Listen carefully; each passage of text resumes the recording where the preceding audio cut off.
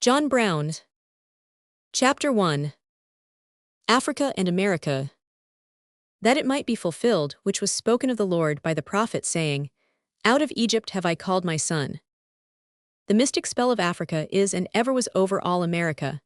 It has guided her hardest work, inspired her finest literature, and sung her sweetest songs. Her greatest destiny, unsensed and despised though it be, is to give back to the first of continents the gifts which Africa of old gave to America's fathers' fathers. Of all inspiration which America owes to Africa, however, the greatest by far is the score of heroic men whom the sorrows of these dark children called to unselfish devotion and heroic self-realization. Benezet, Garrison, and Harriet Stowe. Sumner, Douglas, and Lincoln, these and others, but above all, John Brown. John Brown was a stalwart, rough-hewn man, mightily yet tenderly carven. To his making went the stern justice of a Cromwellian Ironside, the freedom-loving fire of a Welsh Celt, and the thrift 16 of a Dutch housewife. And these very things it was, thrift, freedom, and justice, that early crossed the unknown seas to find asylum in America. Yet they came late, for before they came greed, and greed brought black slaves from Africa. The Negroes came on the heels, if not on the very ships of Columbus.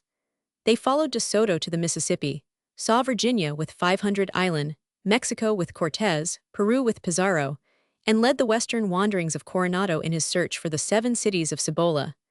Something more than a decade after the Cavaliers, and a year before the Pilgrims, they set lasting foot on the North American continent. These black men came not of their willing, but because of the hasty greed of New America, selfishly and thoughtlessly sought to revive in the New World the dying, but unforgotten custom of enslaving the world's workers. So with the birth of wealth and liberty west of the seas, came slavery, and slavery all the more cruel and hideous, because it gradually built itself on a cast of race and color, thus breaking the common bonds of human fellowship and weaving artificial barriers of birth and appearance. The result was evil, as all injustice must be. At first, the black men writhed and struggled and died in their bonds, and their blood reddened the paths across the Atlantic and around the beautiful isles of the Western Indies. Then, as the bonds gripped them closer and closer, they succumbed to sullen 17 indifference or happy ignorance, with only here and there flashes of wild red vengeance. For, after all, these black men were but men, neither more nor less wonderful than other men. In build and stature, they were for the most part among the taller nations and sturdily made. In their mental equipment and moral poise, they showed themselves full brothers to all men, intensely human, and this too in their very modifications and peculiarities, their warm brown and bronzed color and crisp curled hair under the heat and wet of Africa, their sensuous enjoyment of the music and color of life, their instinct for barter and trade, their strong family life and government. Yet these characteristics were bruised and spoiled and misinterpreted in the rude uprooting of the slave trade and the sudden transplantation of this race to other climes, among other peoples. Their color became a badge of servitude, their tropical habit was deemed laziness, their worship was thought heathenish, their family customs and the government were ruthlessly overturned and debauched, many of their virtues became vices, and much of their vice virtue. The price of repression is greater than the cost of liberty. The degradation of men costs something both to the degraded and those who degrade. While the Negro slaves sank to listless docility and vacant ignorance, their masters found themselves whirled in the eddies of mighty movements. Their system of slavery was twisting them backward toward darker ages of force and caste and cruelty, while forward swirled swift currents of liberty and uplift. They still felt the impulse of the wonderful awakening of culture from its barbaric sleep of centuries, which men call the Renaissance. They were own children of the mighty stirring of Europe's conscience, which we call the Reformation. And they and their children were to be prime actors in laying the foundations of human liberty in a new century and new land. Already the birth pains of the new freedom were felt in that land. Old Europe was begetting in the new continent a vast longing for spiritual space. So it was builded into America the thrift of the searchers of wealth, the freedom of the Renaissance, and the stern morality of the Reformation. 3 lands typified these 3 things which time planted in the New World. England sent Puritanism, the last white flower of the Lutheran revolt. Holland sent the new vigor and thrift of the Renaissance, while Celtic lands and bits of lands like France and Ireland and Wales sent the passionate desire for personal freedom. These 3 elements came, and came more often than not in the guise of humble men, an English carpenter on the Mayflower, an Amsterdam tailor seeking a new ancestral city, and a Welsh wanderer. From three such men sprang in the marriage of years, John Brown. To the unraveling of human tangles, we would gladly believe that God sends a special men, chosen 19 vessels that come to the world's deliverance. And what could be more fitting than that the human embodiments of freedom, Puritanism, and trade, the great new currents sweeping across the back eddies of slavery, should give birth to the man who in years to come pointed the way to liberty and realized that the cost of liberty was less than the price of repression. So it was. In bleak December 1620, a carpenter and a weaver landed at Plymouth, Peter and John Brown. This carpenter Peter came from goodly stock, possibly, though not sure, from that very John Brown of the early 16th century, whom bluff King Henry Roman VIII of England burned for his Puritanism, and whose son was all too near the same fate. 30 years after Peter Brown had landed, came the Welshman, John Owen, to Windsor, Con, to help in the building of that commonwealth, and near him settled Peter Mills, the tailor of Holland. The great-grandson of Peter Brown, born in Connecticut in 1700, had for a son a Revolutionary soldier, who married one of the Welshman's grandchildren and had in turn a son, Owen Brown, the father of John Brown, in February of 1771. This Owen Brown a neighbor remembers very distinctly, and that he was very much respected and esteemed by my father. He was an earnestly devout and religious man, of the old Connecticut fashion, and one peculiarity of his impressed his name and person indelibly upon my memory. He was inveterate and most painful stammerer, the first specimen of that infirmity that 20 eye had ever seen, and according to my recollection, the worst that I had ever known to this day. Consequently, though we removed from Hudson to another settlement early in the summer of 1807, and returned to Connecticut in 1812, so that I rarely saw any of that family afterward, I have never to this day seen a man struggling and half strangled with a word stuck to his throat, without remembering good Mr. Owen Brown, who could not speak without stammering, except in prayer. In 1800, May 9th, wrote this Owen Brown, John was born 100 years after his great-grandfather, nothing else very uncommon. Chapter 2. The Making of the Man. There was a man called of God, and his name was John. A tall big boy of 12 or 15, barefoot and bareheaded, with buckskin breeches, suspended often with one leather strap over his shoulder, roamed in the forests of northern Ohio. He remembered the days of his coming to the strange wild land, the lowing oxen, the great white wagon that wandered from Connecticut to Pennsylvania, and over the swelling hills and mountains, where the wide-eyed urchin of 5 sat staring at the new world of a wild beast and the wilder brown men. Then came life itself in its realness, the driving of cows and the killing of rattlesnakes, and swift free rides on great mornings alone with earth and tree and the sky. He became a rambler in the wild new country, finding birds and squirrels, and sometimes a wild turkey's nest. At first, the Indians filled him with a strange fear, but his kindly old father thought of Indians as neither vermin nor property, and this fear soon wore off, and he used to hang about them quite as much as was consistent with good manners. 22. The tragedy and comedy of this broad silent life turned on things strangely simple and primitive, the stealing of 3 large brass pins, the disappearance of the wonderful yellow marble which an Indian boy had given him, the love and losing of a little bob-tailed squirrel for which he wept and hunted the world in vain, finally the shadow of death which is ever here, the death of a ewe lamb, and the death of the boy's mother. All these things happened before he was 8, and they were his main education. He could dress leather and make whiplashes, he could herd cattle and talk Indian, but of books and formal schooling he had little. John was never quarrelsome, but was excessively fond of the hardest and roughest kind of plays, and could never get enough of them. Indeed, when for a short time he was sometimes sent to school, the opportunity it afforded to wrestle and snowball and run and jump and knock off old seedy wool hats offered to him almost the only compensation for the confinements and restraints of school. With such a feeling and but little chance of going to school at all, he did not become much of a scholar. He would always choose to stay at home and work hard rather than be sent to school. Consequently, he learned nothing of grammar, nor did he get at school so much knowledge of common arithmetic as the 4 ground rules. Almost his only reading at the age of 10 was a little history to which the open bookcase of an offriend tempted him. He knew nothing of games or sports, he had few or no companions, but to be sent off through the wilderness alone to very considerable distances was particularly his delight.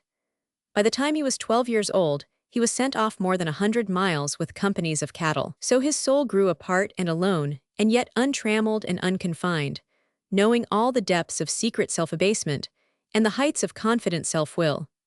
With others he was painfully diffident and bashful, and little sins that smaller souls would laugh at and forget loomed large and awful to his heart-searching vision. John had a very bad foolish habit. I mean telling lies, generally to screen himself from blame or from punishment, because he could not well endure to be reproached, and I now think had he been oftener encouraged to be entirely frank, he would not have been so often guilty of this fault, nor have been in after life obliged to struggle so long with so mean a habit.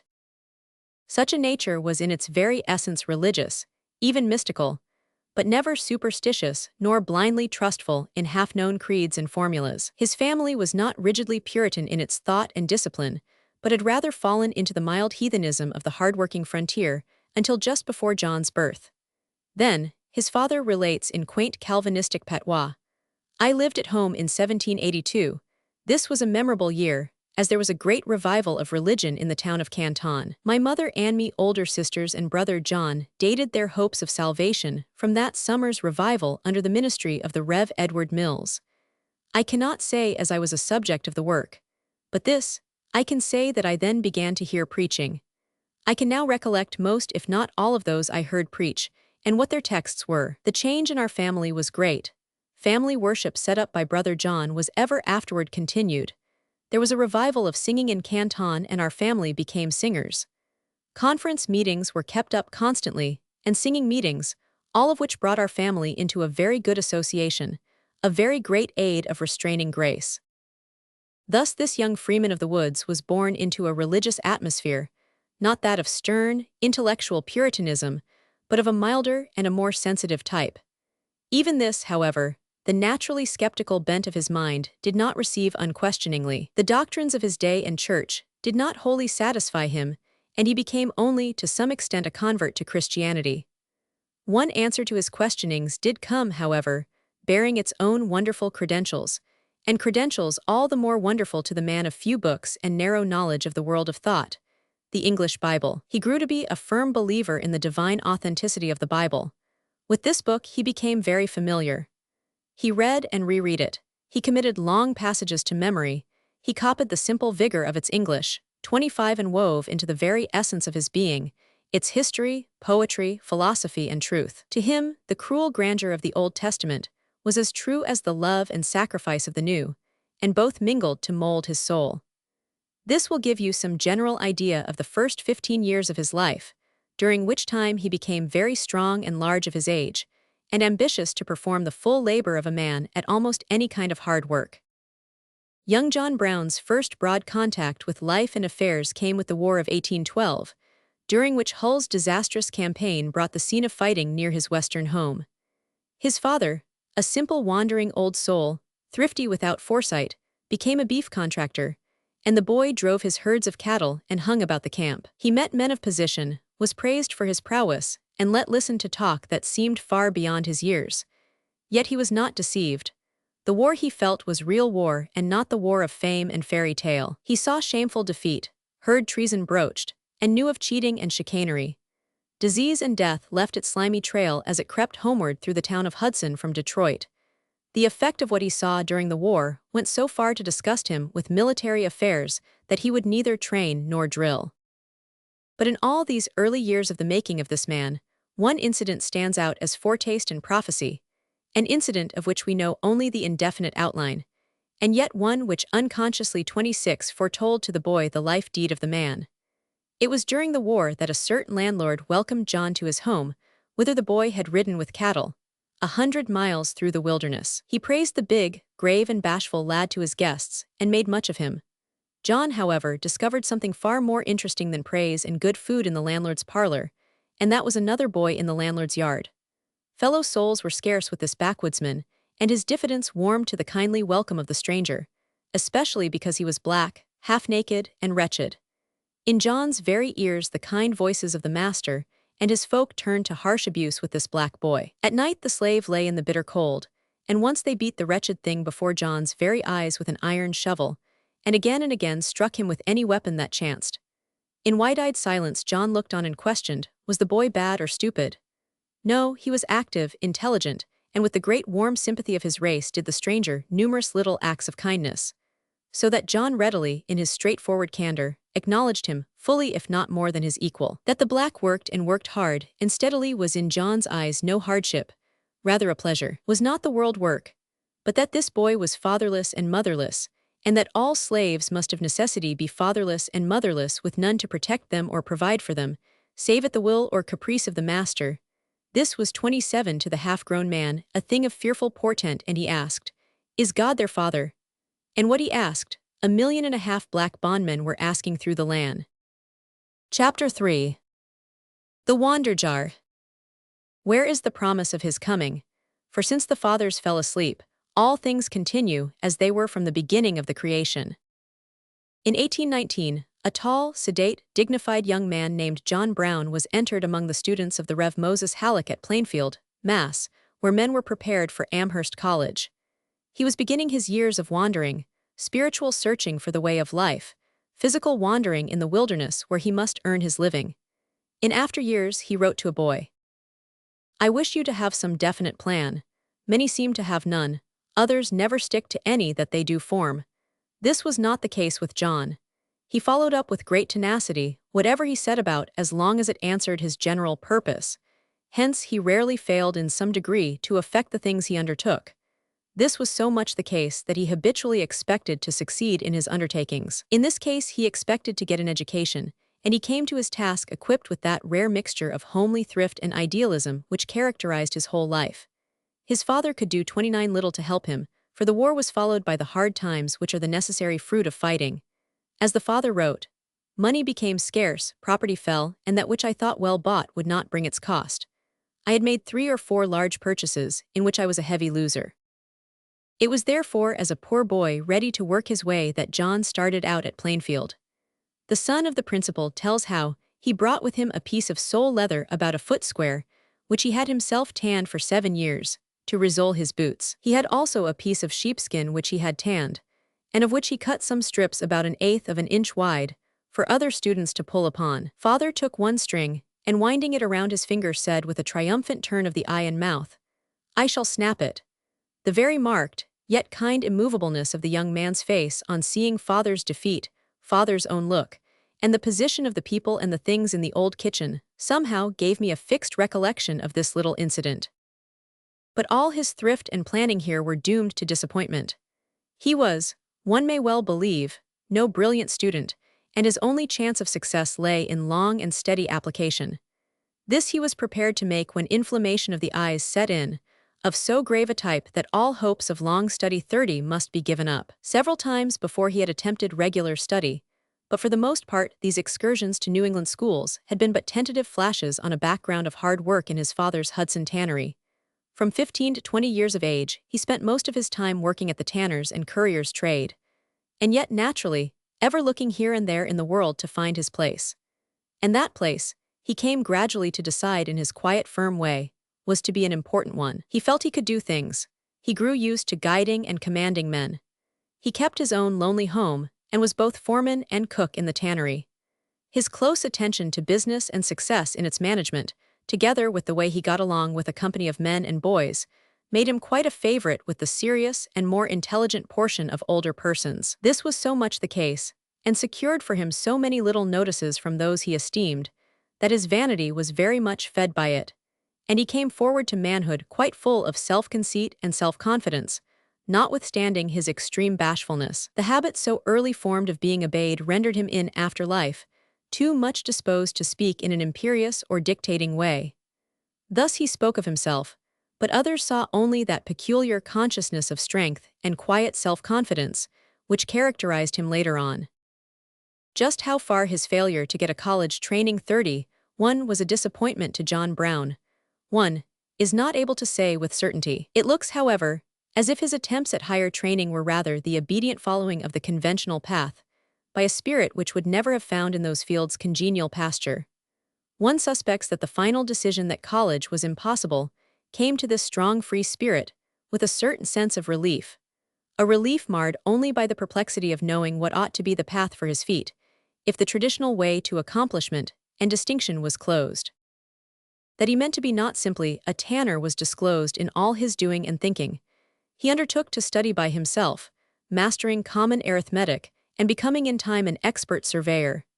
He early in life began to discover a great liking to fine cattle, horses, sheep, and swine. Meantime, however, the practical economic sense of his day and occupation pointed first of all to marriage, as his father, who had had 3 wives and 16 or more children, was at pains to impress upon him. Nor was John Brown himself disinclined. He was, as he quaintly says, naturally fond of females, and withal extremely diffident. One can easily imagine the deep disappointment of this grave young man in his first unfortunate love affair, when he felt with many another unloved heart, this old world through, a steady, strong desire to die. But youth is stronger even than first love, and the widow who came to keep house for him ha grown daughter, a homely, good-hearted and simple-minded country lass. The natural result was that John Brown was married at the age of 20 to Dianthe Lusk, whom he describes as a remarkably plain, but neat, industrious and economical girl, of excellent character, earnest piety and practical common sense. Then ensued a period of life which puzzles the casual onlooker with its seemingly aimless changing character, its wandering restlessness, its planless wavering. He was now a land surveyor, now a tanner and now a lumber dealer, a postmaster, a wool grower, a stock raiser, a shepherd, and a farmer. He lived at Hudson, at Franklin, and at Richfield in Ohio, in Pennsylvania, New York, and Massachusetts. And yet in all this wavering and wandering, there were certain great currents of growth, purpose, and action. First of all, he became the father of a family. In the 11 years fro to 1832, 7 children were born, 6 sons and 1 girl. The patriarchal ideal of family life handed down by his fathers, strengthened by his own saturation in Hebrew poetry, and by his own bent, grew up in his home. His eldest son and daughter tell many little incidents illustrating his family government. Our house, on a lane which connects 2 main roads, was built under father's direction in 1824, and still stands much as he built it with the garden and orchard around it which he laid out. In the rear 33 of the house was then a wood, now gone, on a knoll leading down to the brook which supplied the tan pits. Father used to hold all his children, while they were little at night, and sing his favorite songs, says the eldest daughter. The first recollection I have of father was being carried through a piece of woods on Sunday to attend a meeting held at a neighbor's house. After we had been at the house a little while, father and mother stood up and held us, while the minister put water on our faces. After we sat down, father wiped my face with a brown silk handkerchief with yellow spots on it in diamond shape. It seemed beautiful to me, and I thought how good he was to wipe my face with that pretty handkerchief. He showed a great deal of tenderness in that and other ways. He sometimes seemed very stern and strict with me, yet his tenderness made me forget he was stern. When he would come home at night tired out with labor, he would, before going to bed, ask some of the family to read chapters, as was his usual course night and morning, and would almost always say, "Read one of David's Psalms." Whenever he and I were alone, he never failed to give me the best of advice, just such as a true and anxious mother would give a daughter. He always seemed interested in my work, and would come around and look at it when I was sewing or knitting, and when I was learning to spin he always 34 praised me if he saw that I was improving. He used to say, "Try to do whatever you do in the very best possible manner." Father had a rule not to threaten one of his children. He commanded, and there was obedience, writes his eldest son. My first apprenticeship to the tanning business consisted of a 3 years course at grinding bark with a blind horse. This, after months and years, became slightly monotonous. While the other children were out at play in the sunshine, where the birds were singing, I used to be tempted to let the old horse have a rather long rest, especially when father was absent from home, and I would then join the others at their play. This subjected me to frequent admonitions, and to some corrections for eye service, as father termed it. He finally grew tired of these frequent slight admonitions for my laziness and other shortcomings, and concluded to adopt with me a sort of book account something like this. John Jr. For disobeying mother, 8 lashes. For unfaithfulness at work, 3 lashes. For telling a lie, 8 lashes. This account he showed to me from time to time. On a certain Sunday morning he invited me to accompany him from the house to the tannery, saying that he had concluded it was time for a settlement. 35 We went into the upper or finishing room, and after a long and tearful talk over my faults, he again showed me my account, which exhibited a fearful footing up of debits. I had no credits or offsets and was of course bankrupt. I then paid about 1/3 of the debt, reckoned in strokes from a nicely prepared Blue Beach switch, laid on masterly.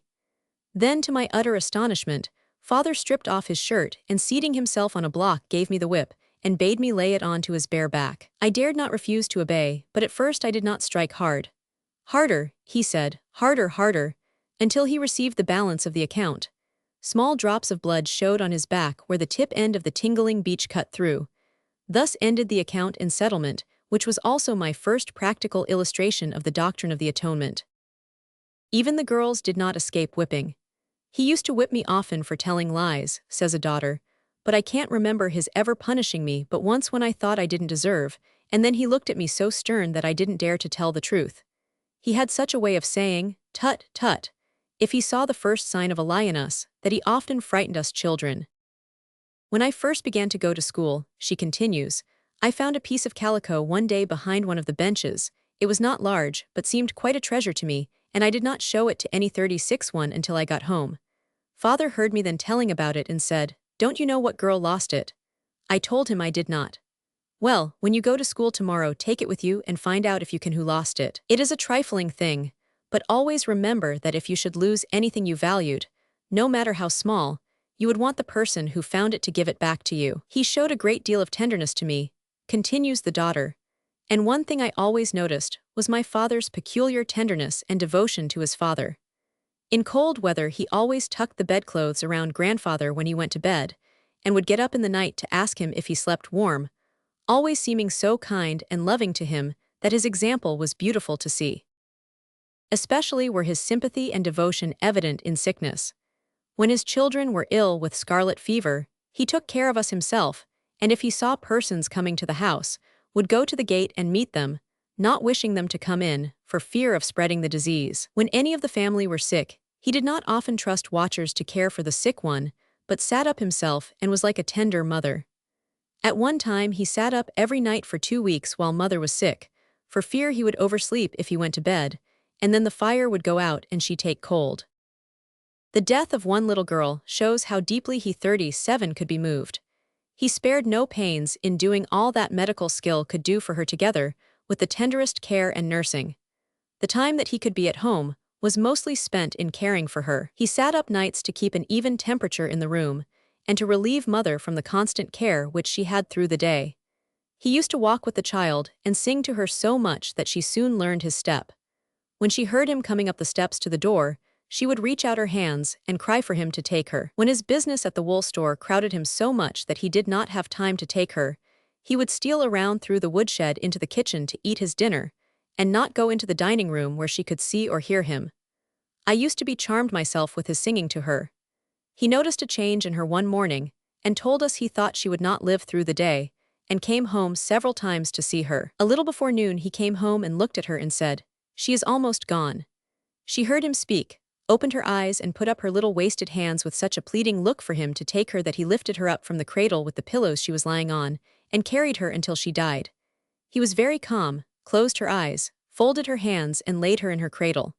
When she was buried, father broke down completely and sobbed like a child. 38 Dianthe Lusk, John Brown's first wife, died in childbirth August 10, 1832, having borne him 7 children, 2 of whom died very young.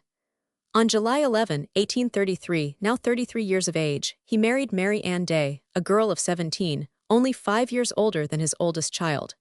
She bore him 13 children, 7 of whom died young. Thus 7 sons and 4 daughters grew to maturity, and his wife Mary survived him 25 years. It was, all told, a marvelous family, large and well-disciplined, yet simple almost to poverty and hard-working. No sooner were the children grown than the wise father ceased to command and simply asked or advised. He wrote to his eldest son, when first he started in life in characteristic style. "I think the situation in which you have been placed by Providence at this early period of your life will afford to yourself and others some little test of the sway you may be expected to exert over minds in after life, and I am glad on the whole to have you brought in some measure to the test in your youth. If you cannot now go into a disorderly country school and gain its confidence and esteem, and reduce it to good order and waken up the energies and the very soul of every rational being in it, yes, of every mean, ill-behaved, ill-governed boy and girl that compose it, and secure the goodwill of the parents, then how are you to stimulate asses to attempt a passage of the Alps?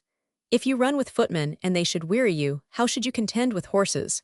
If in the land of peace 39 they have wearied you, then how will you do in the swelling of Jordan? Shall I answer the question myself? If any man lack wisdom, let him ask of God, who giveth liberally and upbraideth not. Not that Brown was altogether satisfied with his method of dealing with his children. He said to his wife, "If the large boys do wrong, call them alone into your room and expostulate with them kindly, and see if you cannot reach them by a kind but powerful appeal to their honor. I do not claim that such a theory accords very well with my practice. I frankly confess it does not. But I want your face to shine even if my own should be dark and cloudy." The impression which he made on his own family was marvelous. A granddaughter writes me of him, saying, "The attitude of John Brown's family and descendants has always been one of exceeding reverence toward him. This speaks for something, stern, unyielding, puritanic, requiring his wife and daughters to dress in sober brown, disliking show and requesting that mourning colors be not worn for him, a custom which still obtains with us. Laying the rod heavily upon his boys for their boyish pranks, he still was wonderfully tender, would invariably walk uphill rather than burden his horse, loved his family devotedly, and when sickness occurred, always installed himself as nurse. 40 in his personal habits he was austere, severely clean, sparing in his food so far as to count butter an unnecessary luxury, once a moderate user of cider and wine, then a strong teetotaler, a lover of horses with harassing scruples as to breeding race horses. All this gave an air of sedateness and maturity to John Brown's earlier manhood which belied his years. Having married at 20, he was but 21 years older than his eldest son, and while his many children and his varied occupations made him seem prematurely aged, he was, in fact, during this period, during the years from 20 to 40, experiencing the great formative development of his spiritual life. This development was most interesting and fruitful. He was not a man of books. He had Rollin's Ancient History, Josephus and Plutarch and Lives of Napoleon and Cromwell. With these went Baxter's Saints' Rest, Henry on Meekness and Pilgrim's Progress. But above all others, the Bible was his favorite volume, and he had such perfect knowledge of it that when any person was reading he would correct the least mistake. Into John Brown's religious life entered two strong elements: the sense of overruling inexorable fate, and the mystery and promise of death. He pored over the Old Testament until the freer religious skepticism of his earlier youth became more formal and straight. The brother of his first 41 wife says, Brown was an austere fellow, and when the young man called on the sister and mother Sundays as his only holiday, Brown said to him, "Milton, I wish you would not make your visits here on the Sabbath." When the panic of 1837 nearly swept Brown from his feet, he saw behind it the image of the old Hebrew God and wrote his wife, "We all must try to trust in him, who is very gracious and full of compassion and of almighty power, for those that do will not be made ashamed." Ezra the prophet prayed and afflicted himself before God, when himself and the captivity were in a strait, and I have no doubt you will join with me under similar circumstances. Don't get discouraged, any of you, but hope in God, and try all to serve him with a perfect heart. When Napoleon Roman III seized France and Kossuth came to America, Brown looked with lofty contempt on the great excitement, which seems to have taken all by surprise. I have only to say in regard to those things, I rejoice in them from the full belief that God is carrying out his eternal purpose in them all. The gloom and horror of life settled early on John Brown. His childhood had had little formal pleasure, his young manhood had been serious and filled with responsibility, and almost before he himself knew the full meaning of life, he was trying 42 to teach it to his children. The iron of bitterness entered his soul with the coming of death, and a deep religious fear and foreboding bore him down as it took away member after member of his family. In 1831, he lost a boy of 4, and in 1832, his first wife died insane, and her infant son was buried with her. In 1843, 4 children varying in ages from 1 to 9 years were swept away. 2 baby girls went in 1846, and an infant boy in 1852. The struggle of a strong man to hold his faith is found in his words, God has seen fit to visit us with the pestilence, and 4 of our number sleep in the dust. 4 of us that are still living have been more or less unwell. This has been to us all a bitter cup indeed, and we have drunk deeply. But still the Lord reigneth, and blessed be his holy name forever. Again 3 years later, he writes his wife from the edge of a new-made grave. I feel assured that notwithstanding that God has chastised us often and sore, yet he has not entirely withdrawn himself from us, nor forsaken us utterly. The sudden and dreadful manner in which he has seen fit to call our dear little Kitty to take her leave of us, is, I need not tell you how much, in my mind. But before him, I will bow my head in submission and hold my peace. I have sailed over a somewhat stormy sea for nearly half a century, and have experienced enough to teach me thoroughly that I may most reasonably buckle up and be prepared for the tempest. Mary, let us try to maintain a 43 cheerful self-command while we are tossing up and down, and let our motto still be action, action, as we have but one life to live. His soul gropes for light in the great darkness. Sometimes my imagination follows those of my family who have passed behind the scenes, and I would almost rejoice to be permitted to make them a personal visit. I have outlived nearly half of all my numerous family, and I ought to realize that in any event a large proportion of my life is traveled over. Then there rose grimly, as life went on in its humdrum round of failure and trouble, the thought that in some way his own sin and shortcomings were bringing upon him the vengeful punishment of God. He laments the fact that he has done little to help others and the world. I feel considerable regret by turns that I have lived so many years, and have in reality done so little to increase the amount of human happiness. I often regret that my manner is not more kind and affectionate to those I really love and esteem, but I trust my friends will overlook my harsh, rough ways, when I cease to be in their way as an occasion of pain and unhappiness. The death of a friend fills him with self-reproach. You say he expected to die, but do not say how he felt in regard to the change as it drew near. Have to confess my unfaithfulness to my friend, in regard to his most important interest. When I think how very little influence I have even tried to use with my numerous acquaintances and friends in turning their minds toward God and heaven, I feel justly condemned as a most wicked and slothful servant, and the more so as I have very seldom had anyone refuse to listen when I earnestly called him to hear. I sometimes have dreadful reflections about having fled to go down to Tarshish. Especially did the religious skepticism of his children, so like his own earlier wanderings, worry and dismay the growing man until it loomed before his vision as his great sin, calling for mighty atonement. He pleads with his older children continually. My attachments to this world have been very strong, and divine providence has been cutting me loose, one cord after another. Up to the present time notwithstanding, I have so much to remind me that all ties must soon be severed, I am still clinging like those who have hardly taken a single lesson. I really hope some of my family may understand that this world is not the home of man and act in accordance. Why may I not hope this for you? When I look forward as regards the religious prospects of my numerous family, the most of them, I am forced to say and feel too that I have little, very little to cheer. That this should be so is, I perfectly understand, the legitimate fruit of my own planting, and that only increases my punishment. Some 10 or 12 years ago, I was cheered with the belief that my elder children had chosen the Lord to be their God, and I relied much on their influence and example in atoning for my deficiency and bad example with the younger children. But where are we now?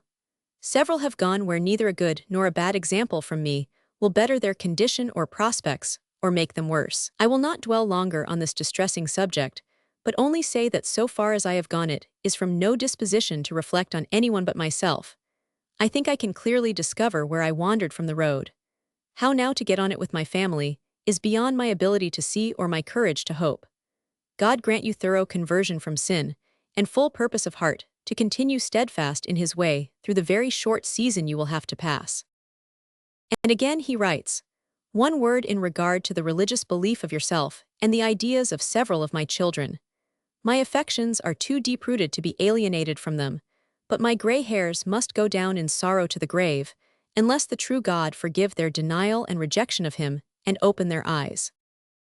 And again, I would fain hope that the Spirit of God has not done striving in our hard hearts. I sometimes feel encouraged to hope that my sons 46 will give up their miserable delusions, and believe in God, and in his Son, our Savior. All this is evidence of a striving soul, of a man to whom the world was a terribly earnest thing. Here was neither the smug content of the man beyond religious doubt, nor the carelessness of the unharassed conscience. To him, the world was a mighty drama. God was an actor in the play, and so was John Brown. But just what his part was to be his soul in the long agony of years tried to know. And ever and again, the chilling doubt assailed him, lest he be unworthy of his place, or had missed the call. Often the brooding masculine mind which demanded action, action, sought to pierce the mystic veil. His brother-in-law became a spiritualist, and he himself hearkened for voices from the other land. Once or twice he thought he heard them. Did not the spirit of Dianth Lusk guide him again and again in his perplexity? He once said it did. And so this saturation in Hebrew prophecy, the chastisement of death, the sense of personal sin and shortcoming, and the voices from nowhere deepened, darkened, and broadened his religious life. Yet with all this there went a peculiar common sense, a spirit of thrift and stickling for detail, a homely shrewd attention to all the little facts of daily existence. Sometimes this prosaic tinkering with things burdened, buried, and submergeth spiritual life and striving. There was nothing left except the commonplace, unstable tanner, but ever as one is tempted thus to fix his place in the world, there wells up surging spiritual life out of great unfathomed depths, the intellectual longing to see, the moral wistfulness of the hesitating, groping doer. This was the deeper, truer man, although it was not the whole man. Certainly, I never felt myself in the presence of a stronger religious influence than while in this man's house, said Frederick Douglass in 1847. Chapter 4. The Shepherd of the Sheep. And there were in the same country shepherds abiding in the field, keeping watch over their flock by night. And lo, the angel of the Lord came upon them, and the glory of the Lord shone round about them, and they were sore afraid. The vastest physical fact in the life of John Brown was the Allegheny Mountains, that beautiful mass of hill and crag which guards the somber majesty of the Maine coast, crumples the rivers on the rocky soil of New England, and rolls and leaps down through busy Pennsylvania to the misty peaks of Carolina and the red foothills of Georgia. In the Alleghenies John Brown was all but born. Their forests were his boyhood wonderland. In their villages he married his wives and begot his clan. On the sides of the Alleghenies, he tended his sheep and dreamed of his terrible dream. It was the mystic, awful voice of the mountains that lured him to liberty, death, and martyrdom within their wildest fastness, and in their bosom he sleeps his last sleep. So, too, in the development of the United States from the War of 1812 to the Civil War, it was the Alleghenies that formed the industrial center of the land, and lured young men to their waters and mines, valleys and factories, as they lured John Brown. 49 His life fro to 1854 was almost wholly spent on the western slope of the Alleghenies in a small area of Ohio and Pennsylvania, beginning 80 miles north of Pittsburgh and ending 25 miles southeast of Cleveland. Here in a half-dozen small towns, but chiefly in Hudson, he worked in his young manhood to support his growing family.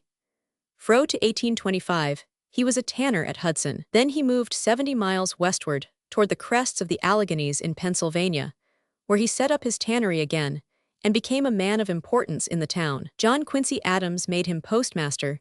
The village school was held at his log house, and the new feverish prosperity of the postbellum period began to stir him as it stirred this whole Western world. Indeed, the economic history of the land from the War of 1812 to the Civil War covers a period of extraordinary developments, so much so that no man's life which fell in these years may be written without knowledge of and allowance for the battling of gigantic social forces and welding of material, out of which the present United States was designed. 3 phases roughly mark these days. First, the Slough of Despond following the war, when England forced her goods upon us at nominal prices to kill the new-sprung infant industries. Secondly, the new protection from the competition of foreign goods fro to 1857, rising high in the prohibitory schedules of 1828, and falling to the lower duties of the 40s and the free trade of the 50-50s, and stimulating irregularly and spasmodically, but tremendously the cotton, woolen, and iron manufactories. And finally, the 3 whirlwinds of 1819, 1837–1839, and marking frightful maladjustments in the mushroom growth of our industrial life.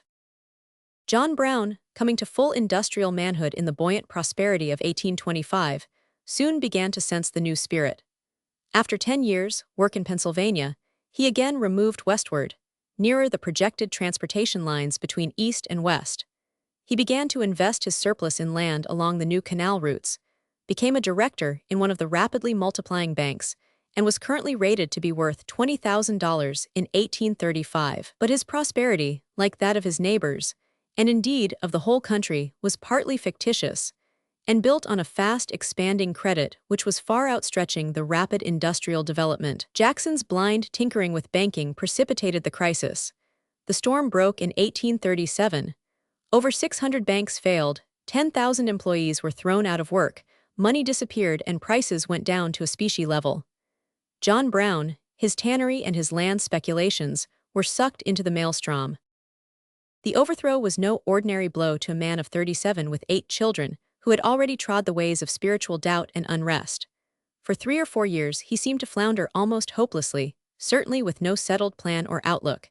He bred race horses till his conscience troubled him, he farmed and did some surveying, he inquired into the commission business in various lines, and still did some tanning. Then gradually he began to find himself. He was a lover of animals. In 1839, he took a drove of cattle to Connecticut and wrote to his wife, "I have felt distressed to get my business done and return ever since I left home, but know of no way consistent with duty, but to make thorough work of it while there is any hope. Things now look more favorable than they have, but I may still be disappointed." His diary shows that he priced certain farms for sale, but especially did he inquire carefully into sheep raising and its details, and eventually bought a flock of sheep, which he drove home to Ohio. This marked the beginning of a new occupation, that of shepherd, being a calling for which in early life he had a kind of enthusiastic longing. He began sheep farming near Hudson, keeping his own and a rich merchant's sheep, and also buying wool on commission. This industry in the United States had at that time passed through many vicissitudes. The change from household to factory economy and the introduction of effective machinery had been slow, and one of the chief drawbacks was ever the small quantity of good wool. Consequently, our chief supply came from England, until the embargo and war cut off that supply and stimulated domestic manufacture. Between 1810 and the value of the 52 manufacture increased fivefold. But after the war, when England sent goods over here below the price, Americans rightly clamored for tariff protection. This they got, but their advantage was nearly upset by the wool farmers who also got protection on the commodity, although less on low than on better qualities, and it was the low grades that America produced. Fro to 1832, the tariff wall against wool and woolens rose steadily until it reached almost prohibitive figures, save on the cheapest kind. In this way, the wool manufacture had by 1828 recovered its wartime prosperity. By 1840, the mills were sending out $20.5 million worth of goods yearly, and nearly 50 millions by 1860, even though meanwhile the tariff wall was weakening.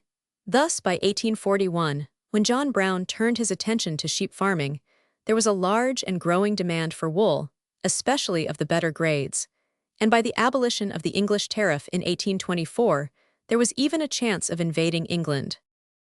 Because then of his natural liking for the work and the growing prosperity of the wool trade, John Brown chose this line of employment. But not for this alone. His spirit was longing for air and space. He wanted to think and read. Time was flying, and his life as yet had been little but a mean struggle for bread, and that, too, only partially successful. Already he had had a vision of vast service. Already he had broached the matter to friends and family, and at the age of 39 he entered his 53 new life distinctly and clearly with the idea that as a business it bid fair to afford him the means of carrying out his greatest or principal object. His first idea was to save enough from the wreck of his fortune to buy and stock a large sheep farm, and in accordance with his already forming plans as to Negro emancipation, he wanted this farm in or near the South. A chance seemed opening when through his father, a trustee of Oberlin College, he learned of the Virginia lands lately given that institution by Gerrit Smith, whom Brown came to know better. Oberlin College was dear to John Brown's heart, for it had almost from the beginning taken a strong anti-slavery stand. The titles to the Virginia land, however, were clouded by the fact of many squatters being in possession, which gave ample prospects of costly lawsuits. Brown wrote the trustees early in 1840, proposing to survey the lands for a nominal price, provided he could be allowed to buy on reasonable terms and establish his family there. He also spoke of school facilities, which he proposed for Negroes as well as whites, according to a long-cherished plan. The college records in April 1840 say, "Communication from Brother John Brown of Hudson was presented and read by the secretary, containing a proposition to visit, survey, and make the necessary investigation respecting boundaries, etc., of those lands, for $1 per day, and a moderate allowance for necessary expenses." Sapiper frankly expressing also his design of viewing the lands as a preliminary step to locating his family upon them, should the opening prove a favorable one, whereupon, voted that said proposition be acceded to, and that a commission and needful outfit be furnished by the secretary and treasurer. The treasurer sent John Brown $50 and wrote his father, as a trustee of Oberlin, commending the son's purpose and hoping for a favorable issue both for him and the institution. He added, should he succeed in clearing up titles without difficulty or lawsuits, it would be easy, as it appears to me, to make provision for religious and school privileges, and by proper efforts with the blessing of God, soon see that wilderness bud and blossom as the rose. Thus John Brown first saw Virginia, and looked upon the rich and heavy land which rolls westward to the misty Blue Ridge.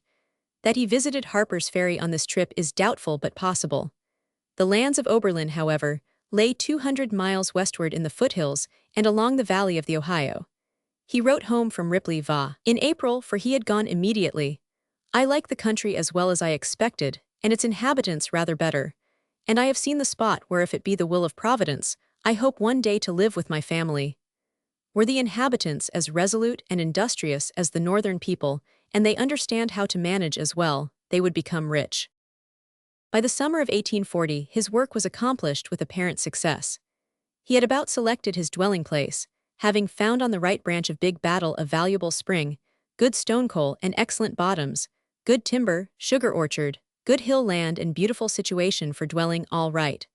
Course of this branch at the Forks is south 21 degrees west from a beautiful white oak on which I marked my initials, 23D April.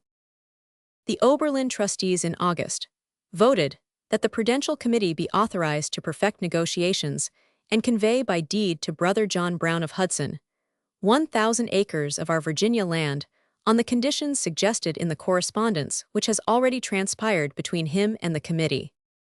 Here, however, negotiations stopped, for the renewal of the panic in 1839 overthrew all business calculations and later, and forced John Brown to take refuge in formal bankruptcy in 1842. This step, his son says, was wholly owing to his purchase of land on credit, including the Haymaker Farm at Franklin, which he bought in connection with Seth Thompson, of Hartford, Trumbull County, Ohio, and his individual purchase of 356 rather large adjoining farms in Hudson. When he bought those farms, the rise in value of his place in Franklin was such that good judges estimated his property worth fully $20,000. He was then thought to be a man of excellent business judgment, and was chosen one of the directors of a bank at Cuyahoga Falls. Probably after the crash of 1837, Brown hoped to extricate enough to buy land in Virginia and move there, but things went from bad to worse. Through endorsing a note for a friend, one of his best pieces of farm property was attached, put up at auction and bought by a neighbor. Brown, on legal advice, sought to retain possession, but was arrested and placed in the Akron jail. The property was lost. Legal bankruptcy followed in October 1842, but Brown would not take the full advantage of it. He gave the New England Woolen Company of Rockville, Conn, a note declaring that whereas I, John Brown, on or about the 15th day of June, received of the New England Company, through their agent, George Kellogg, the sum of $2,800 for the purchase of wool for said company, and imprudently pledged the same for my own benefit, and could not redeem it. And whereas I have been legally discharged from my obligations by the laws of the United States, I hereby agree, in consideration of the great kindness and tenderness of said company toward me in my calamity, and more particularly of the more obligation I am under to render to all their due, to pay the same and the interest thereon from time to time, as divine providence shall enable me to do. He wrote Mr. Kellogg at the same time, I am sorry to say that in consequence of the unforeseen expense of getting the discharge, the loss of an ox, and the destitute condition in which a new surrender of my effects has placed me, with my numerous family, I fear this year must pass without my effecting in the way of payment what I have encouraged you to expect. He was still paying this debt when he died, and left $50 toward it in his will. It was a labyrinth of disaster in which the soul of John Brown was well-nigh choked and lost. We hear him now and then gasping for breath. I have been careful and troubled with so much serving that I have in a great measure neglected the one thing needful, and pretty much stopped all correspondence with heaven. He goes on to tell his son, my worldly business has borne heavily and still does, but we progress some, have our sheep sheared, and have done something at our haying, have our tanning business going on in about the same proportion. That is, we are pretty fairly behind in business, and feel that I must nearly or quite give up one or the other of the branches, 58, for want of regular troops on whom to depend. He again tells his son, I would send you some money, but I have not yet received $1 from any source since you left. I should not be so dry of funds could I but overtake my work. And then follows the teeth-gritting word of a man whose grip is slipping. But all is well, all is well. Gradually matters began to mend. His tannery, perhaps never wholly abandoned, was started again, and his wool interests increased. Early in 1844, we seem to be overtaking our business in the tannery, he says, and I have lately entered into a co-partnership with Simon Perkins, Jr., of Akron, with a view of carrying on the sheep business extensively. He is to furnish all the feed and shelter for wintering, as a set-off against our taking all the care of the flock. All other expenses we are to share equally, and to divide the property equally. John Brown and his family were to move to Akron, and he says, I think that is the most comfortable and the most favorable arrangement of my worldly concerns that I ever had, and calculated to afford us more leisure for improvement by day and by night than any other. I do hope that God has enabled us to make it in mercy to us, and not that he should send leanness into our souls. Our time will all be at our own command, except the care of the flock. We have nothing to do with providing for them in the winter, excepting harvesting 59 rutabagas and potatoes.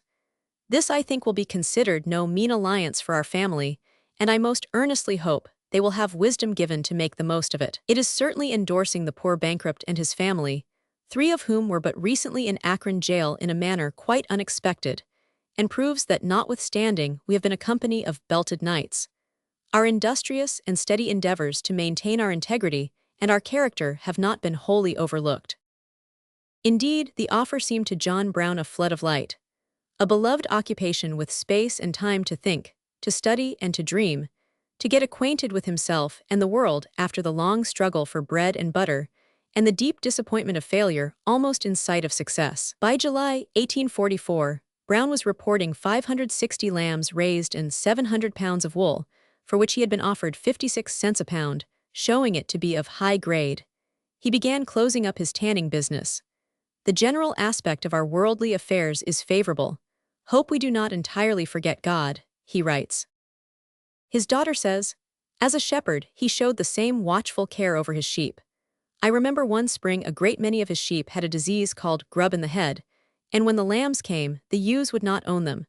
For 2 weeks he did not go to bed, but sat up or slept in 60 hours or 2 at a time in his chair, and then would take a lantern, go out and catch the ewes, and hold them while the lambs sucked. He would very often bring in a little dead-looking lamb, and put it in warm water and rub it until it showed signs of life, and then wrap it in a warm blanket, feed it warm milk with a teaspoon, and work over it with such tenderness that in a few hours it would be capering around the room.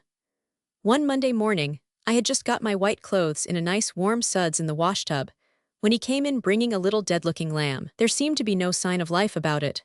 Said he, take out your clothes quick, and let me put this lamb in the water. I felt a little vexed to be hindered with my washing, and told him I didn't believe he could make it live. But in an hour or 2 he had it running around the room, and calling loudly for its mother. The next year he came from the barn and said to me, Ruth, that lamb I hindered you with when you were washing, I have just sold for $100. It was a pure-blooded Saxony lamb. By 1845 wealth again seemed all but within the grasp of John Brown. The country was entering fully upon one of the most remarkable of many noteworthy periods of industrial expansion, and the situation in the wool business was particularly favorable. The flock of Saxony sheep owned by Perkins and Brown was said to be the finest and most perfect flock in the United States, and worth about $20,000. The only apparent danger to the prosperity of the Western wool growers was the increasing power of the manufacturers and their desire for cheap wool. The tariff on woolen goods was lower than formerly, but until wartime, remained at about 20 to 30%. Ad valorem, which afforded sufficient protection. The tariff on cheap wool decreased until, in 1857, all wool costing less than 20 cents a pound came in free, and in 1854, Canadian wool of all grades was admitted without duty. This meant practically free trade in wool. The manufacturers of hosiery and carpets increased, and the demand for domestic wool was continually growing. There were, however, many difficulties in realizing just prices for domestic wool. It was bought up by the manufacturers' agents, dealing with isolated, untrained farmers and offering the lowest prices. It was bought in bulk ungraded, and as wool differs enormously in quality and price, the lowest grade often set the price for all. No sooner did John Brown grasp the details of the wool business than he began to work out plans of amelioration. And he conceived of this amelioration not as measured simply in personal wealth. To him, business was a philanthropy. We have not even today reached this idea, but urged on by the socialists, we are faintly perceiving it. Brown proposed nothing quixotic or unpractical, but he did propose a more equitable distribution of the returns of the whole wool business between the producers of 62 the raw material and the manufacturers. He proceeded first to arouse and organize the wool growers.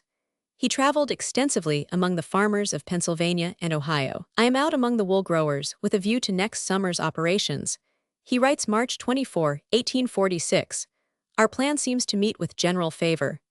And then thinking of greater plans he adds, our unexampled success in minor affairs might be a lesson to us of what unity and perseverance might do in things of some importance. For what indeed were sheep as compared with men, and money weighed with liberty?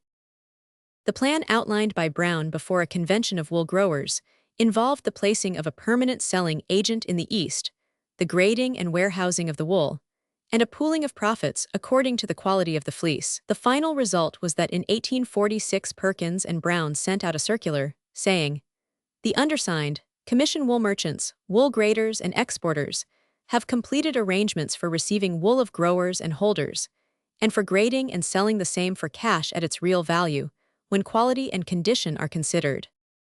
John Brown was put in special charge of this business, while his son ran the sheep farm in Ohio. The idea underlying this movement was excellent, and it was soon started successfully. John Brown, 63, went to live in Springfield with his family. In December 1846, he writes, "We are getting along with our business slowly but prudently, I trust, and as well as we could reasonably expect under all the circumstances. And so far as we can discover, we are in favor with this people, and also with the many we have had to do business with. In 2 weeks during 1847, he has turned about $4,000 worth of wool into cash since I returned, shall probably make it up to 7,000 by the 16th. Yet great as was this initial prosperity, the business eventually failed and was practically given up in 1851. Why? It was because of one of those strange economic paradoxes which bring great moral questions into the economic realm. Questions which we evaded yesterday and are trying to evade today, but which we must answer tomorrow. Here was a man doing what everyone knew was for the best interests of a great industry, grading and improving the quality of its raw material, and systematizing its sale. His methods were absolutely honest, his technical knowledge was unsurpassed, and his organization efficient. Yet a combination of manufacturers forced him out of business in a few months. Why? The ordinary answer of current business ethics would be that John Brown was unable to corner the wool market against the manufacturers. But this he never tried to do. Such a policy of financial freebooting never occurred to him, and he would have repelled it indignantly if it had. He wished to force neither buyer nor seller. He was offering worthy goods at a fair price and making a just return for them. That this system was best for the whole trade everyone knew, yet it was weak. It was weak in the same sense that the merchants of the Middle Ages were weak against the lawless onslaughts of robber barons. Any compact organization of manufacturers could force John Brown to take lower prices for his wool, that is, to allow the farmer a smaller proportion of the profit of the business of clothing human beings. In other words, well-organized industrial highwaymen could hold up the wool farmer and make him hand over some of his earnings. But John Brown knew, as did indeed the manufacturing gentlemen of the road, that the farmers were getting only moderate returns. It was the millmen who made fortunes. Now it was possible to oppose the highwaymen's demand by counter-organization, like the middle-age hands. The difficulty here would be to bring all the threatened parties into an organization. They could be forced in by killing off or starving out the ignorant or recalcitrant. This is the modern business method. Its result is arraying two industrial armies in a battle, whose victims are paupers and prostitutes, and whose victory comes by compromising, whereby a half-dozen millionaires are born to the philanthropic whir on the other hand. To offer no opposition to organized economic aggression is to depend on the simple justice of your cause in an industrial world that recognizes no justice. It means industrial death, and that was what it meant to John Brown. The tariff of 1846 had cut the manufacturers' profits. The growing woolen trade would more than recoup them in a few years, but they were not in business for their health. That is, they recognized no higher moral law than money-making and therefore determined to keep present profits where they were, and add possible future profits to them. They continued their past efforts to force down the price of wool, and got practical free trade in wool by 1854. Meantime, local New England manufacturers began to boycott John Brown. They expected him to see his danger and lower his prices on the really fine grades he carried. He was obdurate. His prices were right, and he thought justice counted in the wool business. The manufacturers objected. He was not playing according to the rules of the game. He was, as a fellow merchant complained, no trader. He waited until his wools were graded and then fixed a price. If this suited the manufacturers, they took the fleeces. If not, they bought elsewhere. Yet he was a scrupulously honest and upright man, hard and inflexible, but everybody had just what belonged to him. Brown was in a position to make a fortune, and a regular bread merchant would have done so. 66. Thereupon the combination turned the screws a little closer. Brown's clerks were bribed, and other competitive methods resorted to. But Brown was inflexible and serene. The prospect of great wealth did not tempt, but rather repelled him. Indeed, this whole warehouse business, successful and important as it had hitherto been, was drawing him away from his plans of larger usefulness. It took his time and thought, and his surroundings more and more made it mere money-getting. The manufacturers were after dollars, of course. His clients were waiting simply for returns, and his partner was ever anxiously scanning the balance sheet. This whole aspect of things more and more disquieted Brown. He therefore writes soberly in December, 1847. Our business seems to be going on middling well, and will not probably be any the worse for the pinch in the money concerns. I trust that getting or losing money does not entirely engross our attention, but I am sensible that it quite occupies too large a share in it. To get a little property together to leave, as the world would have done, is really a low mark to be firing at through life. A nobler toil may I sustain. A nobler satisfaction gain.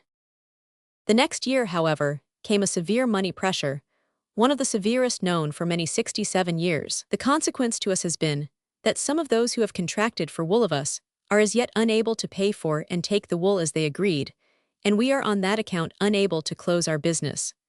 This brought a fall in the price and complaint on all sides, on the part of the wool growers, because their profits were not continuing to rise, and from manufacturers who demurred more and more clamorously at the prices demanded by Brown. He writes early in 1849, "We have been selling wool middling fast of late, on contract, at 1847 prices." But he adds, scenting the coming storm, "We have in this part of the country the strongest proofs that the great majority have made gold their hope, their only hope." Evidently, a crisis was approaching.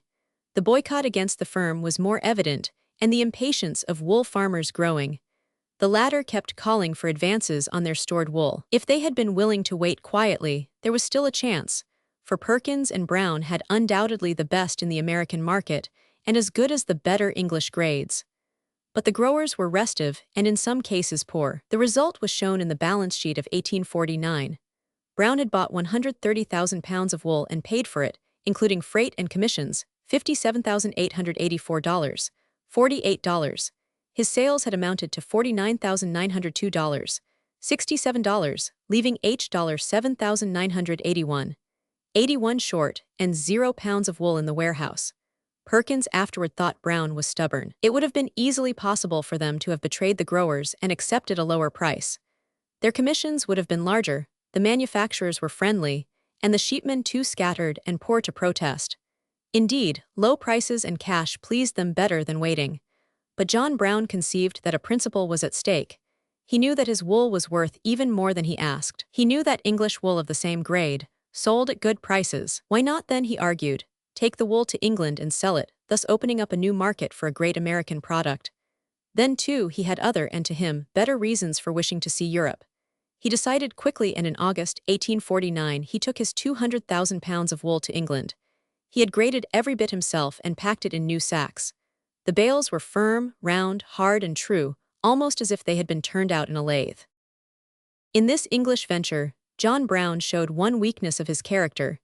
He did not know or recognize the subtler twistings of human nature. He judged it ever from his own simple, clear standpoint, and so had a sort of prophetic vision of the vaster and the eternal aspects of the human soul. But of 69, its kinks and prejudices, its little selfishnesses and jealousies and dishonesties, he knew nothing. They always came to him as a sort of surprise, uncalculated for and but partially comprehended. He could fight the devil and his angels, and he did, but he could not cope with the million misbirths that hover between heaven and hell. Thus, to his surprise, he found his calculations all at fault in England.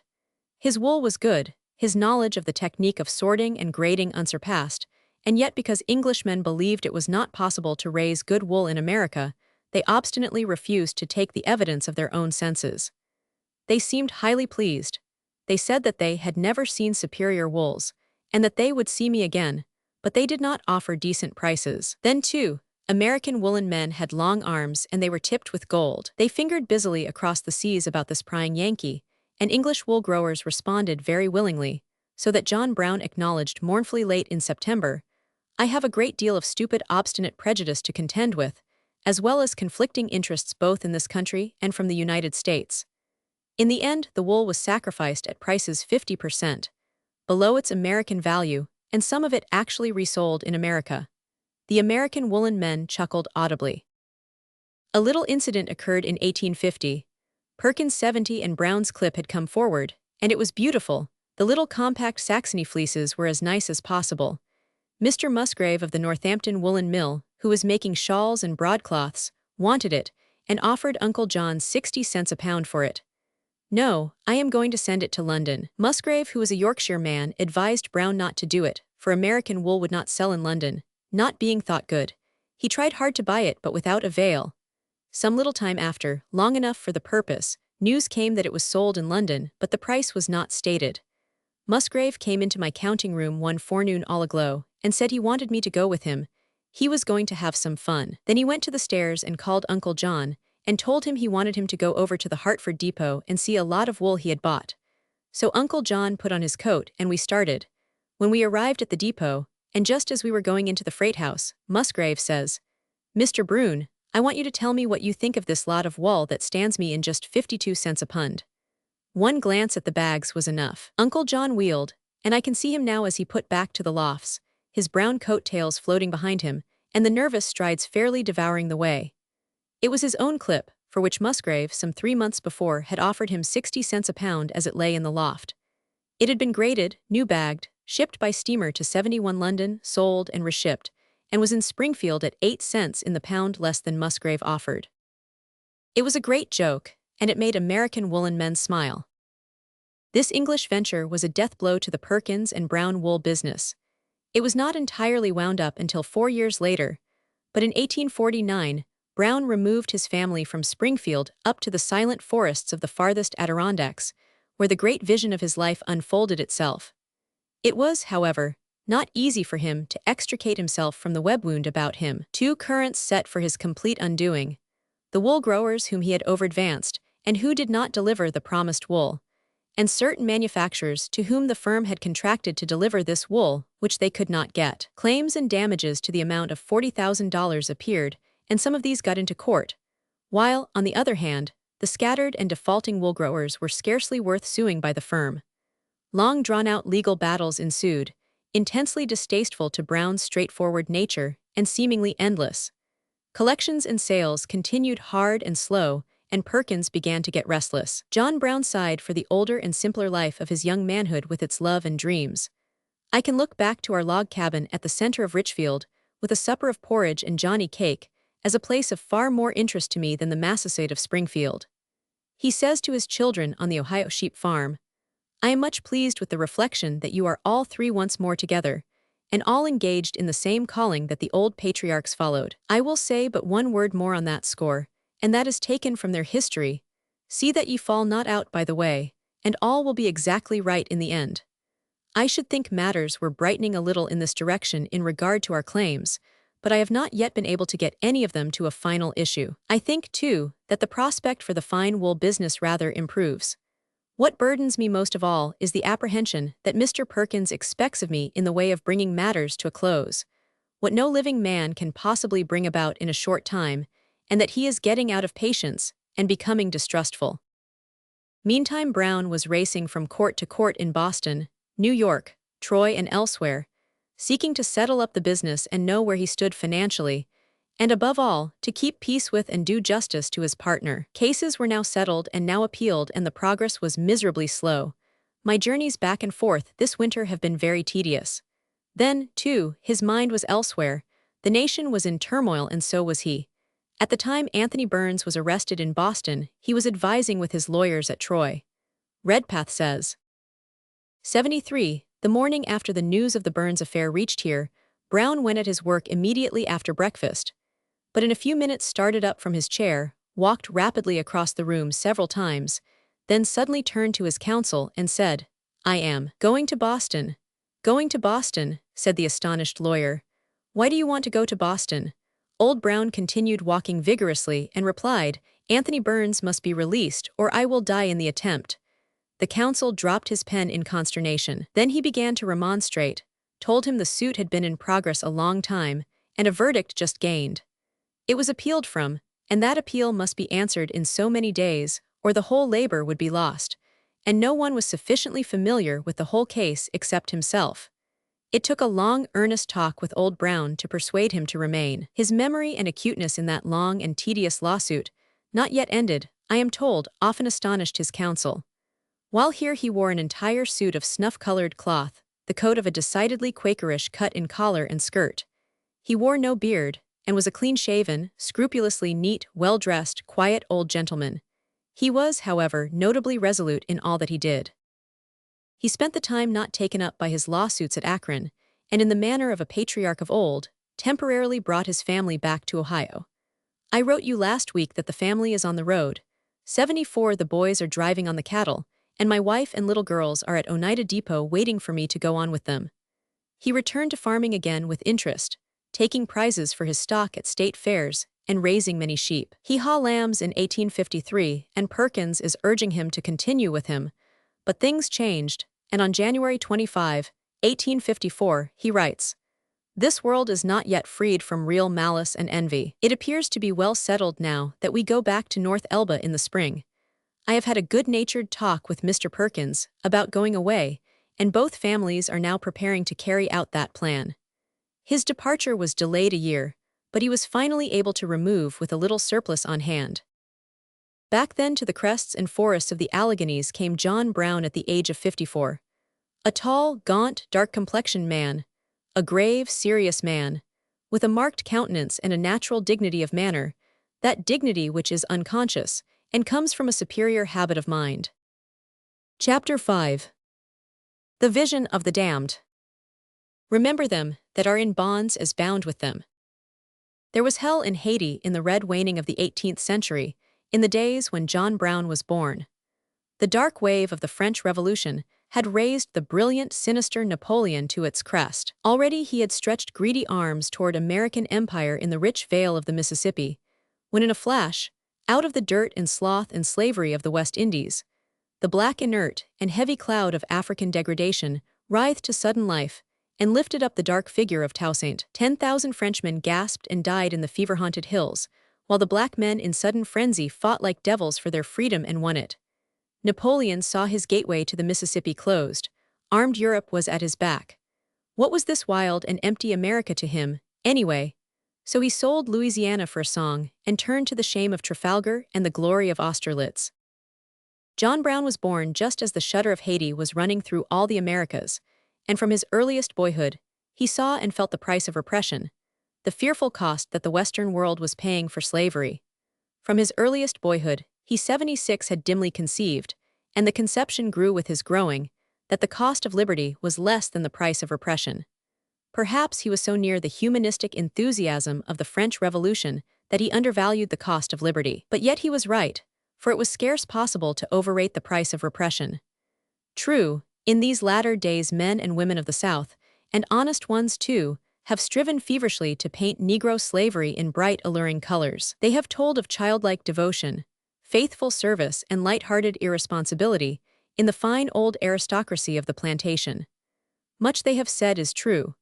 But when all is said and granted, the awful fact remains congealed in law and indisputable record that American slavery was the foulest and filthiest blot on 19th-century civilization. As a school of brutality and human suffering, of female prostitution and male debauchery, as a mockery of marriage and defilement of family life, as a darkening of reason and spiritual death, it had no parallel in its day. It took millions upon millions of men, human men and lovable, light and liberty-loving children of the sun, and threw them with no sparing of brutality into one rigid mold. Humble, servile, dog-like devotion, surrender of body, mind and soul, and unaspiring animal content, toward this ideal the slave might strive and did. Wonderful, even beautiful examples of humble service he brought forth and made the eternal heritage of men. But beyond this there was nothing. All were crushed to this mold, and of 77 them that did not fit, the sullen were cowed, the careless brutalized, and the rebellious killed. 4 things make life worthy to most men: to move, to know, to love, to aspire. None of these was for Negro slaves. A white child could halt a black man on the highway and send him slinking to his kennel. No black slave could legally learn to read. And love, if a black slave loved a lass, there was not a white man from the Potomac to the Rio Grande that could not prostitute her to his lust. Did the proud sons of Virginia and Carolina stoop to such bestial tyranny? Ask the grandmothers of the 2 million mulattoes that dot the states today. Ask the suffering and humiliated wives of the master caste. If a Negro married a wife, there was not a master in the land that could not take her from him. John Brown's father, Owen Brown, saw such a power stretched all the way from Virginia to Connecticut.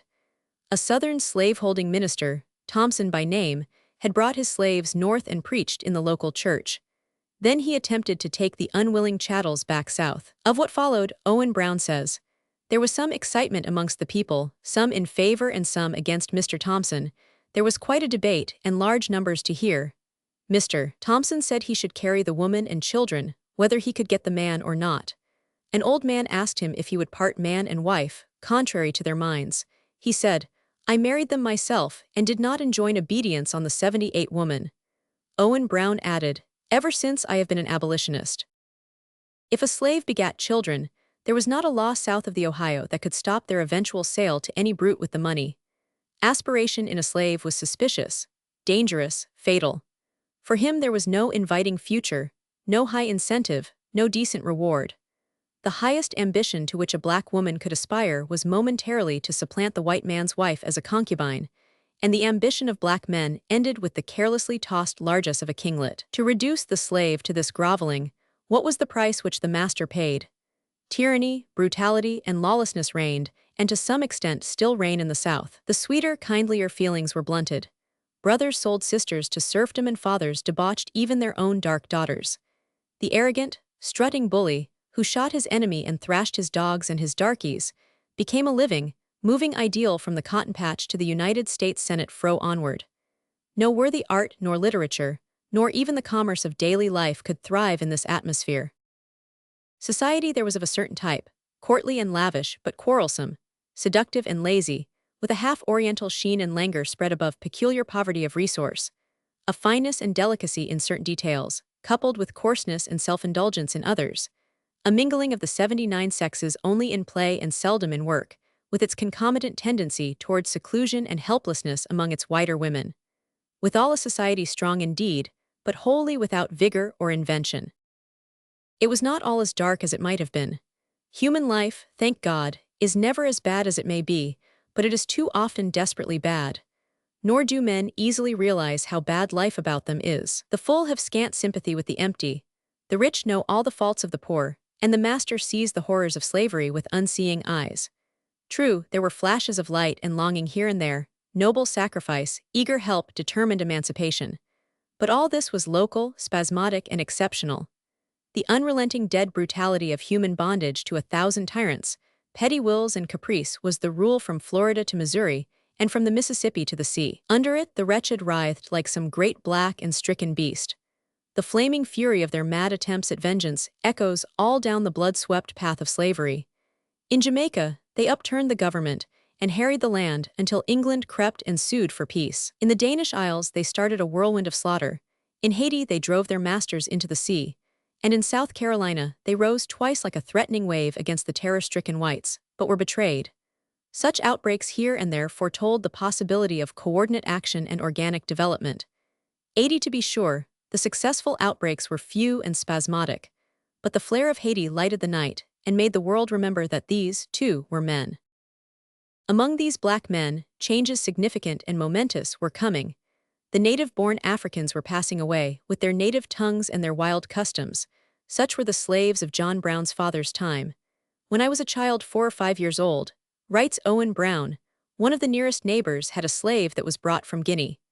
In the year 1776, my father was called into the army at New York and left his work undone. In August, our good neighbor, Captain John Fast, of West Simsbury, let my mother have the labor of his slave to plow a few days. I used to go out into the field with this slave, called Sam, and he used to carry me on his back, and I fell in love with him. He worked but a few days, and went home sick with the pleurisy and died very suddenly. When told that he would die, he said he should go to Guinea, and wanted victuals put up for the journey. As I recollect, this was the first funeral I ever attended in the days of my youth. Such slaves and others went into the Revolutionary Army, and 3,000 of them fought for their masters' freedom. After the war, their bravery, the upheaval in Haiti, and the new enthusiasm for human rights led to a wave of emancipation which started in Vermont during the '81 Revolution and swept through New England and Pennsylvania, ending finally in New York and New Jersey early in the 19th century. This freeing of the northern slaves led to new complications, for in the South, after a hesitating pause, the opposite course was pursued and the thumbscrews were applied. The plantations were isolated, the roads were guarded, the refractory were whipped till they screamed and crawled, and the ringleaders were lynched. A long, awful process of selection chose out the listless, ignorant, sly, and humble, and sent to heaven the proud, the vengeful, and the daring. The old African warrior spirit died away of violence and a broken heart. Thus the great black mass of Southern slaves were cowed, but they were not conquered. Stretched as they were over wide miles of land and isolated, guarded in speech and religion, peaceful and light-hearted as was their nature, still the fire of liberty burned in them. In Louisiana and Tennessee and twice in Virginia, they raised the night cry of revolt, and once slew 50 Virginians, holding the state for weeks at bay there in those same Alleghanies which John Brown loved and listened to. On the ships of the sea they rebelled and murdered. To Florida they fled and turned like beasts on their pursuers, till whole armies dislodged them and did them to death in the Everglades. And again over them, and through them surged and quivered a vast unrest which only the eternal vigilance of the masters kept down. Yet 82, the fear of that great bound beast was ever there. A nameless, haunting dread that never left the South and never ceased, but ever nerved the remorseless cruelty of the master's arm. One thing saved the South from the blood sacrifice of Haiti, not, to be sure, from so successful a revolt, for the disproportion of races was less, but from a desperate and bloody effort, and that was the escape of the fugitive. Along the Great Black Way stretched swamps and rivers, and the forests and crests of the Alleghanies. A widening, hurrying stream of fugitives swept to the havens of refuge, taking the restless, the criminal, and the unconquered, the natural leaders of the more timid mass. These men saved slavery and killed it. They saved it by leaving it to a false seductive dream of peace and the eternal subjugation of the laboring class. They destroyed it by presenting themselves before the eyes of the North and the world as living specimens of the real meaning of slavery. What was the system that could enslave a Frederick Douglass? They saved it too by joining the free Negroes of the North, and with them organizing themselves into a great black phalanx that worked and schemed and paid, and finally fought for the freedom of black men in America. Thus it was that John Brown, even as a child, saw the puzzling anomalies and contradictions in human right and liberty all about him. Ever and again he saw this in the North, leading to concerted action among the free Negroes, especially in cities 83 where they were brought in contact with one another, and had some chance of asserting their nominal freedom.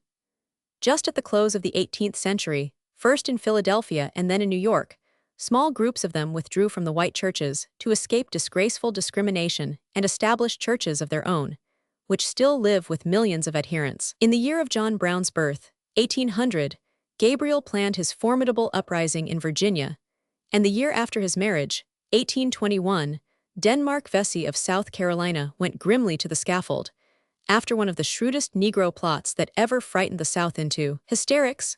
Of all this John Brown, the boy and young man, knew little.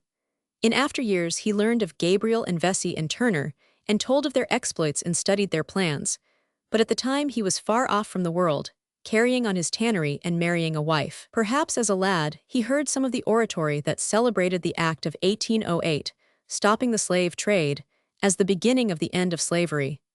Perhaps not, for the act did little good until it was reinforced in 1820. All the time, however, John Brown's keen eyes were searching for the way of life, and his tender heart was sensitive to injustice and wrong everywhere. Indeed, it is not unlikely that the first black folk to gain his aid and sympathies and direct his thoughts to what afterward became his life work were the fugitive slaves from the South. 3 paths were open to the slaves: to submit, 84 to fight or to run away. Most of them submitted, as do most people everywhere, to force and fate. To fight singly meant death, and to fight together meant plot and insurrection, a difficult thing but one often tried. Easiest of all was to run away, for the land was wide and bare and the slaves were many.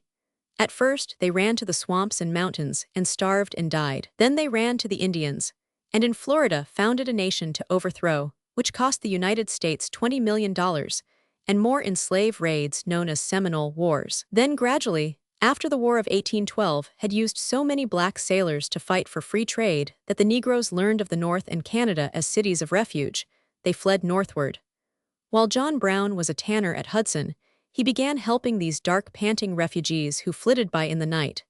His eldest son says, "When I was 4 or 5 years old, and probably no later than 1825, there came one night a fugitive slave and his wife to father's door, sent, perhaps, by some townsman who knew John Brown's compassion for such wayfarers, then but few. They were the first colored people I had seen, and when the woman took me upon her knee and kissed me, I ran away as quick as I could and rubbed my face to get the black off, for I thought she would crock me, like mother's kettle.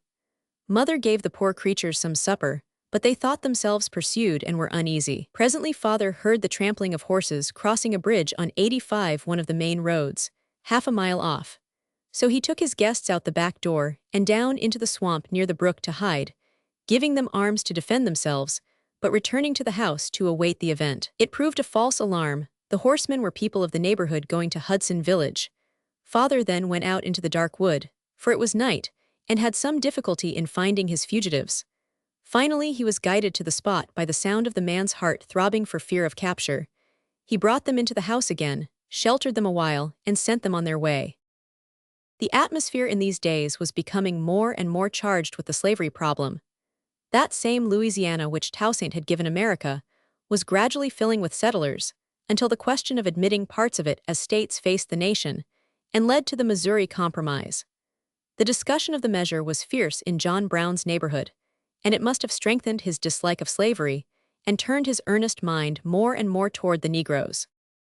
In the very year that death first entered his family and took a boy of 4, and just before the somber days when his earnest young wife died demented in childbirth and was buried with her babe, occurred the Nat Turner insurrection in Virginia, the most successful and bloody of slave uprisings since Haight Squire Hudson, the father of the town where John Brown lived and one of the founders of Western Reserve University, heard the news in stern joy.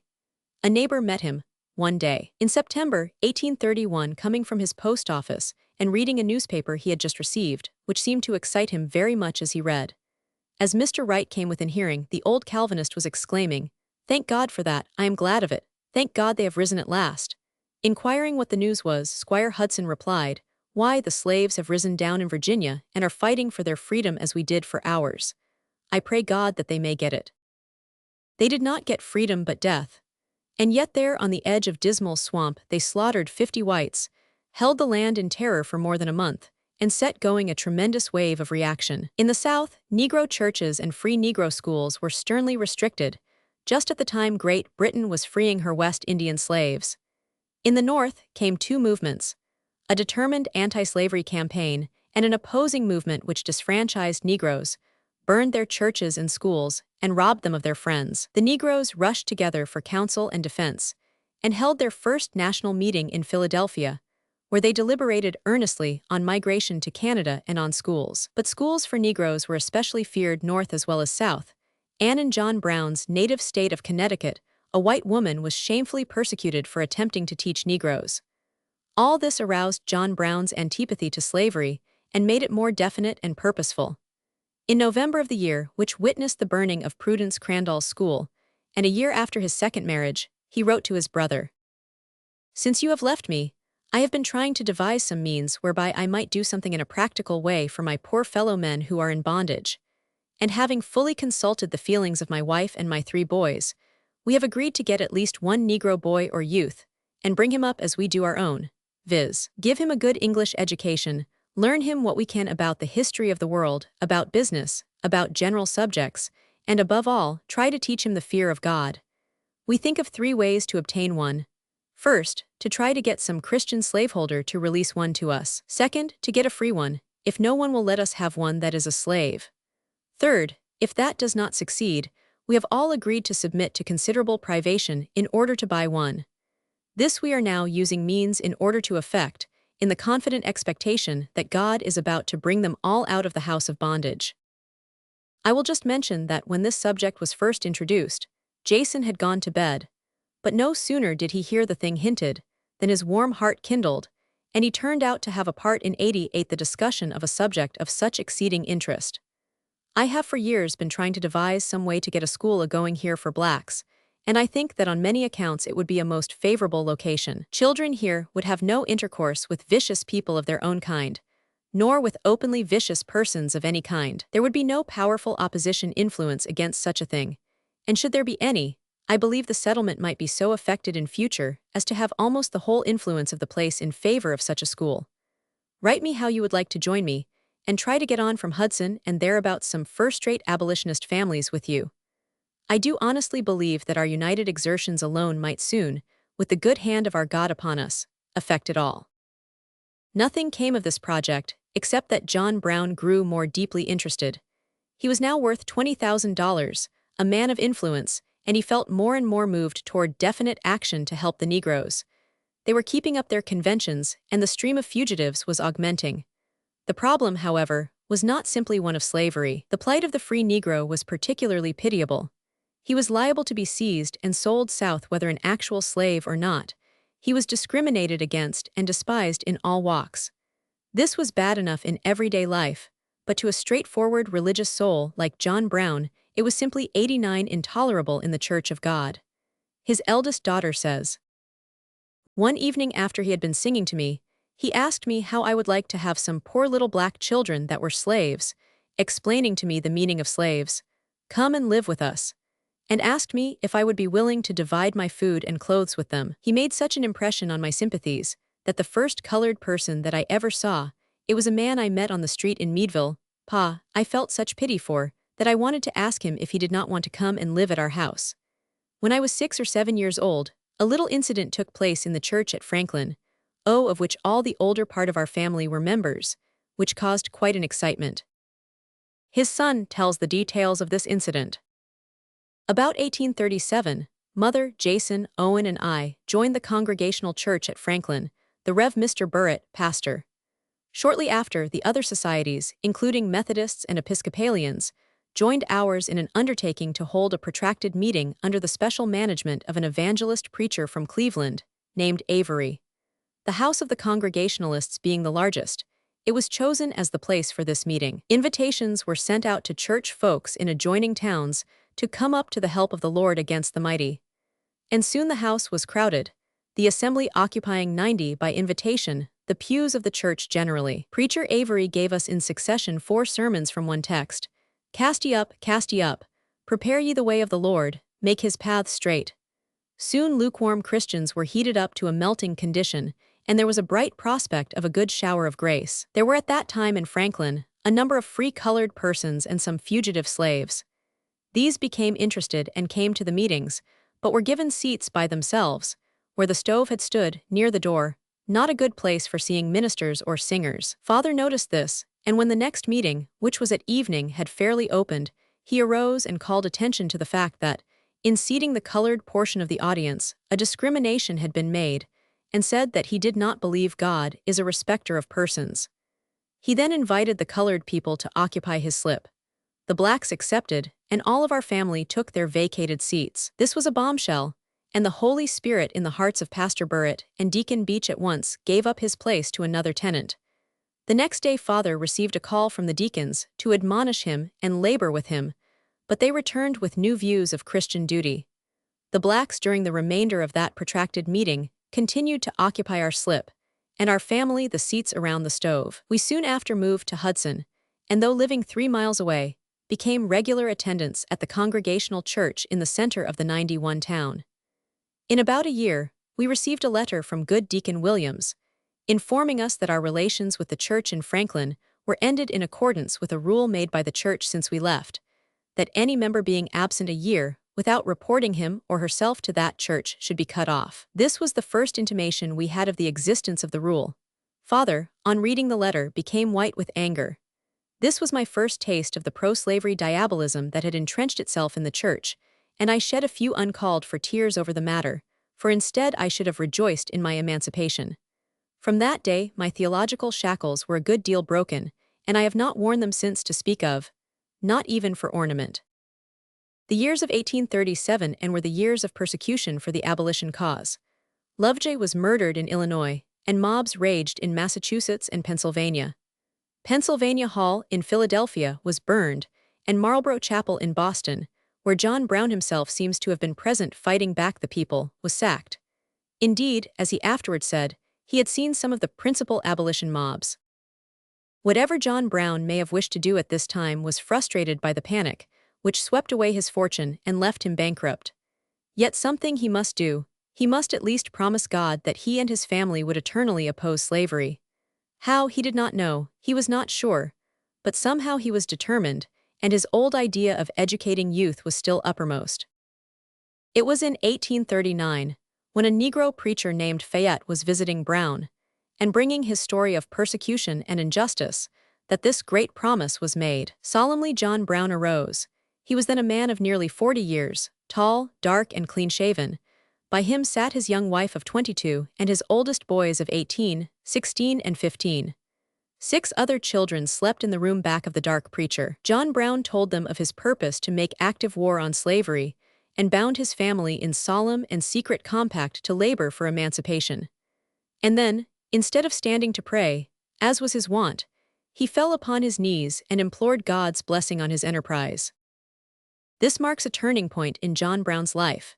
In his boyhood he had disliked slavery, and his antipathy toward it grew with his years. Yet of necessity it occupied but little of a life busy with breadwinning. Gradually, however, he saw the gathering of the mighty struggle about him. The news of the skirmish battles of the greatest moral war of the century aroused and quickened him, and all the more when they struck the tender chords of his acquaintanceships and sympathies. He saw his friends hurt and imposed on until at last, gradually, then suddenly, it dawned upon him that he must fight this monster slavery. He did not now plan physical warfare. He was yet a non-resistant, 93-hating war, and did not dream of Harpers Ferry, but he set his face toward the goal, and whithersoever the Lord led, he was ready to follow. He still, too, had his living to earn, his family to care for. Slavery was not yet the sole object of his life, but as he passed on in his daily duties, he was determined to seize every opportunity to strike it a blow. This, at least it seems to me, is a fair interpretation of John Brown's thought and action from the evidence at hand. Some have believed that John Brown planned Harper's Ferry or something similar in 1839. Others have doubted whether he had any plans against slavery before 1850. The truth probably lies between these extreme views. Human purposes grow slowly and in curious ways. Thought by thought they build themselves, until in their full panoplied vigor and definite outline, not even the thinker can tell the exact process of the growing, or say that here was the beginning or there the ending. Nor does this slow growth and gathering make the end less wonderful or the motive less praiseworthy. Few Americans recognized in 1839 that the great central problem of America was slavery, and of that few, fewer still were willing to fight it as they knew it should be fought. Of this lesser number, two men stood almost alone, ready to back their faith by action: William Lloyd Garrison and John Brown. These men did not then know each other. They had in these early days scarcely heard each other's names. They never came to be friends or sympathizers.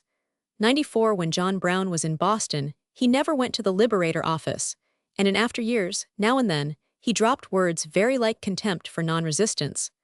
While Garrison flayed the leader of the Harpers Ferry raid, they were alike only in their intense hatred of slavery, and spiritually they crossed each other's paths in curious fashion. Garrison drifting from a willingness to fight slavery in all ways or in any way to a fateful attitude of non-resistance and withdrawal from the contamination of slaveholders. John Brown drifting from non-resistance to the red path of active warfare. Nowhere did the imminence of a great struggle show itself more clearly than among the Negroes themselves. Organized insurrections ceased in the South, not because of the increased rigors of the slave system, but because the great safety valve of escape northward was opened wider and wider, and the methods were gradually coordinated into that mysterious system known as the Underground Railroad. The slaves and freedmen started the work, and to the end bore the brunt of danger and hardship. But gradually, they more and more secured the cooperation of men like John Brown, and of others less radical but just as sympathetic. Here and there, the free Negroes in the North began to gain economic footing as servants in cities, as farmers in Ohio, and even as entrepreneurs in the great catering business of Philadelphia and New York. The schools were still for the most part closed to them. They made strenuous efforts to counteract 95 this and established dozens of schools of their own all over the land. At last, in 1839, Oberlin was founded, and certain earnest students of Cincinnati, disgusted with the color line at Lane College, seceded to Oberlin and brought the color question there. It was fairly met, and Negroes were admitted. It was the establishment of Oberlin College in 1839 and the appointment of his father as trustee that gave John Brown a new vision of life and usefulness. Of a life which would at once combine the pursuit of a great moral ideal and the honest earning of a good living for a family. Brown proposed to survey the Virginia lands of Oberlin, as we have shown, locate a large farm for himself, and settle there with his family. Here he undoubtedly expected to carry out the plan previously laid before his brother Frederick. He consulted the Oberlin authorities concerning provision for religious and school privileges, and they thought it possible to have these, although nothing was said specifically of Negroes. The position was strategic, and John Brown knew it.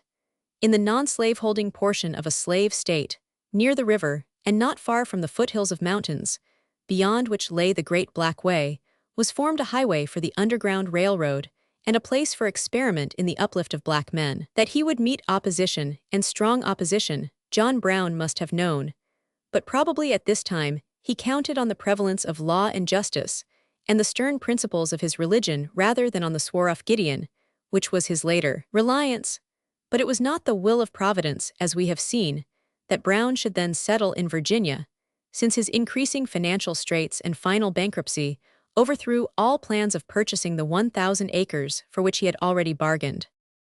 The slough of despond through which John Brown passed in the succeeding years, fro to 1846, was never fully betrayed by this stern, self-repressing Puritan. Yet the loss of a fortune and the shattering of a dream, the bankruptcy and imprisonment, and the death of 5 children, while around him whirled the struggle of the churches with slavery and abolition mobs, all dropped a somber brooding veil of stern, inexorable fate over his spirit, a veil which never lifted. The dark, mysterious tragedy of life gripped him with awful intensity. The iron entered his soul. He became sterner and more silent. He brooded and listened for the voice of the avenging God, and girded up his loins in readiness. "My husband always believed," said his wife in after years, "that he was to be an instrument in the hands of Providence, and I believed it too. Many a night he had lain awake and prayed concerning it." It began to dawn upon him that he had sinned in the selfish pursuit of petty ends, that he must be about his father's business of giving the death blow to that sum of all villainies, slavery. He 97 had erred in making his great work a side object, a secondary thing. It must be his first and only duty, and let God attend to the nurture of his family. As his conception of his own relation to slavery thus broadened and deepened, so too did his plan of attacking the system become clearer and more definite, and he spent hours discussing the matter. In Springfield, he used to talk much on the subject, and had the reputation of being quite ultra. His bookkeeper tells me that he and his eldest son used to discuss slavery by the hour in his counting room, and he used to say that it was right for slaves to kill their masters and escape, and thought slaveholders were guilty of a very great wickedness. He studied the census returns and the distribution of the Negroes, and made maps of fugitive slave routes with roads, plantations, and supplies. He learned of Isaac, Denmark Vesey, Nat Turner, and the Cumberland region insurrections in South Carolina, Virginia, and Tennessee. He knew of the organized resistance to slave catchers in Pennsylvania and the history of Haiti and Jamaica. It needed, as he soon saw, something more radical than schools and moral suasion. So deep-seated and radical a disease demanded action, action. He welcomed his new and long-loved calling of shepherd because of the leisure it gave him to study out his great moral problem. He sought and gained the acquaintance of Negro leaders 98 like Garnett, Logan, Gloucester, and McCune Smith. As his sheep business broadened, he traveled about and probably at this time first saw Harpers Ferry, the mighty pass where Potomac and Shenandoah, hurling aside the mountain masses, rushed to their singular wedding. Thus the distraction of the Springfield wool business came to John Brown almost in the guise of a temptation to be shunned. For a moment about 1845, he looked again on the lure of wealth, and dreamed how useful it would be to what was now his great life object. But only for a moment, for when he realized the price he must pay, the time, the chicanery, the petty detail, he turned from it in disgust. It was at this time that he studied the history of insurrection and became familiar with the abolition movement. As early as 1846, his Harpers Ferry project began to form itself more or less clearly in his mind. One thing alone reconciled him to his Springfield sojourn, and that was the Negroes whom he met there. He had met black men singly here and there all his life, but now he met a group. It was not one of the principal Negro groups of the day. They were in Philadelphia and New York, Cincinnati and Boston, and in Canada, working largely alone with only imperfect intercommunication, but working manfully and effectively for emancipation and freedom. The Springfield group was a smaller body without conspicuous leadership, and on that account more nearly approximated the 99 great mass of their enslaved race. He sought them in home and church and out on the street, and he hired them in his business. He came to them on a plane of perfect equality. They sat at his table and he at theirs. He neither descended upon them from above nor wallowed with their lowest, and the result was that, as Redpath says, Captain Brown had a higher notion of the capacity of the Negro race than most white men. I have often heard him dwell on this subject, and mention instances of their fitness to take care of themselves, saying, in his quaint way, that they behaved so much like folks that he almost thought they were so. He thought that perhaps a forcible separation of the connection between master and slave was necessary to educate the blacks for self-government, but this he threw out as a suggestion merely. Nor did this appreciation of the finer qualities and capacity of the Negroes blind him to their imperfections. He found them intensely human, but with their human frailties weakened by slavery and caste, and with perfect faith in their ability to rise above their faults, he criticized and inspired them. In his quaint essay on Sambo's mistakes, putting himself in the black man's place, he enumerates his errors: his failure to improve his time in good reading, his waste of money in indulgent luxuries and societies and consequent lack of capital, his servile occupations, his talkativeness and inaptitude for organization, his sectarian bias. In 100 part of his arraignment, which will bear thoughtful reading today by black men as well as white, he makes his Sambo say, "Another trifling error of my life has been that I have always expected to secure the favor of the whites by tamely submitting to every species of indignity, contempt, and wrong, instead of nobly resisting their brutal aggressions from principle, and taking my place as a man, and assuming the responsibilities of a man, a citizen, a husband, a father, a brother, a neighbor, a friend, as God requires of everyone if his neighbor will allow him to do it, but I find that I get, for all my submission, about the same reward that the Southern slavocrats render to the dough-faced statesmen of the North, for being bribed and browbeat and fooled and cheated, as Whigs and Democrats love to be, and think themselves highly honored if they may be allowed to lick up the spittle of a Southerner. I say to get the reward, but I am uncommon quick-sighted. I can see in a minute where I missed it." No one knew better than John Brown how slavery had contributed to these faults, for how many slaves could read anything, or when had they been taught the use of money or the ABC of organization?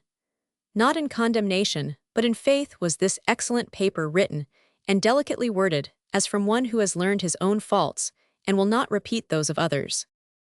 101 Not only did John Brown thus criticize, but he led these black folk. As early as 1846, he revealed something of his final plans to Thomas, his black porter and friend, with whom he once was photographed in mutual friendly embrace, holding the sign SPW, Subterranean Passway of Slaves to Freedom. "How early shall I come tomorrow?" asked Thomas one morning. "We begin work at 7, answered John Brown.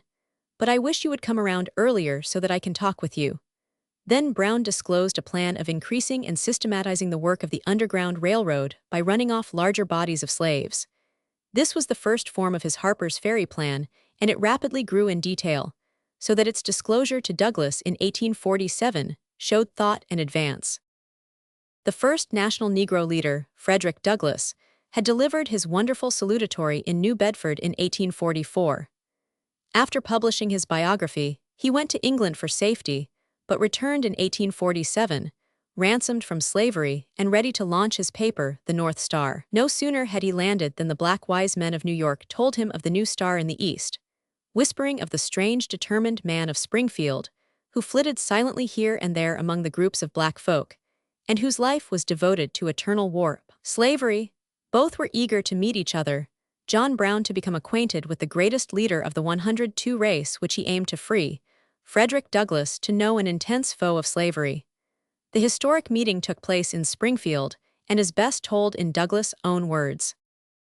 "About the time I began my enterprise in Rochester, I chanced to spend a night and a day under the roof of a man whose character and conversation, and whose objects and aims in life, made a very deep impression upon my mind and heart.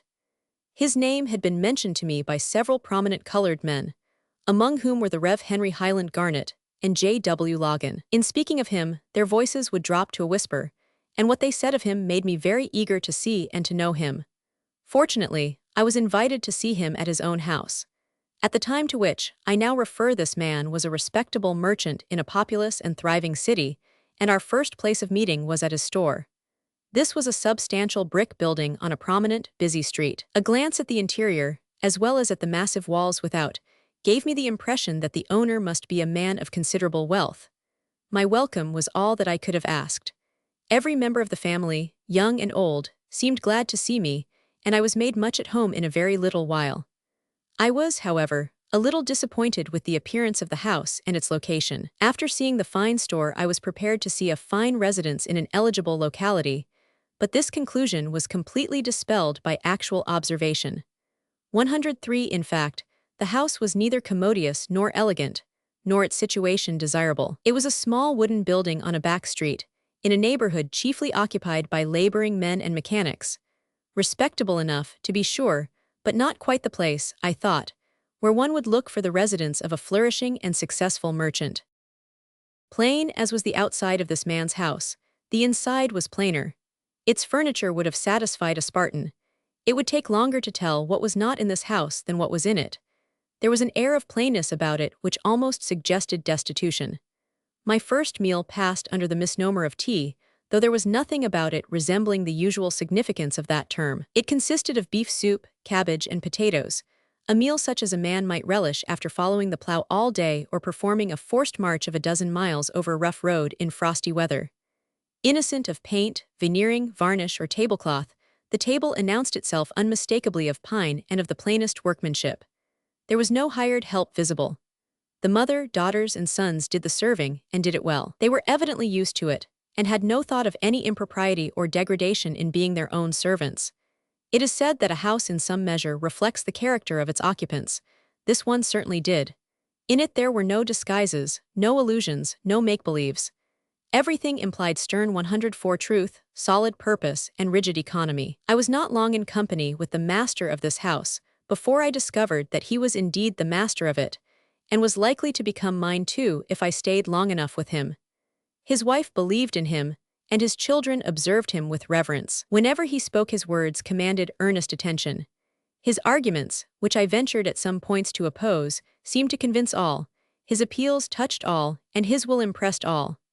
Certainly, I never felt myself in the presence of a stronger religious influence than while in this man's house.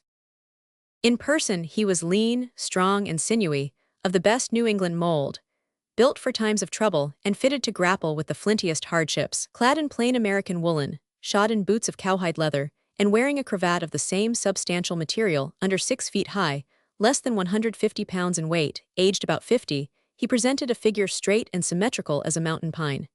His bearing was singularly impressive. His head was not large but compact and high.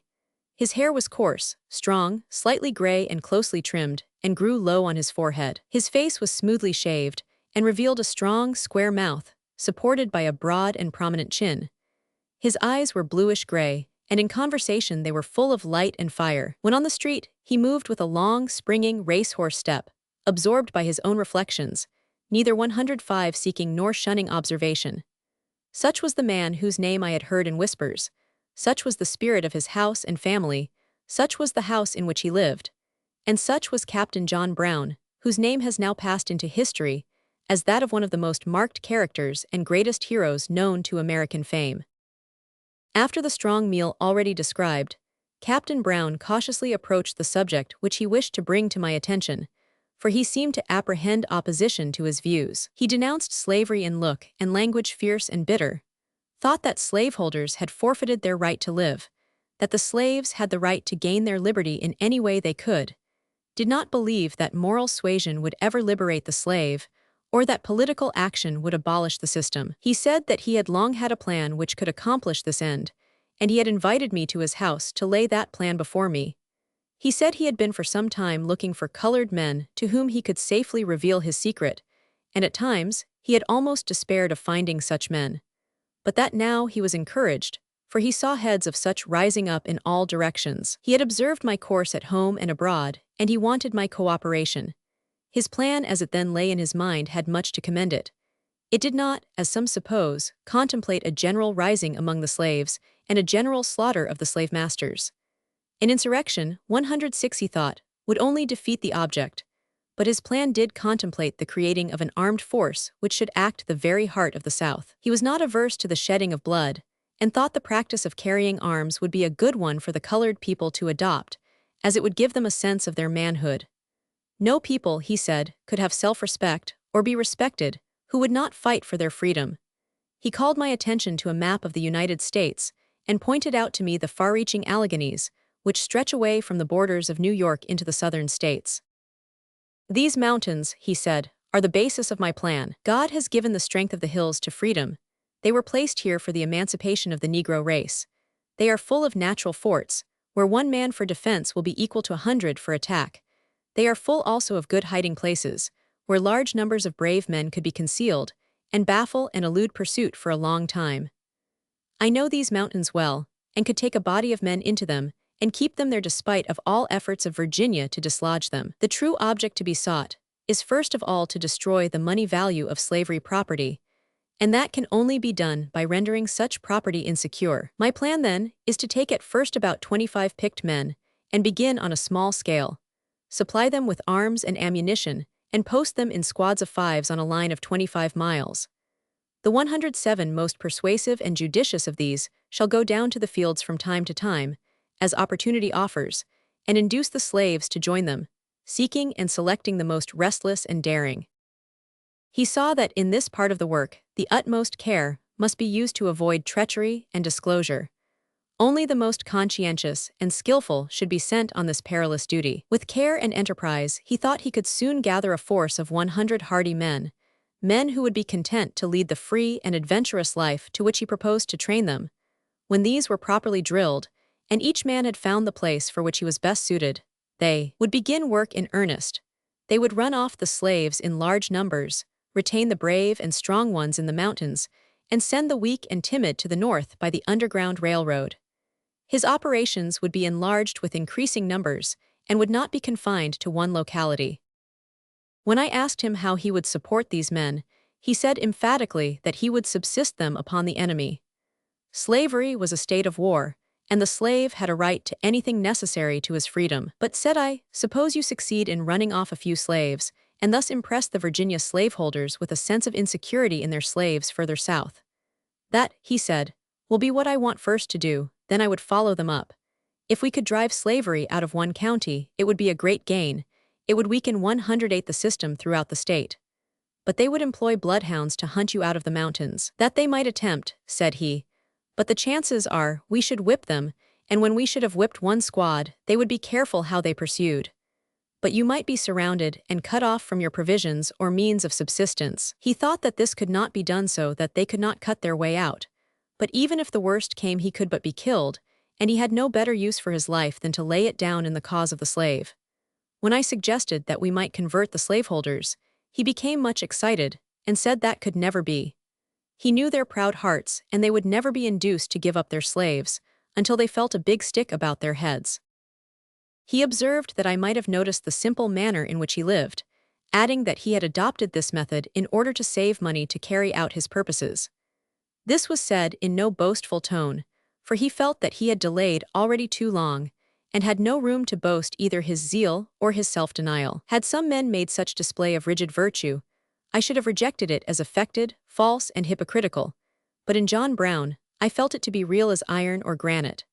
From this night spent with John Brown in Springfield, Mass., 1847, while I continued to write and speak against slavery, I became all the same less hopeful of its peaceful abolition. My utterances became more 109 and more tinged by the color of this man's strong impressions.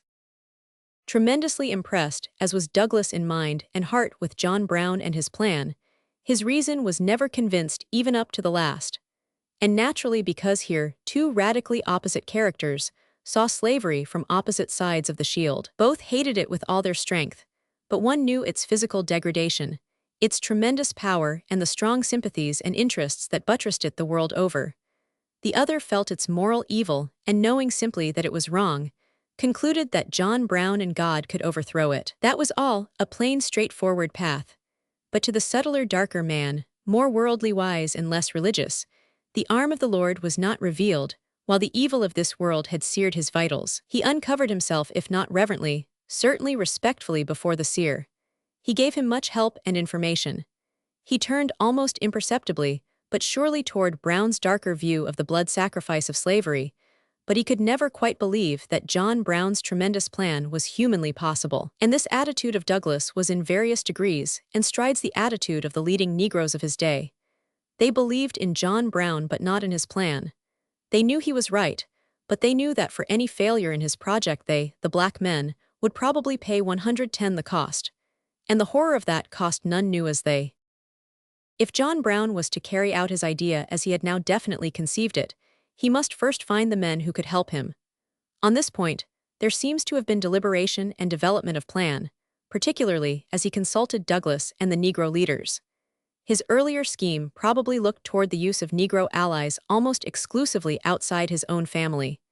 This was eminently fitting but impractical, as Douglas and his fellows must have urged. White men could move where they would in the United States, but to introduce an armed band exclusively or mainly of Negroes from the North into the South was difficult, if not impossible. Nevertheless, some Negroes of the right type were needed, and to John Brown's mind, the Underground Railroad was bringing north the very material he required.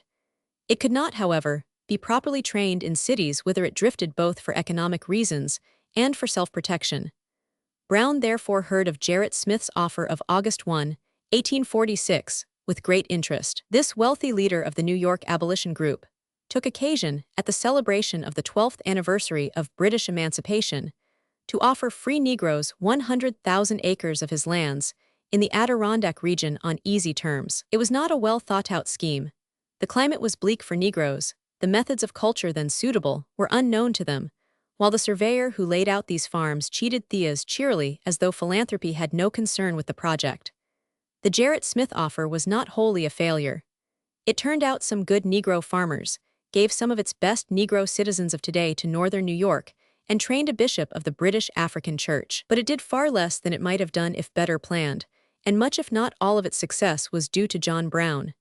He saw possibilities here both to shelter his family when he turned definitely to what was now his single object in life, and to train men to help him. He went to Gerrit Smith at Peterborough, NY, in April 1848 and said, "I am something of a pioneer. I grew up among the woods and wild Indians of Ohio and am used to the climate and the way of life that your colony finds so trying. I will take one of your farms myself, clear it up and plant it, and show my colored neighbors how such work should be done. Will give them work as I have occasion, look after them in all needful ways, and be a kind of father to them." His offer was gladly accepted, and he moved his family there the following year. It was a wild, lonely place. Thomas Wentworth Higginson wrote once, "The notch seems beyond the world, North Elba and its half-dozen houses are beyond the notch, and there is a wilder little mountain road which rises beyond North Elba. But the house we seek is not even on that road, but behind it and beyond it. You ride a mile or two, then take down a pair 112 of bars. Beyond the bars faith takes you across a half-cleared field, through the most difficult of wood paths, and after half a mile of forest you come out upon a clearing. There is a little frame house, unpainted, set in a girdle of black stumps, and with all heaven about it for a wider girdle. On a high hillside, forests on north and west, the glorious line of the Adirondacks on the east, and on the south one slender road leading off to Westport, a road so straight that you could sight a United States Marshal for 5 miles. To his family, John Brown's word was usually not merely law but wish. They went to North Elba cheerfully and with full knowledge of the import of the change, for the father was frank. The daughter Ruth writes, "While we were living in Springfield, our house was plainly furnished, but very comfortably, all excepting the parlor. Mother and I had often expressed a wish that the parlor might be furnished too, and father encouraged us that it should be. But after he made up his mind to go to North Elba, he began to economize in many ways. One day he called us older ones to him and said, 'I want to plan with you a little, and I want you all to express your minds. I have a little money to spare, and now shall we use it to furnish the parlor, or spend it to buy clothing for the colored people who may need help in North Elba another year?' We all said, 'Save the money.' It was no paradise, even for the enthusiast. Redpath 113 says, 'It is too cold to raise corn there. They can scarcely, in the most favorable seasons, obtain a few ears for roasting. Stock must be wintered there nearly 6 months in every year.' I was there on the 1st of November, the ground was snowy, and winter had apparently begun, and it would last till the middle of May. They never raise anything to sell off that farm, except sometimes a few fleeces. It was well, they said, if they raised their own provisions, and could spin their own wool for clothing." Meantime, the scattered, isolated eddies of the anti-slavery battles were swirling to one great current, and more John Brown was becoming the man of one idea. Impatiently, he neglected his pressing wool business. Instead of keeping his eye on his critical London venture, he hastened across Europe, perfecting military observations. He returned to America, in time to hear all the feverish discussion of the fugitive slave law, and see its final passage. In November 1850, he writes his wife from Springfield, "It now seems that the fugitive slave law was to be the means of making more abolitionists than all the lectures we have had for years. It really looks as if God had his hand on this wickedness also. I of course keep encouraging my colored friends to trust in God and keep their powder dry. I did so today at Thanksgiving meeting publicly." 114. His Springfield meetings led to the formation of his League of Gileadites, the first of his steps toward the armed organization of Negroes. 44 Negroes signed the following agreement. "As citizens of the United States of America, trusting in a just and merciful God, whose spirit and all-powerful aid we humbly implore, we will ever be true to the flag of our beloved country, always acting under it. We, whose names are hereunto affixed, do constitute ourselves a branch of the United States League of Gileadites, that we will provide ourselves at once with suitable implements, and will aid those who do not possess the means, if any such are disposed to join us. We invite every colored person whose heart is engaged in the performance of our business, whether male or female, old or young. The duty of the aged, infirm, and young members of the League shall be to give instant notice to all members in case of an attack upon any of our people. We agree to have no officers except a treasurer and secretary pro tem, until after some trial of courage and talent of able-bodied members shall enable us to elect officers from those who shall have rendered the most important services. Nothing but wisdom and undaunted courage, efficiency, and general good conduct shall in any way influence us in electing officers." To this was added exhortation and advice by John Brown. 115. Nothing so charms the American people as personal bravery, he wrote.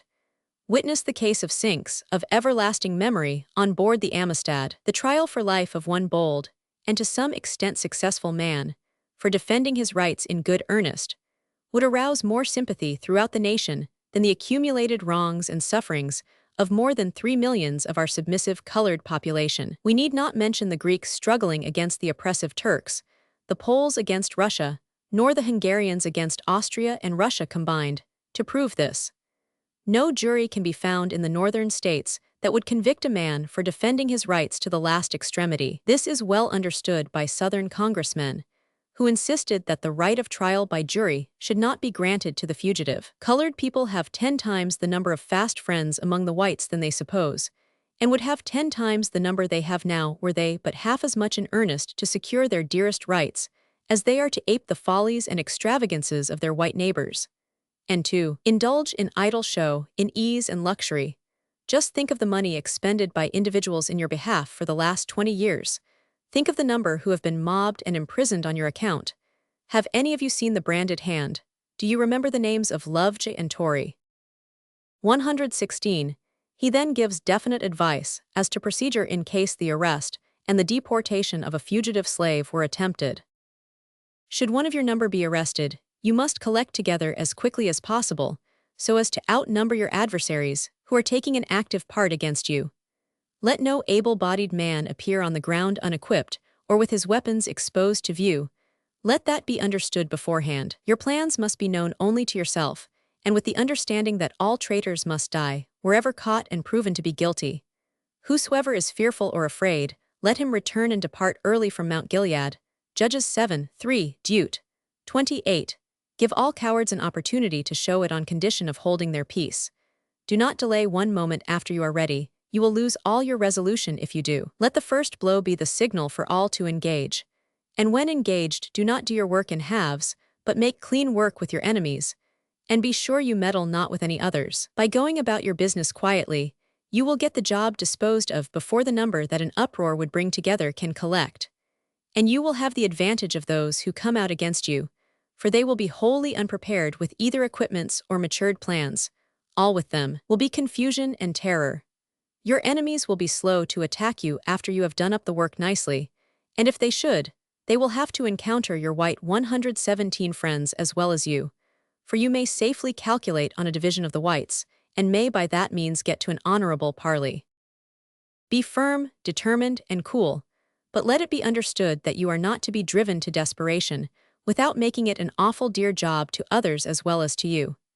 Give them to know distinctly that those who live in wooden houses should not throw fire, and that you are just as able to suffer as your white neighbors. After effecting a rescue, if you are assailed, go into the houses of your most prominent and influential white friends with your wives, and that will effectually fasten upon them the suspicion of being connected with you, and will compel them to make a common cause with you, whether they would otherwise live up to their profession or not. This would leave them no choice in the matter. Some would doubtless prove themselves true of their own choice, others would flinch. That would be taking them at their own words. You may make a tumult in the courtroom, where a trial is going on by burning gunpowder freely in paper packages, if you cannot think of any better way to create a momentary alarm, and might possibly give one or more of your enemies a hoist. But in such case, the prisoner will need to take the hint at once, and bestir himself, and so should his friends improve the opportunity for a general rush. A lasso might possibly be applied to a slave catcher for once with good effect. Hold on to your weapons, and never 118 be persuaded to leave them, part with them, or have them far away from you. Stand by one another and by your friends, while a drop of blood remains, and be hanged if you must, but tell no tales out of school. Make no confession. Union is strength. Without some well-digested arrangements, nothing to any good purpose is likely to be done, let the demand be never so great. Witness the case of Hamlet and Long in New York, when there was no well-defined plan of operations or suitable preparation beforehand. The desired end may be effectually secured by the means proposed, namely, the enjoyment of our inalienable rights. There is evidence that this league did effective rescue work, as did other groups of Negroes in Boston, Philadelphia, Albany, New York, and elsewhere. In this service, the Negroes could not act alone. It would have meant mob violence on purely racial lines. But given a few determined white men to join in, they could and did bear the brunt of the fighting. John Brown himself was active in such rescue work. He helped in the release of Jerry in Syracuse, and writes in 1851 from Springfield, "Since the sending off to slavery of Long from New York, I have improved my leisure hours quite busily with colored people here, in advising them how to act, and in giving them all the encouragement in my power. They very much need encouragement, 119, and advice, and some of them are so alarmed that they tell me they cannot sleep on account of either themselves or their wives and children. I can only say I think I have been able to do something to revive their broken spirits. I want all my family to imagine themselves in the same dreadful condition. My only spare time being taken up, often till late hours at night, in the way I speak of, has prevented me from the gloomy homesick feelings which had before so much oppressed me. Not that I forget my family at all." His hateful lawsuits hung like a weight about John Brown's neck, and a feverish impatience was seizing him. Father did not close up his wool business in Springfield when he went to North Elba, and had to make several journeys back and forth in 1950. He was at Springfield in January 1851, soon after the passage of the Fugitive Slave Law, and went around among his colored friends there, who had been fugitives, urging them to resist the law, no matter by what authority it should be enforced. He told them to arm themselves with revolvers, men and women, and not to be taken alive. When he got to North Elba, he told us about the Fugitive Slave Law, and bade us resist any attempt that might be made to take any fugitive from our town, regardless of fine or imprisonment. Our faithful boy Cyrus was one of that class, and our feelings were so aroused that we would all have defended him, though the women folks had resorted to hot water. Father at this time said, "Their cup of iniquity is almost full." One evening, as I was singing, the slave father mourning for his children, containing these words, "Ye are gone from me, my gentle ones, with all your shouts of mirth. A silence is within my walls, a darkness round my hearth." Father got up and walked the floor, and before I could finish the song he said, "Oh Ruth, don't sing any more, it is too sad." At the same time, his thrifty careful attention to Minute A did not desert him. He keeps his eye on North Elba even after his wife and part of the family return to Akron, and writes, "The colored families appear to be doing well and to feel encouraged. They all send much love to you. They have constant preaching on the Sabbath, and intelligence, morality and religion appear to be all on the advance." His daughter says, "He did not lose interest in the colored people of North Elba, and grieved over the sad fate of one of them, Mr. Henderson, who was lost in the woods in the winter of 1852 and perished with the cold. Mr. Henderson was an intelligent 121 and good man, and was very industrious, and father thought much of him." Once we find him saying, "If you find it difficult for you to pay for Douglas paper, I wish you would let me know, as I know I took liberty in ordering it continued. You have been very kind in helping me, and I do not mean to make myself a burden." And again he writes, "I am much rejoiced at the news of a religious kind in Ruth's letter, and would be still more rejoiced to learn that all the sects who hear the Christian name would have no more to do with that mother of all abominations, man-stealing." And the sects were thinking, all men were thinking. A great unrest was on the land. It was not merely moral leadership from above, it was the push of physical and mental pain from beneath, not simply the cry of the abolitionist, but the upstretching of the slave. The vision of the damned was stirring the Western world, and stirring black men as well as white. Something was forcing the issue, call it what you will, the spirit of God or the spell of Africa. It came like some great grinding ground swell, vast, indefinite, immeasurable but mighty, like the dark low whispering of some infinite disembodied voice, a riddle of the Sphinx.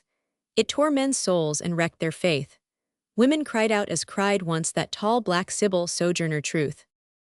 122. Frederick, is God dead?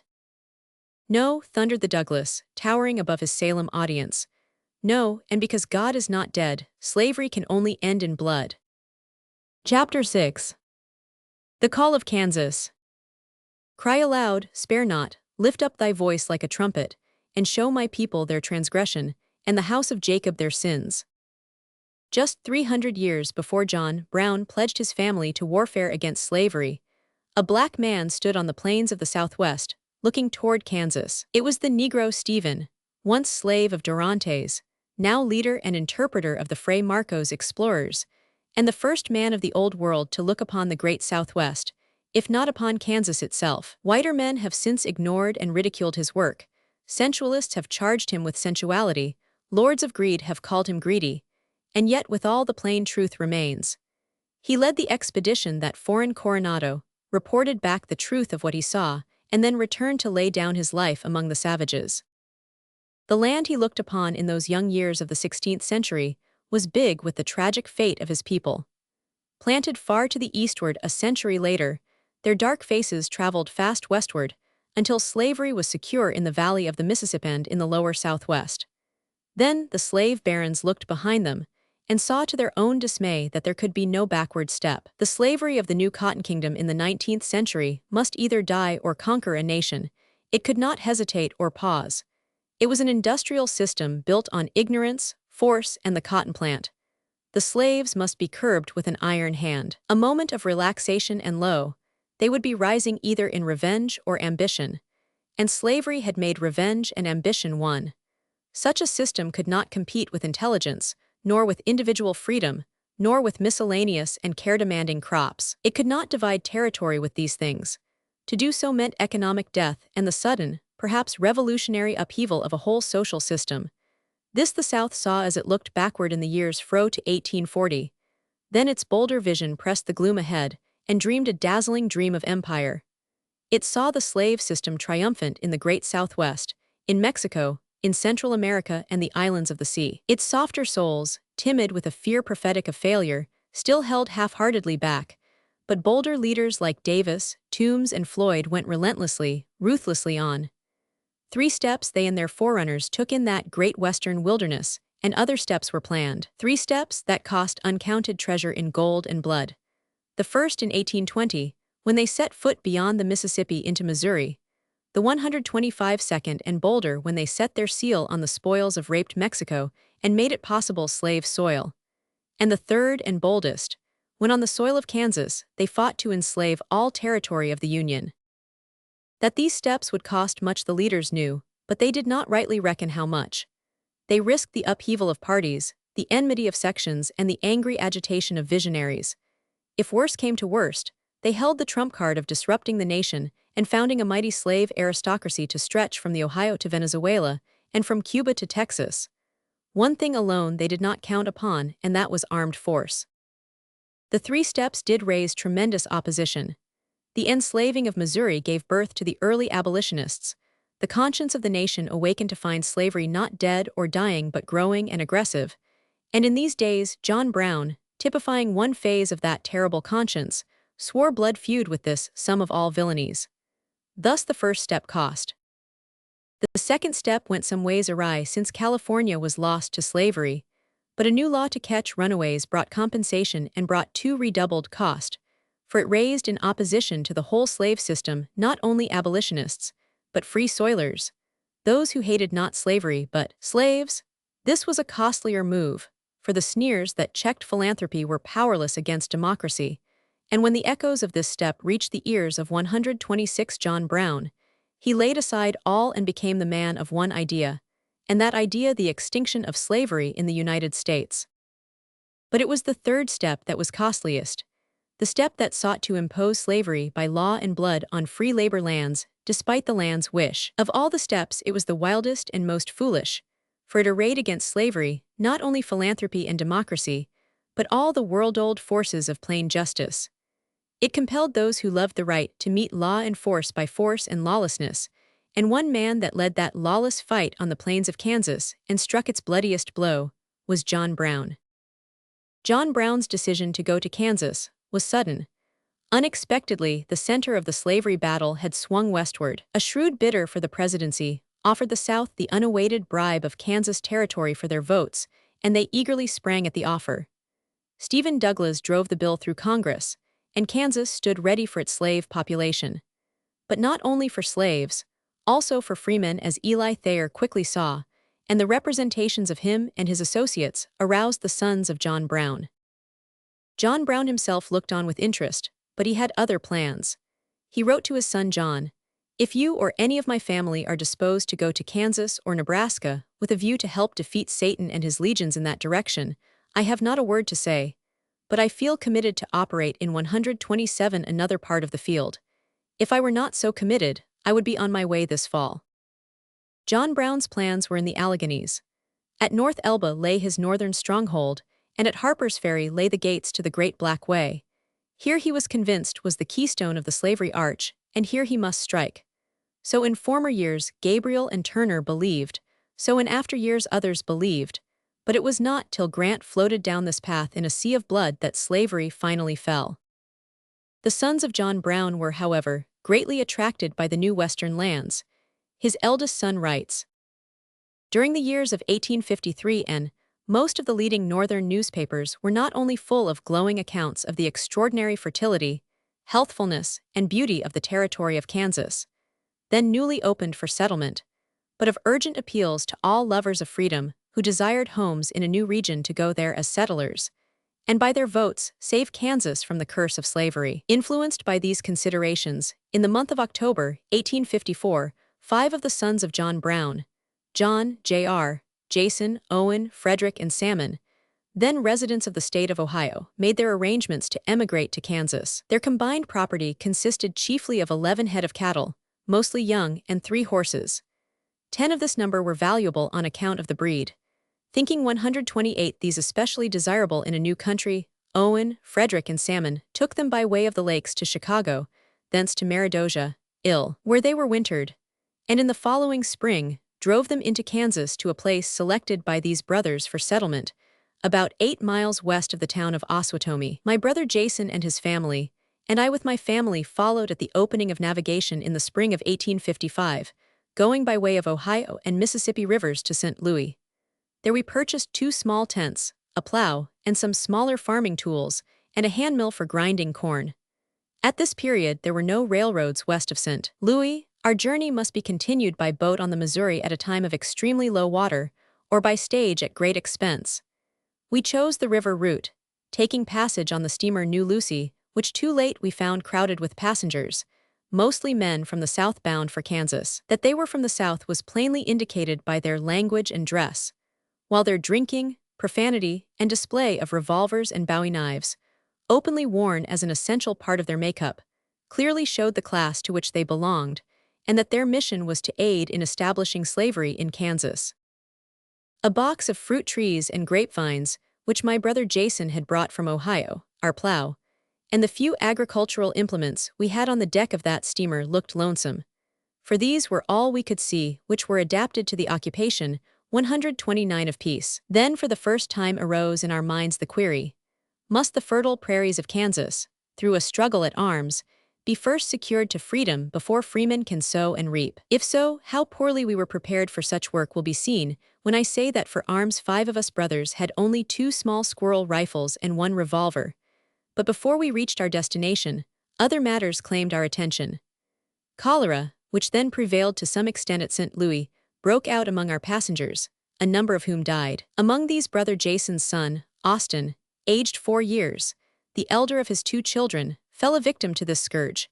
And while our boat lay by for repair of a broken rudder at Waverly, Mo, we buried him at night near the panic-stricken town, our lonely way illumined only by the lightning of a furious thunderstorm. True to his spirit of hatred of northern people, our captain, without warning to us on shore, cast off his lines and left us to make our way by stage to Kansas City, to which place we had already paid our fare by boat. Before we reached there, however, we became very hungry and endeavored to buy food at various farmhouses on the way.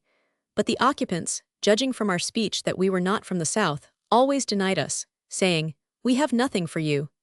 The only exception to this answer was at the stage house at Independence, Mo.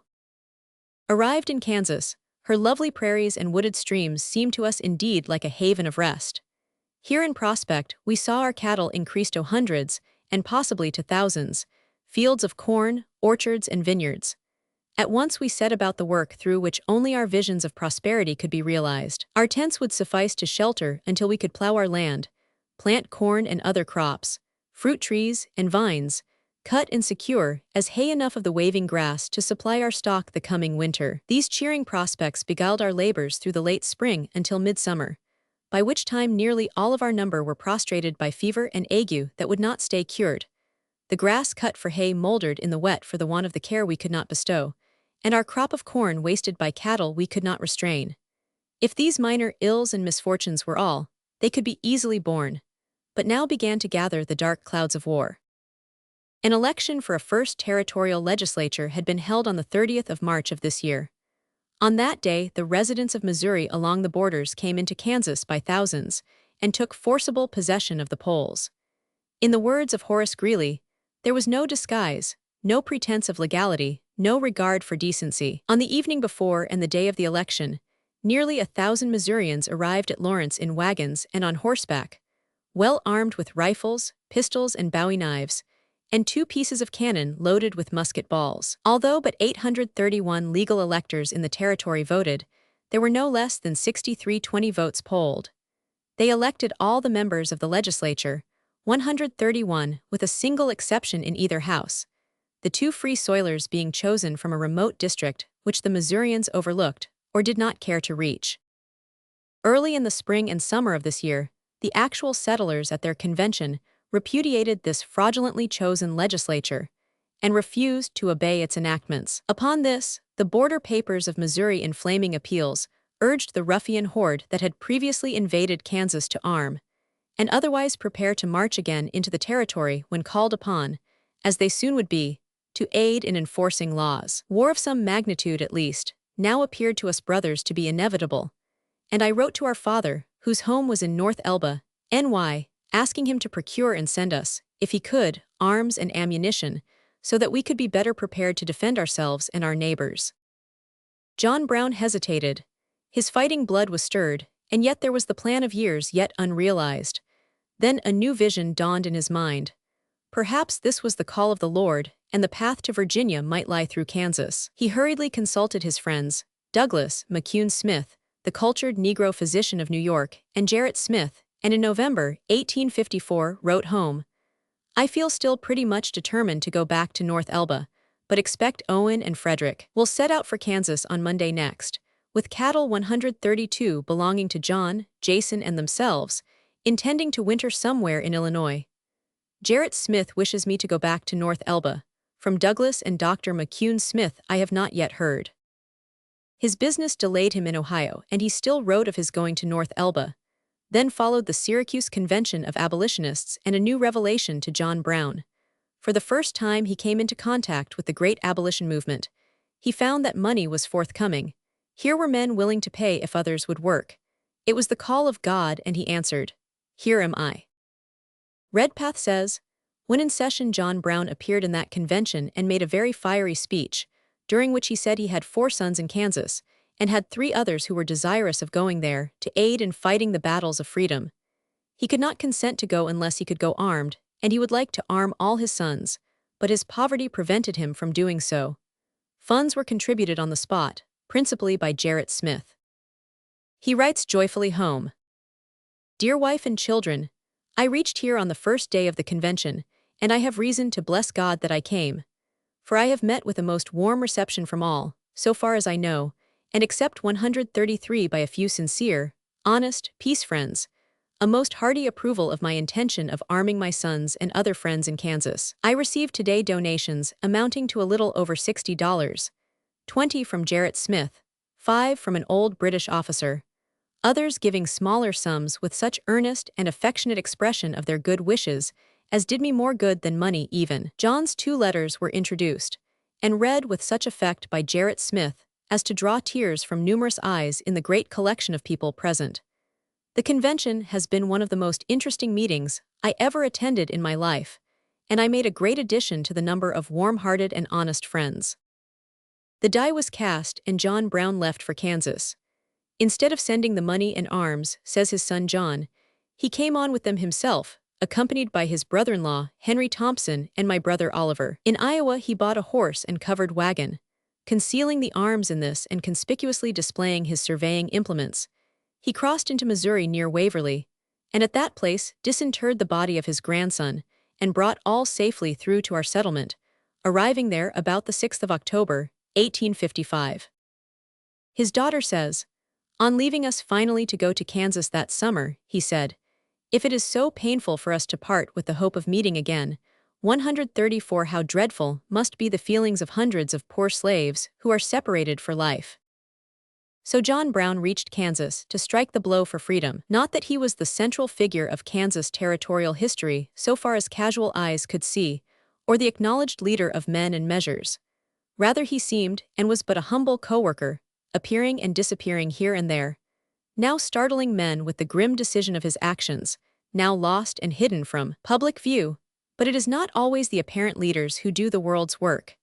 More often those who sit in high places, whom men see and hear, do but represent or mask public opinion and the social conscience, while down in the blood and dust of battle stoop those who delivered the masterstroke, the makers of the thoughts of men. So in Kansas, Robinson, Lane, Atchison, and Geary were the conspicuous public leaders.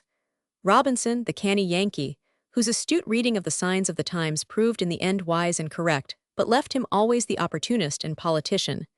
Lane, whose impetuous daring and rough devotion led thousands of immigrants out of the North and drove hundreds of slaveholders back to Missouri. Atchison, who led the determination and ruffianism of the South. And Geary, who voiced the saner nation. And yet one cannot read Kansas history without feeling that the man who in all this bewildering broil was least the puppet of circumstances. The man who most 135 clearly saw the real crux of the conflict, most definitely knew his own convictions, and was readiest at the crisis for decisive action, was a man whose leadership lay not in his office, wealth, or influence, but in the white flame of his utter devotion to an ideal. To comprehend this, one must pick from the confused tangle of Kansas territorial history the main thread of its unraveling, and then show how Brown's life twined with it. And this is no easy task. Some time before or after 1850, Southern leaders had tacitly fixed the westward extension of the Compromise Line of 1820 at the northern line of Missouri. When then, the bill for organizing this western territory appeared innocently in Congress, it was hustled back to committee, and appeared finally as the celebrated Kansas-Nebraska Bill, which formed two territories, Kansas and Nebraska. It was the secret understanding of the promoters of the bill that Kansas would become slave territory and Nebraska free. And this tacit compact was expressed in the formula that the people of each territory should have the right to form and regulate their domestic institutions in their own way, subject only to the Constitution of the United States. But the game was so easy, and the price so cheap that the Southern leaders and their office-hunting Northern tools were not satisfied, even with the gain of territory, and so juggled the bill as virtually to leave all territory open to slavery, even against the will of its people, while eventually they fortified their daring by a Supreme Court decision. 136 The North, on the other hand, angry enough at even the necessity of disputing slavery north of the long-established line, nevertheless began in good faith to prepare to vote slavery out of Kansas by pouring in free settlers. Thereupon ensued one of the strangest duels of modern times, a political battle between two economic systems. On the one side were all the machinery of government, close proximity to the battlefield, and a deep-seated social ideal, which did not propose to abide by the rules of the game. On the other hand were strong moral conviction, pressing economic necessity and capacity for organization. It took 4 years to fight the battle, from the middle of 1854, when the Kansas-Nebraska Bill was passed, and the Indians were hustled out of their rights, when the pro-slavery Constitution was definitely buried under free state votes. In the beginning, the fall of 1854, the fatal misunderstanding of the two sections was clear. The New England Emigrant Aid Society assumed that the contest was simply a matter of votes, and that if they hurried settlers to Kansas from the north, a majority for freedom was reasonably certain.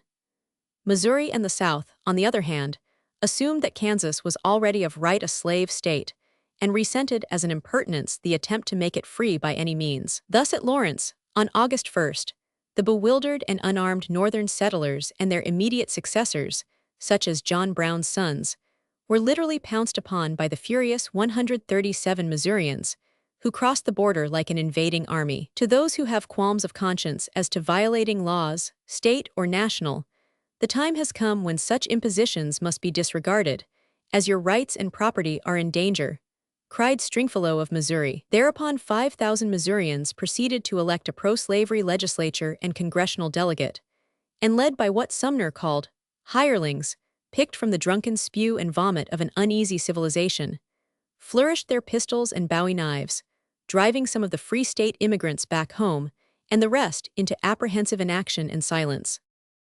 Snatching thus the whip hand, with pro-slavery governor, judges, marshal, and legislature, they then proceeded in 1855 to deliver blow upon blow to the Free State cause, until it seemed inevitable that Kansas should become a slave state, with a code of laws which made even an assertion against the right of slaveholding a felony punishable with imprisonment.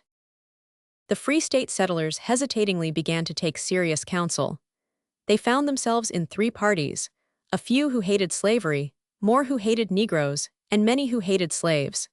Easily the political finesse, afterward unsuccessfully attempted, might now have pitted the parties against one another in such irreconcilable difference as would slip even slavery through. But unblushing force and fraud united them to an appeal for justice at Big Springs in the fall of 1855, where John Brown's 138 sons were present and active, and a declaration of passive, with a threat of active, resistance to the bogus legislature. A peace program was laid down. They would ignore the patent fraud, organize a state, and appeal to Congress and the nation. This they did in October and November 1855, making Topeka their nominal and Lawrence their real capital. The pro-slavery party, however, was quick to see the weakness of this program, and they took the first opportunity to force the Free State men into collision with the authorities. A characteristic occasion soon arose. A peaceful Free State settler was brutally killed, and instead of arresting the murderer, the pro-slavery sheriff arrested the chief witness against him. A few of the bolder Free State neighbors released the prisoner and took him to Lawrence. Immediately the sheriff gathered an army of 1,500 deputies from Missouri and surrounded Free State men in Lawrence just after John Brown arrived in Kansas. Things looked serious enough even to the drunken governor, and with the aid of some artifice, liquor, and stormy weather, the threatened clash was temporarily averted. The wild and icebound winter that fell on Kansas gave a moment's pause, but with the opening spring, the pro-slavery forces gathered themselves for a last crushing blow. Armed bands came out of the South with flying banners, the Missouri River was blockaded to northern immigrants, and the border ruffians rode, unhindered, over the Missouri line. The Free State men, alarmed, 139 appealed to the east and immigrants were hurried forward.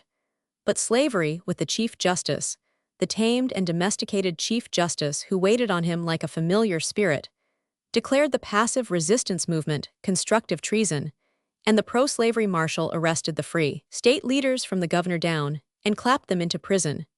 2,000 Missourians then surrounded Lawrence, and while the hesitating Free State men were striving to keep the peace, Sacked and Half burned the town on the day before Brooks broke Sumner's head in the Senate chamber for telling the truth about Kansas.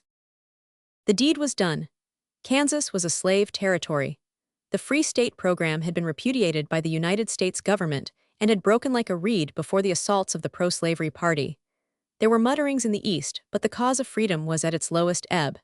Then suddenly there came the flash of an awful stroke, a deed of retaliation from the Free State side, so bloody, relentless, and cruel that it sent a shudder through all Kansas and Missouri and aroused the nation. In one black night, John Brown, 4 of his sons, a son-in-law and 2 others, the chosen executors of the boldest Free State leaders, seized and killed 5 of the worst of the border ruffians who were harrying the Free State settlers, and practically swept out of existence the Dutch Henry pro-slavery settlement in the swamp of the Swan. The rank and file of the Free State men themselves recoiled at 141st in consternation and loudly, then faintly, disclaimed the deed. Suddenly they saw and laid the lie aside and seized their Sharps rifles. There was war in Kansas, a quick sweeping change from the passive appeal to law and justice, which did not respond, to the appeal to force and blood. The deed did not make Kansas free. No one, least of all John Brown, dreamed that it would. But it brought to the fore in Free State councils the men who were determined to fight for freedom, and it meant the end of passive resistance. The carnival of crime and rapine that ensued was a disgrace to civilization, but it was the cost of freedom, and it was less than the price of repression. There were pitched battles, the building and besieging of forts, the burning of homes, stealing of property, raping of women, and murder of men, until the scared governor signed a truce, exchanged prisoners, and fled for his life. The wildest pro-slavery elements, now loosed from all restraint, planned a last desperate blow. Nearly 3,000 men were mustered in Missouri. The new governor, whose cortege barely escaped highway robbery, found desolation and ruin on every hand. Homes and firesides were deserted. The smoke of burning dwellings darkened the atmosphere. Women and children, driven from their habitations, wandered over the prairies and among the woodlands, or sought refuge and protection even among the Indian tribes. The highways were infested with numerous predatory bands, and the towns were fortified and garrisoned by armies of 141 conflicting partisans, each excited almost to frenzy and determined upon mutual extermination. Not only that, but the territorial treasury was bankrupt. There were no pecuniary resources within herself to meet the exigencies of the time. The congressional appropriations intended to defray the expenses of a year were insufficient to meet the demands of a fortnight. The laws were null, the courts virtually suspended, and the civil arm of the government almost entirely powerless. Governor Geary came in the nick of time, and he came with peremptory orders from the frightened government at Washington, who saw that they must either check the whirlwind they had raised or lose the presidential election of 1856. For not only was there hell in Kansas, but the North was aflame, the very thing which John Brown and Lane and their fellows designed. A great convention met at Buffalo, and mass meetings were held everywhere. Clothes, money, arms, and men began to pour out of the North. It was no longer a program of peaceful voting, it was fight. The Southern party was certain to be swamped by an army of men who, though most of them had few convictions as to slavery, did not propose to settle among slaves. The wilder pro-slavery men did not heed. When Shannon ran away and before Geary came, they planned to strike their blow at the Free State forces. An army of nearly 3,000 was collected. 142, one wing sacked Osawatomie, and the main body was to capture and destroy Lawrence. No sooner was this done than the force of the United States Army was to be called in to keep the conquered down. The success of the plan at this juncture might have precipitated civil war in 1856 instead of 1861, and Geary hurried breathlessly to ward off the mad blow. He succeeded, and by strenuous exertions, he was able with some truth to report in Washington before election time, "Peace now reigns in Kansas." The news, though it helped to elect Buchanan, was received but coldly in Washington, for the Southerners knew how high a price Geary had paid. So evidently was the governor out of favor that before the spring of 1857, the third governor fled in mad haste from his post because of the enmity of his own supporters. It was clear to Washington that Geary's recognition of the Free State cause, with the heavy immigration, had already destroyed the possibility of making Kansas a slave state. There were still, however, certain possibilities for finesse and political maneuvering. Slaves were already in Kansas, and the Dred Scott decision on March 6, 1857, legalized them there. Moreover, southeast Kansas, thanks to one of the most brutal raids in its history, in the fall of 1856, was still strongly pro-slavery. The Constitutional Convention was also in that party's hands. By gracefully yielding the legislature, therefore, to the patent Free State majority, it seemed possible that political manipulation 143 might legalize the slaves already in the state. Once this was conceded, there was still a chance to make Kansas a slave state. The pro-slavery men, however, trained in the upheaval of 1856, were poor material to follow and support the astute Governor Walker. They itched for the law of the club and made but bungling work of the Lecompton Constitution. Then, too, the more determined spirits in the territory, together with many naturally lawless elements, saw the pro-slavery danger in southeast Kansas, and proceeded to wage guerrilla warfare against the squatters on claims whence Free State men had been driven. It was a cruel, relentless battle on both sides with murder and rapine, the last expiring flame of the 4 Years' War dying down to sullen peace in the fall of 1858, after the English bill with its bribe of land for slaves had been killed in the spring. So Kansas was free. In vain did the sullen Senate in Washington fume and threaten, and keep the young state knocking for admission. The game had been played and lost, and Kansas was free. Free because the slave barons played for an imperial stake in defiance of modern humanity and economic development. Free because strong men had suffered and fought not against slavery, but against slaves in Kansas. Above all, free because one man hated slavery, and on a terrible night rode down with his sons among the shadows of the swamp of the Swan, that long, low-winding and somber stream, fringed everywhere with woods, 144 and dark with bloody memory. 48 hours they lingered there, and then of a pale May morning rode up to the world again. Behind them lay 5 twisted, red and mangled corpses. Behind them rose the stifled wailing of widows and little children. Behind them the fearful driver gazed and shuddered, but before them rode a man, tall, dark, grim-faced, and awful. His hands were red, and his name was John Brown. Such was the cost of freedom. Chapter 7. The Swamp of the Swan. And his fellow answered and said, This is nothing else save the sword of Gideon the son of Joash, a man of Israel, for into his hands hath God delivered Midian and all the host. Did you go out under the auspices of the Emigrant Aid Society? Asked the Inquisition of John Brown in after years. He answered grimly, No, sir, I went out under the auspices of John Brown. In broad outline, the story of his coming to Kansas has been told in the last chapter, but the picture needs now to be filled in with the details of his personal fortunes and a more careful study of the development of his personal character in this critical period of his career. The place of his coming was storied and romantic. French-fathered Indians wheeling onward in their swift canoes saw stately birds in the reedy lowlands of eastern Kansas, and called the marsh the Swamp of the Swan. Up from the dark sluggish rivers rose rolling goodly lands over which John Brown's brother Edward had passed to California in 1849, and on which his brother-in-law had settled as early as 1854. Here, too, naturally had followed the 5 pioneering sons in April 1855. They came hating slavery, and yet peacefully, unarmed, and in all good faith, with cattle and horses and trees and vines to settle in a 146 free land. In Missouri, they met hatred and inhospitality, and in Kansas sickness and freezing weather. Nevertheless, they were stout-hearted and hopeful, and went bravely to work until the political storm broke, when they wrote home hastily for arms to defend themselves. John Brown, as we have seen, brought the arms himself, taking his son Oliver and his son-in-law Henry with him. We reached the place where the boys are located 1 week ago, late at night. He wrote October 13, 1855.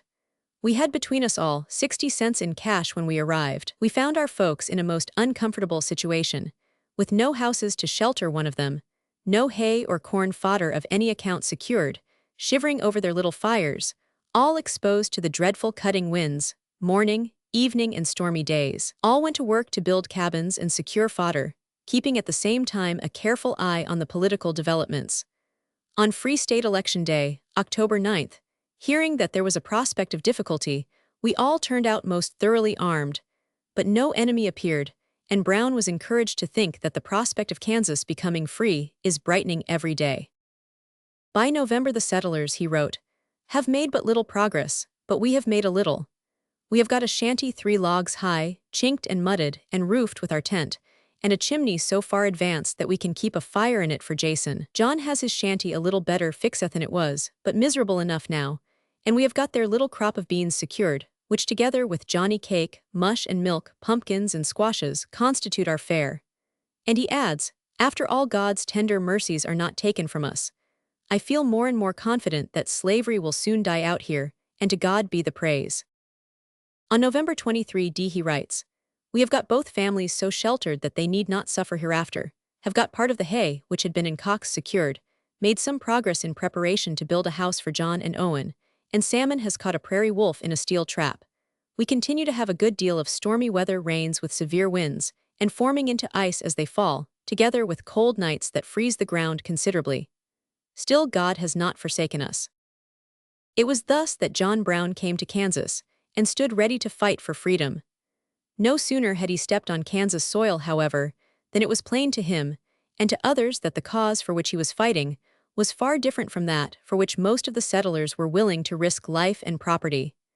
The difference came out at the first meeting of settlers, in the little Osawatomie Township. Redpath says, the politicians of the neighborhood were carefully pruning resolutions so as to suit every variety of anti-slavery extensionists, and more especially that class of persons whose opposition to slavery was founded on expediency, the selfishness of race and caste and interest, men who were desirous that Kansas should be consecrated to free white labor only, not to freedom for all and above all. The resolution which aroused the old man's anger declared that Kansas should be a free white state, thereby favoring the exclusion of Negroes and mulattoes, whether slave or free. He rose to speak, and soon alarmed and disgusted the politicians by asserting the manhood of the Negro race, and expressing his earnest, anti-slavery convictions with a force and vehemence little likely to suit the hybrids. Nothing daunted by the cold reception of his radical ideas here, Brown strove to extend them when a larger opportunity came at the first beleaguering of Lawrence. It was in December 1855, when rumors of the surrounding of Lawrence by the governor and his pro-slavery followers came to the Browns. The old man wrote home, "These reports appeared to be well authenticated, but we could get no further accounts of the matters, and I left this for the place where the boys are settled at evening, intending to go to Lawrence to learn the facts the next day." John was, however, started on horseback, but before he had gone many rods, word came that our help was immediately wanted. On getting this last news, it was at once agreed to break up at John's camp and take Wealthy and Johnny 149 to Jason's camp, some 2 miles off, and that all the men but Henry, Jason, and Oliver should at once set off for Lawrence under arms, those 3 being wholly unfit for duty. We then set about providing a little corn bread and meat, blankets and cooking utensils, running bullets and loading all our guns, pistols, etc. The 5 set off in the afternoon, and after a short rest in the night, which was quite dark, continued our march until after daylight. Next morning, when we got our breakfast, started again, and reached Lawrence in the forenoon, all of us more or less lamed by our tramp.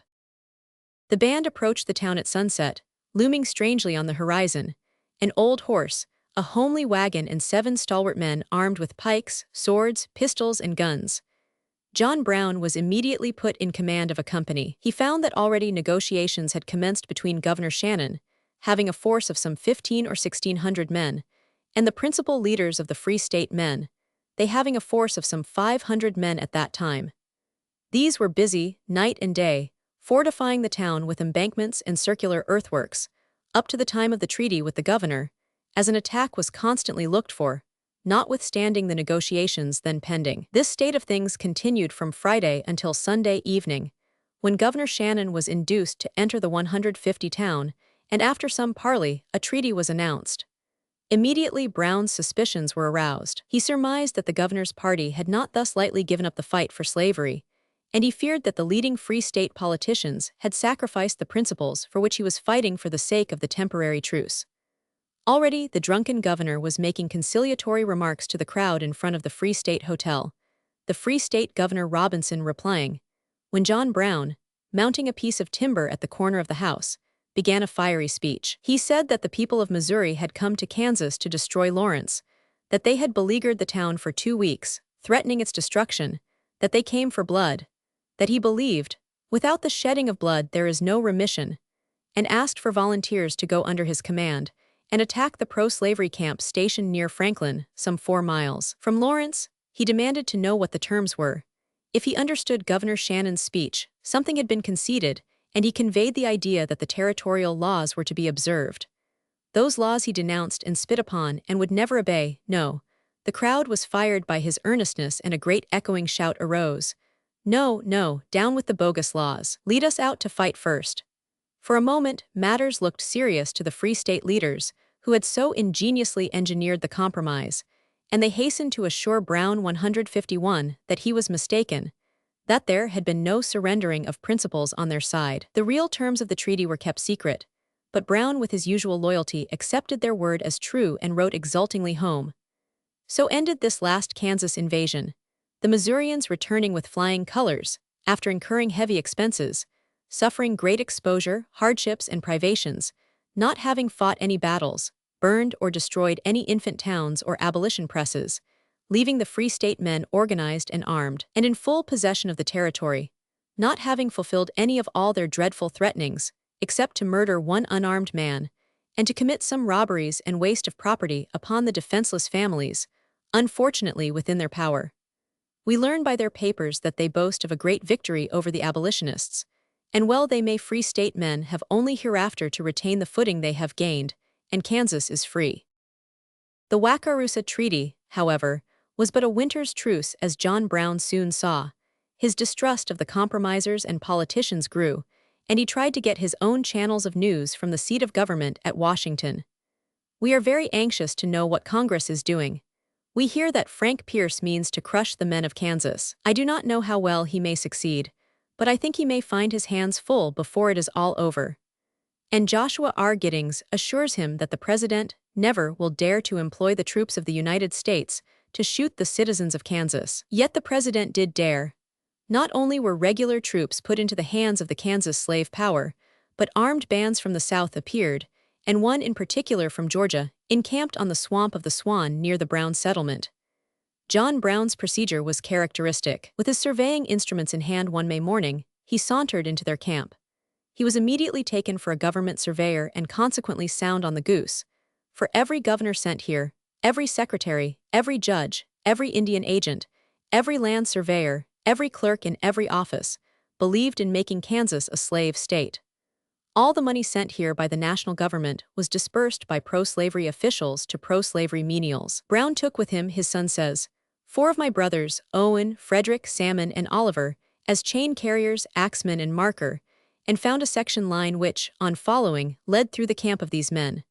The Georgians indulged in the utmost freedom of expression. One of them, who appeared to be the leader of the company, said, "We've 153 come here to stay. We won't make no war on them as minds their own business. But all the abolitionists, such as them damned Browns over there, we're going to whip, drive out, or kill, any way to get shut of them by God." Many of the intended victims were openly mentioned, and every word said was calmly written down in John Brown's surveyor's book. Soon this information was corroborated by the southern camp being moved nearer the Brown settlement. Secret marauding and stealing began. Brown warned the intended victims, and at a night meeting, it seems to have been decided that at the first sign of a move on the part of the border ruffians, the ringleaders should be seized and lynched. Not only was this the opinion at Osawatomie, but secret councils throughout the state were beginning to lose faith in conciliation and compromise, and to listen to more radical advice. From Lawrence, too, there came encouragement to John Brown to take the lead in this darker forward movement. There was little open talk or explicit declaration, but it was generally understood that the next aggressive move in the swamp of the Swan meant retaliation, and that John Brown would strike the blow. While, however, the Free State leaders were willing to let this radical hater of slavery thus defend the frontiers of their cause, they themselves deemed it wise still to stick to the policy of passive resistance. 154, and their wisdom cost them dear. On the 21st of May, the pro-slavery forces swooped on Lawrence and burned and sacked it, while its citizens stood trembling by and raised no hand in its defense. John Brown knew nothing of this until it was too late to help. Notwithstanding, he hurried to the scene and sat down by the smoldering ashes in grim anger. He was indignant that there had been no resistance, that Lawrence was not defended, and denounced the members of the committee and leading Free State men as cowards or worse. It seemed to Brown nothing less than a crime for men thus to lie down and be kicked by ruffians. "Caution, caution, sir," he burst out at a discreet old gentleman. "I am eternally tired of hearing that word caution. It is nothing but the word of cowardice." Yet there seemed nothing to do then, and he was about to break camp when a boy came up riding swiftly. The ruffians at Dutch Henry's Crossing, he said, had been warning the defenseless women in the Brown settlement that the Free State families must leave by Saturday or Sunday, else they would be driven out. The Brown women, hastily gathering up their children and valuables, had fled by ox cart to the house of a kinsman farther away. 2 houses and a store in the German settlement had been burned. John Brown arose. "I will attend to those fellows," he said grimly. "Something must be done to 155 show these barbarians that we too have rights."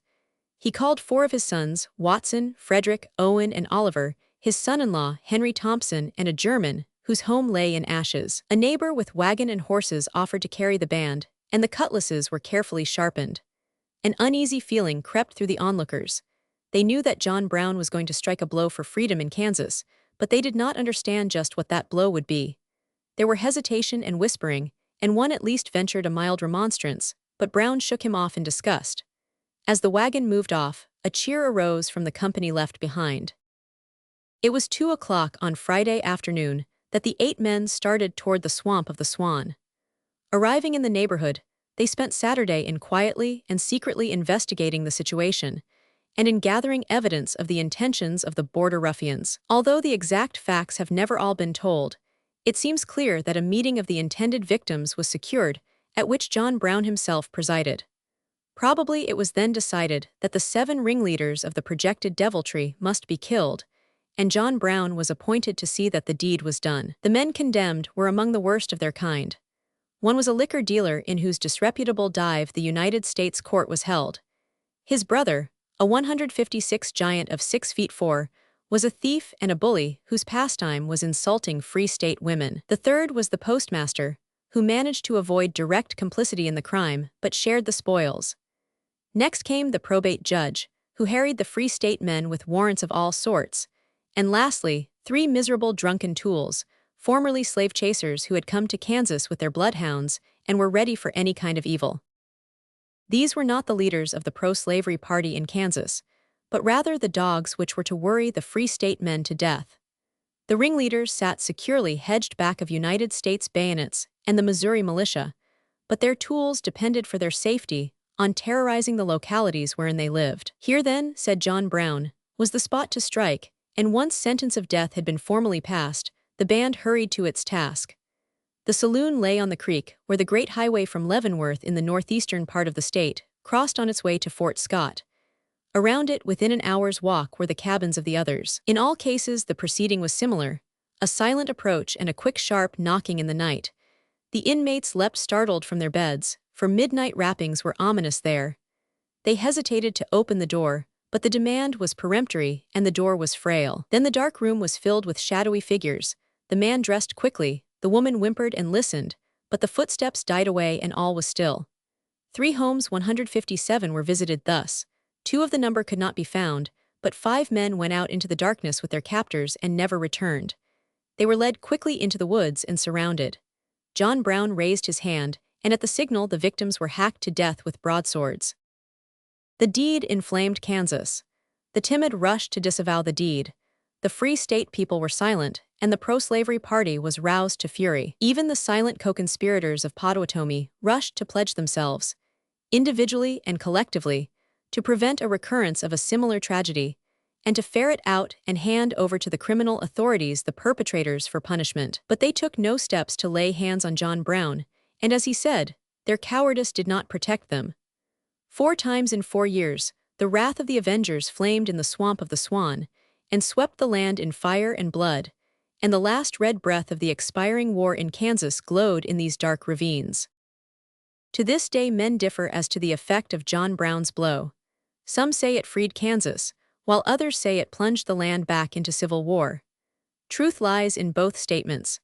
The blow freed Kansas by plunging it into civil war and compelling men to fight for freedom, which they had vainly hoped to gain by political diplomacy. At first it was hard to see this, and even those sons of John Brown whom he had not taken with him recoiled at the news. One son says, "On the afternoon of 158 Monday, May 26th, a man came to us at Liberty Hill, his horse reeking with sweat, and said, 5 men have been killed on the Potawatomi, horribly cut and mangled, and they say old John Brown did it." Hearing this, I was afraid it was true, and it was the most terrible shock that ever happened to my feelings in my life, but Brother John took a different view. The next day, as we were on the east side of Middle Creek, I asked Father, "Did you have any hand in the killing?" He said, "I did not, but I stood by and saw it." I did not ask further for fear I should hear something I did not wish to hear. Frederick said, "I could not feel as if it was right," but another of the party said it was justifiable as a means of self-defense and the defense of others. What I said against it seemed to hurt Father very much, but all he said was, "God is my judge, we were justified under the circumstances." This was as much as John Brown usually said of the matter, although in later years a friend relates, "I finally said, 'Captain Brown, I want to ask you one question, and you can answer it or not as you please, and I shall not be offended.' He stopped his pacing, looked me square in the face and said, 'What is it?' Said I, 'Captain Brown, did you kill those 5 men on the Potawatomi, or did you not?' He replied, 'I did not, but I do not pretend to say that they were not killed by my order, and in doing so I believe I was doing God's 159 service.' My wife spoke and said, 'Then, Captain, you think that God uses you as an instrument in his hands to kill men?' Brown replied, 'I think he has used me as an instrument to kill men, and if I live, I think he will use me as an instrument to kill a good many more.' No sooner was the deed known than John Brown became a hunted outlaw. 2 of his sons who had not been with him at the murders were arrested on recounts, constructive treason, warrants, because they had affiliated with the Free State movement. Horror at his father's deed and the cruelty of his captors drove the eldest son temporarily insane, while the life of the other was saved only by a scrap of paper which said, 'I am aware that you hold my 2 sons, John and Jason, prisoners, John Brown.' The old man never wavered. He wrote home, Jason started to go and place himself under the protection of the government troops. But on his way, he was taken prisoner by the bogus men, and is yet a prisoner, I suppose. John tried to hide for several days. But from feelings of the ungrateful conduct of those who ought to have stood by him, excessive fatigue, anxiety, and constant loss of sleep, he became quite insane, and in that situation gave up, or, as we are told, was betrayed at Osawatomie into the hands of the bogus men. We do not know all the truth about this affair.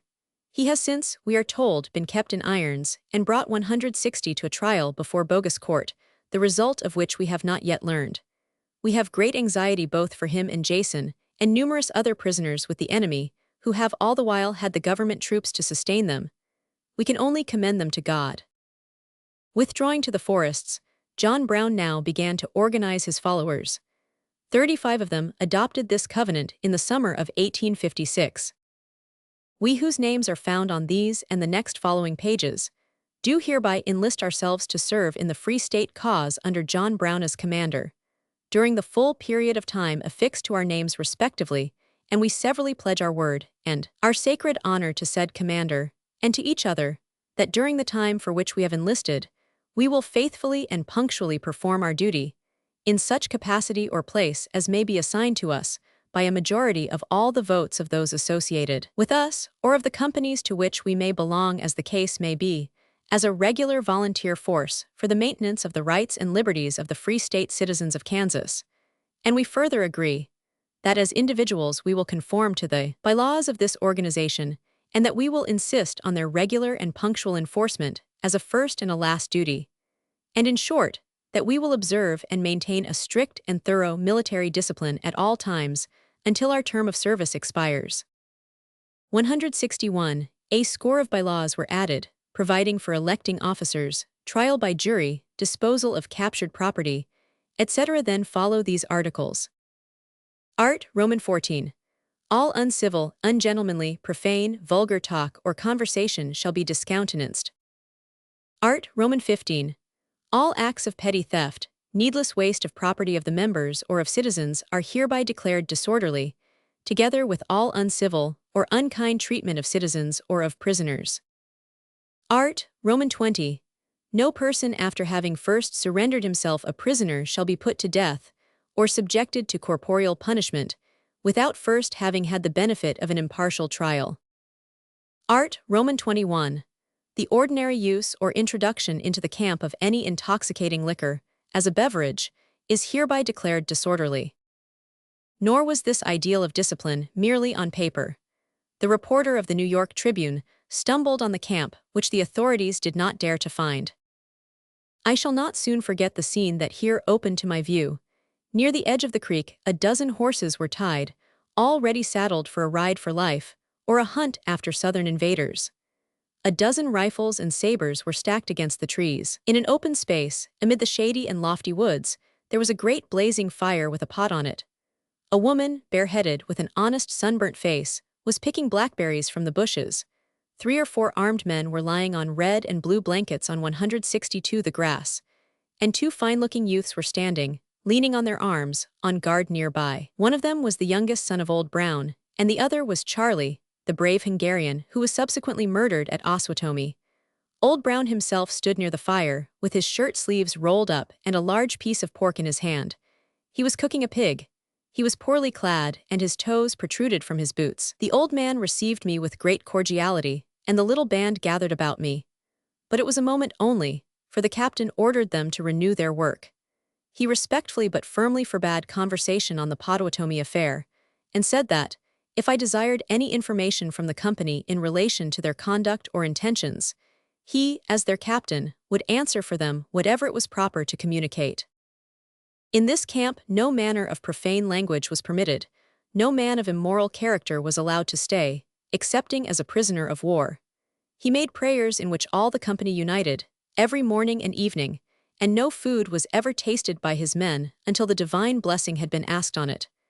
After every meal, thanks were returned to the bountiful giver. Often, I was told, the old man would retire to the densest solitudes, to wrestle with his God in secret prayer. One of his company subsequently informed me that, after these retirings, he would say that the Lord had directed him in visions what to do, that for himself he did not love warfare, 163 but peace, only acting in obedience to the will of the Lord, and fighting God's battles for his children's sake. It was at this time that the old man said to me, I would rather have the smallpox, yellow fever, and cholera all together in my camp than a man without principles. It's a mistake, sir, he continued, that our people make when they think that bullies are the best fighters or that they are the men fit to oppose those Southerners. Give me men of good principles, God-fearing men, men who respect themselves, and with a dozen of them, I will oppose any 100 such men as these Buford ruffians. I remained in the camp about an hour. Never before had I met such a band of men. They were not earnest but earnestness incarnate. A member of the band says, We stayed here up to the morning of Sunday, the 1st of June, and during these few days I fully succeeded in understanding the exalted character of my old friend. He exhibited at all times the most affectionate care for each of us. He also attended to cooking. We had 2 meals daily, consisting of bread made of flour, baked in skillets. This was washed down with creek water, mixed with a little ginger and a spoon of molasses to each pint. Nevertheless, we kept in excellent spirits. We considered ourselves as one family, allied to one another by the consciousness that it was our duty to undergo all these privations to further the good cause. Had determined share any danger with one another, that victory or death might find us together. We were united as a band of brothers, by the love and affection, toward the man who with tender words and wise counsel, in the depth of the wilderness of Ottawa Creek, prepared a handful of young men for the work of laying the foundation of a free commonwealth. His words have ever remained firmly engraved in my mind. Many and various were the instructions he gave during the days of our compulsory leisure in this camp. He expressed himself to us that we should never allow ourselves to be tempted by any consideration to acknowledge laws and institutions to exist as of right, if our conscience and reason condemned them. He admonished us not to care whether a majority, no matter how large, opposed our principles and opinions. The largest majorities were sometimes only organized mobs, whose howlings never changed black into white, or night into day. A minority conscious of its rights, based on moral principles, would, under a Republican government, sooner or later become the majority. Regarding the curse and crimes of the institution of slavery, he declared that the outrages committed in Kansas to further its extension had directed the attention of all intelligent citizens of the United States and of the world to the necessity of its abolishment, as a stumbling block in the path of 19th-century civilization.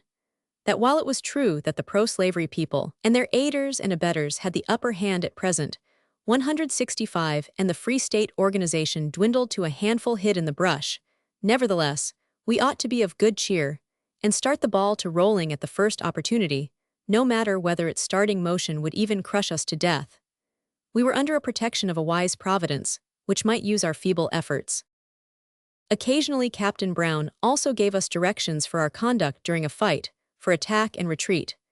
Time and again, he entreated us never to follow the example of the border ruffians, who took a delight in destruction, never to burn houses or fences, so often done by the enemy. Free State people could use them to advantage. Repeatedly, he admonished us not to take human life except when absolutely necessary.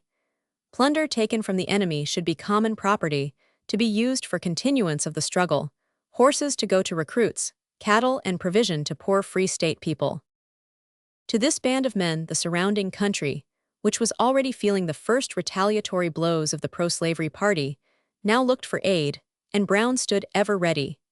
His men, however, could form but the nucleus of a spirited defense, and for a time the settlers hesitated to join the band until Brown threatened to withdraw. Why did you send Carpenter after us? I am not willing to sacrifice my men without having some hope of accomplishing 166 something, he demanded of a hesitating emissary, and turning to his men he said, If the cowardice and indifference of the Free State people compel us to leave Kansas, what do you say, men, if we start south, for instance to Louisiana, and get up a Negro insurrection, and thereby compel them to let go their grip on Kansas, and so bring relief to our friends here?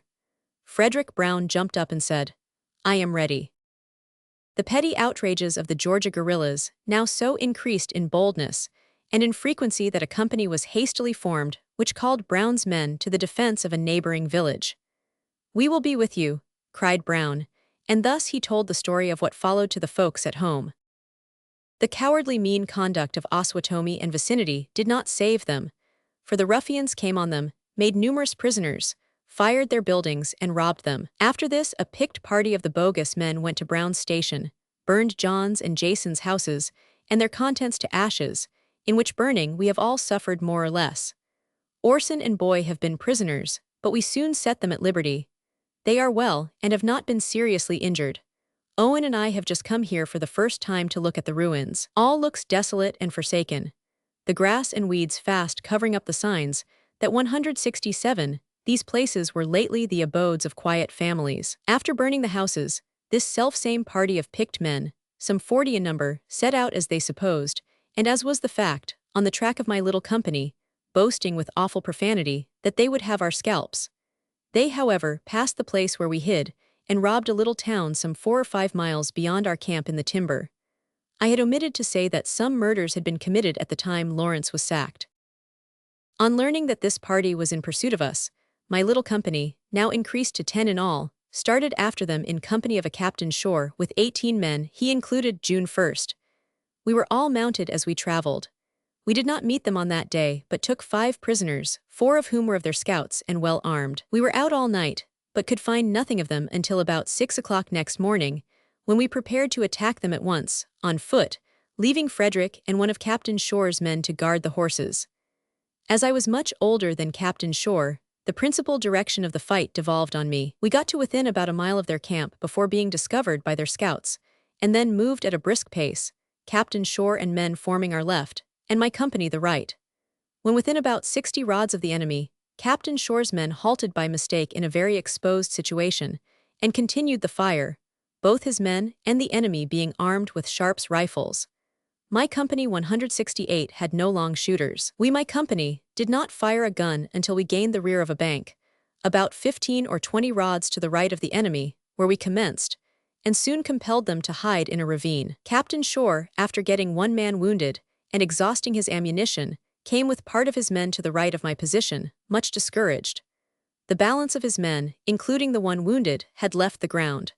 5 of Captain Shore's men came boldly down and joined my company, and all but 1 man, wounded, helped to maintain the fight until it was over. I was obliged to give my consent that he should go after more help, when all his men left but 8, 4 of whom I persuaded to remain in a secure position, and there busied them in the horses and mules of the enemy, which served for a show of fight. After the firing had continued for some 2 to 3 hours, Captain Pate with 23 men, 2 badly wounded, laid down their arms to 9 men, myself included, 4 of Captain Shore's men and 4 of my own. One of my men, Henry Thompson, was badly wounded, and after continuing his fire for an hour longer was obliged to quit the ground.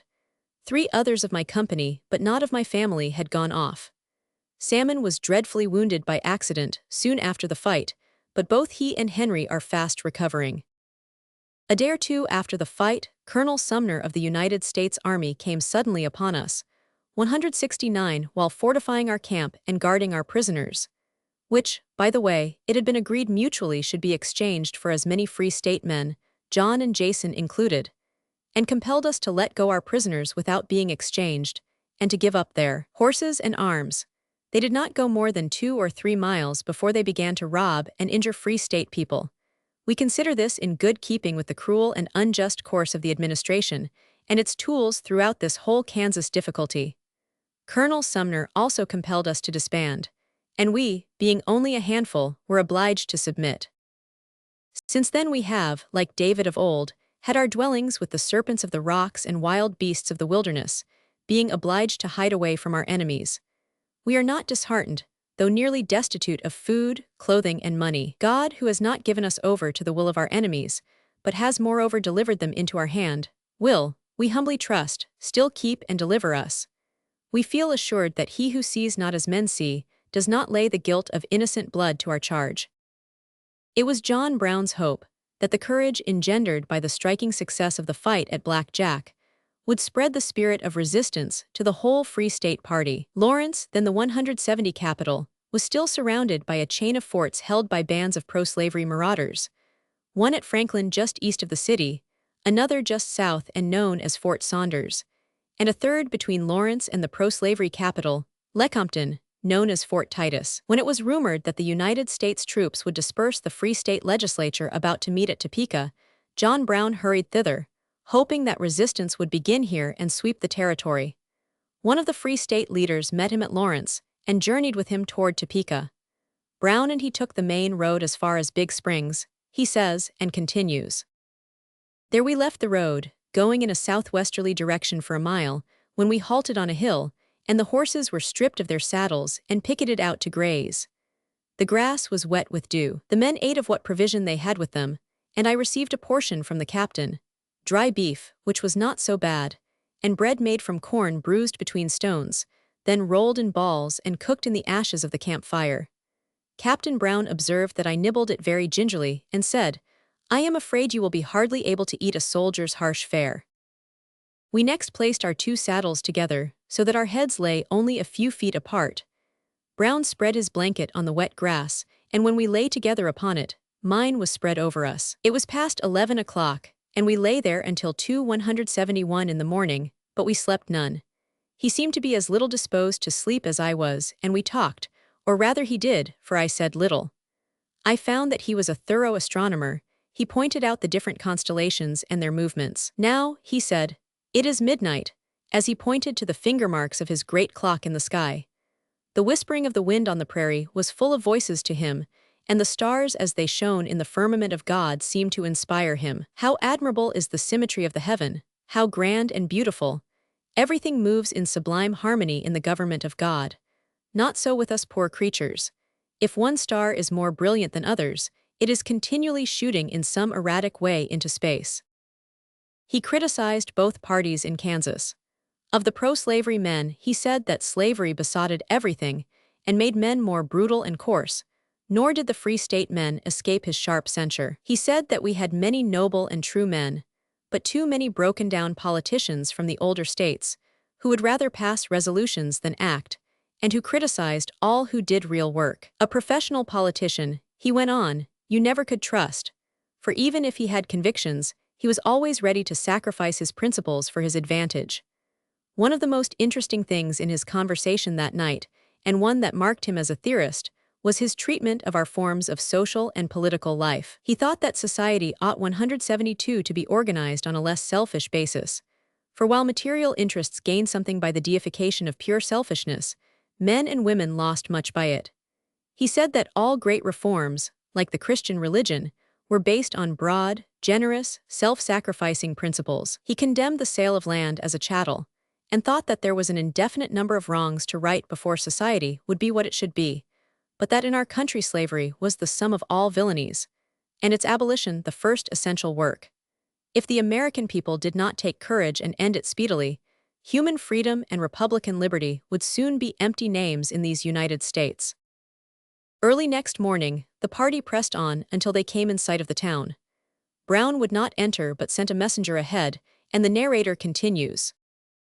As he wrung my hand at parting, he urged that we should have the legislature meet, resist all who should interfere with it, and fight, if necessary, even the United States troops. He had told me the night before of his visit to many of the fortifications in Europe, and criticized them sharply, holding that modern warfare did away with them, and that a well-armed brave soldier was the best fortification. He criticized all the arms then in use, and showed me a fine repeating rifle which he said would carry 800 yards, but he added, the way to fight is to press to close quarters. 173. The Topeka journey was in vain. The legislature quietly dispersed at the command of Colonel Sumner, and John Brown saw that his only hope of stirring up effective resistance lay in Lane's army of immigrants, then approaching the northern boundaries of Kansas, with whom was his son-in-law's brother.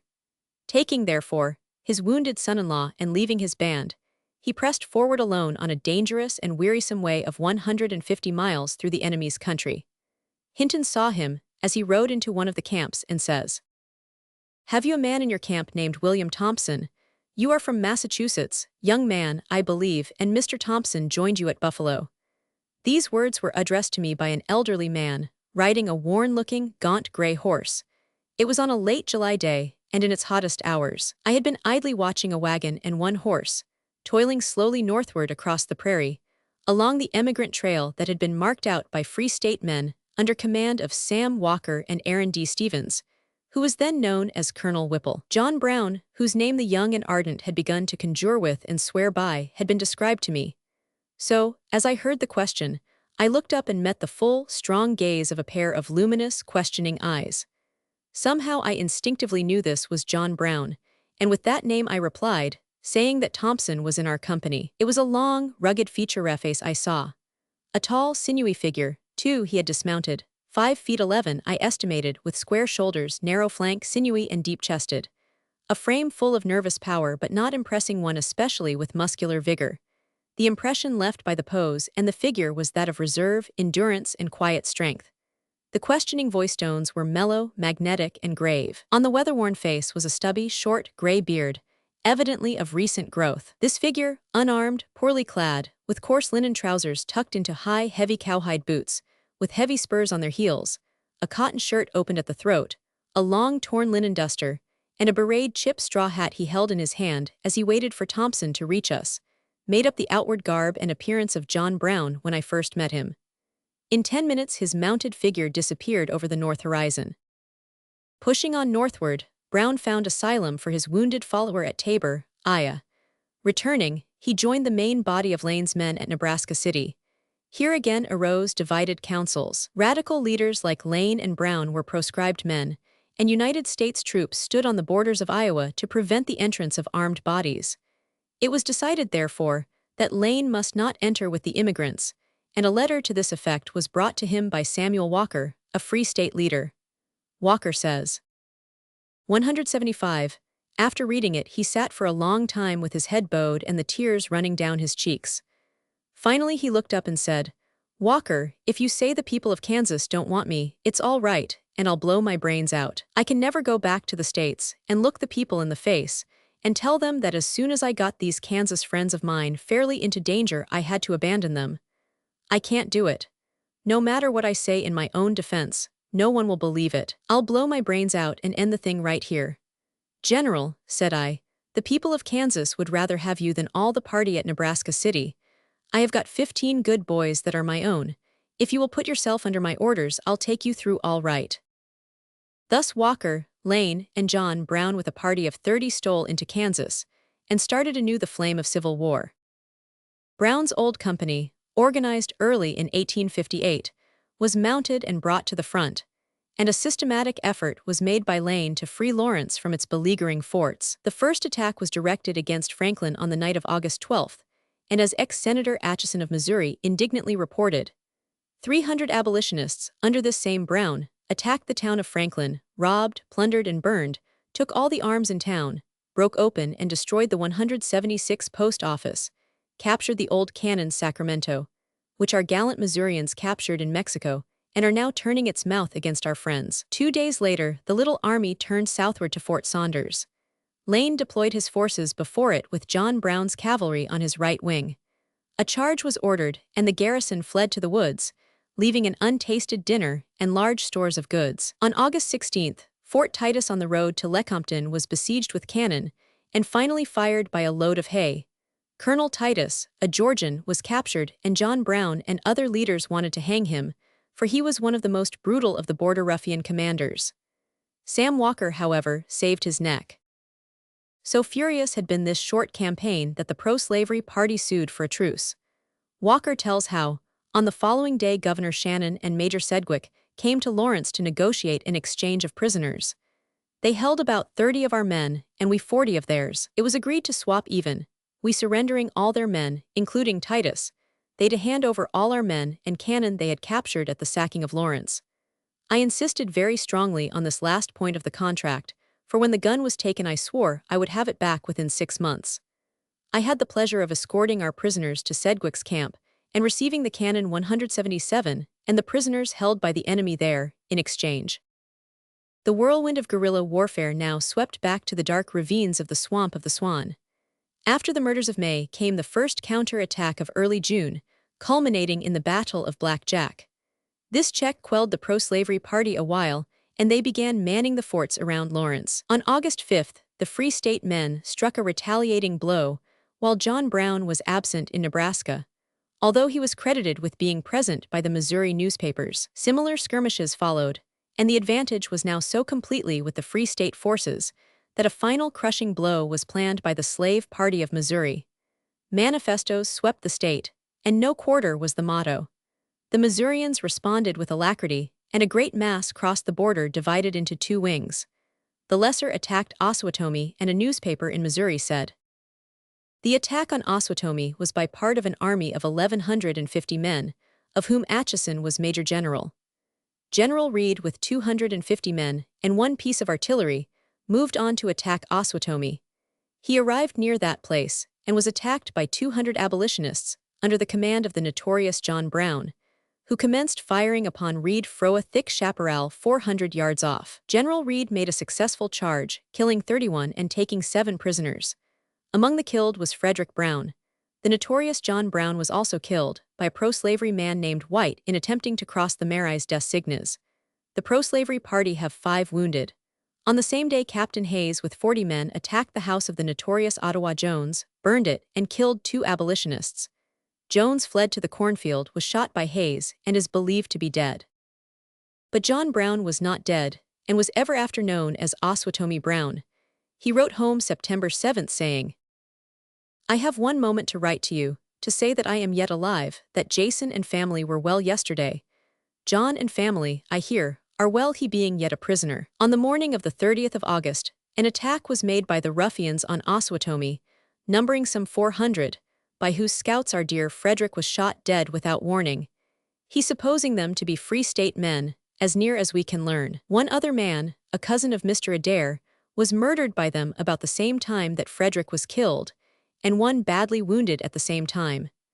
At this time I was about 3 miles off, where I had some 14 or 15 men overnight that I had just enlisted to serve under me as regulars. These I collected as well as I could, with some 12 or 179 more, and in about 3/4 of an hour I attacked them from a wood with thick undergrowth. With this force we threw them into confusion for about 15 or 20 minutes, during which time we killed or wounded from 70 to 80 of the enemy, as they say, and then we escaped as well as we could, with 1 killed while escaping, 2 or 3 wounded, and as many more missing. 4 or 5 Free State men were butchered during the day in all.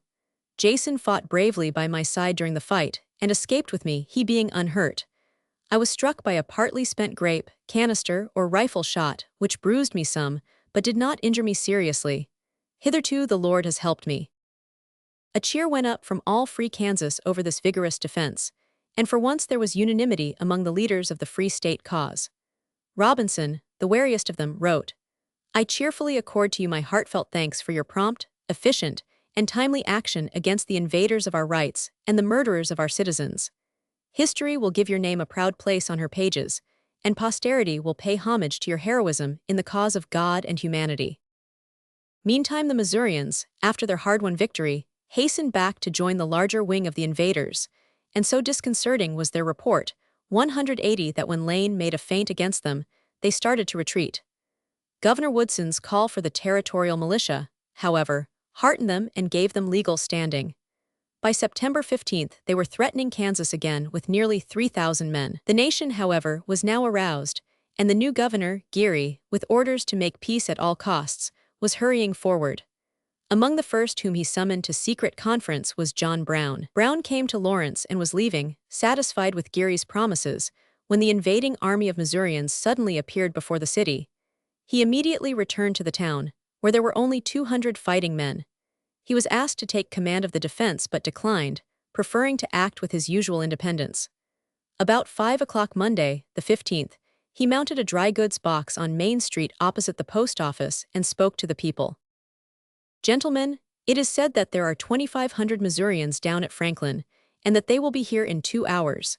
You can see for yourselves the smoke they are making by setting fire to the houses in that town. Now is probably the last opportunity you will have of seeing a fight, so that you had better do your best. If they should come up and attack us, don't yell and make a great noise, but remain perfectly silent and still. Wait until they get within 25 yards of you. Get a good object. Be sure you see the hind sight of your gun, then fire. A great deal of 181 powder and lead and very precious time is wasted by shooting too high. You had better aim at their legs than at their heads. In either case, be sure of the hind sights of your guns. It is from this reason that I myself have so many times escaped, for if all the bullets which have ever been aimed at me had hit me, I would have been as full of holes as a riddle." It was a desperate situation.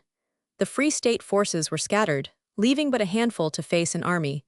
But in that handful was John Brown, and the invaders knew it, and advanced cautiously. Redpath, who was with Brown, says, "About 5 o'clock in the afternoon, their advance guard, consisting of 400 horsemen, crossed the Wakarusa, and presented themselves in sight of the town, about 2 miles off, when they halted, and arrayed themselves for battle, fearing, perhaps, to come within too close range of Sharp's rifle balls." Brown's movement now was a little on the offensive order, for he ordered out all the Sharp's riflemen from every part of the town, in all not more than 40 or 50, marched them a half-mile into the prairie, and arranged them 3 paces apart, in a line parallel with that of the enemy, and then they lay down upon their faces in the grass, awaiting the order to fire.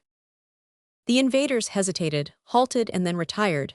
John Brown says, "I know of no possible reason why they did not 182 attack and burn that place, except that about 100 Free State men volunteered to go out on the open plain before the town and there give them the offer of a fight, which they declined after getting some few scattering shots from our men, and then retreated back toward Franklin.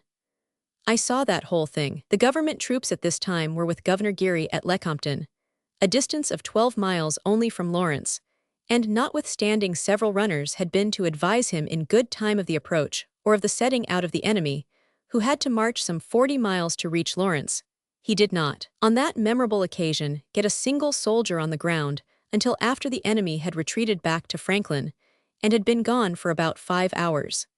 He did get the troops there about midnight afterward, and that is the way he saved Lawrence, as he boasts of doing in his message to the bogus legislature. This was just the kind of protection the administration and its tools have afforded the Free State settlers of Kansas from the first. It has cost the United States more than $500,000, for a year past, to harass poor Free State settlers in Kansas, and to violate all law and all right, moral and constitutional, for the sole and only purpose of forcing slavery upon that territory. I challenge this whole nation to prove before God or mankind the contrary. Who paid this money to enslave the settlers of Kansas and worry them out? I say nothing in this estimate of the money wasted by Congress in 183, the management of this horrible, tyrannical, and damnable affair. The withdrawal, however, was but temporary, and it seems hardly possible that Lawrence could have escaped a second capture and burning had not Geary thrown himself into the breach with great earnestness. As he reported, fully appreciating the awful calamities that were impending, I hastened with all possible dispatch to the encampment, assembled the officers of the militia, and in the name of the President of the United States demanded a suspension of hostilities. I had sent, in advance, the Secretary and Adjutant General of the territory, with orders to carry out the letter and spirit of my proclamations. But up to the time of my arrival, these orders had been unheeded, and I discovered but little disposition to obey them. I addressed the officers in command at considerable length, setting forth the disastrous consequences of such a demonstration as was contemplated, and the absolute necessity of more lawful and conciliatory measures to restore peace, tranquility, and prosperity to the country. I read my instructions from the President, and convinced them that my whole course of procedure was in accordance therewith, and called upon them to aid me in my efforts, not only to carry out these instructions, but to support and enforce the laws and the Constitution of the United States. 184 Without doubt Geary especially emphasized the fact that another sacking of Lawrence would possibly defeat Buchanan and elect Fremont. What chance would there be then for the pro-slavery party? The Missourians were thus induced to retreat, partly by Geary's logic, partly perhaps by John Brown's resolute handling of his patently inadequate but nevertheless efficient force. They marched back home, leaving a trail of flame and ashes, the last and largest Missouri invasion of Kansas, the culmination and failure of the pro-slavery policy of force. Geary now began successfully to cope with the Kansas situation. His most puzzling problem was John Brown and his ilk. His experience soon led him to see the righteousness of the Free State cause, but he had to insist on law and order even under the bogus laws, promising equitable treatment in the future. Immediately, the Free State party split into its old divisions. The small body of irreconcilables like John Brown, who were fighting slavery in Kansas and everywhere, and the far larger mass of compromisers like Robinson, whose only object was to make a free state of Kansas, and who were willing to concede all else. Under such circumstances, the best move was to get rid of John Brown. To have sought to arrest him would have precipitated civil war again. Could he not be induced quietly to leave on promise of immunity? Accordingly, Geary issued a warrant against Brown, 185, but gave it into the hands of the friendly Samuel Walker, whom he had previously asked to warn the old man. Brown was not loath. His work in Kansas, so far as he could then see, was done. The state was bound to be free and further than that few Kansans cared. They had no enmity toward slavery as such which called them to a crusade. Far from regarding Negroes as brothers, they disliked them and were willing to disfranchise them and crowd them from the state. Among such folk there was no place for John Brown. His greater mission called him. Kansas had been an interlude only, although for a time he hoped to make it the chief battleground. Now he knew better, and again the Alleghanies beckoned. To be sure, he owed Kansas much. Here he had passed through his baptism of fire, and had offered the sacrifice of blood to his God. He was sterner stuff now, ready to go whithersoever the master called, and he heard him calling. Not only had he learned a method of warfare in Kansas, he had learned to know a band of simple, honest young fellows, hot with the wine of youth, hero worshippers ready to do and dare in a great cause. Thus the worst difficulties of the past disappeared and the way lay clear. Only one thing oppressed him: he was old and sick, a tired, toil-racked man. Could he live and do the Lord's will? His company of regulators was formally disbanded but left spiritually intact, and he started north late in September 1856, taking with him his 4 sons, 186 John Jr., who had at last been released, Jason, Salmon, and Oliver, and also, true to his cause, a fugitive slave whom he had chanced upon. As he moved northward, the United States troops, unaware of Geary's diplomacy, shadowed and all but captured him. Yet he passed safely through their very midst with his old wagon and cow, and the hidden slave, displaying his surveyor's instruments. Thus silently John Brown disappeared from Kansas, and for a year nothing was heard of him in his former haunts. Only his near friends knew that he had gone eastward, and a few of them hinted at his great mission. Matters moved swiftly in Kansas. There was more and more evident a free state majority, but would the pro-slavery administration let it be counted? The new governor was trying to save something for his masters, but the irreconcilables of the Lane and John Brown type doubted it. "I bless God," wrote Brown in April, "that he has not left the free state men of Kansas to pollute themselves by the foul and loathsome embrace. I have been trembling all along lest they might back down from the high and holy ground they had taken. I say, in view of the wisdom, firmness, and patience of my friends and fellow sufferers in the cause of humanity, let the Lord's name be eternally praised." Notwithstanding this attitude of many of the Free State Party, they were prevailed upon to vote in the state election of October 1857. As a concession, however, Lane was appointed to guard the ballot boxes, and hearing that John Brown was back again in Iowa, he sent for him in hot haste. His messengers found the old man sick and disappointed among his staunch Quaker friends at Tabor. Brown offered to come if supplied with 3 good teams, with well-covered wagons, and 10 really ingenious, industrious, not gassy men, with about $150 in cash. These demands were not met until too late, so that Brown returned the money and did not appear in Kansas until the election was over and the Free State forces had triumphed. This had now but passing interest for him. He had other objects in Kansas and flitted noiselessly about among the picked men who had promised their aid. Then he disappeared again. 8 months passed away, when suddenly another Kansas outrage startled the nation. It was the last vengeful echo of that first night of murder in the swamp of the Swan. In 1856, Lynn and Bourbon counties, some miles below the original Brown settlement, had been cleared of Free State settlers. In 1857, these settlers ventured to return and found the pro-slavery forces centered at Fort Scott, waiting for Congress to pass the Lecompton Constitution. Thus, in 1857, and the expiring horror of Kansas guerrilla warfare centered in southeast Kansas, the pro-slavery forces saw the state slipping from them, but they determined by desperate blows to plant slavery so deeply in the counties next to Missouri that no Free State majority, 188, could possibly uproot it. To accomplish this, it was necessary again to drive off the Free State settlers. The settlers objected, and led by James Montgomery, there ensued a series of bloody reprisals culminating in May 1858, 2 years after the first May massacre. A Georgian with a remnant of Buford's band again rode down amid the calm, silent beauty of the swamp of the Swan. They gathered 11 unarmed farmers from their fields and homes and marched them to a gloomy ravine near Snyder's blacksmith shop. There the party killed 4 and badly wounded 6 others, leaving them all for dead. The echoes of this last desperate blow had scarcely died before John Brown appeared on the scene and attempted to buy and fortify the very blacksmith shop where the murders were done. He writes to Eastern friends, "I am here with about 10 of my men, located on the same quarter section where the terrible murders of the 19th of May were committed, called the Hamilton or Trading Post murders. Deserted farms and dwellings lie in all directions for some miles along the line, and the remaining inhabitants watch every appearance of persons moving about, with anxious jealousy and vigilance. 4 of the persons wounded or attacked on that occasion are staying with me. The blacksmith Snyder, who fought the murderers, with his brother and son are of the number. Old Mr. Haregrove, who was terribly wounded at the same time, is another. The blacksmith returned her with me and intends to bring back his family on to his claim within 2 or 3 days. A constant fear of new trouble seems to prevail on both sides of the line, and on both sides are companies of armed men. Any little affair may open the quarrel afresh.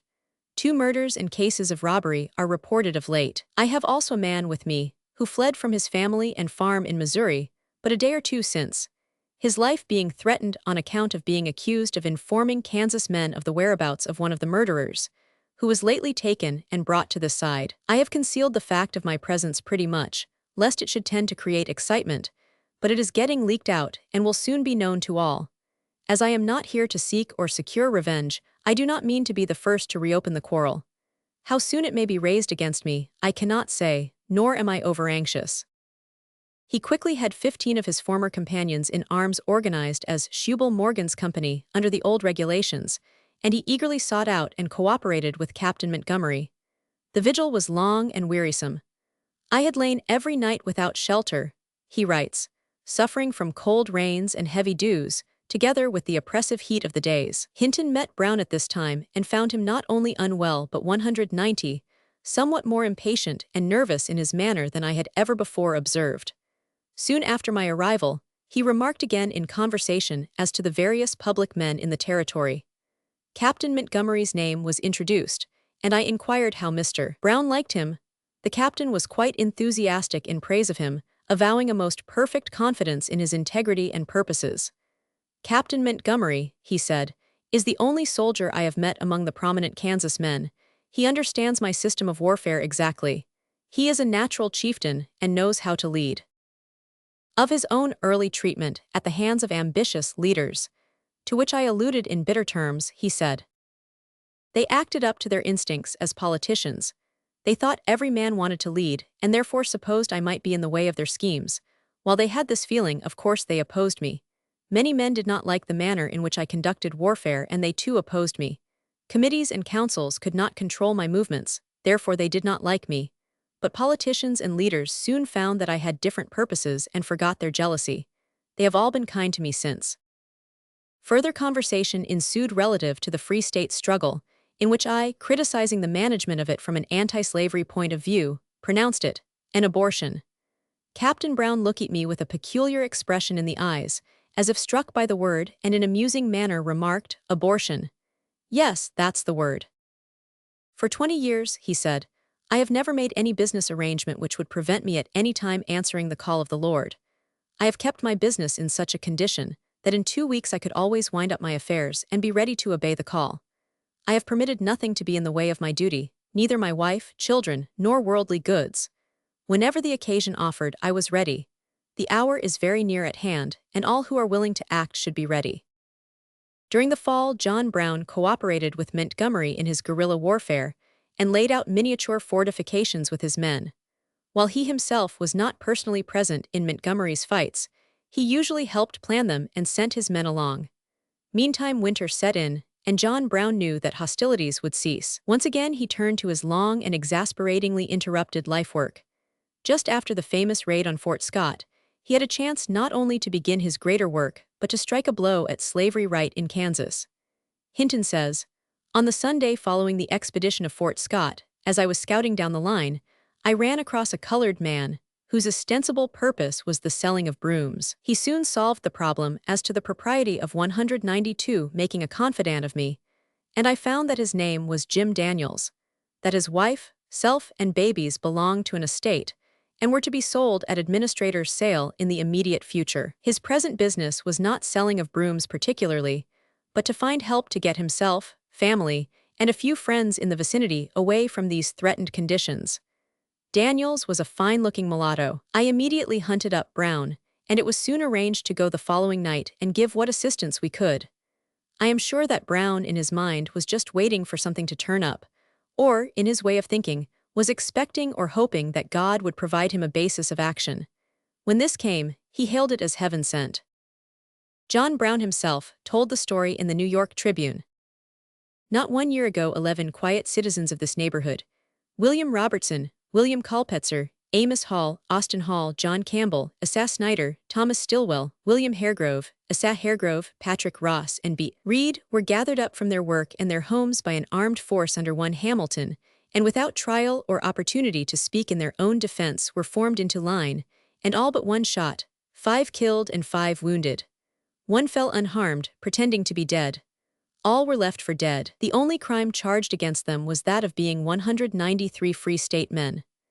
Now, I inquire what action has ever, since the occurrence in May last, been taken by either the President of the United States, the Governor of Missouri, the Governor of Kansas, or any of their tools, or by any pro-slavery or administration man, to ferret out and punish the perpetrators of this crime. Now for the other parallel.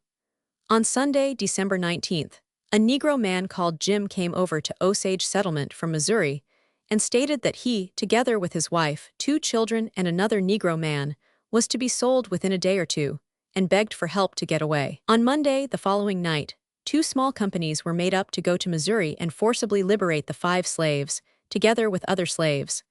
One of these companies I assumed to direct. We proceeded to the place, surrounding the buildings, liberated the slaves, and also took certain property supposed to belong to the estate. We, however, learned before leaving that a portion of the articles we had belonged to a man living on the plantation as a tenant, and who was supposed to have no interest in the estate. We promptly returned to him all we had taken. We then went to another plantation, where we found 5 more slaves, took some property and 2 white men. We all moved slowly away into the territory for some distance, and then sent the white men back, telling them to follow us as soon as they chose to do so. The other company freed 1 female slave, took some 194 property, and as I am informed, killed 1 white man, the master, who fought against the liberation. Now for comparison. 11 persons are forcibly restored to their natural and inalienable rights, with but 1 man killed, and all hell is stirred from beneath. It is currently reported that the Governor of Missouri has made a requisition upon the Governor of Kansas for the delivery of all such as were concerned in the last-named dreadful outrage. The Marshal of Kansas is said to be collecting a posse of Missouri, not Kansas, men at West Point in Missouri, a little town about 10 miles distant, to enforce the laws. All pro-slavery, conservative, free state, and dough-face men and administration tools are filled with holy horror. One of the slaves, Samuel Harper, afterward told of this wonderful catabasis of 1,000 miles in the teeth of the elements, and in defiance of the law. It was mighty slow traveling. You see, there were several different parties amongst our band, and our masters had people looking all over for us. We would ride all night, and then maybe we would have to stay several days in one house to keep from getting caught. In a month we had only got to a place near Topeka, which was about 40 miles from where we started. There was 12 of us at the one house of a man named Doyle, besides the captain and his men, when there came along a gang of slave hunters. One of Captain Brown's men, Stevens, he went down to them and said, "Gentlemen, 195, you look as if you were looking for somebody or something." "Ah, yes," says the leader, "we think as how you have some of our slaves up yonder in that their house." "Is that so?" says Stevens. "Well, come on right along with me, and you can look them over and see." We were watching this here conversation all the time, and when we see Stevens coming up to the house with that there man, we just didn't know what to make of it. We began to get scared that Stevens was going to give us to them slave hunters. But the looks of things changed when Stevens got up to the house. He just opened the door long enough for it to grab a double-barreled gun. He pointed it at the slave hunter and says, "You want to see your slaves, does you? Well, just look up them barrels and see if you can find them." That man just went all to pieces. He dropped his gun, his legs went trembling, and the tears most started from his eyes. Stevens took and locked him up in the house. When the rest of his crowd seen him captured, they ran away as fast as they could go. Captain Brown went to see the prisoner and says to him, "I'll show you what it is to look after slaves, my man." That frightened the prisoner awful. He was a kind of old fellow, and when he heard what the captain said, I suppose he thought he was going to be killed. He began to cry and beg to be let go. The captain he only smiled a little bit and talked some more to him, and the next day he was let go. 196. A few days afterward, the United States Marshal came up with another gang to capture us. There was about 75 of them, and they surrounded the house, and we was all afraid we was going to be took for sure. But the captain he just said, "Get ready, boys, and we'll whip them all." There was only 14 of us altogether, but the captain was a terror to them, and when he stepped out of the house and went for them, the whole 75 of them started running. Captain Brown and Coggy and some others chased them and captured 5 prisoners. There was a doctor and lawyer amongst them. They all had nice horses. The captain made them get down. Then he told 5 of us slaves to mount the beasts, and we rode them while the white men had to walk. It was early in the spring, and the mud on the roads was away over their ankles. I just tell you it was mighty tough walking, and you can believe those fellows had enough of slave hunting. The next day the captain let them all go. Our masters kept spies watching till we crossed the border. When we got to Springdale, Iowa, a man came to see Captain Brown and told him there was a lot of friends down in a town in Kansas that wanted to see him. The captain said he did not care to go down, but as soon as the man started back, Captain Brown followed him. When he came back, he said there was a whole crowd coming up to capture us. We all went up to the schoolhouse and got ourselves ready to fight. 197. The crowd came and hung around the schoolhouse a few days, but they didn't try to capture us. The governor of Kansas, he telegraphed to the United States Marshal at Springdale, "Capture John Brown, dead or alive." The marshal he answered, "If I try to capture John Brown, it'll be dead, and I'll be the one that'll be dead." Finally those Kansas people went home, and then that same marshal put us in a car and sent us to Chicago. It took us over 3 months to get to Canada. What kind of a man was Captain Brown? He was a great big man, over 6 feet tall, with great big shoulders and long hair, white as snow. He was a very quiet man, awful quiet. He never even laughed. After we was free we was wild of course, and we used to cut up all kinds of foolishness. But the captain would always look as solemn as a graveyard. Sometimes he just let out the tiniest bit of a smile and says, "You'd better quit your fooling and take up your book." On the 12th of March, 1859, nearly 3 months after the starting, John Brown landed his fugitives safely in Canada under the lion's paw. The old man lifted his hands and said, "Lord, permit thy servant to die in peace, for mine eyes have seen thy salvation. I could not brook the thought that any ill should befall you, least of all that you should be taken back to slavery. The arm of Jehovah protected us." Chapter 8. The Great Plan. Is not this the fast that I have chosen? To loose the bands of wickedness, to undo the heavy burdens, and to let the oppressed go free, and that ye break every yoke. "Sir, the angel of the Lord will camp round about me," said John Brown, with stern eyes when the timid foretold his doom. With a steadfast, almost superstitious faith in his divine mission, the old man had walked unscathed out of Kansas in the fall of 1856, 2 years and a half before the slave raid into Missouri, related in the last chapter. In his mind lay a definitely matured plan for attacking slavery in the United States in such a way as would shake its very foundations. The plan had been long forming, and changing in shape when he proposed a Negro school in Hudson, when he finally fixed on Harpers Ferry. At first he thought to educate Negroes in the North and let them leaven the lump of slaves. Then, moving forward a step, he determined to settle in a border state and educate slaves openly or clandestinely, and send them out as emissaries. As gradually he became acquainted with the great work and wide ramifications of the Underground Railroad, he 199 conceived the idea of central depots for running off slaves in the inaccessible portions of the South, and he began studying Southern geography with this in view. He noted the rivers, swamps, and mountains, and more especially, the great struggling heights of the Alleghanies, which swept from his Pennsylvania home down to the swamps of Virginia, Carolina, and Georgia. His Kansas experiences suggested for a time the southwest pathway to Louisiana by the swamps of the Red and Arkansas rivers, but this was but a passing thought. He soon reverted to the great spur of the Alleghanies.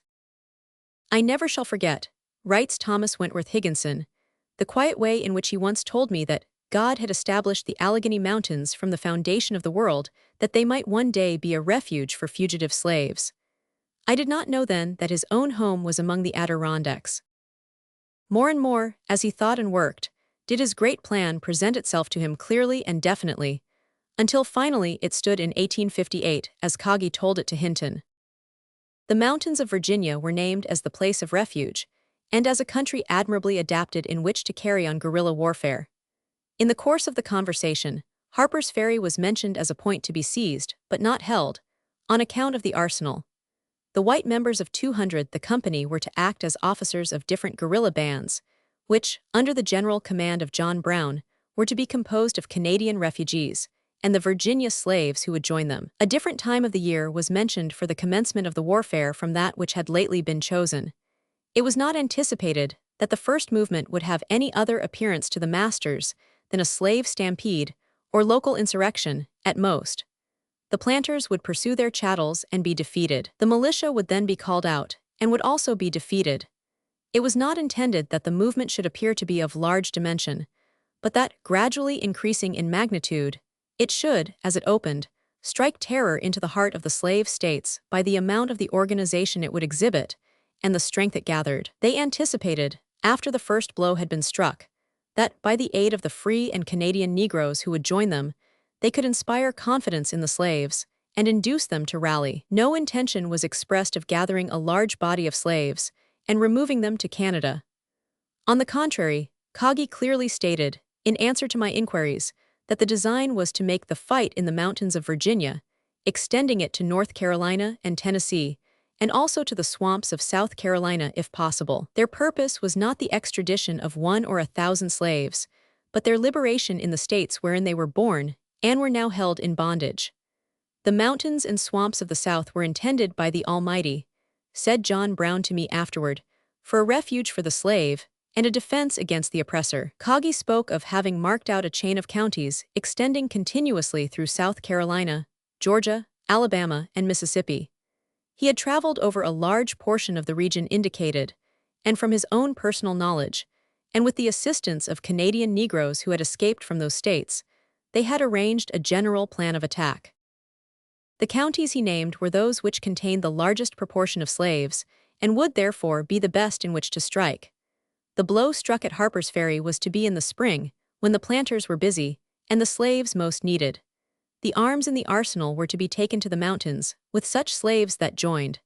The telegraph wires were to be cut, and the railroad tracks torn up in all directions. As fast as possible other bands besides the original ones were to be formed, and a continuous chain of posts established in the mountains. They were to be supported by provisions taken from the farms of the oppressors. They expected to be speedily and constantly reinforced. First, by the arrival of those men, who, in Canada, were anxiously looking and praying for the time of deliverance, and then by the slaves themselves. The intention was to hold the egress to the free states as long as possible, in order 202 to retreat when that was advisable. Kagi, however, expected to retreat southward, not in the contrary direction.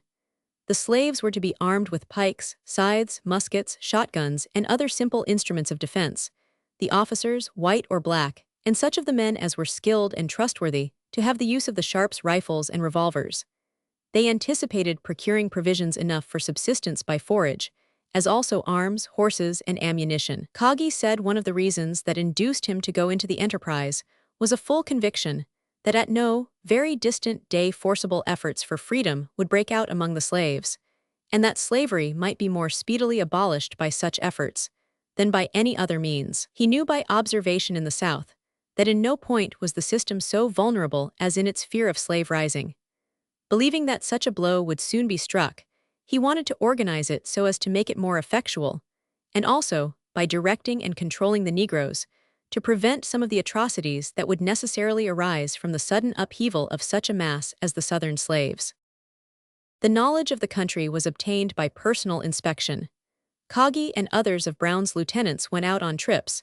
The old man himself had been in western, northern, and southern Virginia, and his Negro friends especially knew these places and routes. One of Brown's men writes, 203. My object in wishing to see Mr. Reynolds, who was a colored man, very little colored, however, was in regard to a military organization which, I had understood, was in existence among the colored people. He assured me that such was the fact, and that its ramifications extended through most, or nearly all, of the slave states. He, himself, I think, had been through many of the slave states visiting and organizing. He referred me to many references in the Southern papers, telling of this and that favorite slave being killed or found dead. These, he asserted, must be taken care of, being the most dangerous element they had to contend with. He also asserted that they were only waiting for Brown or someone else to make a successful initiative move when their forces would be put in motion. None but colored persons could be admitted to membership, and in part to corroborate his assertions, he took me to the room in which they held their meetings and used as their arsenal. He showed me a fine collection of arms. He gave me this under the pledge of secrecy, which we gave to each other at the Chatham Convention. On my return to Cleveland, he passed me through the organization, first to J. Pierce, colored, at Milan, who paid my bill overnight at the Eagle Hotel, and gave me some money, and a note to E. Moore, at Norwalk, who in turn paid my hotel bill and purchased a railroad ticket through to Cleveland for me. 204. Speaking of this league, Hinton also says, as one may naturally understand, looking at conditions then existing, there existed something of an organization to assist fugitives and for resistance to their masters. It was found all along the borders from Syracuse, New York, to Detroit, Michigan. As none but colored men were admitted into direct and active membership with this League of Freedom, it is quite difficult to trace its workings or know how far its ramifications extended. One of the most interesting phases of slave life, so far as the whites were enabled to see or impinge upon it, was the extent and rapidity of communication among them. 4 geographical lines seem to have been chiefly followed. One was that of the coast south of the Potomac, whose almost continuous line of swamps from the vicinity of Norfolk, Va, to the northern border of Florida afforded a refuge for many who could not escape and became marooned in their depths, while giving facility to the more enduring to work their way out to the North Star land. The great Appalachian Range and its abutting mountains were long a rugged, lonely, but comparatively safe route to freedom. It was used, too, for many years. Doubtless a knowledge of that fact, for John Brown was always an active Underground Railroad man, had very much to do, apart from its immediate use strategically considered, with the captain's decision to begin operations therein. Harriet Tubman, whom John Brown met for the first time at St. Catherine's 205 in March or April, 1858, was a constant user of the Appalachian route. The trained leadership John Brown found in his Kansas experience, and his wide acquaintance with colored men, the organization of the Negroes culminated in a convention at Chatham, Canada. The raising of money for this work, as time went on, was more and more the object of his various occupations and commercial ventures. These visions of personal wealth to be expended for great deeds failed because the pressure of work for the ideal overcame the pressure of work for funds to finance it. When once he discovered at Syracuse men of means, ready to pay the expenses of men of deeds, he dropped all further thought of his physical necessities, gave himself to the cause, and called on them for money. In his earlier calls, he regards this not as charity but as wages. He said once, "From about the 20th of May of last year hundreds of men like ourselves lost their whole time and entirely failed of securing any kind of crop whatever. I believe it's safe to say that 500 Free State men lost each 125 days, at $1.50 per day, which would be, to say nothing of attendant losses, $90,000. I saw the ruins of many Free State men's houses at different places in the territory, together with stacks of grain wasted and burning, to the amount of, say, $50,000, making, in lost time and destruction of property, more than $150,000. 206. And again, John Brown has devoted the service of himself and 2 minor sons to the Free State cause for more than a year, suffered by the fire before named and by robbery, has gone at his own cost for that period, except that he and his company together have received $40 in cash, 2 sacks of flour, 35 pounds bacon, 35 pounds sugar, and 20 pounds rice. I propose to serve hereafter in the Free State cause, provided my needful expenses can be met, should that be desired, and to raise a small regular force to serve on the same condition. My own means are so far exhausted that I can no longer continue in the service at present without the means of defraying my expenses are furnished me. Finally, however, he had to appeal more directly to philanthropy. He was especially encouraged by the Kansas committees. These committees had sprung up in various ways and places in 1854, but had nearly all united in Thayer's New England Emigrant Aid Company in 1855. This company proposed to aid free state emigration as an investment, but it failed in this respect because of the political troubles and the Panic of 1857. It did, however, arouse great interest throughout the nation. The National Kansas Committee, formed after the sacking of Lawrence, was more belligerent than philanthropic in its projects, while the Boston Relief Committee was distinctly radical. John Brown had some connection with Thayer's company, but his 207 hopes were especially built on the National Kansas Committee, which Lane had done so much to bring into being, and to which Gerrit Smith contributed many thousands of dollars. Leaving Kansas secretly in October 1856, John Brown hastened to the Chicago headquarters of this National Kansas Committee with a proposal that they equip a company for him. The Chicago Committee referred this proposal to a full meeting of the members to be held in New York in January. John Brown immediately started east, clad in new clothes which the committee furnished, and armed with letters from the governors of Kansas and Ohio. Gerrit Smith welcomed him and said, "Captain John Brown, you did not need to show me letters from Governor Chase and Governor Robinson to let me know who and what you are. I have known you for many years and have highly esteemed you as long as I have known you. I know your unshrinking bravery, your self-sacrificing benevolence, your devotion to the cause of freedom, and have long known them. May heaven preserve your life and health, and prosper your noble purpose." But his half-brother in Ohio wrote, "Since the trouble growing out of the settlement of the Kansas Territory, I have observed a marked change in Brother John. Previous to this, he devoted himself entirely to business, but since these troubles he has abandoned all business, and has become 208 wholly absorbed by the subject of slavery. He had property left him by his father, and of which I had the agency. He has never taken a dollar of it for the benefit of his family, but has called for a portion of it to be expended in what he called the service. After his return to Kansas, he called on me, and I urged him to go home to his family and attend to his private affairs. That I feared his course would prove his destruction, and that of his boys. He replied that he was sorry that I did not sympathize with him, that he knew that he was in the line of his duty, and he must pursue it, though it should destroy him and his family. He stated to me that he was satisfied that he was a chosen instrument in the hands of God to war against slavery. From his manner, and from his conversation at this time, I had no doubt he had become insane upon the subject of slavery, and gave him to understand that this was my opinion of him."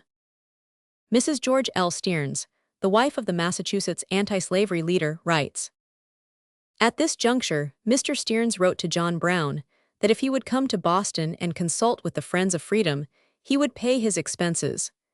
They had never met, but Osawatomie Brown had become a cherished household name during the anxious summer of 1856. Arriving in Boston, they were introduced to each other in the street by a Kansas man, who chanced to be with 209 Mr.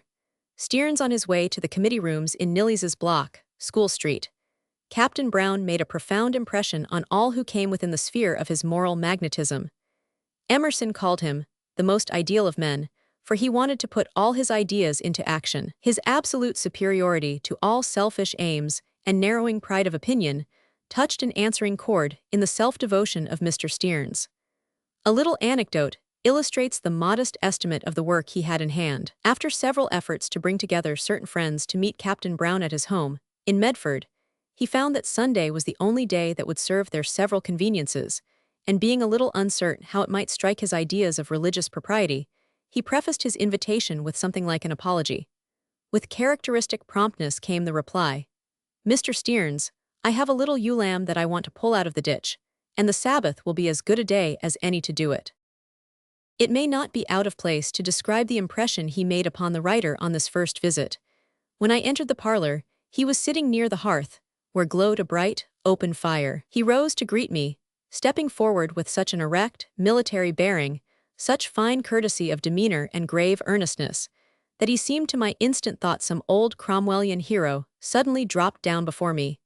A suggestion which was presently strengthened by his saying, proceeding 210, with the conversation my entrance had interrupted, "Gentlemen, I consider the Golden Rule and the Declaration of Independence one and inseparable, and it is better that a whole generation of men, women, children should be swept away than that this crime of slavery should exist one day longer. These words were uttered like rifle balls, in such emphatic tones and manner that our little Carl, not 3 years old, remembered it in manhood as one of his earliest recollections. The child stood perfectly still in the middle of the room, gazing with his beautiful eyes on this new sort of a man, until his absorption arrested the attention of Captain Brown, who soon coaxed him to his knee, though the look and childlike wonder remained. His dress was of some dark brown stuff, quite coarse, but its exactness and neatness produced a singular air of refinement. At dinner, he declined all dainties, saying that he was unaccustomed to luxuries, even to partaking of butter. The friends of freedom, with whom Mr. Stearns had invited John Brown to consult, were profoundly impressed with his sagacity, integrity, and devotion. Notably among these were R. W. Emerson, Theodore Parker, H. D. Thoreau, A. Bronson Alcott, F. B. Sanborn, Dr. S. G. Howe, Col. T. W. Higginson, Governor Andrew, and others. Sanborn says, "He came to me with a note of introduction fro George Walker of Springfield, both of us being Kansas committee men, working to maintain the freedom of that territory, and Brown had been one of the fighting men there in the summer of 1856, just before. His theory required fighting in Kansas. It was the only sure way, he thought, to keep that region free from the curse of slavery. His mission now was to levy war on it, and for that to raise and equip a company of 100 well-armed men who should resist aggression in Kansas, or occasionally carry the war into Missouri.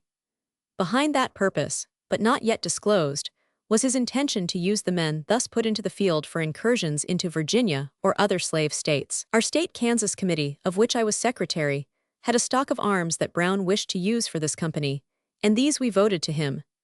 They had been put in the custody of the National Committee at Chicago, and it was needful to follow up our vote by similar action in the National Committee.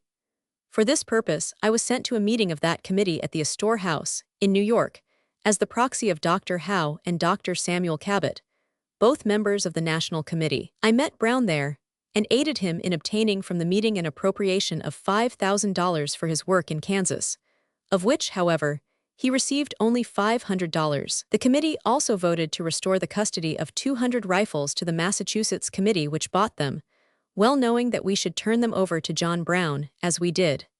He 212 found them at Tabor, Iowa, in the following September, and took possession. It was with part of these rifles that he entered Virginia 2 years later. At this Astor House meeting, Brown was closely questioned by some of the National Committee, particularly by Mr. Hurd of Chicago, as to what he would do with money and arms. He refused to pledge himself to use them solely in Kansas, and declared that his past record ought to be a sufficient guarantee that he should employ them judiciously. If we chose to trust him, well and good, but he would neither make pledges nor disclose his plans. Mr. Hurd had some inkling that Brown would not confine his warfare to Kansas, but the rest of us were willing to trust Brown, and the money was voted. John Brown immediately made a careful estimate of the cost of the necessary equipment, which with 2 weeks of provisions for men and horses, amounted to $1,774. The funds of the committee, however, were low and the officers suspicious. In April, they informed Brown, "The committee are at present out of money, and compelled to decline sending you the $500 you speak of. They are sorry this has become the case, but it was unavoidable. I need not state to you all the reasons why. The country has stopped sending us contributions, and we have no means of replenishing our treasury. We shall need to have 213 aid from some quarter to enable us to meet our present engagements." Immediately Brown set out to raise his own funds, and for 3 months worked fervently. Just before the Dred Scott decision, he spoke to the Massachusetts legislature from which his friends hoped to secure an appropriation for Kansas. This failed, and Brown started on a tour in New England. He spoke at his old home and made a contract for securing 1,000 pikes near there. He showed a Kansas Bowie knife and said, "Such a blade as this, mounted upon a strong shaft or handle, would make a cheap and effective weapon. Our friends in Kansas are without arms or money to get them, and if I could put such weapons into their hands, they could make them very useful. A resolute woman with such a pike could defend her cabin door against man or beast." In Hartford he spoke and said, "I am trying to raise from $20,000 to $25,000 in the free states to enable me to continue my efforts in the cause of freedom. Will the people of Connecticut, my native state, afford me some aid in this undertaking? Will the gentlemen and ladies of Hartford, where I make my appeal in this state, set the example of an earnest effort? Will some gentleman or lady take hold and try what can be done by small contributions fra counties, cities, towns, societies, or churches, or in some other way? I think the little beggar children in the street are sufficiently interested to warrant their contributing, if there was any need of it, to secure the object. I was told that the newspapers in a certain city were dressed in mourning on hearing that I was killed and scalped in Kansas, but I did not know of it until I reached the place. Much good it did me. In the same place, I met a more cool reception than in any other place where I have stopped. If my friends will hold up my hands while I live, I will freely absolve them from any expense over me when I am dead. I do not ask for pay, but shall be most grateful for all the assistance I can get. On the day that Buchanan was inaugurated, and 2 days before the Dred Scott decision, he published a similar appeal in the New York Tribune, with no little sacrifice of personal feeling. Once he writes, "I am advised that one of Uncle Sam's hounds is on my track, and I have kept myself hid for a few days to let my track get cold. I have no idea of being taken, and intend, if God will, to go back with irons in, rather than upon, my hands." Dr. Wayland met him in Worcester, where a Frederick Douglass meeting was being arranged just after Taney's decision, and says, "I called at the house of Eli Thayer, afterward member of Congress from that district, to ask him to sit on the 215 platform. Here I found a stranger, a man of tall, gaunt form, with a face smooth-shaven, destitute of full beard, that later became a part of history. The children were climbing over his knees," he said. "The children always come to me." I was then introduced to John Brown of Osawatomie. How little one imagined then that in less than 3 years the name of this plain homespun man would fill America and Europe. Mr. Brown consented to occupy a place on the platform, and at the urgent request of the audience, spoke briefly. It is one of the curious facts that many men who do it are utterly unable to tell about it. John Brown, a flame of fire in action, was dull in speech. Later in the same month, Brown accompanied Sanborn and Conway to ex-Governor Reeder's home in Pennsylvania to induce him to return to Kansas, but he declined. Appost found Brown back in Massachusetts, where for a week or more he was again in hiding from United States officers, probably among his Negro friends in Springfield. It was in April, too, that he took another step in his plan, namely, towards securing military training for his band. He stated according to Realf that, for 20 or 30 years the idea had possessed him like a passion of giving liberty to the slaves, that he made a journey to England, during which he made a tour upon the European continent, inspecting all fortifications, and especially all earthwork forts which he could find, with a view of applying 216 the knowledge thus gained, with modifications and inventions of his own, to a mountain warfare in the United States. He stated that he had read all the books upon insurrectionary warfare that he could lay his hands on, the Roman warfare, the successful opposition of the Spanish chieftains during the period when Spain was a Roman province, how with 10,000 men, divided and subdivided into small companies, acting simultaneously, yet separately, they withstood the whole consolidated power of the Roman Empire through a number of years. In addition to this, he had become very familiar with the successful warfare waged by Shamil, the Circassian chief, against the Russians. He had posted himself in relation to the wars of Toussaint 50 Ouverture. He had become thoroughly acquainted with the wars in Haiti and the islands round about. Despite his own knowledge, however, he felt the need of expert advice, and meeting a former lieutenant of Garibaldi, one Hugh Forbes, he was captivated by him, and forthwith hired him to drill his men. Forbes was an excitable, ill-balanced Englishman who had fought in Italy and at last landed penniless in New York. He thought Brown simply an agent of wealthy and powerful interests, and that the whole North was ready to attack slavery. He proposed translating and publishing a manual of guerrilla warfare, and John Brown gave him $600 for this work. He was then to join the leader, and they would together go to the West and gather and drill a company. This large outlay left John Brown but little in his purse, for after all, his efforts had been disappointing, and he departed from New England with a quaint half-sarcastic farewell to the Plymouth Rocks, Bunker Hill monuments, Charter Oaks, and Uncle Tom's Cabins. He wrote, "He has left for Kansas, has been trying since he came out of the territory to secure an outfit, or, in other words, the means of arming and thoroughly equipping his regular Minutemen, who are mixed up with the people of Kansas. And he leaves the States with the deepest sadness, that after exhausting his own small means, and with his family and with his brave men suffering hunger, cold, nakedness, and some of them sickness, wounds, imprisonment in irons with extreme cruel treatment, and others death. That lying on the ground for months in the most sickly, unwholesome, and uncomfortable places, some of the time with the sick and wounded, destitute of shelter, hunted like wolves, and sustained in part by Indians. That after all this, in order to sustain a cause which every citizen of this glorious republic is under equal moral obligation to do, and for the neglect of which he will be held accountable by God, a cause in which every man, woman, and child of the entire human family has a deep and awful interest, that when no wages are asked or expected, he cannot secure, amid all wealth, luxury, and extravagance of this heaven-exalted people, even the necessary supplies of the common soldier. How are the mighty fallen! I am destitute of horses, baggage wagons, tents, harness, saddles, bridles, holsters, spurs, and belts. Camp equipage, such as cooking and eating utensils, blankets, knapsacks, entrenching tools, axes, shovels, spades, mattocks, crowbars, have not a supply of ammunition, have not money sufficient to pay freight and traveling expenses, and left my family poorly supplied with common necessaries. Forbes also disappointed him by his delay, lingering in New York and not appearing in Iowa until August. Brown, who had been sick again, was nevertheless pushing matters among his Kansas friends. He wrote in June, "There are some half-dozen men I want to visit from at Tabor, Iowa, to come off in the most quiet way. I have some very important matters to confer with some of you about. Let there be no words about it." Arriving at Tabor early in August, Brown's first business was to secure the arms voted him. Because of a previous failure to equip emigrants at points further east, the Massachusetts-Kansas State Committee had sent 200 Sharps rifles to Tabor, Iowa. Here they were stored in a minister's barn, until John Brown called for and removed them. Hugh Forbes finally arrived August 9th, bringing with him copies of his manual for the patriotic volunteer. 219 Brown wrote home that he and his son Owen were beginning to take lessons and have, we think, a capable teacher. Differences, however, soon arose. Forbes wanted $100 per month in addition to the $600 previously paid, while Brown apparently considered that he had already advanced a half-year's wage. Then two matters were on a meaner scale than Forbes had dreamed. There was no money, few followers, and little glory in sight. He felt himself duped.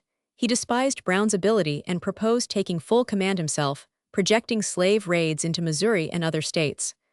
Brown was obdurate, and early in November, the foreign tacticians suddenly left for the East.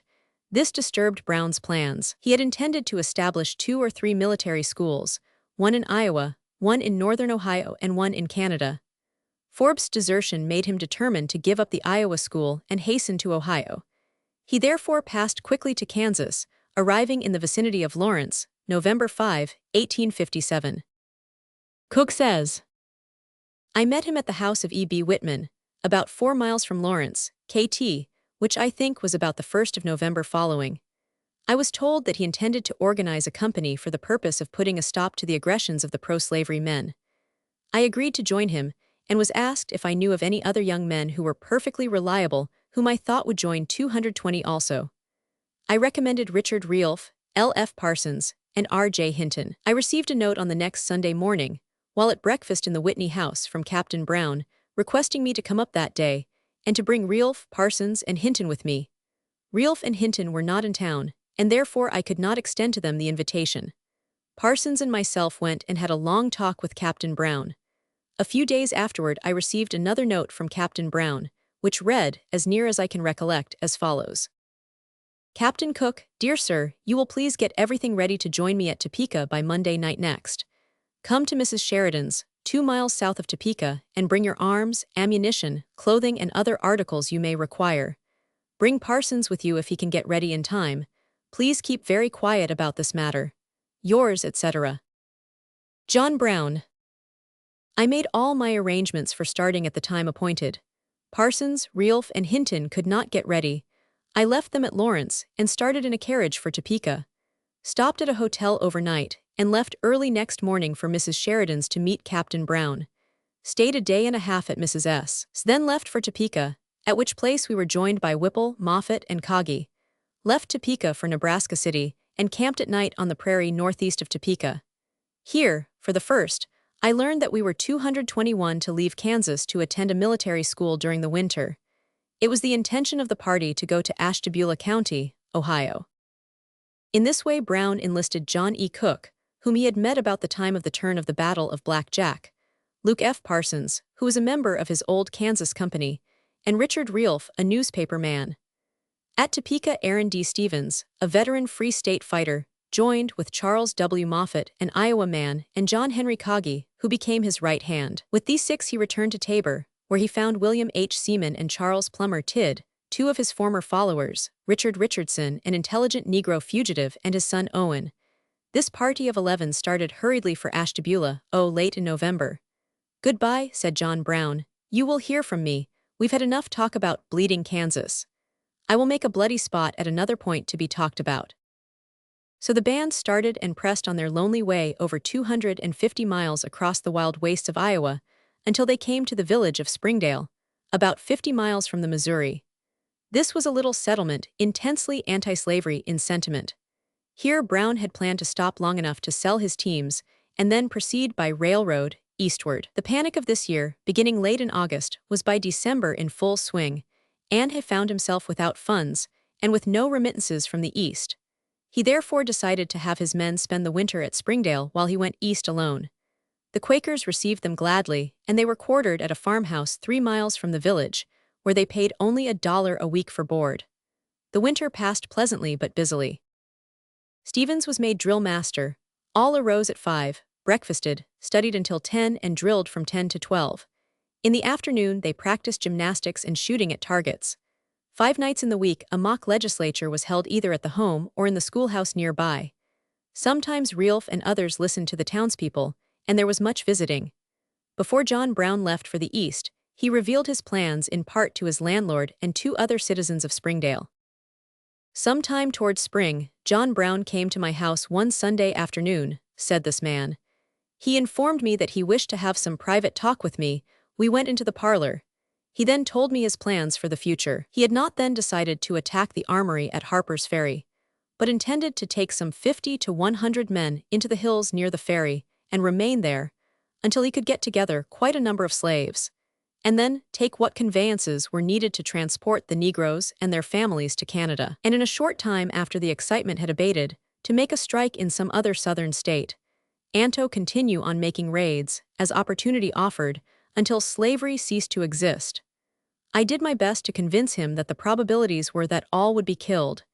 He said that, as for himself, he was willing to give his life for the slaves. He told me repeatedly, while talking, that he believed he was an instrument in the hands of God through which slavery would be abolished. I said to him, 'You and your handful of men cannot cope with the whole South.' His reply was, 'I tell you, doctor, it will be the beginning of the end of slavery.' He also told me that but 2 of his men, Kagi and Stevens, knew what his intentions were. The landlord several times sat late into the night arguing with Brown about his plans. Some of the neighbors were persuaded to join the band, among them the 2 Coppocks, and George B. Gill, a Canadian. Stuart Taylor also enlisted there. Hinton, however, still supposed the battleground would be Kansas. He says, "There was no attempt to make a secret of their drilling, and as Gill shows and Cook stated in his confession, the neighborhood folks all understood that this band of earnest young men were preparing for something far out of the ordinary. Of course, Kansas was presumed to be the objective point, but generally the impression prevailed that, when the party moved again, it would be somewhere in the direction of the slave states. The atmosphere of those days was charged with disturbance. It is difficult 224 to determine how many of the party actually knew that John Brown designed to invade Virginia.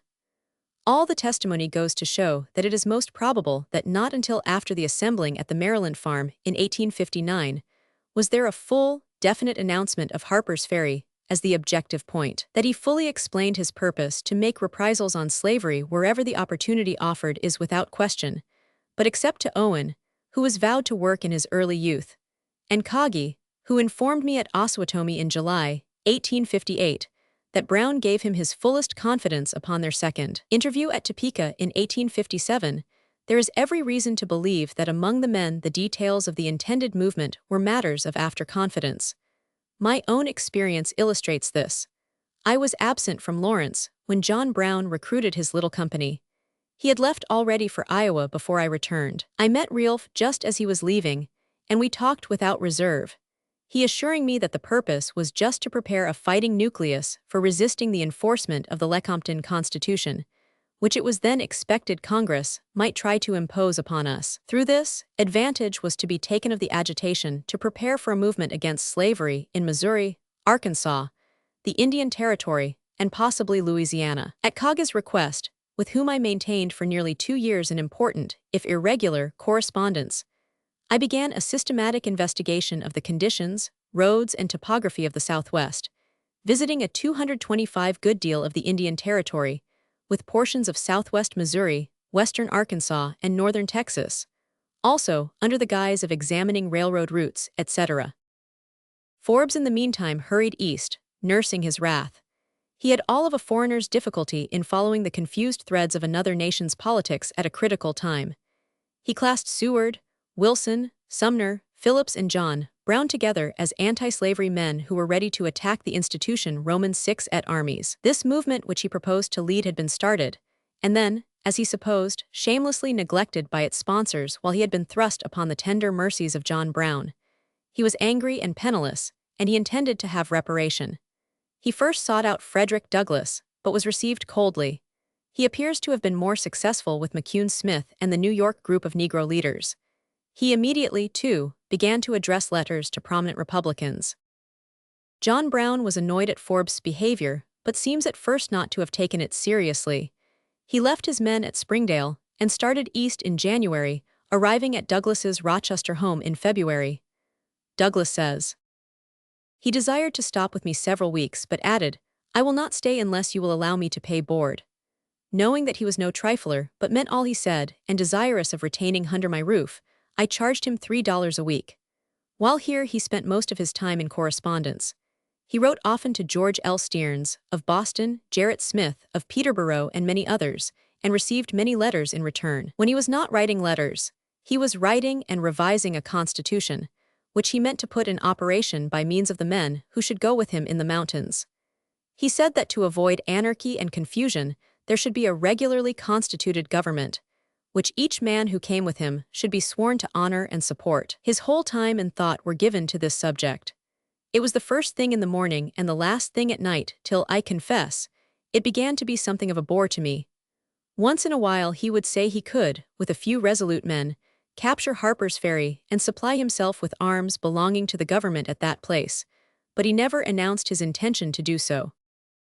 It was, however, very evidently passing in his mind as a thing that he might do.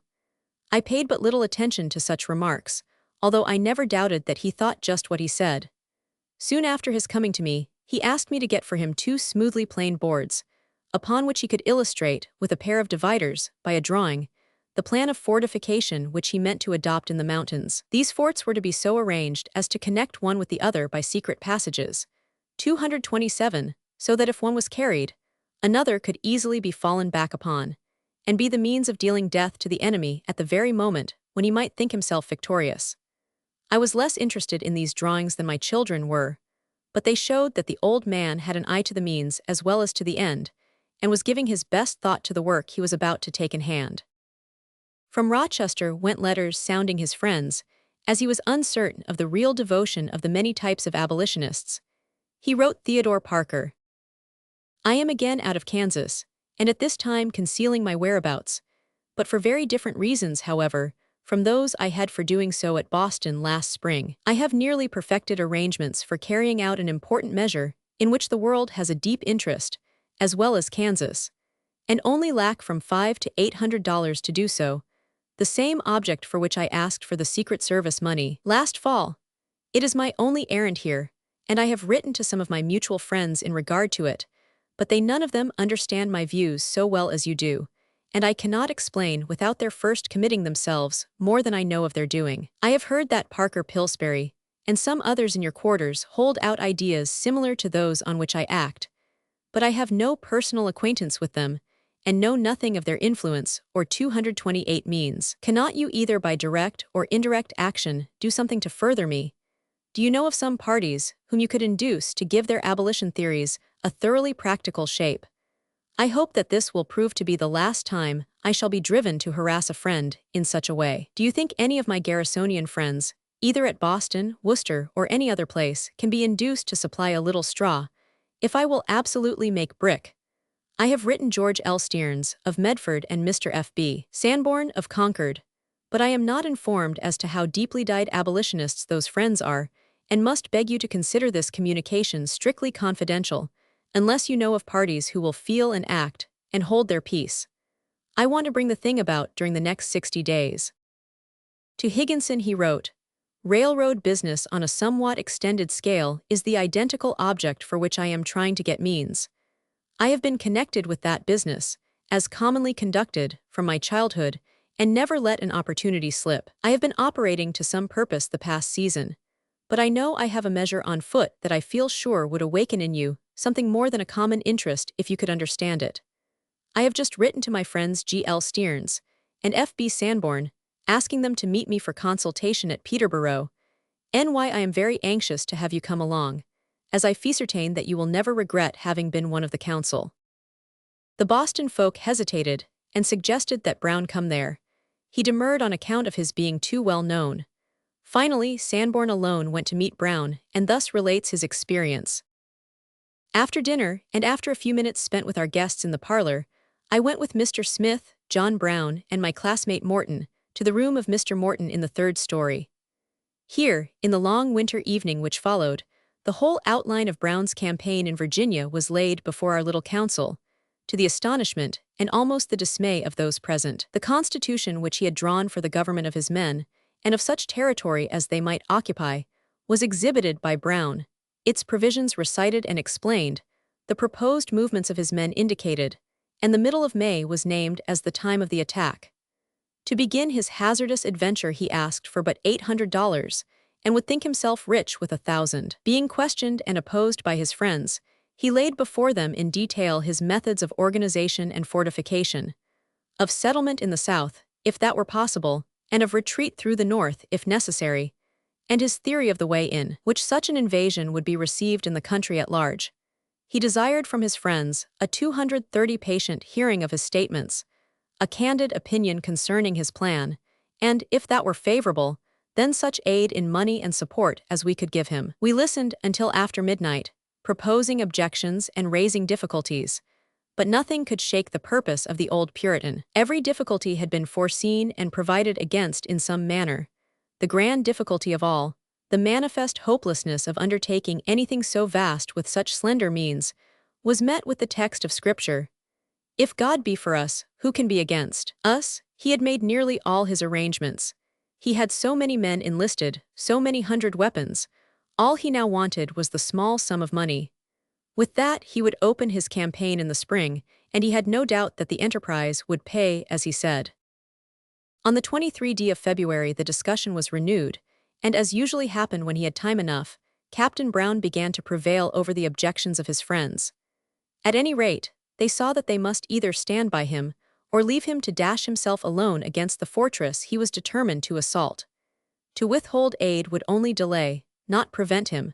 Nothing short of betraying him to the enemy would do that. As the sun was setting over the snowy hills of the region where we met, I walked for an hour with Gerrit Smith among those woods and fields, then included in his broad manor, which his father had purchased of the Indians and bequeathed to him. Brown was 231 left at home by the fire, discussing the points of theology with Charles Stewart, an old captain under Wellington, who also happened to be visiting at the house.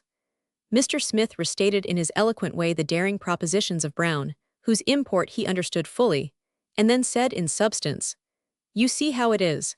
Our dear old friend has made up his mind to this course, and cannot be turned from it. We cannot give him up to die alone, we must support him. I will raise so many $100 for him. You must lay the case before your friends in Massachusetts, and perhaps they will do the same. I see no other way." For myself, I had reached the same conclusion, and engaged to bring the scheme at once to the attention of the 3 Massachusetts men to whom Brown had written, and also of Dr. S.G. Howe, who had sometimes favored action almost as extreme as this proposed by Brown. I returned to Boston on the 25th of February, and on the same day communicated the enterprise to Theodore Parker and Wentworth Higginson. At the suggestion of Parker, Brown, who had gone to Brooklyn, NY, was invited to visit Boston secretly, and did so on the 4th of March, taking a room at the American House in Hanover Street and remaining for the most part in his room during the 4 days of his stay. Mr. Parker was deeply interested in the project, but not very sanguine of its success. He wished to see it tried, believing that it must do good even if it failed. Brown remained at the American House 232 until Monday, March 8, when he departed for Philadelphia. On the 6th of March, he wrote to his son John from Boston, "My call here has met with a hearty response, so that I feel assured of at least tolerable success. I ought to be thankful for this. All has been effected by quiet meeting of a few choice friends, it being scarcely known that I have been in the city." Leaving the money-raising to Sanborn and Smith, Brown turned to his Negro friends, saying to his eldest son, meantime, "I have been thinking that I would like to have you make a trip to Bedford, Chambersburg, Gettysburg, and Uniontown in Pennsylvania, traveling slowly along and inquiring of every man on the way, or every family of the right stripe, and getting acquainted with them as much as you could. When you look at the location of those places, you will readily perceive the advantage of getting some acquaintance in those parts." And then he wrote 2 touching letters, one to his eldest daughter and one to his staunch friend, Sanborn. To Ruth Brown he wrote, "The anxiety I feel to see my wife and children once more I am unable to describe. I want exceedingly to see my big baby Ruth's baby, and to see how that little company of sheep look about this time. The cries of my poor 233 sorrow-stricken, despairing children, whose tears on their cheeks are ever in my eyes, and whose sighs are ever in my ears, may however prevent my enjoying the happiness I so much desire. But courage, courage, courage. The great work of my life, the unseen hand that guided me, and who had indeed holden my right hand, may hold it still. Though I have not known him at all as I ought, I may yet see accomplished, God helping, and be permitted to return and rest at evening. Oh, my daughter Ruth, could any plan be devised whereby you could let Henry go to school, as you expressed it in your letter to him while in Kansas? I would rather now have him, for another term, than to have 100 average scholars. I have a particular and very important, but not dangerous, place for him to fill in the school, and I know of no man living so well adapted to fill it. I am quite confident some way can be devised, so that you and your children could be with him, and be quite happy even and safe. But God forbid me to flatter you in trouble." To his friend Sanborn he said, "I believe when you come to look at the ample field I labor in, and the rich harvest which not only this entire country, but the whole world during the present and future generations may reap from its successful cultivation, you will feel that you are in it, an entire unit. What an inconceivable amount of good you might so effect by your counsel, your example, your encouragement, 230 for your natural and acquired ability for active service. And then, how very little we can possibly lose. Certainly the cause is enough to live for, if not two for. I have only had this one opportunity, in a life of nearly 60 years. And could I be continued 10 times as long again, I might not again have another equal opportunity. God has honored but comparatively a very small part of mankind with any possible chance for such mighty and soul-satisfying rewards. But my dear friend, if you should make up your mind to do so, I trust it will be wholly from the promptings of your own spirit, after having thoroughly counted the cost. I would flatter no man into such a measure, if I could do it ever so easily. I expect nothing but to endure hardness, but I expect to effect a mighty conquest, even though it be like the last victory of Samson.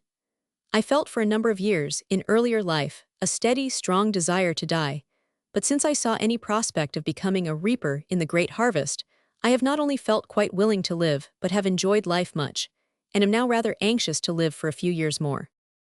Chapter 9. The Black Phalanx. Awake, awake, put on thy strength, O Zion.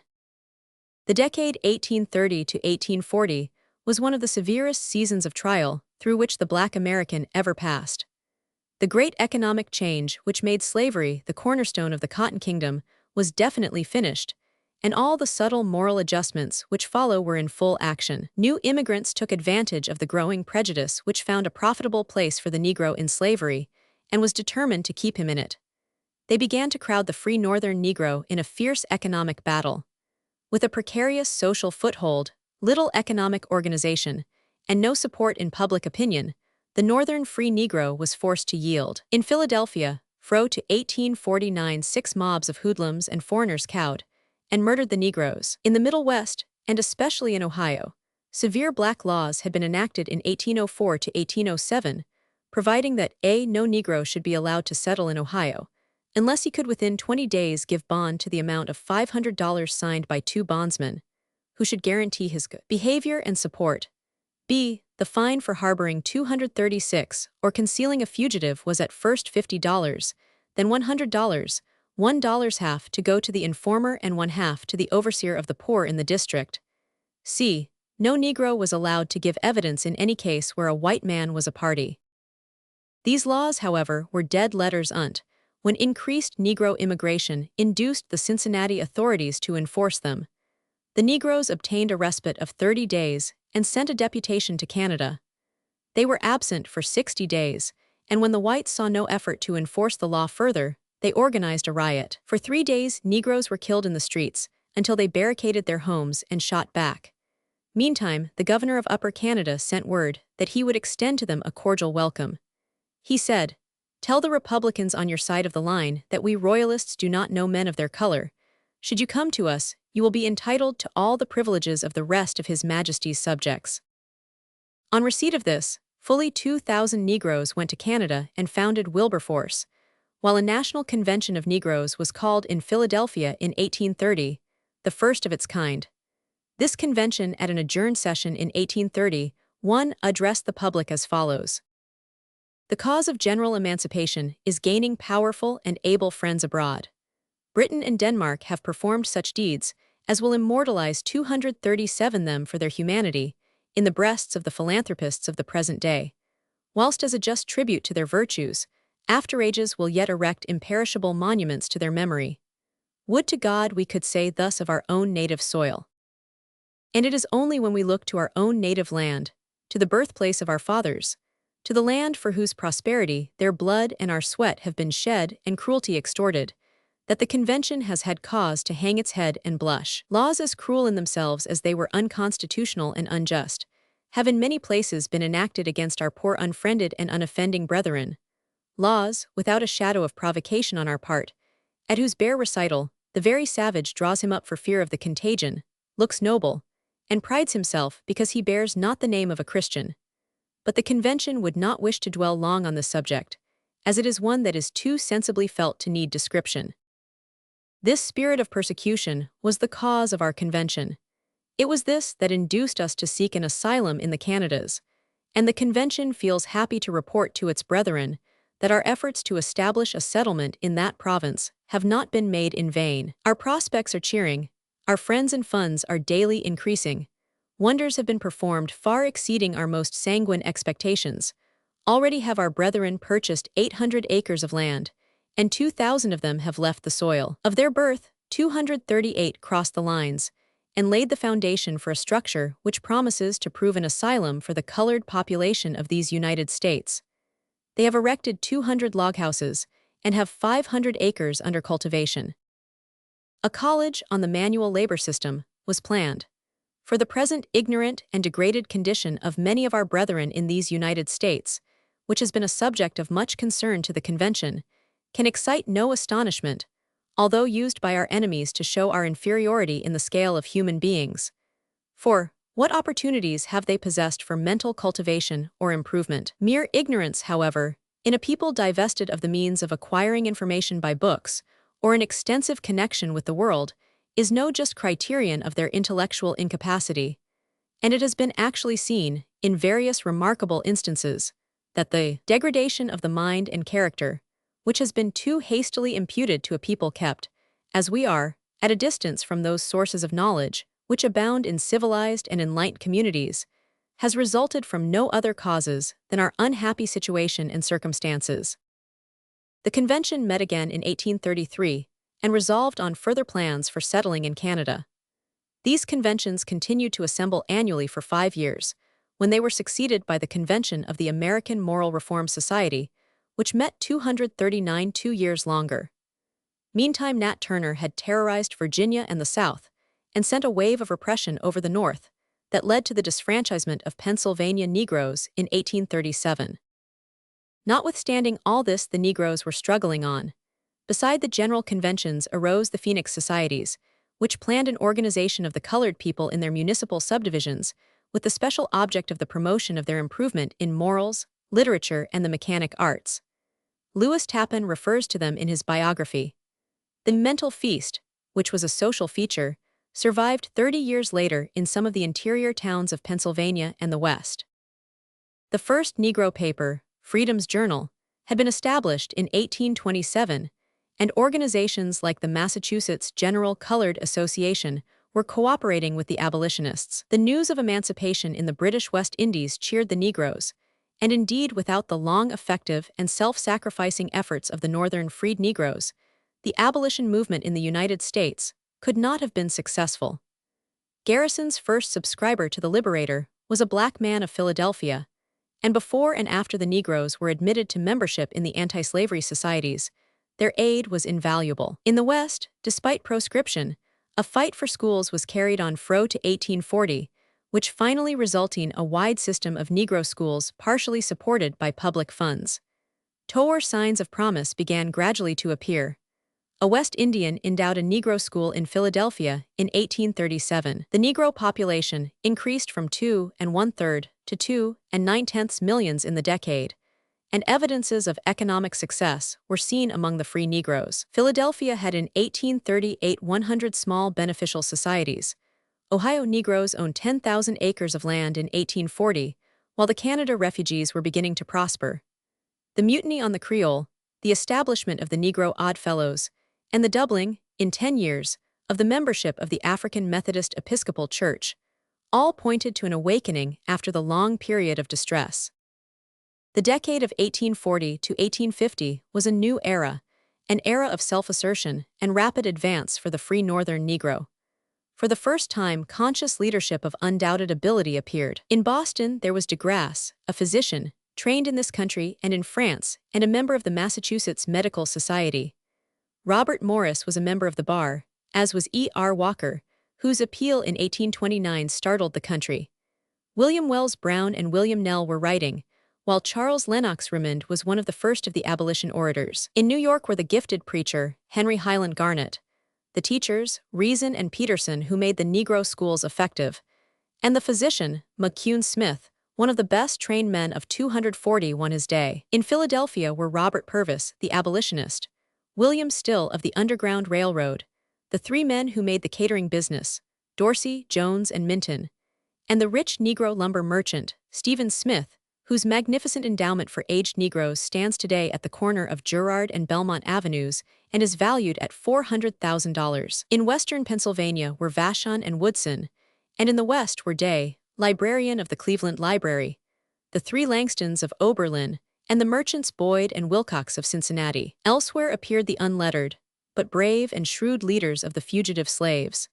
It is said that 500 black messengers of this sort were passing backward and forward between the slave and the free states in this decade, and noticeable among them were Harriet Tubman and Josiah Henson, who brought thousands to the North and to Canada. Foremost of all came Frederick Douglass, born in 1817 and reborn to freedom in 1838.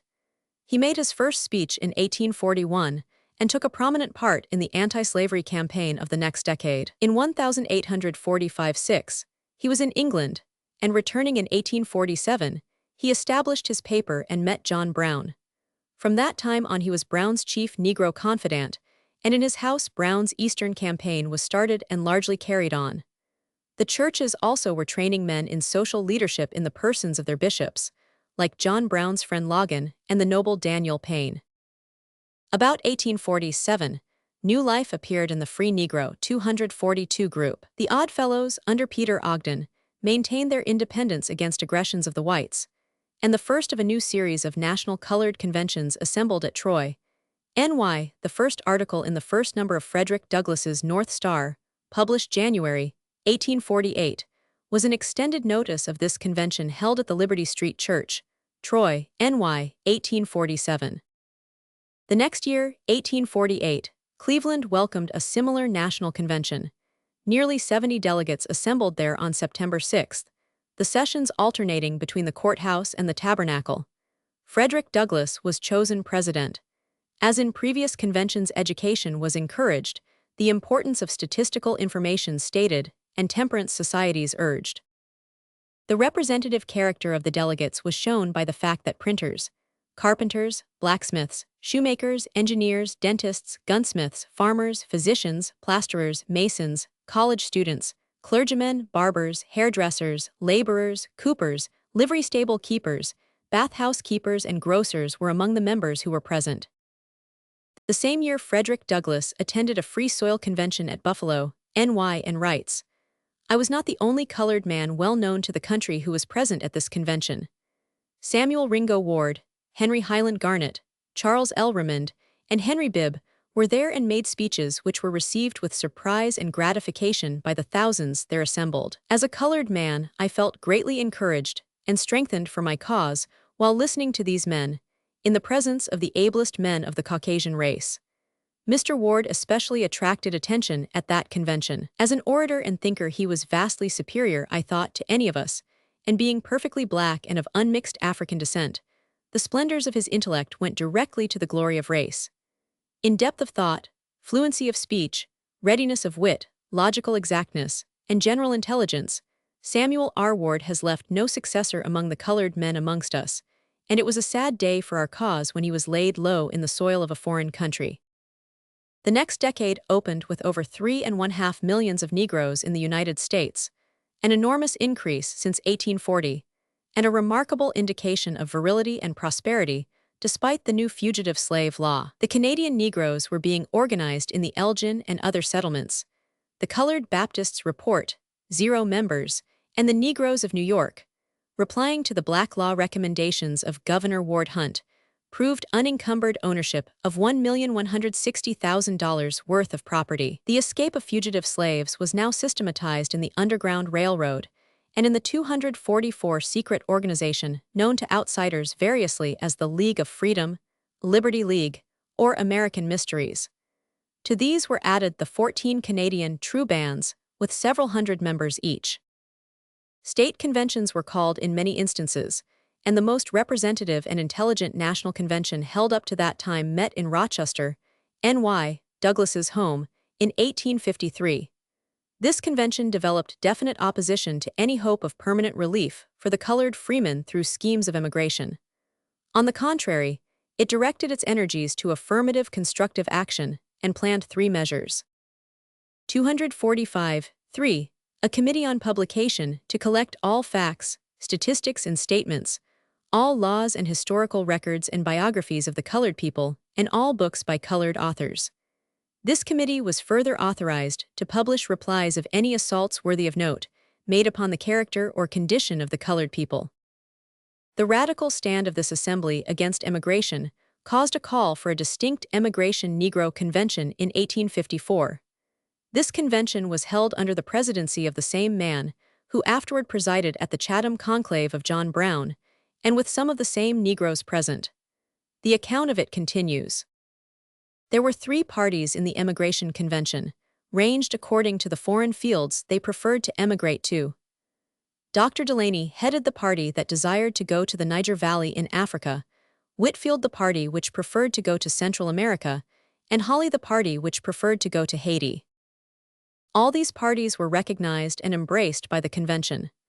Dr. Delaney was given a commission to go to Africa, in the Niger Valley, Whitfield to go to Central America, and Hawley to Haiti, to enter into negotiations with the authorities of these various countries for Negro emigrants, and to report to future conventions. Hawley was the first to execute his mission, going down to Haiti in 1855, 246, when he entered into relations with the Minister of the Interior, the father of the late President Hippolyte, and by him was presented to Emperor Faustin I. The next emigration convention was held at Chatham, Canada West, in 1856, when the report on Haiti was made.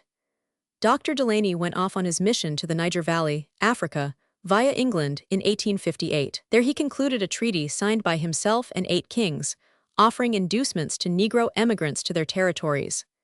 Whitfield went to California, intending later to go thence to Central America, but died in San Francisco before he could do so. Meanwhile, Redpath went to Haiti as a John Brownist after the Harpers Ferry raid, and reaped the first fruits of Hawley's mission by being appointed Haitian Commissioner of Emigration in the United States by the Haitian government, but with the express injunction that Rev. Hawley should be called to cooperate with him.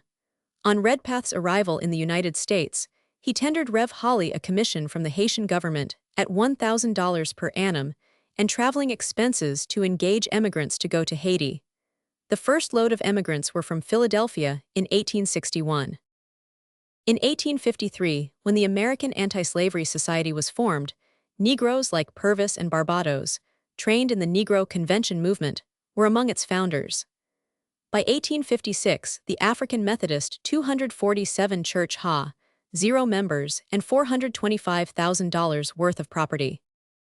Of all this development John Brown knew far more than most white men, and it was on this great knowledge that his great faith was based. To most Americans, the inner striving of the Negro was a veiled and an unknown tale. They had heard of Douglass, they knew of fugitive slaves, but of the living, organized, struggling group that made both these phenomena possible, they had no conception. From his earliest interest in Negroes, John Brown sought to know individuals among them intimately and personally. He invited them to his home and he went to theirs. He talked to them and listened to the history of their trials, advised them and took advice from them. His dream was to enlist the boldest and most daring spirits among them in his great plan. When, therefore, John Brown came east in January 1858, his object was not simply to further his campaign for funds, but more especially definitely to organize the Negroes for his work. Already he had disclosed his intentions to Thomas of Springfield and to Frederick Douglass. He now determined to enlist a larger number, and he particularly had in mind the Negroes of New York and Philadelphia, and those in Canada. At no time, however, did John Brown plan to begin his foray with many Negroes. He knew that he must gain the confidence of black men first by a successful stroke, and that after initial success, he could count 248 on large numbers. His object, then, was to interest a few leaders like Douglass, organize societies with wide ramifications, and after the first raid to depend on these societies for aid and recruits. During his stay with Douglass in February 1858, he wrote to many colored leaders: Henry Highland Garnet and James N. Gloucester in New York, John Jones in Chicago, and J. W. Logan of the Zion Church. The addresses of Downing of Rhode Island and Martin R. Delaney were also noted. On February 23d, after he had been in Boston and Peterborough, he notes, writing to Logan, one of the closest of his Negro friends, "Think I shall be ready to go with him by the 1st of March or about that time." On March 10th, John Brown and his eldest son, Henry Highland Garnet, William Still, and others met at the house of Stephen Smith, the rich Negro lumber merchant, of 921 Lombard Street, Philadelphia. Brown seems to have stayed nearly a week in that city, and probably had long conferences with all the chief Philadelphia Negro leaders. On March 18th, he was in New Haven, where he wrote Frederick Douglass and J. W. Logan, saying, "I expect to be on the way by the 28th or 30th inst." After a flying visit home, involving a long walk to save expense, he appeared again at Douglass's in April. Gloucester collected a little money for him in New York, and he probably received some in Philadelphia. At last he turned his face toward Canada. He had long wished to see Canada, and had planned a visit as far back as 1846. Hither he had sent one of the earliest of his North Elba refugees, Walter Hawkins, who became bishop of the British African Church.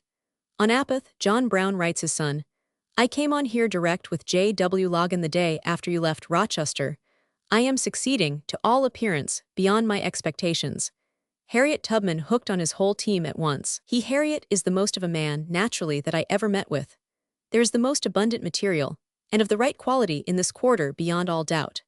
Do not forget to write Mr. Case near Rochester, at once about hunting up every person and family of the reliable kind about, at or near Bedford, Chambersburg, Gettysburg, and Carlisle in Pennsylvania, and also Hagerstown and vicinity, Maryland, and Harpers Ferry, Va." He stayed at St. Catherine's until the 14th or 15th, chiefly in consultation with that wonderful woman, Harriet Tubman, and sheltered in her home. Harriet Tubman was a full-blooded African, born a slave on the eastern shore of Maryland in 1820.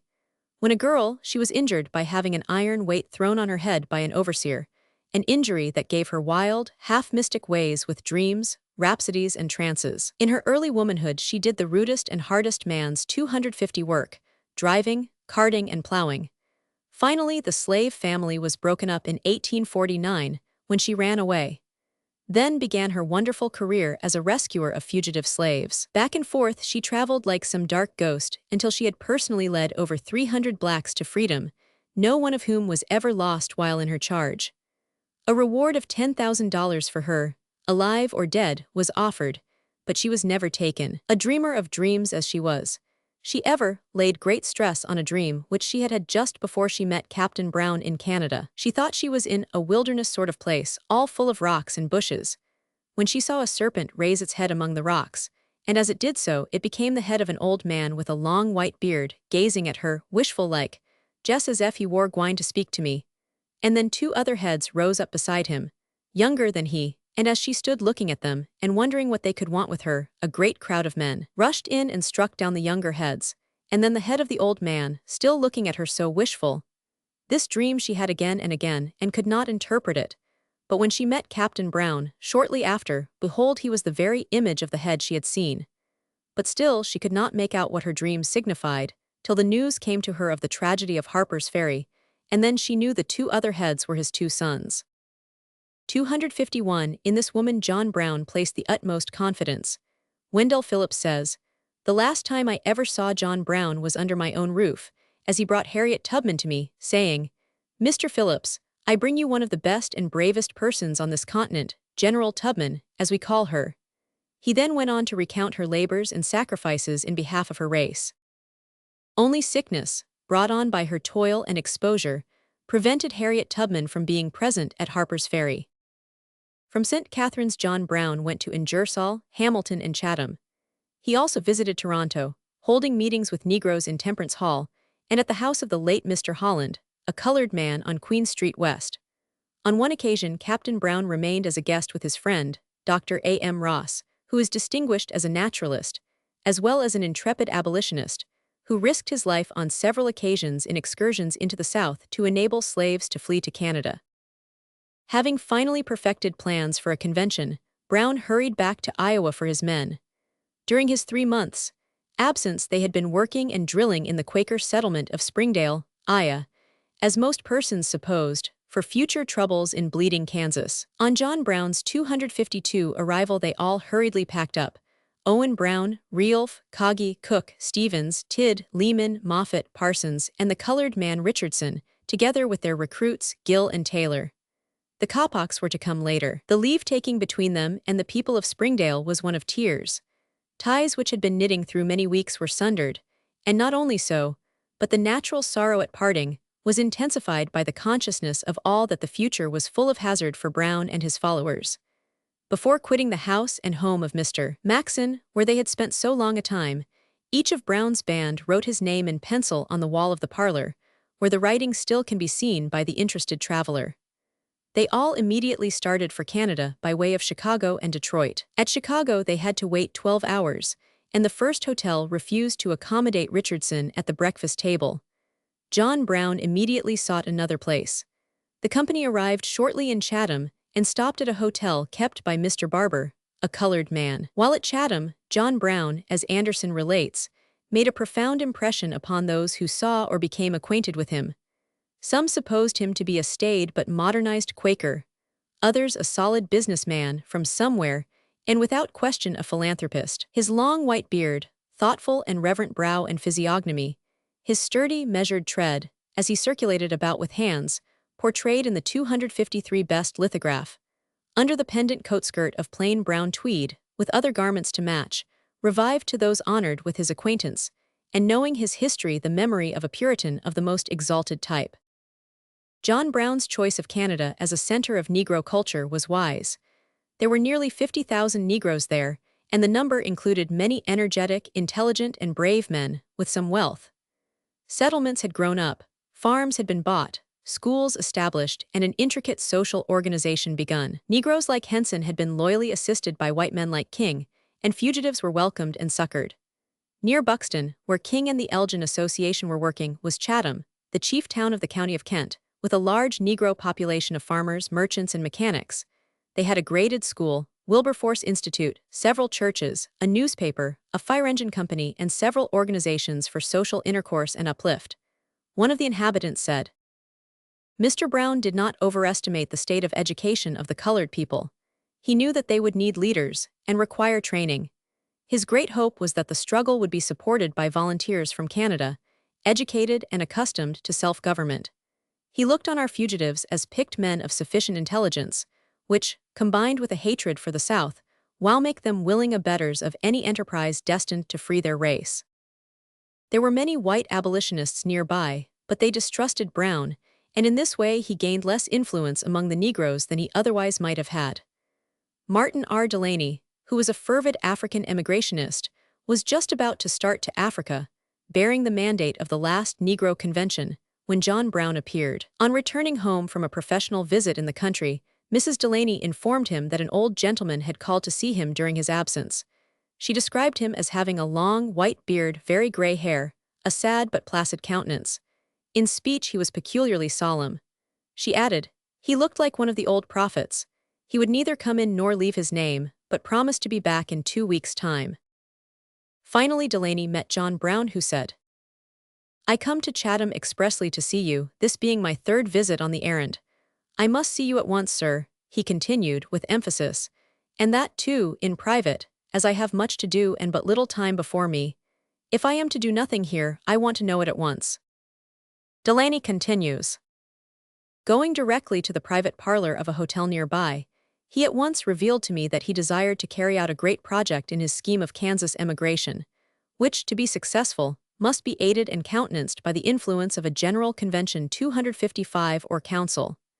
That he was unable to effect in the United States, but had been advised by distinguished friends of his and mine, that if he could but see me, his object could be attained at once. On my expressing astonishment at the conclusion to which my friends and himself had arrived, with a nervous impatience, he exclaimed, 'Why should you be surprised? Sir, the people of the northern states are cowards. Slavery has made cowards of them all. The whites are afraid of each other, and the blacks are afraid of the whites.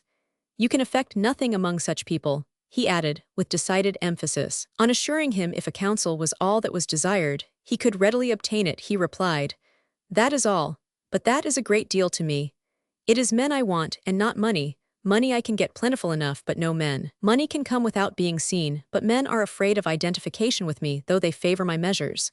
They are cowards, sir, cowards,' he reiterated. He then fully revealed his designs.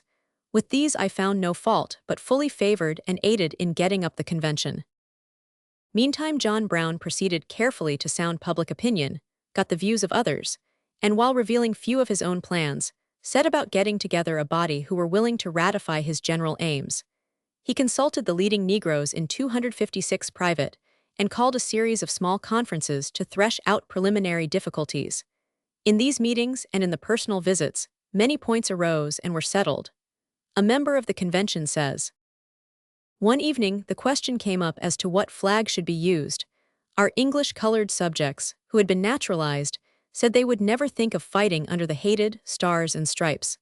Too many of them thought they carried their emblem on their backs. But Brown said the old flag was good enough for him. Under it freedom had been won from the tyrants of the old world, for white men. Now he intended to make it do duty for the black men. He declared emphatically that he would not give up the stars and stripes. That settled the question." Someone proposed admitting women as members, but Brown strenuously opposed this, and warned the members not to intimate, even to their wives, what was done. "One day in my shop I told him how utterly hopeless his plans would be if he persisted in making an attack with the few at his command, and that we could not afford to spare white men of his stamp, ready to sacrifice their lives for the salvation of black men." While I was speaking, Mr. Brown walked to and fro, with his hands behind his back, as was his custom when thinking on his favorite subject. He stopped suddenly and, bringing down his right hand with great force, exclaimed, 257 Did not my Master Jesus Christ come down from heaven and sacrifice himself upon the altar for the salvation of the race? And should I, a worm, not worthy to crawl under his feet, refuse to sacrifice myself?" With a look of determination, he resumed his walk. In all the conversations I had with him during his stay in Chatham of nearly a month, I never once saw a smile light upon his countenance. He seemed to be always in deep and earnest thought. The preliminary meeting was held in a frame cottage on Princess Street, south of King Street, then known as the King Street High School. Some meetings were also held in the First Baptist Church on King Street. In order to mislead the inquisitive, It was pretended that the persons assembling were organizing a Masonic lodge of colored people. The important proceedings took place in Number 3 Engine House, a wooden building near McGregor's Creek, erected by Mr. Holden and other colored men. The regular invitations were issued on the 5th. Chatham, Canada, May 5, 1858. My dear friend, I have called a quiet convention in this place of true friends of freedom. Your attendance is earnestly requested. Your friend, John Brown. 258. The convention was called together at 10 a.m., Saturday, May 8, and opened without ceremony. There were present the following Negroes: William Charles Monroe, a Baptist clergyman, formerly president of the Emigration Convention and elected president of this assembly; Martin R. Delaney, afterward major in the United States Army in the Civil War; Alfred Whipper of Pennsylvania; William Lambert and I.D. Shadd of Detroit, Mich. James H. Harris of Cleveland, after the war a representative in Congress for 2 terms from North Carolina; G.J. Reynolds, an active Underground Railroad leader of Sandusky City; J.C. Grant, A.J. Smith, James M. Jones, a gunsmith and engraver, graduate of Oberlin College, 1849; M.F. Bailey, S. Hunton, John J. Jackson, Jeremiah Anderson, James M. Bell, Alfred Ellisworth, James W. Purnell, George Aiken, Stephen Dett, Thomas Hickerson, John Cannell, Robinson Alexander, Thomas F. Carey, Thomas M. Kinnard, Robert Van Vaken, Thomas Stringer, John A. Thomas, believed by some to be John Brown's earlier confidant and employee at Springfield, Mass., afterward employed by Abraham Lincoln in his Illinois home and at the White House also; Robert Newman, Charles Smith, Simon Fislin, Isaac Holden, a merchant and surveyor and John Brown's host; James Smith and Richard Richardson. Hinton says, there is no evidence to show that Douglas, Logan, Garnett, Stephen Smith, Gloucester, Langston, or others of the prominent 259 men of color in the states who knew John Brown, were invited to the Chatham meeting.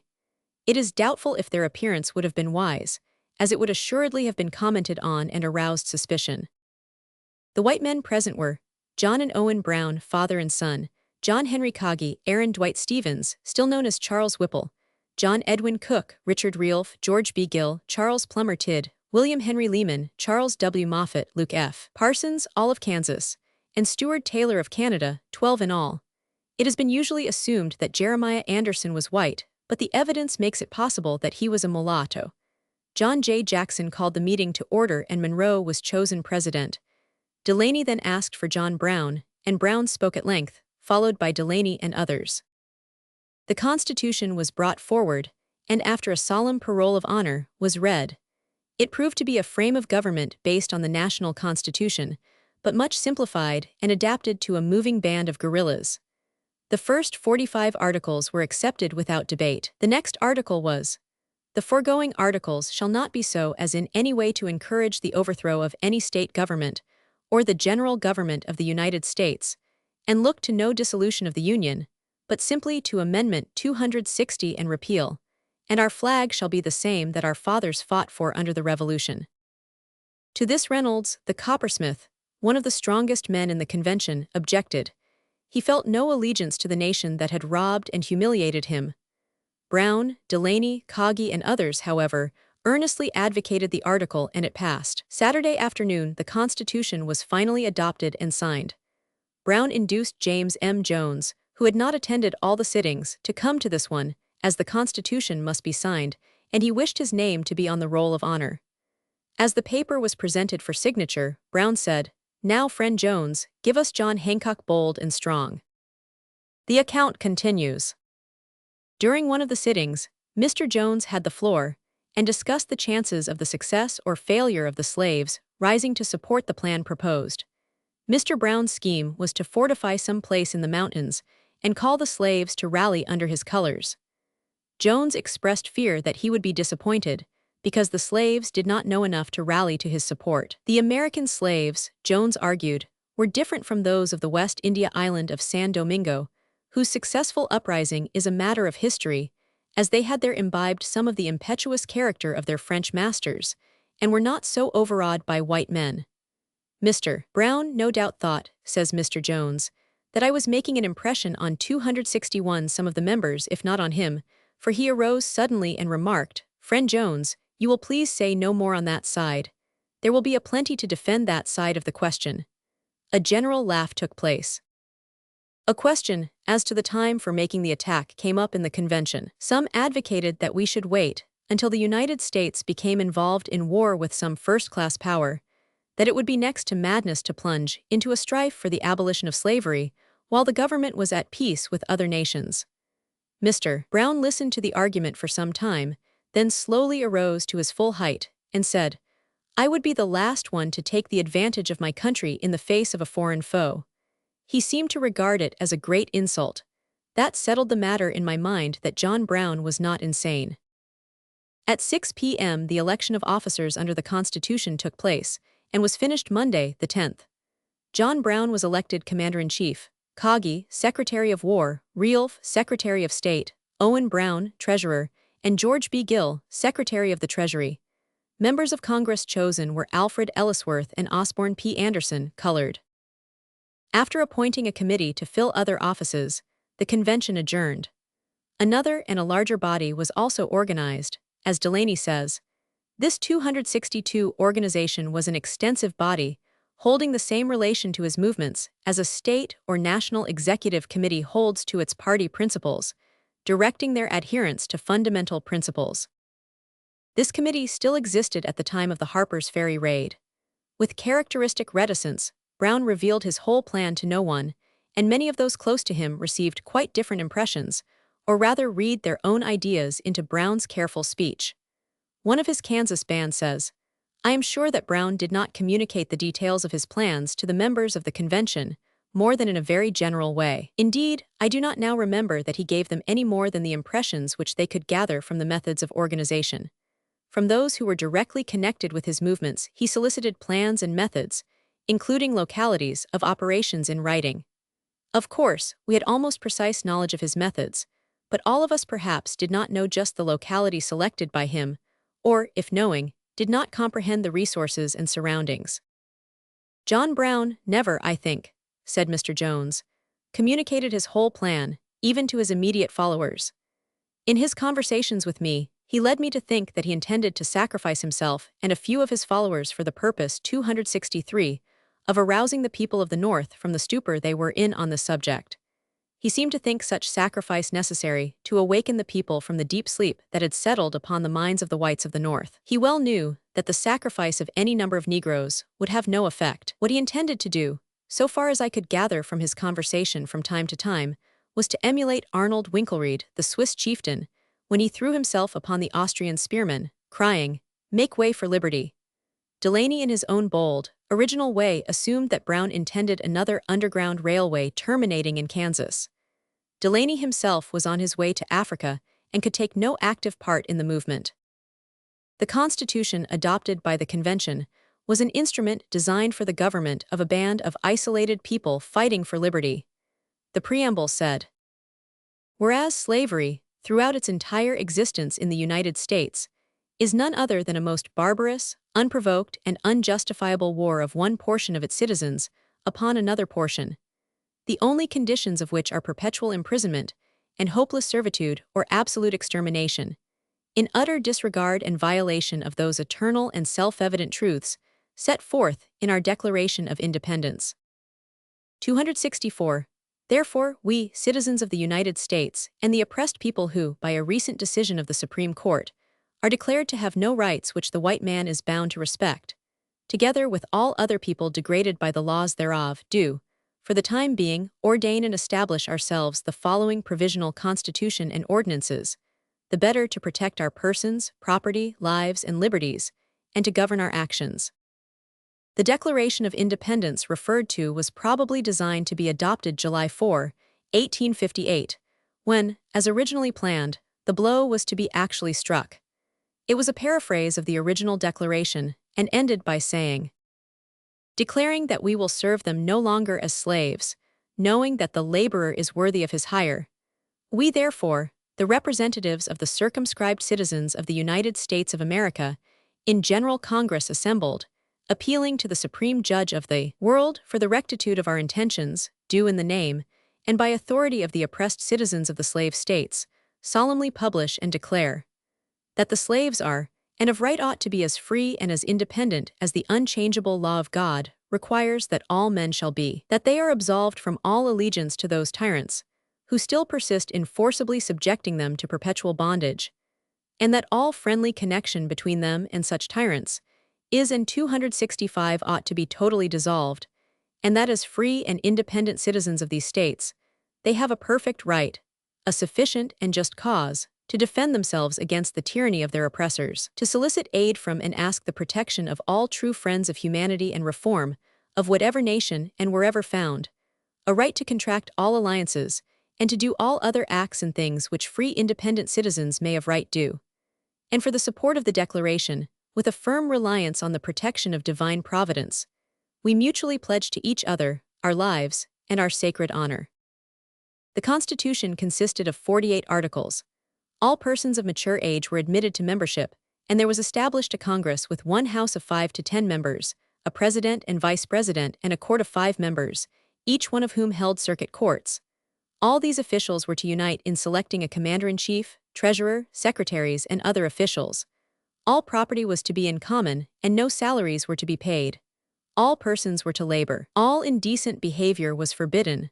The marriage relation shall be at all times respected, and families kept together as far as possible, and broken families encouraged to reunite, and intelligence offices established for that purpose. Schools and churches established as soon as may be for the purpose of religious and other instructions, and the first day of the week regarded as a day of rest, and appropriated to moral and religion's instruction and improvement, relief of the suffering, instruction of the young and ignorant, and the encouragement of personal cleanliness, nor shall any person be required on that day to perform ordinary manual labor, unless in extremely urgent cases. All persons were to carry arms but not concealed. There were special provisions for the capture of prisoners and protection of their persons and property.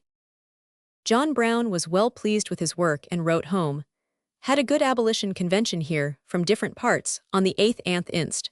Constitutions slightly amended and adopted, and society organized." Just now, as everything seemed well started, came disquieting news from the East. Forbes had been there since November, growing more and more poverty-stricken and angry, and his threats, hints and visits were becoming frequent and annoying.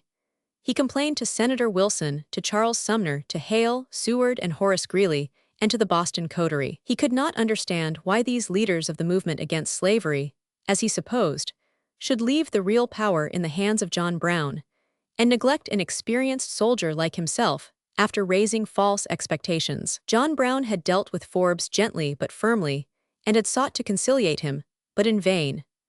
Brown 267 was apparently determined to outwit him by haste.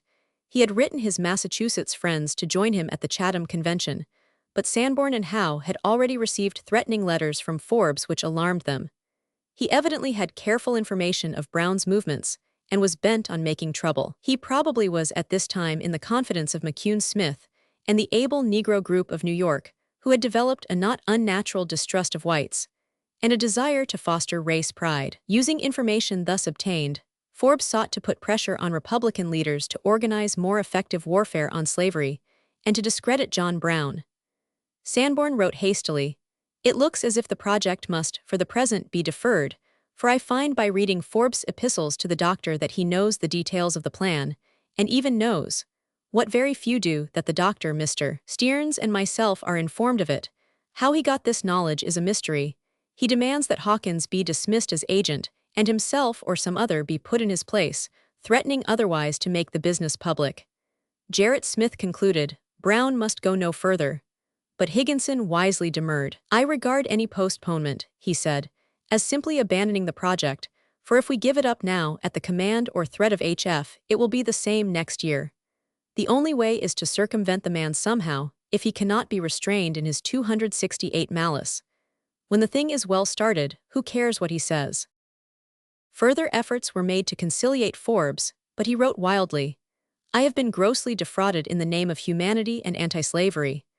I have for years labored in the anti-slavery cause, without wanting or thinking of a recompense. Though I have made the least possible parade of my work, it has nevertheless not been entirely without fruit. Patience and mild measures having failed, I reluctantly have recourse to harshness. Let them not flatter themselves that I shall eventually become weary and shall drop the subject. It is as yet quite at its beginning. To go on in face of this is madness, wrote Sanborn, and John Brown was urged to come to New York to meet Stearns and Howe. Brown had already been delayed nearly a month at Chatham by this trouble, but he obeyed the summons. Sanborn says, when, about May 20th, Mr. Stearns met Brown in New York, it was arranged that hereafter the custody of the Kansas rifles should be in Brown's hands as the agent, not of this committee, but of Mr. Stearns alone. It so happened that Gerrit Smith, who seldom visited Boston, was coming there late in May. He arrived and took rooms at the Revere House, where on the 24th of May, 1858, the secret committee organized in 269 March, and consisting of Smith, Parker, Howe, Higginson, Stearns, and Sanborn, held a meeting to consider the situation. It had already been decided to postpone the attack, and the arms had been placed under a temporary interdict so that they could only be used, for the present, in Kansas. The questions remaining were whether Brown should be required to go to Kansas at once, and what amount of money should be raised for him in the future. Of the 6 members of the committee, only one, Higginson, was absent. It was unanimously resolved that Brown ought to go to Kansas at once. As soon as possible after this, on May 21st, Brown visited Boston, and while there held a conversation with Higginson, who made a record of it at the time, he states that Brown was full of regret at the decision of the Revere House Council to postpone the attack till the winter or spring of 1859, when the secret committee would raise for Brown $2,000 or $3,000. He meantime was to blind Forbes by going to Kansas, and to transfer the property so as to relieve the Kansas Committee of responsibility, they in future not to know his plans. On probing Brown, Higginson goes on, I found that he considered delay very discouraging to his 13 men and to those in Canada. Impossible to begin in autumn, and he would not lose a day, he finally said, if he had $300. It would not cost $25 apiece to get his men from Ohio, and that was all he need. The knowledge that Forbes could give of his plan would be injurious, for he wished his opponents to underrate him. But still, the increased terror produced would perhaps counterbalance this, and it would not make much difference. If he had the means, he would not lose a day. He complained that some of his Eastern friends were not men of action, that they were intimidated by Wilson's letter and magnified the obstacles. Still, it was essential that they should not think him reckless, he said, and as they held the purse, he was powerless without them, having spent nearly everything received this campaign, on account of delay, a month at Chatham, etc. There was nothing now for Brown but to conceal his arms, scatter his men, and hide a year in Kansas. It was a bitter necessity, and it undoubtedly helped ruin the success of the foray. The Negroes in Canada fell away from the plan when it did not materialize and doubted Brown's determination and wisdom. His son hid the arms in northern Ohio in a haymow. Meantime, a part of the company, Stevens, Cook, Tidd, Gill, Taylor, and Owen Brown, immediately after the adjournment of the convention, had gone to Cleveland, and had found work in the surrounding country. Brown wrote from Canada at the time, it seems that all but 3 have managed to stop their board bills, and I do hope the balance will follow the manlike and noble example of patience and perseverance, set them by the others, instead of being either discouraged or out of humor. The weather is so wet here that no work can be obtained. I have only received $15 from the East, and such has been the effect of the course taken by F. on our Eastern friends, that I have some fears that we shall be compelled to delay further action for the present. They urge us to do so, promising us liberal assistance after a while. I am in hourly expectation of help sufficient to pay off our bills here, and to take us on to Cleveland, to see and advise with you, which we shall do at once when we shall get the means. Suppose we do have to defer our direct efforts, shall great and noble minds either indulge in useless complaint, or fold their arms in discouragement, or sit in idleness, when we may at least avoid losing ground. It is in times of difficulty that men show what they are. It is in such times that men mark themselves. Are our difficulties such as to make us give up one of the noblest enterprises in which men ever were engaged? 2 weeks later the rest of the party, except Kagi, followed to Cleveland, John Brown going east to meet Stearns. Kagi, who was an expert printer, went to Hamilton, Canada, where he set up and printed the Constitution, arriving in Cleveland about the middle of June when Brown returned from the East. Realf says that Brown did not have much 272 money, but sent him to New York and Washington to watch Forbes and possibly regain his confidence. Rielf, however, had become timid and lukewarm in the cause and sailed away to England. The rest of the men scattered. Owen Brown went to Akron, O'Cook left Cleveland for the neighborhood of Harpers Ferry, Gill secured work in a Shaker settlement, probably Lebanon, where Tidd was already employed. Stuart Taylor went to Illinois. Stevens awaited Brown at Cleveland, while Lehman got some work in Ashtabula County. John Brown left Boston on the 3rd of June, proceeding to the North Elba home for a short visit. Then he, Coggy, Stevens, Lehman, Gill, Parsons, Moffett, and Owen were gathered together and the party went to Kansas, arriving late in June. Thus suddenly ended John Brown's attempt to organize the Black Phalanx. His intimate friends understood that the great plan was only postponed, but the postponement had, as Higginson predicted, a dampening effect, and Brown's chances of enlisting a large Canadian contingent were materially lessened. Nevertheless, seed had been sown, and there were millions of human beings to whom the last word of the Chatham Declaration of Independence was more than mere rhetoric. Nature is mourning for its murdered and afflicted children. Hung be the heavens in scarlet. Chapter 10. The Great Black Way. The Spirit of the Lord God is upon me, because of the Lord hath anointed me to preach good tidings unto the meek. He hath sent me to bind up the brokenhearted, to proclaim liberty to the captives, and the opening of the prison to them that are bound.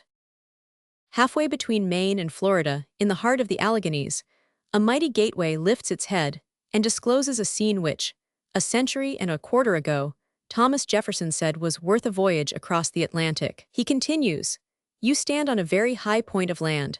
On your right comes up the Shenandoah, having ranged along the foot of the mountain 100 miles to find a vent. On your left approaches the Potomac, in quest of a passage also. In the moment of their junction, they rush together against the mountain, rend it asunder, and pass off to the sea. This is Harpers Ferry, and this was the point which John Brown chose for his attack on American slavery. He chose it for many reasons. He loved beauty. When I met Brown at Peterborough in 1858, writes Sanborn, Morton played some fine music to us in the parlor. Among other things 274 Schubert serenade, then a favorite piece, and the old Puritan, who loved music and sang a good part himself, sat weeping at the air. He chose Harpers Ferry because a United States arsenal was there, and the capture of this would give that dramatic climax to the inception of his plan, which was so necessary to its success. But both these were minor reasons. The foremost and decisive reason was that Harpers Ferry was the safest natural entrance to the Great Black Way. Look at the map, page 274. The shaded portion is the Black Belt of slavery, where there were massed in 1859 at least 3 of the 4 million slaves. 2 paths led southward toward it in the east. The way by Washington, physically broad and easy, but legally and socially barred to bondsmen. The other way, known to Harriet Tubman and all fugitives, which led to the left toward the crests of the Alleghanies and the gateway of Harpers Ferry. One has but to glance at the mountains and swamps of the South to see the Great Black Way. Here, amid the mighty protection of overwhelming numbers, lay a path from slavery to freedom, and along that path were fastnesses and hiding places easily capable of becoming permanent fortified refuges for organized bands of determined armed men. The exact details of Brown's plan will never be fully known. As Rielf said, John Brown was a man who would never state more than it was absolutely necessary for him to do. No one of his most intimate associates, and I was one of the most intimate, was possessed of more than barely sufficient information to enable Brown to attach such companion to him. Map showing the Great Black Way. 275. A glance at the map shows clearly that John Brown intended to operate in the Blue Ridge Mountains, rising east of the Shenandoah, and known at Harpers Ferry as Loudon Heights. The Loudon Heights rise boldly 500 to 700 feet above the village of Harpers Ferry, and 0 feet above the sea. They run due south and then southwest, dipping down a little the first 3 miles, then rising to 1,500 feet, which level is practically maintained until 25 miles below Harpers Ferry, where the mountains broaden to a dense and labyrinthical wilderness, and rise to a height of 2,000 or more feet. Right at this high point and inside of High Knob, a peak of 2,400 feet, began, in Fauquier County, the Great Black Way. In this county in 1850 were over 10,000 slaves and free Negroes, as compared with 9,875 whites. From this county to the southern boundary of Virginia was a series of black counties with a majority of slaves, containing in 1850 at least 260,000 Negroes. From here the Great Black Way went south, as John Brown indicated in his diary, and undoubtedly in the marked maps, which Virginia afterward hastily destroyed. The easiest way to get to these heights was from Harpers Ferry. An hour's climb from the arsenal grounds would easily have hidden 100 men in inaccessible fastnesses, provided they were not overburdened. And even with arms, ammunition, and supplies, they could have repelled, without difficulty, attacks on the retreat. Forts and defenses could be prepared in these mountains, and before the raid they had been pretty thoroughly explored and paths marked.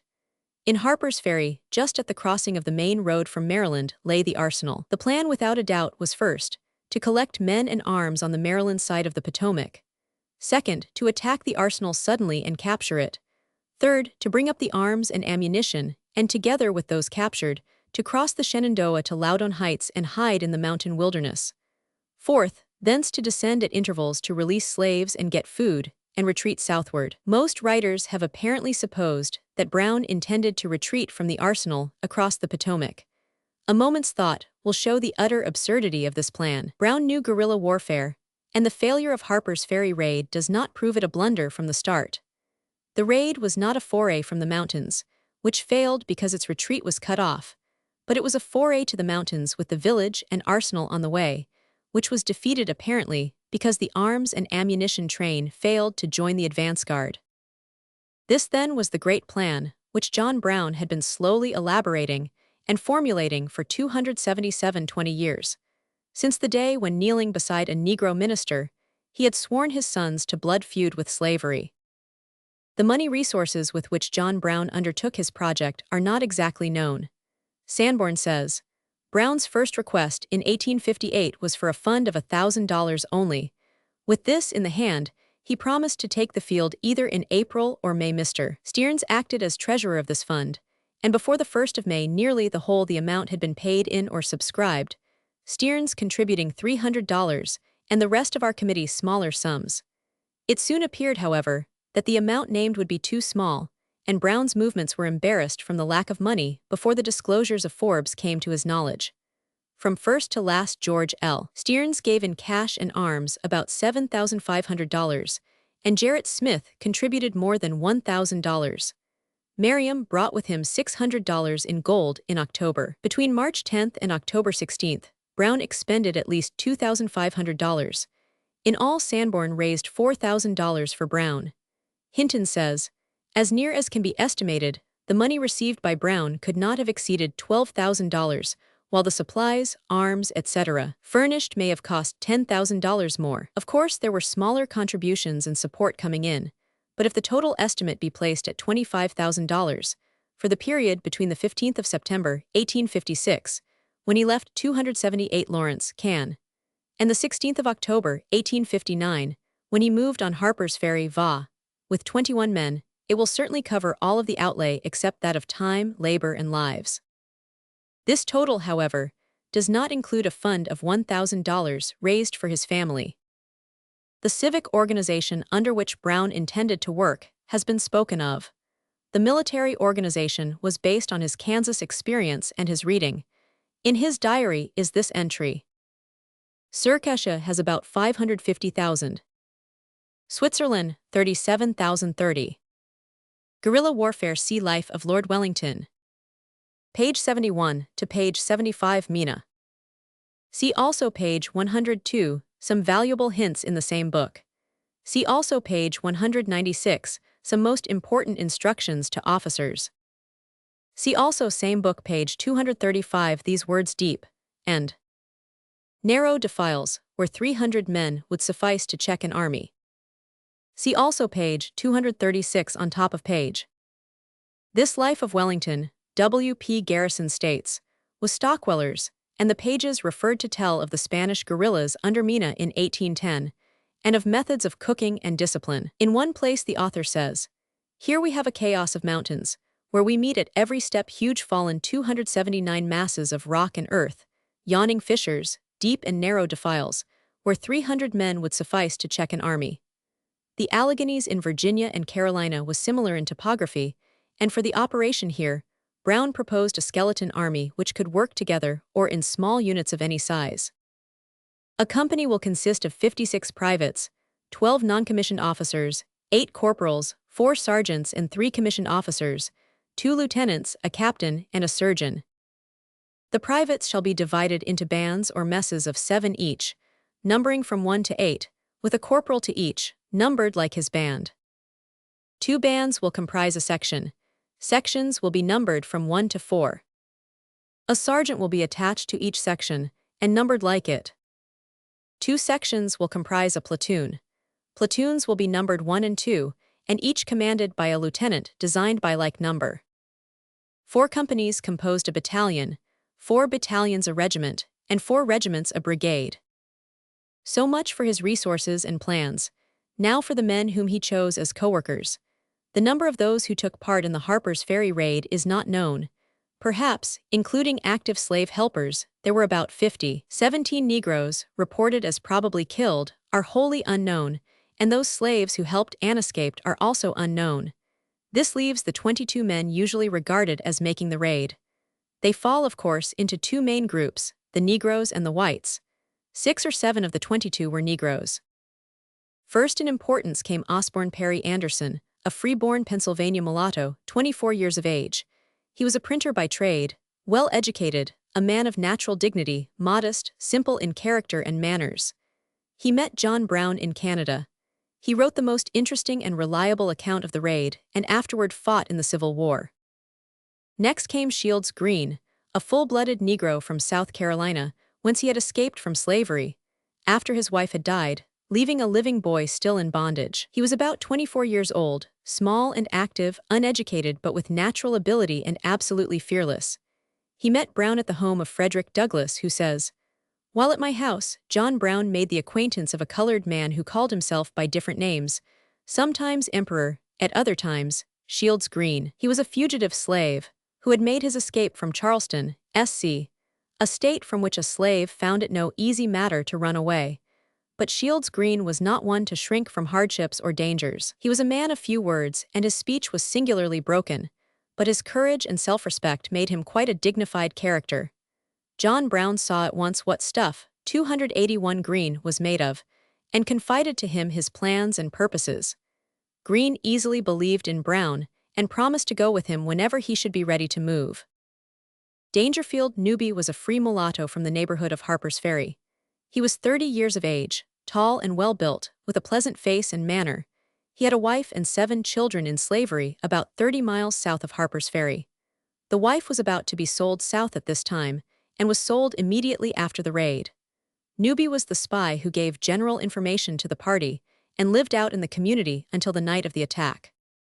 John A. Copeland was born of free Negro parents in North Carolina, reared in Oberlin and educated at Oberlin College. He was a straight-haired mulatto, 22 years old, of medium size, and a carpenter by trade. Hunter, the prosecuting attorney of Virginia, says, "From my intercourse with him I regarded him as one of the most respectable prisoners that we had. He was a copper-colored Negro, behaved himself with as much firmness as any of them, and with far more dignity. If it had been possible to recommend a pardon for any of them, it would have been for this man Copeland, as I regretted as much, if not more, at seeing him executed than any other one of the party." 282 Lewis Sherrard Leary was born in slavery in North Carolina, and also reared in Oberlin, where he worked as a harness maker. An Oberlin friend testified, "He called again afterward, and told me he would like to keep to the amount I had given him, and would like a certain amount more for a certain purpose, and was very chary in his communications to me as to how he was to use it, except that he did inform me that he wished to use it in aiding slaves to escape." Circumstances just then transpired which had interested me contrary to any thought I ever had in my mind before. I had exhibited to me a daguerreotype of a young lady, a beautiful-appearing girl, who I was informed was about 18 years of age. But here Senator Mason of the Inquisition scented danger, and we can only guess the reasons that sent Leary to his death. He was said to be Brown's first recruit outside the Kansas band. John Anderson, a free Negro from Boston, was sent by Lewis Hayden and started for the front. Whether he arrived and was killed, or was too late has never been settled. The 7th man of possible Negro blood was Jeremiah Anderson. He is listed with the Negroes in all the original reports of the Chatham Convention, and was, as a white Virginian who saw him says, of middle stature, very black hair and swarthy complexion. He was supposed by some 283 to be a Canadian mulatto. He was descended from Virginia slaveholders who had moved north and was born in Indiana. He was 26 years old. Of the white men there were, first of all, John Brown and his family, consisting of 3 sons, and 2 brothers of his eldest daughter's husband, William and Dauphin Thompson. Oliver Brown was a boy not yet 21, though tall and muscular, and had just been married. Watson was a man of 25, tall and athletic, while Owen was a large, red-haired, prematurely aged man of 35, partially crippled, good-tempered and cynical. The Thompsons were neighbors of John Brown and part of a brood of 20 children. The Brown family and their intermarried Anne Brown says that William, who was 26 years of age, was kind, generous-hearted and helpful to others. Dauphin, a boy of 22, was, she writes, very quiet with a fair, thoughtful face, curly blonde hair and baby blue eyes. He always seemed like a very good girl. The 3 notable characters of the band were Coggy, Stevens and Cook, the reformer, the soldier, and the poet. Coggy's family came from the Shenandoah Valley. He was 24, had a good English education, and was a newspaper reporter in Kansas, where he earnestly helped the Free State 284 cause. He had strong convictions on the subject of slavery and was willing to risk all for them. "You will all be killed," cried a friend who heard his plan. "Yes, I know it, Hinton, but the result will be worth the sacrifice." Hinton adds, "I recall my friend as a man of personal beauty, with a fine, well-shaped head, a voice of quiet, sweet tones that could be penetrating and cutting, too, almost to sharpness." Anderson writes that Coggy left home when a youth, an enemy to slavery, and brought as his gift offering to freedom 3 slaves, whom he piloted to the north. His innate hatred of the institution made him a willing exile from the state of his birth, and his great abilities, natural and acquired, entitled him to the position he held in Captain Brown's confidence. Coggy was indifferent to personal appearance. He often went about with slouched hat, one leg of his pantaloons properly adjusted, and the other partly tucked into his high boot top, unbrushed, unshaven, and in utter disregard of the latest style. Stevens was a handsome 6-foot Connecticut soldier of 28 years of age, who had thrashed his major for mistreating a fellow soldier and deserted from the United States Army. He was active in Kansas, and soon came under John Brown's discipline. "Why did you come to Harpers Ferry?" asked a Virginian. 285, he replied. "It was to help my fellow men out of bondage. You know nothing of slavery. I know, a great deal. It is the crime of crimes. I hate it more and more the longer I live. Even since I have been lying in this cell, I have heard the crying of 3 slave children torn from their parents." Cook was also a Connecticut man of 29 years, tall, blue-eyed, golden-haired and handsome, but a far different type from Stevens. He was talkative, impulsive and restless, eager for adventure but hardly steadfast. He followed John Brown as he would have followed anyone else whom he liked, dreaming his dreams, rushing ahead in the face of danger and shrinking back appalled and pitiful before the grim face of death. He was the most thoroughly human figure in the band. One other deserves mention because it was probably his slowness or obstinacy that ruined the success of John Brown's raid. This was Charles P. Tidd. He was from Maine, 27 years old, trained in Kansas warfare, a nervous, overbearing and quarrelsome man. He bitterly opposed the plan of capturing Harpers Ferry when it was finally revealed, and as Anne Brown said, got so warm that he left the farm and went down to Cook's dwelling near Harpers Ferry to let his wrath cool off. A week passed before he sullenly gave in. Besides these, there were 6 other men of more or less indistinct personalities. 5 were young 286 Kansas settlers from Maine, the Middle West and Canada, trained in guerrilla warfare under Brown and Montgomery, and thoroughly disliking the slave system which they had seen. They were personal admirers of Brown and lovers of adventure. The last recruit, Merriam, was a New England aristocrat turned crusader, fighting the world's ills blindly but devotedly. The Negro Lewis Hayden met him in Boston, and after a few words said, "I want $500 and must have it." Merriam, startled at the manner of the request, replied, "If you have a good cause, you shall have it." Hayden then told Merriam briefly what he had learned from John Brown, Jr. That Captain Brown was at Chambersburg, or could be heard of there, that he was preparing to lead a party of liberators into Virginia, and that he needed money, to which Merriam replied, "If you tell me John Brown is there, you can have my money and me along with it." These were the men, idealists, dreamers, soldiers, and avengers, varying from the silent and thoughtful to the quick and impulsive, from the cold and bitter to the ignorant and faithful. They believed in God, in spirits, in fate, in liberty. To them, the world was a wild, young, unregulated thing, and they were born to set it right. It was a veritable band of crusaders, and while it had much of weakness and extravagance, it had nothing nasty or unclean. On the whole, they were an unusual set of men. Anne Brown, who lived with Thess, said, "Taking them all together, I think they would compare well. She is speaking of manners, etc., with the same number of men in any station of life I have ever met." They were not men of culture or great education, although Kagi had had a fair schooling. They were intellectually bold and inquiring. Several had been attracted by the then rampant spiritualism. Nearly all were skeptical of the world's social conventions. They had been trained mostly in the rough school of frontier life, had faced death many times, and were eager, curious, and restless. Some of them were musical, others dabbled in verse. Their broadest common ground of sympathy lay in the personality of John Brown. Him they revered and loved. Through him, they had come to hate slavery, and for him and for what he believed, they were willing to risk their lives. They themselves had convictions on slavery and other matters, but John Brown narrowed down their dreaming to one intense deed. Finally, there was John Brown himself. His appearance has been often described, several times in these pages. In 1859, he was the same striking figure with whitening hair, burning eyes, and the great white beard, which hardly hid the pendulous side lips of Olympian Jove. One thing, however, must not be forgotten. John Brown was at this time a sick man. Fro to 1859, scarce a mouth passed without telling of 288 illness. His health was some improved in May 1857, but soon he lost a week, with ague and fever, and left home feeble. In August, he wrote of ill health and repeated returns of fever and ague. In September and October his health was poor. The spring and summer of 1858 found him not very stout, and in July and August he was down with ague and too sick to write. In September he was still weak, and, although some improved in December, the following spring found him not very strong. In April, amid the feverish activity of his fatal year, he was quite prostrated, with the difficulty in my head and ear, and with the ague in consequence. Late in July, he was delayed with sickness, and there can be little doubt that it was an illness and pain-racked body which his indomitable will forced into the raid of Harpers Ferry.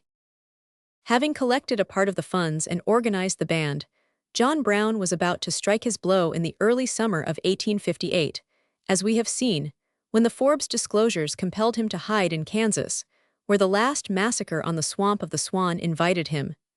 He left Canada for Kansas in June 1858. Cook, somewhat against the wishes of Brown, who feared his garrulity, went to Harpers Ferry, worked as a booking agent and canal keeper, made love to a maid and married her, and then acted as advance agent awaiting the main band.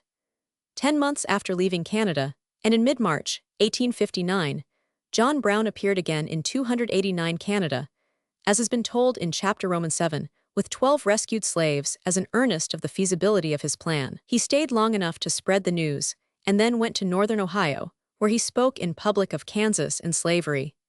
He said that he had never lifted a finger toward anyone whom he did not know was a violent persecutor of the Free State men. He had never killed anybody, although, on some occasions, he had shown the young men with him how some things might be done as well as others, and they had done the business. He had never destroyed the value of an ear of corn, and had never set fire to any pro-slavery man's house or property. He had never by his action driven out pro-slavery men from the territory, but if the occasion demanded it, he would drive them into the ground, like fence stakes, where they would remain permanent settlers. Brown remarked that he was an outlaw.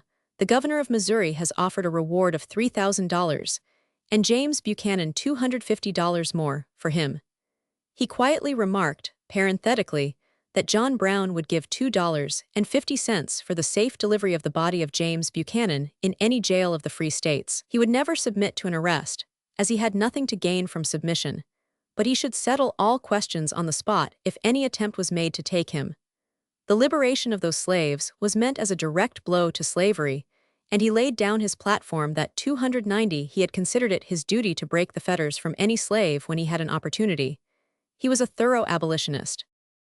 Then he went east to see his family and visit Douglas, where he met and persuaded Shields Green, and to consult with Gerrit Smith and Sanborn. Alcott at Concord wrote, This evening I heard Captain Brown speak at the town hall on Kansas affairs, and the part took by them in the late troubles there. He tells his story with surpassing simplicity and sense, impressing us all deeply by his courage and religious earnestness. Our best people listen to his words. Emerson, Thoreau, Judge Hoar, my wife, and some of them contribute something in aid of his plans, without asking particulars. Such confidence does he inspire in his integrity and abilities. I have a few words with him after his speech, and find him superior to legal traditions, and a disciple of the right in ideality and the affairs of the state. He is Sanborn's guest and stays for a day only. A young man named Anderson accompanies him. They go armed, I am told, and will defend themselves, if necessary. I believe they are now on their way to Connecticut and farther south, but the captain leaves us much in the dark concerning his destination and designs for the coming months. Yet he does not conceal his hatred of slavery, nor his readiness to strike a blow for freedom at the 291 proper moment. I infer he intends to run off as many slaves as he can, and so render that property insecure to the master. I think him equal to anything he dares, the man to do the deed, if it must be done, and with the martyr's temper and purpose. Nature was deeply intent in the making of him. He is of imposing appearance, personally tall with square shoulders and standing, eyes of deep gray and couchant as if ready to spring at the least rustling, dauntless yet kindly, his hair shooting backward from low down on his forehead, nose trenchant and Romanesque. Set lips, his voice suppressed yet metallic, suggesting deep reserves. Decided mouth, the countenance and frame charged with power throughout. Since here last he has added a flowing beard, which gives the soldierly air and the port of an apostle.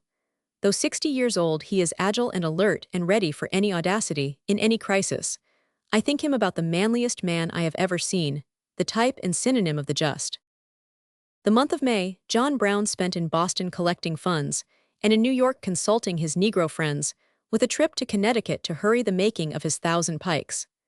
Sickness intervened, but at last on June 20th, the advance guard of 5, Brown and 2 of his sons, Jerry Anderson and Coggy, started southward. They stayed several days at Chambersburg, where Coggy, cooperating with a faithful Negro barber, Watson, 292, was established as a general agent to forward men, mail, and freight.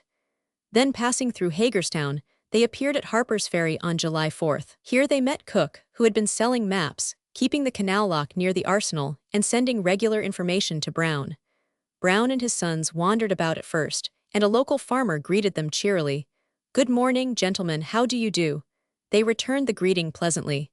The conversation is recounted as follows. I said, "Well, gentlemen," after saluting them in that form, "I suppose you are out hunting minerals, gold and silver." His answer was, "No, we are not. We are out looking for land. We want to buy land. We have a little money, but we want to make it go as far as we can." He asked me about the price of the land. I told him that it ranged from $15 to $30 in the neighborhood. He remarked, "That is high. I thought I could buy land here for about $1 or $2 per acre." I remarked to him, "No, sir. If you expect to get land for that price, you will have to go further west, to Kansas, or some of those territories where there is government land." I then asked him where they came from. His answer was, "From the northern part of the state of New York." I asked him what he followed there. He said farming and the frost had been so heavy lately that it cut off their crops there, that he could not make anything and sold out, and thought he would come further south and try it a while. Through this easygoing, inquisitive farmer, Brown learned of a farm for rent, which he hired for 9 months for $35. It was on the main road between Harpers Ferry, Chambersburg, and the north, about 5 miles from the ferry and in a quiet, secluded place. The house stood about 300 yards back from the Boonesborough Pike, in plain sight. About 600 yards away on the other side of the road was another cabin of 1 room and a garret, which was largely hidden from view by the shrubbery. Here Brown settled and gradually collected his men and material. The arms were especially slow in coming. Most of the guns arrived at Chambersburg from Connecticut about August, but the pikes did not come until a month later. Then to the men were gathered slowly. They were at the 4 ends of the country, in all sorts of employment and different financial conditions, and they were not certain just when the raid would take place. All this delayed Brown from July until October and greatly increased the cost of maintenance. A daughter, Anne, and Oliver's girl wife came and kept the house from July 16th to October 1st. At this critical juncture, Harriet Tubman fell sick, a grave loss to the cause, and there were other delays. By August 1st, there were at Harper's 294 Ferry the 2 Brown daughters and 3 sons, and the 2 brothers of a son-in-law, besides the 2 Coppocs, Tidd, Jerry Anderson, and Stevens. Hazlitt, Lehman, and Taylor came soon after. Coggy was still at Chambersburg, and John Brown himself labored and traveled night and day, sometimes on Old Dolly, his brown mule, and sometimes in the wagon. He would start directly after night, and travel the 50 miles between the farm and Chambersburg by daylight the next morning, and he otherwise kept open communication between headquarters and the latter place, in order that matters might be arranged in due season. In the north, John Brown, Jr., was shipping the arms and gathering men and money. He was in Boston August 10th, at Douglas's home, soon after, and later in Canada with Logan. All the chief branches of the League were visited, and then northern Ohio. The result was meager, not because of a lack of men, but lack of the kind of men wanted at this time. There were thousands of Negroes ready to fight for liberty in the ranks, but most of these John Brown could not use at present. No considerable band of armed black men could have been introduced into the South without immediate discovery and civil war. It was therefore picked leaders like Douglas, Reynolds, Holden, and Delaney that Brown wanted at first, discreet and careful men of influence, who, as he said to Douglas, could hive the swarming bees both north and south. 295 to get these picked men interested was, however, difficult. Each had his work and his theory of racial salvation. They were widely scattered. A number of them had been convinced in 1858, but the postponement had given time for reflection and doubt. In many ways, the original enthusiasm had waned, but it was not dead. The cause was just as great, and all that was needed was to convince men that this was a real chance to strike an effective blow. They required the magic of Brown's own presence to impress this fact upon them. They were not sure of his agents. Men continued to come, however, others began to prepare, and still, others were almost persuaded. An urgent summons went to Kansas to white fellow workers, and the response there was similarly small. Brown knew that his ability to command the services of a large number of Northern Negroes depended to some degree on Frederick Douglass's attitude. He was the first great national Negro leader, a man of ability, finesse, and courage. If he followed John Brown, who could hesitate? If he refused, was it not for the best of reasons? Thus John Brown continually urged Douglas, and as a last appeal arranged for a final conference on August 19th at Chambersburg in an abandoned stone quarry. Douglas says, "As I came near, he regarded me rather suspiciously, but soon recognized me, and received me cordially. He had in his hand when I met him a fishing tackle, with which he had been fishing in a stream hard by, but I saw no fish 296, and did not suppose he cared much for his fisherman's luck. The fishing was simply a disguise and was certainly a good one. He looked every way like a man of the neighborhood, and as much at home as any of the farmers around there. His hat was old and storm-beat, and his clothing was about the color of the stone quarry itself, his then present dwelling place. His face wore an anxious expression, and he was much worn by thought and exposure.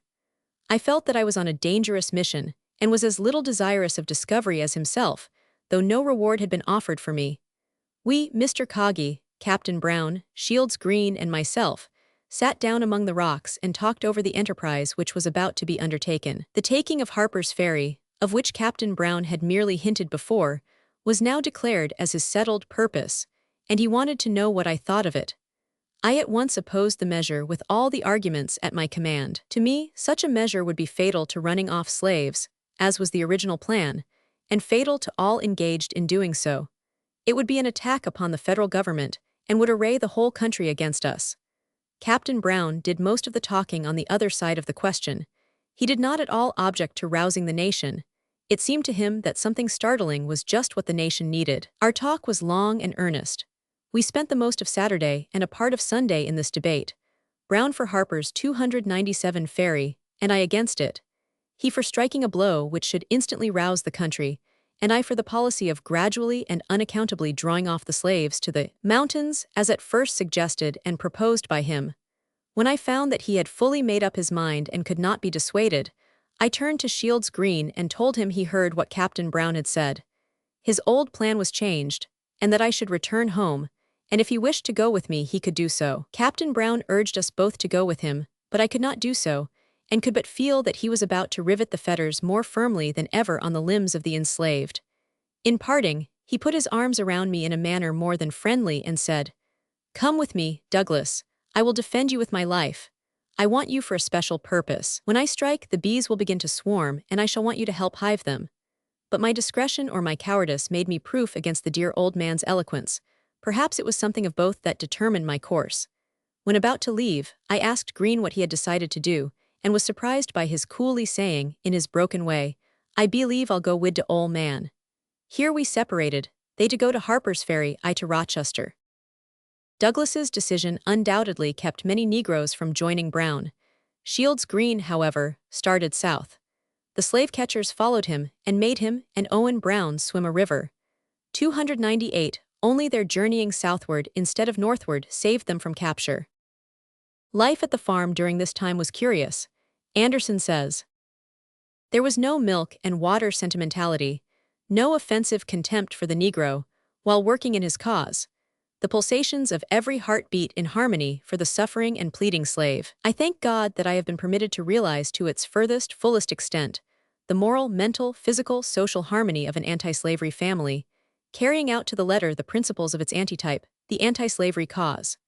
In John Brown's house, and in John Brown's presence, men from widely different parts of the continent met, and united into one company, wherein no hateful prejudice dared intrude its ugly self, no ghost of distinction found space to enter. To a passerby, the house and its surroundings presented but indifferent attractions. Any log tenement of equal dimensions would be as likely to arrest a stray glance. Rough, unsightly, and aged, it was only for those privileged to enter and tarry for a long time, and to penetrate the mysteries of the 2 rooms it contained: kitchen, parlor, dining room below, and the spacious chamber, attic, storeroom, prison, drilling room, comprised in the loft above. Who could tell how we lived at Kennedy Farm? Every morning, when the noble old man was at home, he called the family around, read from his 299 Bible, and offered to God most fervent and touching supplications for all flesh, and especially pathetic were his petitions in behalf of the oppressed. I never heard John Brown pray that he did not make strong appeals to God for the deliverance of the slave. This duty over, the men went to the loft, there to remain all day long. Few only could be seen about, as the neighbors were watchful and suspicious. It was also important to talk but little among ourselves, as visitors to the house might be curious. Besides the daughter and daughter-in-law, who superintended the work, some one or other of the men was regularly detailed to assist in the cooking, washing, and other domestic work. After the ladies left, we did all the work, no one being exempt, because of age or official grade in the organization. The principal employment of the prisoners, as we severally were when compelled to stay in the loft, was to study Forbes' manual, and to go through a quiet, though rigid drill, under the training of Captain Stevens at some times. At other times we applied a preparation for bronzing our gun barrels, discussed subjects of reform, related our personal history. But when our resources became pretty well exhausted, the ennui from confinement, imposed silence, etc., would make the men almost desperate. At such times, neither slavery nor slaveholders were discussed mincingly. We were, while the ladies remained, often relieved of much of the dullness growing out of restraint by 300 their kindness.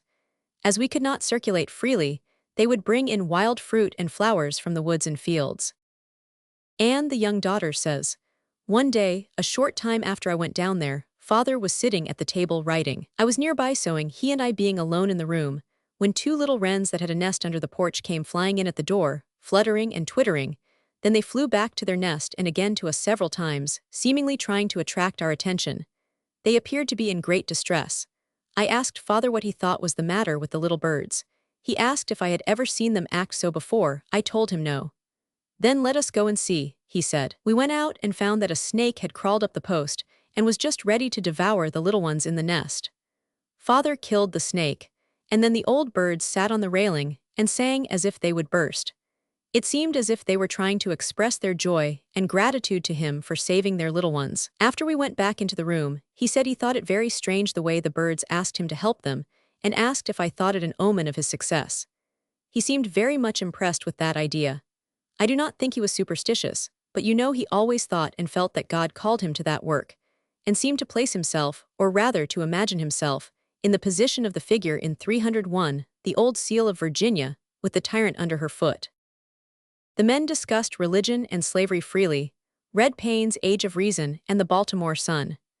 John Brown himself was careful to cultivate the goodwill of his neighbors, attending with skill the sick among animals and men, so much so that he and his sons became prime favorites. Owen had long conversations with the people, while Cook was also moving about the country selling maps. A little Dunker chapel was near with non-resistant, anti-slavery principles. Here John Brown often worshipped and preached. Yet with all this caution and care, suspicion lurked about them, and discovery was always imminent.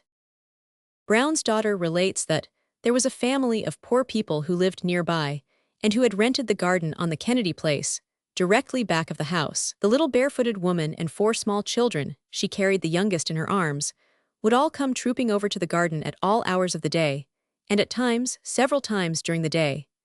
Nearly always they would come up the steps and into the house and stay a short time.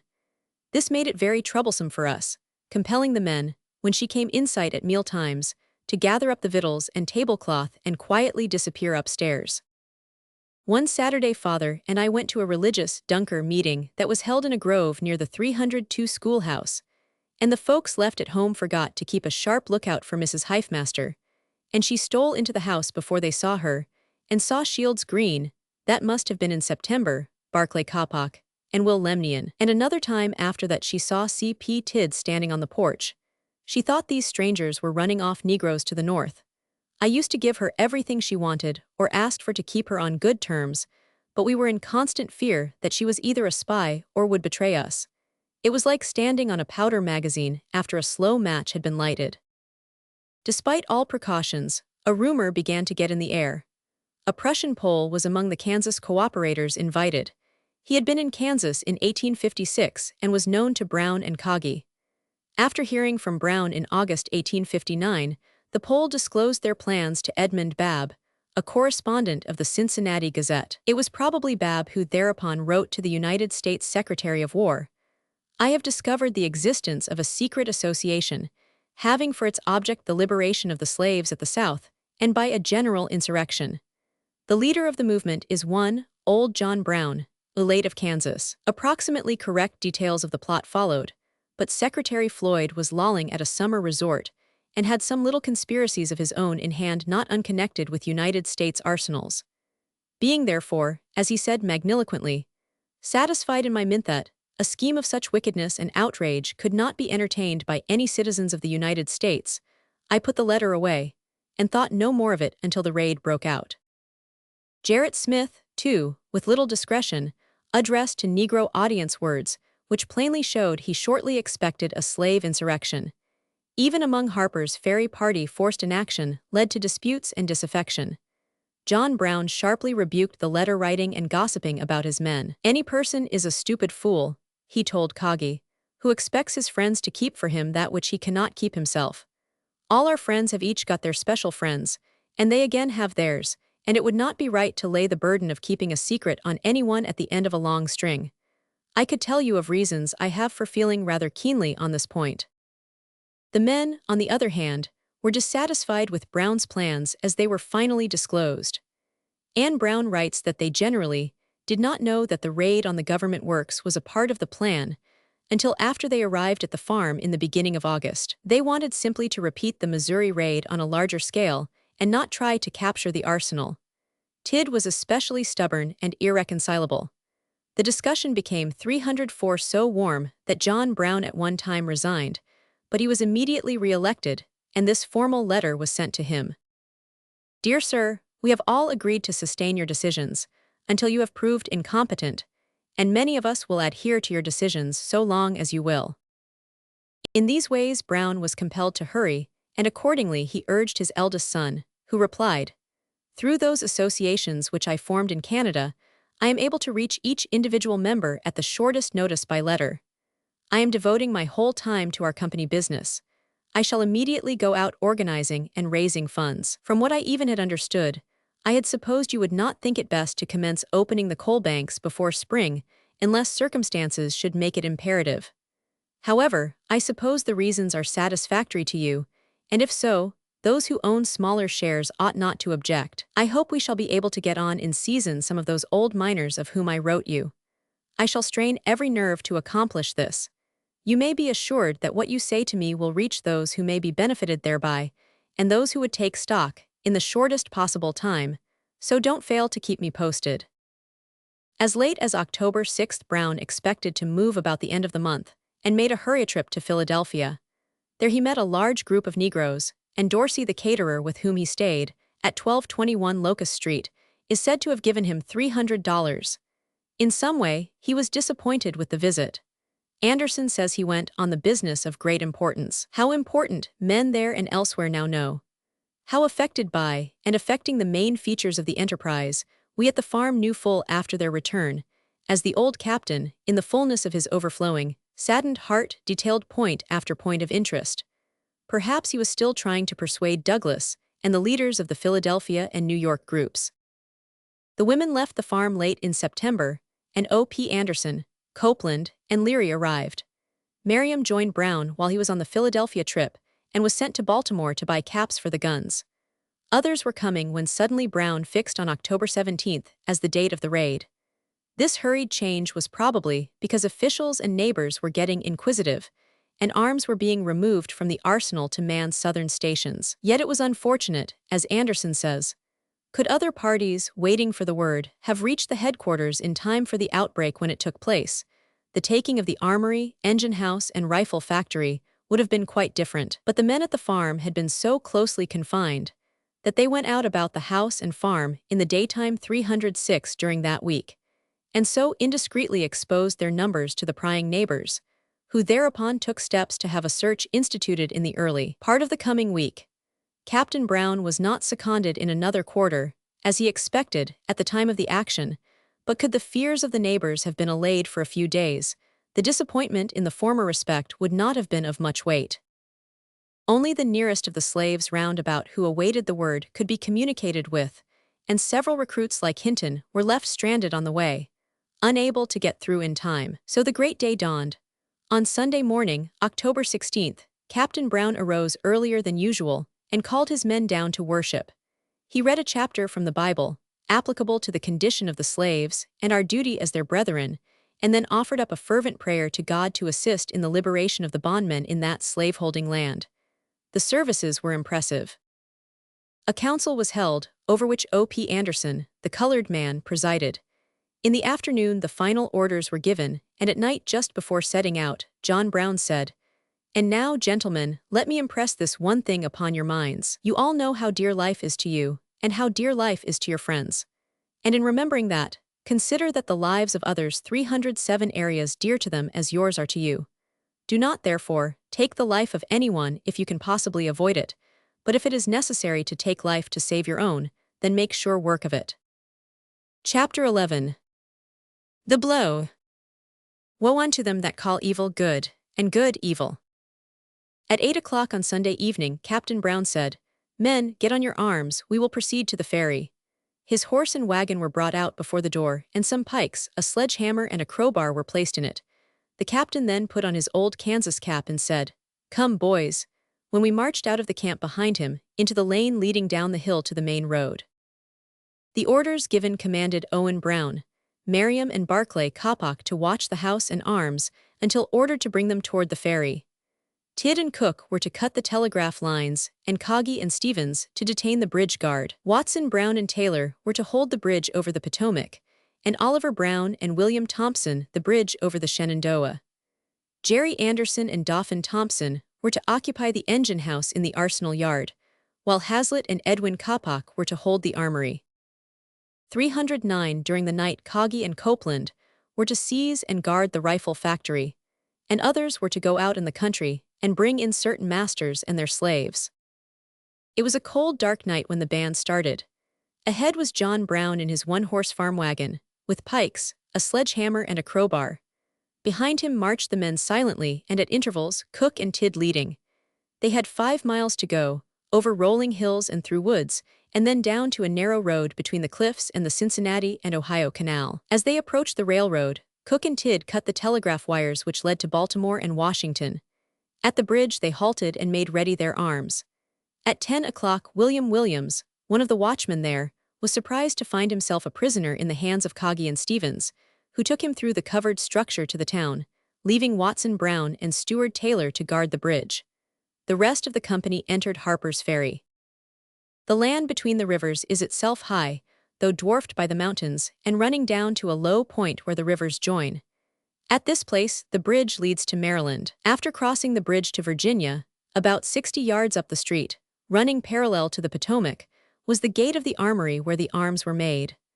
On the Shenandoah side, about 60 yards from the armory gate, is the arsenal, where the arms were stored. The company proceeded to the armory gate. The watchman tells how the place was captured. "Open the gate," said they. I said, "I could not if I was stuck." And one of them jumped up on the pier of the gate over my head, and another fellow ran and put his hand on me and caught me by the coat and held me. I was inside and they were outside, and the fellow standing over my head upon the pier. And then when I would not open the gate for them, 5 or 6 ran in from the wagon, clapped their guns against my breast, and told me I should deliver up the key.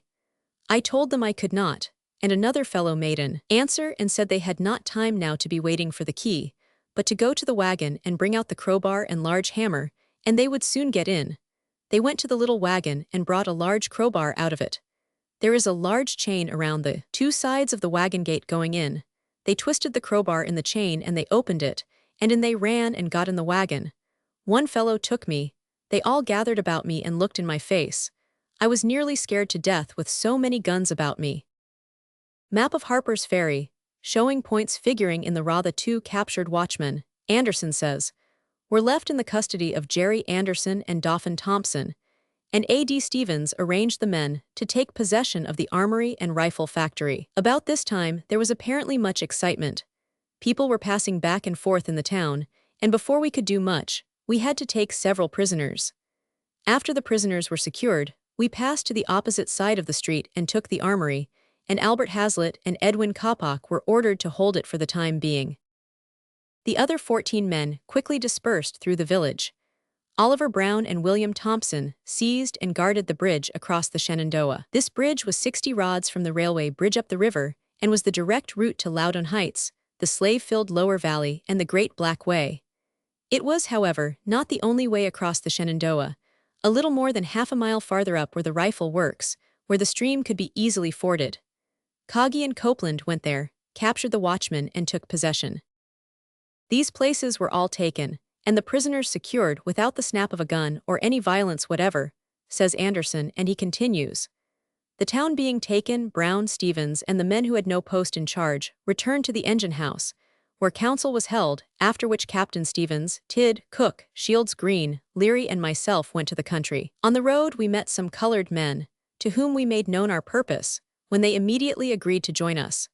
They said they had been long waiting for an opportunity, 312 of the kind. Stevens then asked them to go around among the colored people and circulate the news, when each started off in a different direction. The result was that many colored men gathered to the scene of action. The first prisoner taken by us was Colonel Lewis Washington, a relative of George Washington. When we neared his house, Captain Stevens placed Leary and Shields Green to guard the approaches to the house, the one at the side and the other in front. We then knocked, but no one answering, although females were looking from upper windows. We entered the building and commenced a search for the proprietor. Colonel Washington opened his room door and begged us not to kill him. Captain Stevens replied, "You are our prisoner," when he stood as if speechless or petrified. Stevens further told him to get ready to go to the ferry, that he had come to abolish slavery, not to take life but in self-defense, but that he must go along. The colonel replied, "You can have my slaves if you will let me remain." "No," said the captain, "you must go along too, so get ready." He and his male slaves were thus taken, together with a large 4-horse wagon and some arms, including the Lafayette sword. Away the party went, and after capturing another planter and his slaves, arrived at the ferry before daybreak. Meantime, the citizens of the ferry, returning late from protracted Methodist meeting, were being 313 taken prisoners, and about 1 o'clock in the morning, the eastbound Baltimore and Ohio train arrived. This was detained, and the local colored porter shot dead by Brown's guards on the bridge. The passengers were greatly excited, but at first thought it was a strike of some kind. After sunrise, the train was allowed to proceed, John Brown himself walking ahead across the bridge to reassure the conductor. So Monday, October 17th, began, and Anderson says it was a time of stirring and exciting events. In consequence of the movements of the night before, we were prepared for commotion and tumult, but certainly not for more than we beheld around us. Gray dawn and yet brighter daylight revealed great confusion, and as the sun arose, the panic spread like wildfire. Men, women, and children could be seen leaving their homes in every direction, some seeking refuge among residents and in quarters further away, others climbing up the hillsides and hurrying off in various directions, evidently impelled by a sudden fear, which was plainly visible in their countenances or in their movements. Captain Brown was all activity, though I could not help thinking that at times he appeared somewhat puzzled. He ordered Lewis Sherard Leary and 4 slaves, and a free man belonging in the neighborhood, to join John Henry Coggy and John Copeland at the rifle factory, which they immediately did. After the departure of the train, quietness prevailed for a short time.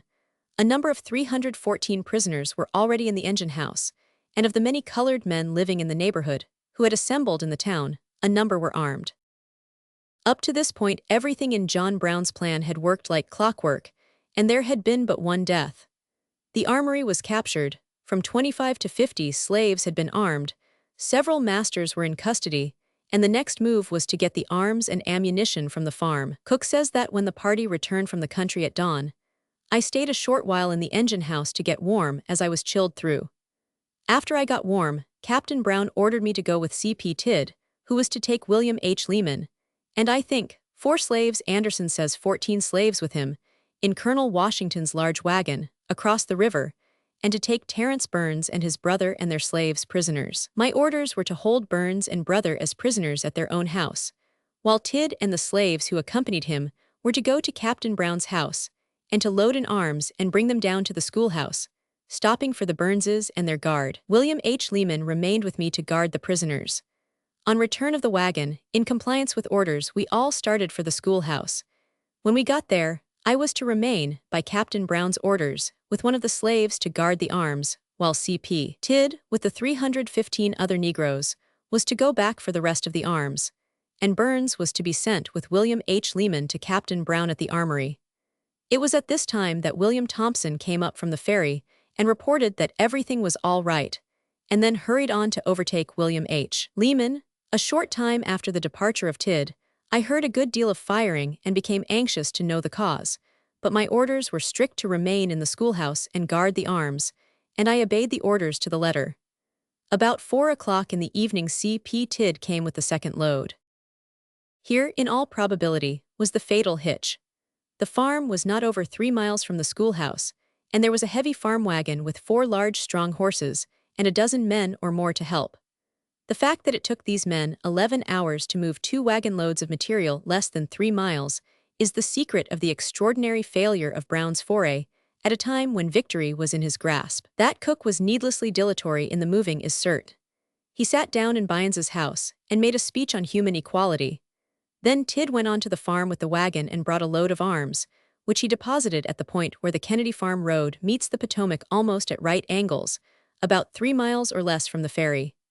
The schoolhouse stood here, and the children were frightened half to 316 death. Cook stopped at this place and unloaded the wagon, and then Lehman went with Bynes to the guardhouse, lingering and actually sitting beside the road. Even then they arrived before 10 o'clock. With haste it is certain that, despite the muddy road, the first load of arms could have been at the schoolhouse before 8 o'clock in the morning, and the whole of the stores by 10 o'clock. That Brown expected this is shown by his sending William Thompson to reassure the men at the farm of his safety, and probably to urge haste. Yet when the second load of arms appeared, it was 4 o'clock in the afternoon, at least 3 hours after Brown had been completely surrounded. Judging from Cook's narrative, it is likely that Thompson did not see Tidd at all. It was this inexcusable delay on the part of Tidd and Cook, and possibly William Thompson, that undoubtedly made the raid a failure. To be sure, John Brown never said so, never hinted that anyone was to blame but himself. But that was John Brown's way. Events in the town had moved quickly. After Cook had departed, Brown ordered O.P. Anderson to take the pikes out of the wagon in which he rode to the ferry, and to place them in the hands of the colored men who had come with us from the plantations, and others who had come forward, without having had communication with any of our party. The citizens were wild with fright and excitement. 317, the prisoners were also terror-stricken. Some wanted to go home to see their families, as if for the last time. The privilege was granted them, under escort, and they were brought back again. Edwin Coppock, one of the sentinels at the armory gate, was fired at by one of the citizens, but the ball did not reach him, when one of the insurgents close by put up his rifle and made the enemy bite the dust. Among the arms taken from Colonel Washington was one double-barreled gun. This weapon was loaded by Lehman with buckshot and placed in the hands of an elderly slave man early in the morning. After the cowardly charge upon Kapok, this old man was ordered by Captain Stevens to arrest a citizen. The old man ordered him to halt, which he refused to do, when instantly the terrible load was discharged into him, and he fell and expired without a struggle. The next step which John Brown had in mind is unknown, but there were two safe movements at 9 a.m. Monday morning. A. The arms could have been brought across the Potomac Bridge and then across the Shenandoah, and so up Loudoun Heights. The men from the Maryland side could have joined, and Brown and his men covered their retreat by compelling the hostages to march with them. Kagi and his men, by wading the Shenandoah, could have supported them. B. The arms could have been taken down to the 318 Potomac from the schoolhouse, ferried across and moved over to Kagi. Brown and his men could have joined the party there, and all retreated up Loudoun Heights. From the fact that Brown had the arms stopped at the schoolhouse, this seems probably to have been the thought in his mind. On the other hand, the plan usually attributed to Brown is unthinkable, viz., that he intended retreating across the Potomac into the Maryland mountains. First, he had just come out of the Maryland mountains and had moved down his arms and ammunition, and second, this maneuver would have cut his band off from the Great Black Way to the south unless he captured the ferry a second time. Manifestly this, then, was not Brown's idea. It has, however, been suggested that the arms had been moved down to the schoolhouse to be placed in the hands of slaves there. But why were they left on the Maryland side? In the whole Maryland country, west of the mountains, were less than 1,000 able-bodied Negroes, of whom not a tenth could have been cognizant of the uprising, while Brown had arms for 1,200 men or more. No, Brown intended to move the arms in bulk. He had perhaps a ton or a ton and a half of baggage. He wished it moved first to the schoolhouse, and then, if all was well, to the ferry, or straight across to the mountains. Cook started before 5 o'clock in the morning, and Brown no doubt expected to hear that the arms were at the schoolhouse by 10. At 11 o'clock he dispatched William Thompson to Kennedy Farm. Anderson thinks that Thompson's message made the farm party even more leisurely because it told of success so far. This is surely impossible. The various tyro must have known that minutes were golden despite the tremendous fortune of the expedition. Did Thompson misapprehend his message? Was the delay Tidd's and what was Owen Brown thinking and doing? It is a curious puzzle, but it is the puzzle of the foray. If the party with the arms had arrived at the bridge any time before noon, the raid would have been successful. Even as it was, Brown still had 3 courses open to him, all of which promised a measure of success. A. He could have gotten his band and crossed back to Maryland, although this meant the abandonment of the main features of his whole plan. As time waned, Stevens and Kagi urged this, but Brown refused. B. He could have gone to Loudoun Heights, but this would have involved abandoning his arms and stores and, above all, one of his sons, Cook, Tidd, Merriam, Kapok, and the slaves. This was unthinkable. C. He could have used his hostages to force terms. For not doing this, he afterward repeatedly blamed himself, but characteristically blamed no one else for anything. Meantime, every minute of delay aroused the country and brought the citizens to their senses. 320, the train that left Harpers Ferry, carried a panic to Virginia, Maryland, and Washington with it. The passengers, taking all the paper they could find, wrote accounts of the insurrection, which they threw from the windows as the train rushed onward. A local physician says, "I went back to the hillside then and tried to get the citizens together to see what we could do to get rid of these fellows. They seemed to be very troublesome. When I got on the hill, I learned that they had shot Bowerly. That was probably about 7 o'clock. I had ordered the Lutheran church bell to be rung to get the citizens together to see what sort of arms they had. I found 1 or 2 squirrel rifles and a few shotguns. I had sent a messenger to Charlestown in the meantime for Captain Rowan, commander of a volunteer company there. I also sent messengers to the Baltimore and Ohio Railroad to stop the trains coming east, and not let them approach the ferry, and also a messenger to Shepherdstown." Another eyewitness adds, "There was unavoidable delay in the preparations for a fight because of the scarcity of weapons, for only a few squirrel guns and fowling pieces could be found. There were then at Harpers Ferry thousands and tens of thousands of muskets and rifles of the most 321 approved patterns, but they were all boxed up in the arsenal, and the arsenal was in the hands of the enemy. And such, too, was the scarcity of the ammunition, that, after using up the limited supply of lead found in the village stores, pewter plates and spoons had to be melted and molded into bullets for the occasion. By 9 o'clock, a number of indifferently armed citizens assembled on Camp Hill and decided that the party, consisting of half a dozen men, should cross the Potomac a short distance above the ferry, and going down the towpath of the Chesapeake and Ohio Canal as far as the railway bridge, should attack the 2 sentinels stationed there, who, by the way, had been reinforced by 4 more of Brown's party. Another small party under Captain Medler was to cross the Shenandoah and take position opposite the rifle works, while Captain Avies, with a sufficient force, should take possession of the Shenandoah Bridge, and Captain Roderick, with some of the armorers, should post themselves on the Baltimore and Ohio Railway west of the ferry just above the armories. At last the militia commenced to arrive, and the movements to cut off Brown's men began. The Jefferson Guards crossed the Potomac, came down to the Maryland side, and seized the Potomac Bridge. The local company was sent to take the Shenandoah Bridge, leave a guard, and march to the rear of the 322 Arsenal, while another local company was to seize the houses in front of the arsenal. As strangers poured in, says Anderson, the enemy took positions roundabout, so as to prevent any escape within shooting distance of the engine house and arsenal. Captain Brown, seeing their maneuvers, said, "We will hold on to our 3 positions if they are unwilling to come to terms and die like men." The attack came at noon from the Jefferson Guards, who started across the Potomac Bridge from Maryland. This is Anderson's story.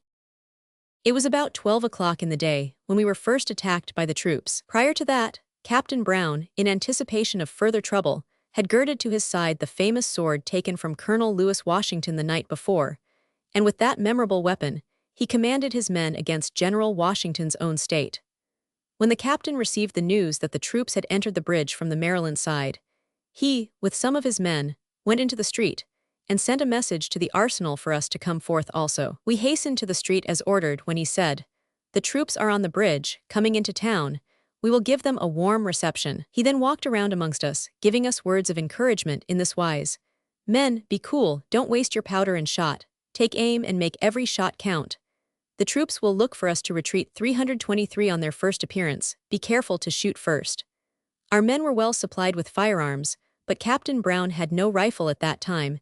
His only weapon was the sword before mentioned. The troops soon came out of the bridge and up the street facing us, we occupying an irregular position. When they got within 60 or 70 yards, Captain Brown said, "Let go upon them," which we did when several of them fell. Again and again the dose was repeated. There was now consternation among the troops. From marching in solid martial columns, they became scattered. Some hastened to seize upon and bear up the wounded and dying. Several lay dead upon the ground. They seemed not to realize, at first, that we would fire upon them, but evidently expected that we would be driven out by them without firing. Captain Brown seemed fully to understand the matter, and hence, very properly and in our defense, undertook to forestall their movements. The consequence of their unexpected reception was, after leaving several of their dead on the field, they beat a confused retreat into the bridge, and there stayed under cover until reinforcements came to the ferry. On the retreat of the troops, we were ordered back to our former posts. At this time the Negro, Newby, was killed, and his assailant shot in turn by Green. 2 slaves also died fighting. Now there was comparative quiet for a time, except that the citizens seemed to be with terror. Men, women, and children forsook the place in great haste, climbing up hillsides and scaling the mountains. The latter seemed to be alive with white fugitives, fleeing from their doomed city. During this time, William Thompson, who was returning from his errand to the Kennedy farm, was surrounded on the bridge by railroad men, who next came up and taken a prisoner to the wager house. It was now 1 o'clock in the day, and while things were going against Brown, his cause was not desperate. His Maryland men might yet attack the disorganized Jefferson Guards in the rear, and the arsenal was full of hostages. But militia and citizens kept pouring into the town, and by 3 o'clock, could be seen coming from every direction. Kagi sent word to Brown, urging retreat, but Brown faced a difficult dilemma. Should he go to Loudon Heights and lose half his men and all his munitions, or should he retreat to Maryland? This latter path lay open, he was sure, by means of his hostages. Meantime the Maryland party might appear at any moment. Indeed, the Jefferson Guards had once been mistaken for them. On this account the message was sent back to Kagi, to hold out for a few minutes, when we would all evacuate the place. Still, the Maryland party lingered with the stubborn Tid somewhere up the road, and Cook idly kicking his heels at the schoolhouse. The messenger, Jerry Anderson, was fired on and mortally wounded before he reached Coggy, and the latter's party was attacked by a large force and driven into the river. The river at that point runs rippling over a rocky bed, writes a Virginian, and at ordinary stages of the water is easily forded. The raiders, finding their retreat to the opposite shore intercepted by Medlar's men, made for a large flat rock near the middle of the stream. Before reaching it, however, Coggy fell and died in the water, apparently without a struggle. 4 others reached the rock, where for a while they made an ineffectual stand, returning the fire of the citizens. But it was not long before 2 of them were killed outright and another prostrated by a mortal wound, leaving Copeland, a mulatto, standing alone unharmed upon their rock of refuge. Thereupon, a Harpers Ferry man, James H. Holt, dashed into the river gun in hand to capture Copeland, who as he approached him made a show of fight by pointing his gun at Holt, who halted and leveled his. But to the surprise of the lookers-on, neither of their weapons were discharged, both having been rendered temporarily useless, as I afterward learned from being wet. Holt, however, as he again advanced, continued to snap his gun, while Copeland did the same. Copeland was taken alive, and Lehman, with a second message from Coggy to Brown, was kill. Matters were now getting desperate, but the armory was full of prisoners, and therein lay John Brown's final hope. Easily as a last resort, he could use these citizens as a screen and so escape to the mountains. In attempting this, however, some of the prisoners were bound to be killed, and Brown hesitated at sacrificing innocent blood to save himself. He thought that the same end might be accomplished by negotiation. His first move, therefore, was to withdraw all his force and the important prisoners to a small brick building near the armory gate called the engine house. Captain Dangerfield, one of the prisoners, says, "He entered the engine house, carrying his prisoners along, or rather part of them, for he made selections. After getting into the engine house, he made this speech. 'Gentlemen, perhaps you wonder why I have selected you from the others.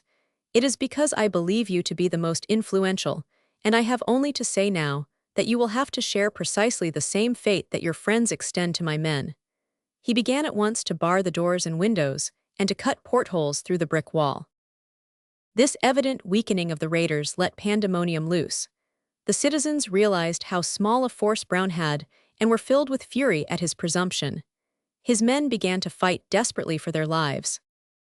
About the time when Brown immured himself, 327A narrator reports, a company of Berkeley County militia arrived from Martinsburg, who, with some citizens of Harpers Ferry and the surrounding country, made a rush on the armory and released the great mass of the prisoners outside of the engine house, not, however, without suffering some loss from a galling fire kept up by the enemy from the fort.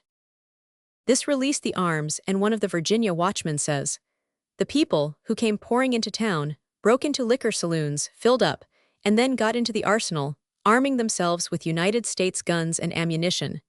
They kept shooting at random and howling.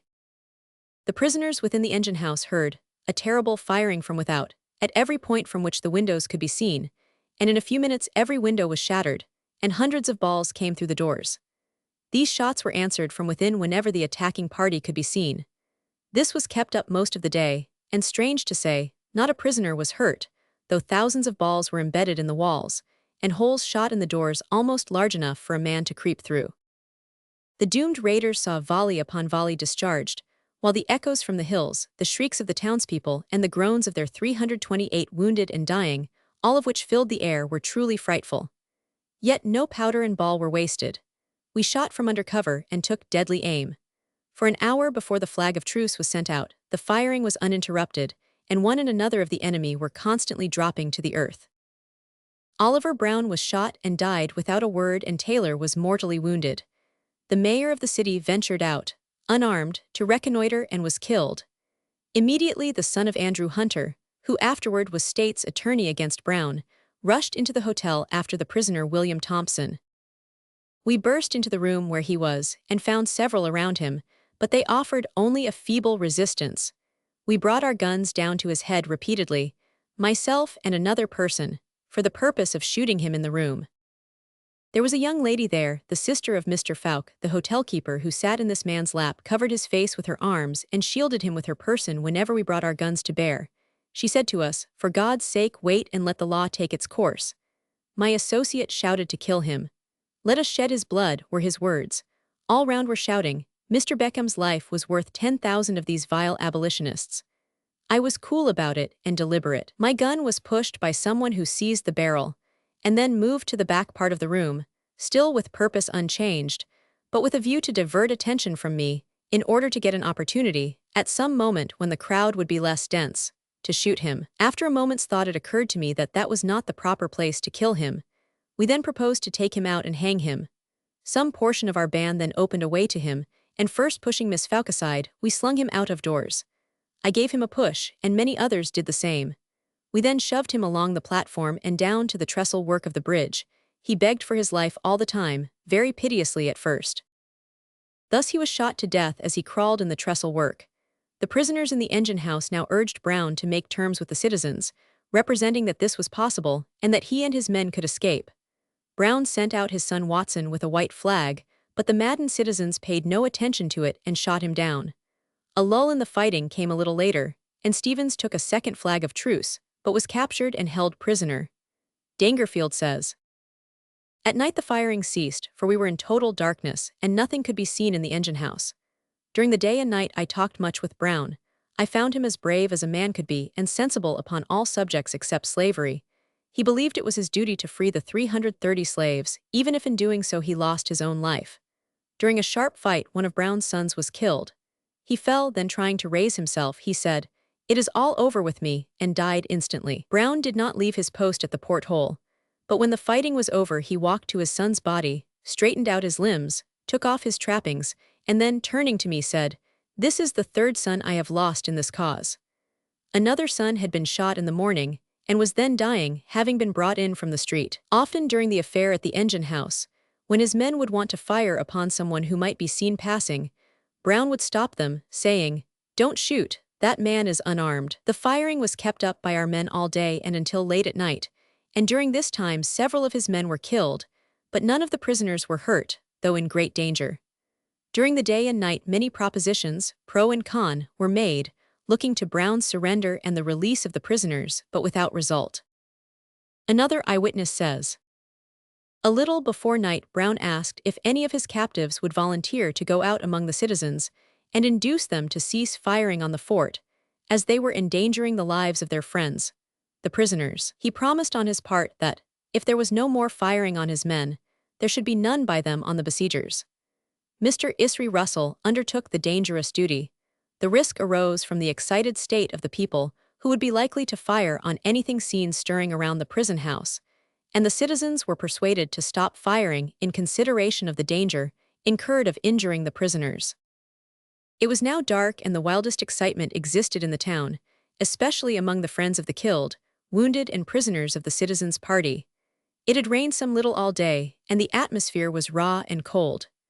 Now, a cloudy and moonless sky hung like a pall over the scene of war, and on the whole, a more dismal night cannot be imagined. Guards were stationed round the engine house to prevent Brown's escape, and as forces were constantly arriving from Winchester, Frederick City, Baltimore, and other places to help the Harpers Ferry people, the town soon assumed quite a military appearance. The United States authorities in Washington had been notified in the meantime, and in the course of the night, Colonel Robert E. Lee, afterward the famous General Lee of the Southern Confederacy, arrived with a force of United States Marines to protect the interests of the government and kill or capture the invaders. Meantime Cook had awakened to the fact that something was wrong. He left Tidd at the schoolhouse and started toward the ferry. Finding it surrounded, he fired one volley from a tree and fled. He found no one at the schoolhouse, but 332 met Tidd, and the whole farm guard, and one Negro on the road beyond. They all turned and fled north, Tidd and Cook quarreling. They wandered 14 days in rain and snow, and finally all escaped except Cook, who went into a town for food and was arrested. Robert E. Lee, with 100 Marines, arrived just before midnight on Monday, and one of the prisoners tells the story of the last stand. When Colonel Lee came with the government troops in the night, he at once sent a flag of truce by his aide, J.E.B. Stuart, to notify Brown of his arrival, and in the name of the United States to demand his surrender, advising him to throw himself on the clemency of the government. Brown declined to accept Colonel Lee's terms and determined to await the attack. When Stuart was admitted and a light brought, he exclaimed, "Why, aren't you old Osawatomie Brown of Kansas, whom I once had there as my prisoner?" "Yes," was the answer, "but you did not keep me." This was the first intimation we had of Brown's real name. When Colonel Lee advised Brown to trust to the clemency of the government, Brown responded that he knew what that meant, a rope for his men and himself, adding, "I prefer to die just here." Stuart told him he would return at early morning for his final reply and left him. When he had gone, Brown at once proceeded to barricade the doors, windows, etc., endeavoring to make the place as strong as possible. All this time 333, no one of Brown's men showed the slightest fear, but calmly awaited the attack, selecting the best situations to fire from and arranging their guns and pistols so that a fresh one could be taken up as soon as one was discharged. When Lieutenant Stuart came in the morning for the final reply to the demand to surrender, I got up and went to Brown's side to hear his answer. Stuart asked, "Are you ready to surrender and trust to the mercy of the government?" Brown answered, "No, I prefer to die here." His manner did not betray the least alarm. Stuart stepped aside and made a signal for the attack, which was instantly begun with sledgehammers to break down the door. Finding it would not yield, the soldiers seized a long ladder for a battering ram and commenced beating the door with that, the party within firing incessantly. I had assisted in the barricading, fixing the fastenings so that I could remove them on the first effort to get in.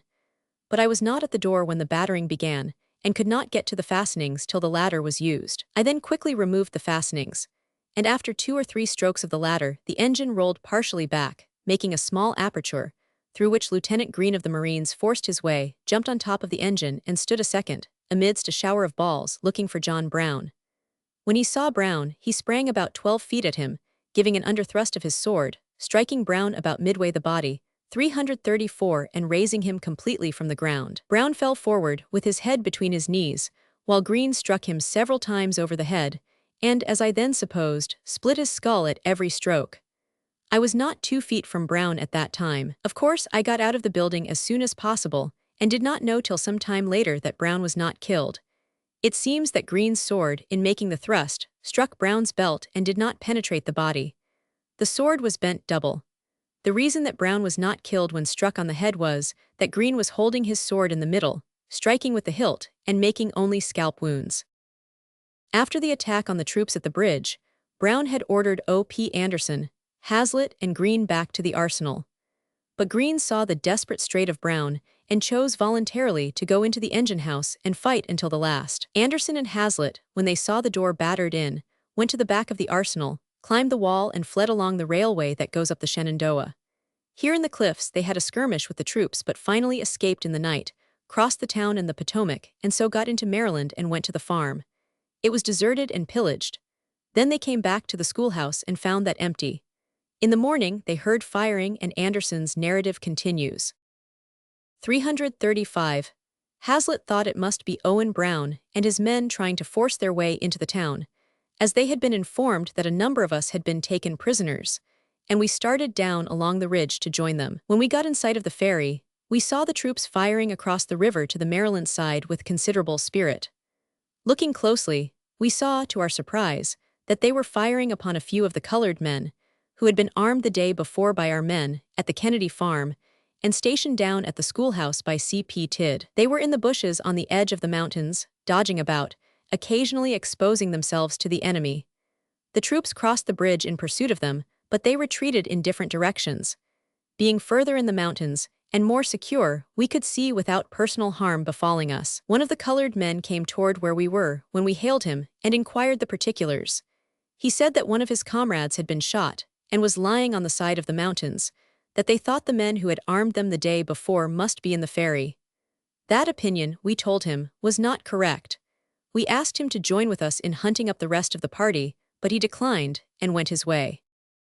While we were in this part of the mountains, some of the troops went to the schoolhouse and took possession of it. On our return along up the ridge, from our position, screened by the bushes, 336, we could see them as they invested it. Our last hope of shelter, or of meeting our companions, now being destroyed, we concluded to make our escape north. Anderson managed to get away, but Hazlitt was captured in Pennsylvania and was returned to Virginia.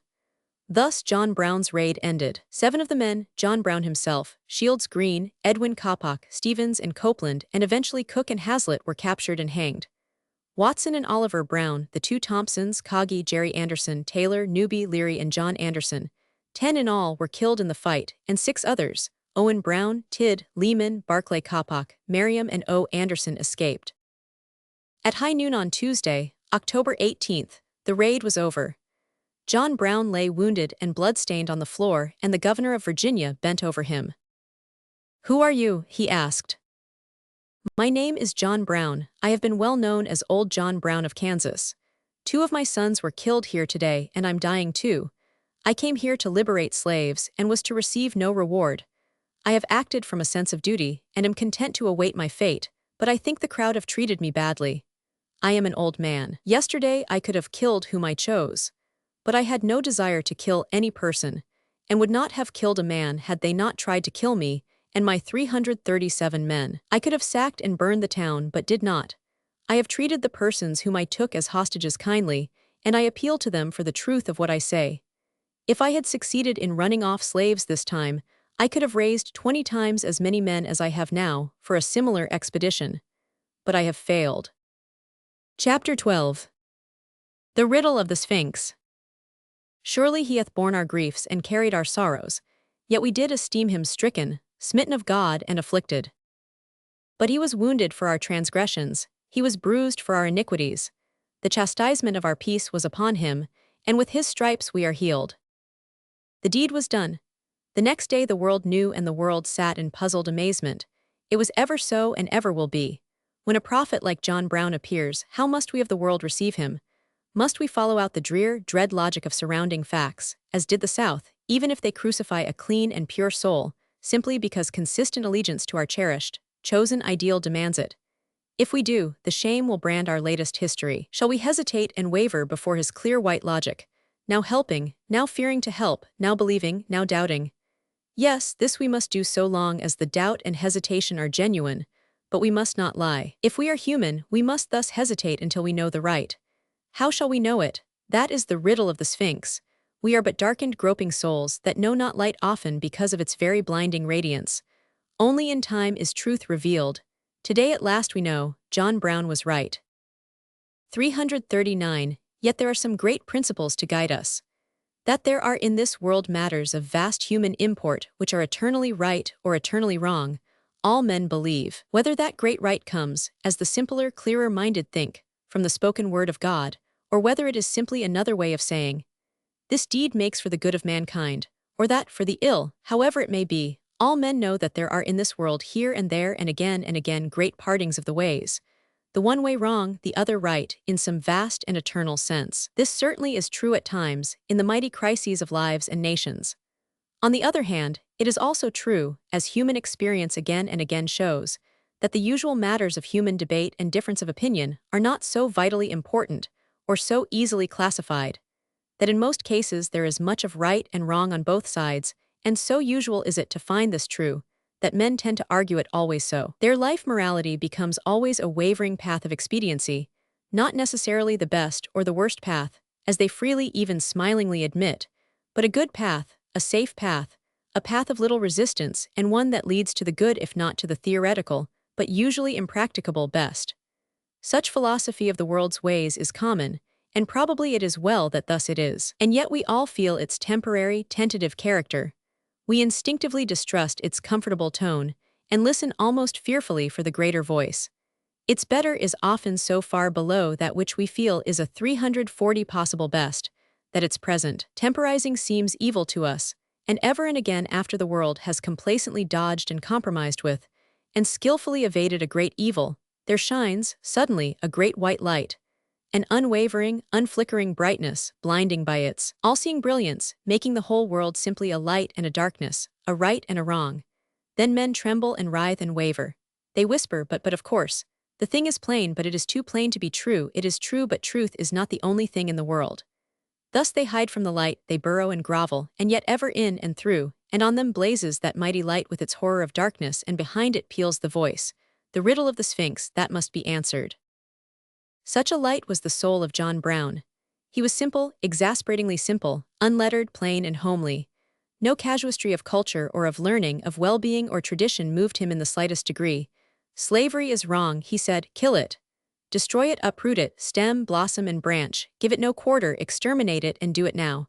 Was he wrong? No. The forcible staying of human uplift by barriers of law, and might, and tradition is the most wicked thing on earth. It is wrong, eternally wrong. It is wrong, by whatever name it is called, or in whatever guise it lurks, and whenever it appears. But it is especially heinous, black, and cruel when it masquerades in the robes of law and justice and patriotism. So was American 341 slavery clothed in 1859, and it had to die by revolution, not by milder means. And this men knew. They had known it 100 years, yet they shrank and trembled. From round about the white and blinding path of the soul flew equivocations, lies, thievings, and red murders. And yet all men instinctively felt that these things were not of the light, but of the surrounding darkness. It is at once surprising, baffling, and pitiable to see the way in which men, honest American citizens, faced this light. Many types met and answered the argument. John Brown, for he did not use argument, he was himself an argument. First there was the Western American, the typical American, like Charles Robinson, one to whose imagination the empire of the Vale of the Mississippi appealed with tremendous force. Then there was the abolitionist, shading away from him who held slavery an incubus to him who saw its sin, of whom Gerrit Smith was a fair type. Then there was the lover of men, like Dr. Howe, and the merchant-errant like Stearns. Finally, there were the two great fateful types, the master and the slave. To Robinson, Brown was simply a means to an end. Beyond that he was whatever prevailing public opinion indicated. When the gratitude of Osawatomie swelled high, Brown was fit to be named with Jesus Christ. When the wave of Southern reaction subjugated the nation, he was something less than a fanatic. But whatever he was the sword on which struggling Kansas and its leaders could depend, the untarnished doer of its darker 342 deeds, when they that knew them necessary cowered and held their hands. Brown's was not the only hand that freed Kansas, but his hand was indispensable, and not the first time, nor the last, has a cool and skillful politician, like Robinson, climbed to power on the heads of those helpers of his, whose half-realized ideals he bartered for present possibilities. Human freedom for statehood. For the abolitionist of the Garrison type, Brown had a contempt, as undeserved as it was natural to his genius. To recognize an evil and not strike it was to John Brown sinful. Talk, talk, talk, he said derisively, nor did he rightly gauge the value of spiritual as contrasted with physical blows, until the day when he himself struck the greatest on the Charleston scaffold. But if John Brown failed rightly to gauge the movement of the abolitionists, few of them failed to appreciate him when they met him. Instinctively, they knew him as one who grasped the very pith and kernel of the evil which they fought. They asked no proofs or credentials, they asked John Brown. So it was with Gerrit Smith. He saw Brown and believed in him. He entertained him at his house. He heard his detailed plans for striking slavery a heart blow. He gave him in all over $1,000 and bade him Godspeed. Yet when the blow was struck, he was filled with immeasurable consternation. He equivocated and even denied knowledge of Brown's plans. To be sure, he, his family, his fortune were in the shadow of danger, but 343 where was John Brown? So with Dr. Howe, whose memory was painfully poor on the witness stand, and who fluttered from enthusiastic support of Brown to a weak wavering, when once he had tasted the famous Southern hospitality. He found slavery, to his own intense surprise, human, not ideally and horribly devilish, but only humanly bad. Was a bad human institution to be attacked Roman 6 et armies, or was it not rather to be met with persuasive argument in the soft shade of a Carolina veranda? Dr. Howe inclined to the latter thought, after his Cuban visit, and he was exceedingly annoyed and scared after the raid. He fled precipitately to Canada. Of the Boston Committee, only Stearns stood up and out in the public glare, and said unequivocally, then and there, "I believe John Brown to be the representative man of this century, as Washington was of the last, the Harpers Ferry affair, and the capacity shown by the Italians for self-government, the great events of this age. One will free Europe and the other America." The attitude of the black man toward John Brown is typified by Frederick Douglass and Shields Green. Said Douglass, "On the evening when the news came that John Brown had taken, and was then holding the town of Harpers Ferry, it so happened that I was speaking to a large audience in National Hall, Philadelphia. The announcement came upon us with the startling effect of an earthquake. 344, it was something to make the boldest hold his breath. Wise and Buchanan started immediately on Douglas's track, and he fled to Canada and eventually to England. Why did not Douglas join John Brown? Because, first, he was of an entirely different cast of temperament and mind, and because, secondly, he knew, as only a Negro slave can know, the tremendous might and organization of the slave power. Brown's plan never in the slightest degree appealed to Douglas's reason. That the Underground Railroad methods could be enlarged and systematized, Douglas believed, but any further plan he did not think possible. Only national force could dislodge national slavery. As it was with Douglas, so it was practically with the Negro race. They believed in John Brown but not in his plan. He touched their warm, loving hearts but not their hard heads. The Canadian Negroes, for instance, were men who knew what slavery meant. They had suffered its degradation, its repression, and its still more fatal license. They knew the slave system. They had been slaves. They had risked life to help loved ones to escape its far-reaching tentacles. They had reached a land of freedom and had begun to taste the joy of being human. Their little homes were clustering about. They had their churches, lodges, social gatherings, and newspaper. Then came the call. They loved the old man and cherished him, helped and forwarded his 345 work in 1,000 little ways. But the call, were they asked to sacrifice themselves to free their fellow slaves? Were they not quite ready? No, to do that they stood ever ready. But here they were asked to sacrifice themselves for the sake of possibly freeing a few slaves, and certainly arousing the nation. They saw what John Brown did not fully realize until the last. The tremendous meaning of sacrifice, even though his enterprise failed, and they were sure it would fail. Yet in truth, it need not have failed. History and military science prove its essential soundness. But the Negro knew little of history and military science. He did know slavery and the slave power, and they loomed large and invincible in his fertile imagination. He could not conceive their overthrow by anything short of the direct voice of God. That a supreme sacrifice of human beings on the altar of Moloch might hasten the day of emancipation was possible, but were they called to give their lives to this forlorn hope? Most of them said no, as most of their fellows, black and white, ever answered to the voice without reply. They said it reluctantly, slowly, even hesitatingly, but they said it even as their leader Douglas said it. And why not, they argued? Was not their whole life already a sacrifice? Were they called by any right of God or man to give more than they already had given? What more did they owe the world? Did not the world owe them an unpayable amount? Then, too, the sacrifice demanded of black men 346 in this raid was far more than that demanded of whites. In 1859, it was a crime for a free black man even to set foot on Virginia soil, and it was slavery or death for a fugitive to return. If worse came to worst, the Negro stood the least chance of escape, and the least consideration on capture. Yet despite all this and despite the terrible training of slavery in cowardice, submission, and fatality, the systematic elimination, by death and cruelty, of strength and self-respect and bravery, there were in Canada and in the United States scores of Negroes ready for the sacrifice. But the necessary secrecy, vagueness, and intangibility of the summons, the repeated changes of date, the difficulty of communication, and the poverty of black men, all made effective cooperation exceedingly difficult. Even as it was, 15 or 20 Negroes had enlisted and would probably have been present had they had the time. 5, probably 6, actually came in time, and 30 or 40 slaves actively helped. Considering the mass of Negroes in the land and the character of the leader, this was an insignificant number. But what it lacked in number it made up in characters like Shields Green. He was a poor, unlettered fugitive, ignorant by the law of the land, stricken in life and homely in body. He sat and listened as Douglas and Brown argued amid the boulders of that old Chambersburg quarry. Some things he understood, some he did not. But one thing he did understand, and that was the soul of John Brown, so he said, "I guess I'll go with the 347 old man." Again, in the sickening fury of that fatal Monday, a white man and a black man found themselves standing with freedom before them.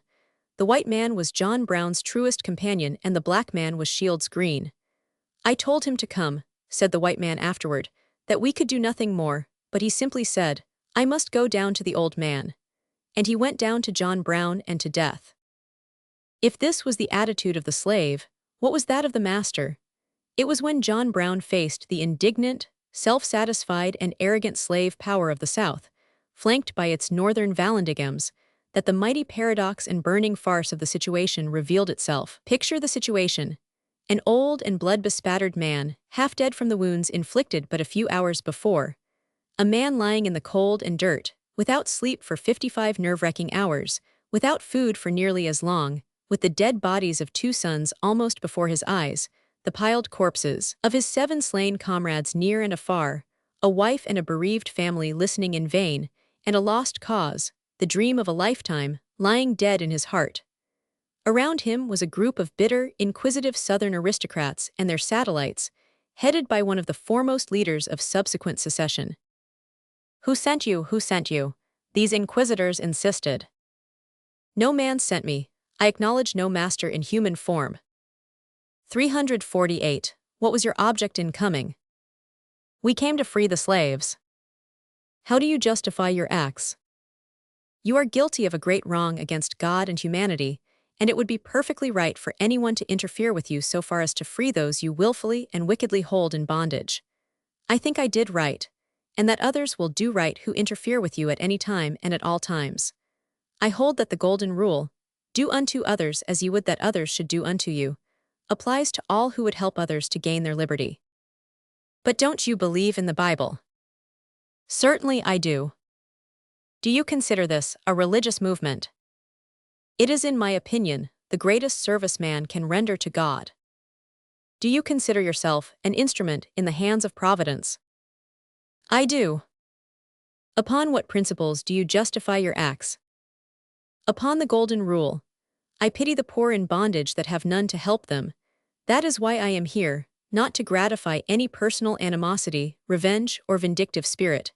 It is my sympathy with the oppressed and the wronged that are as good as you and as precious in the sight of God.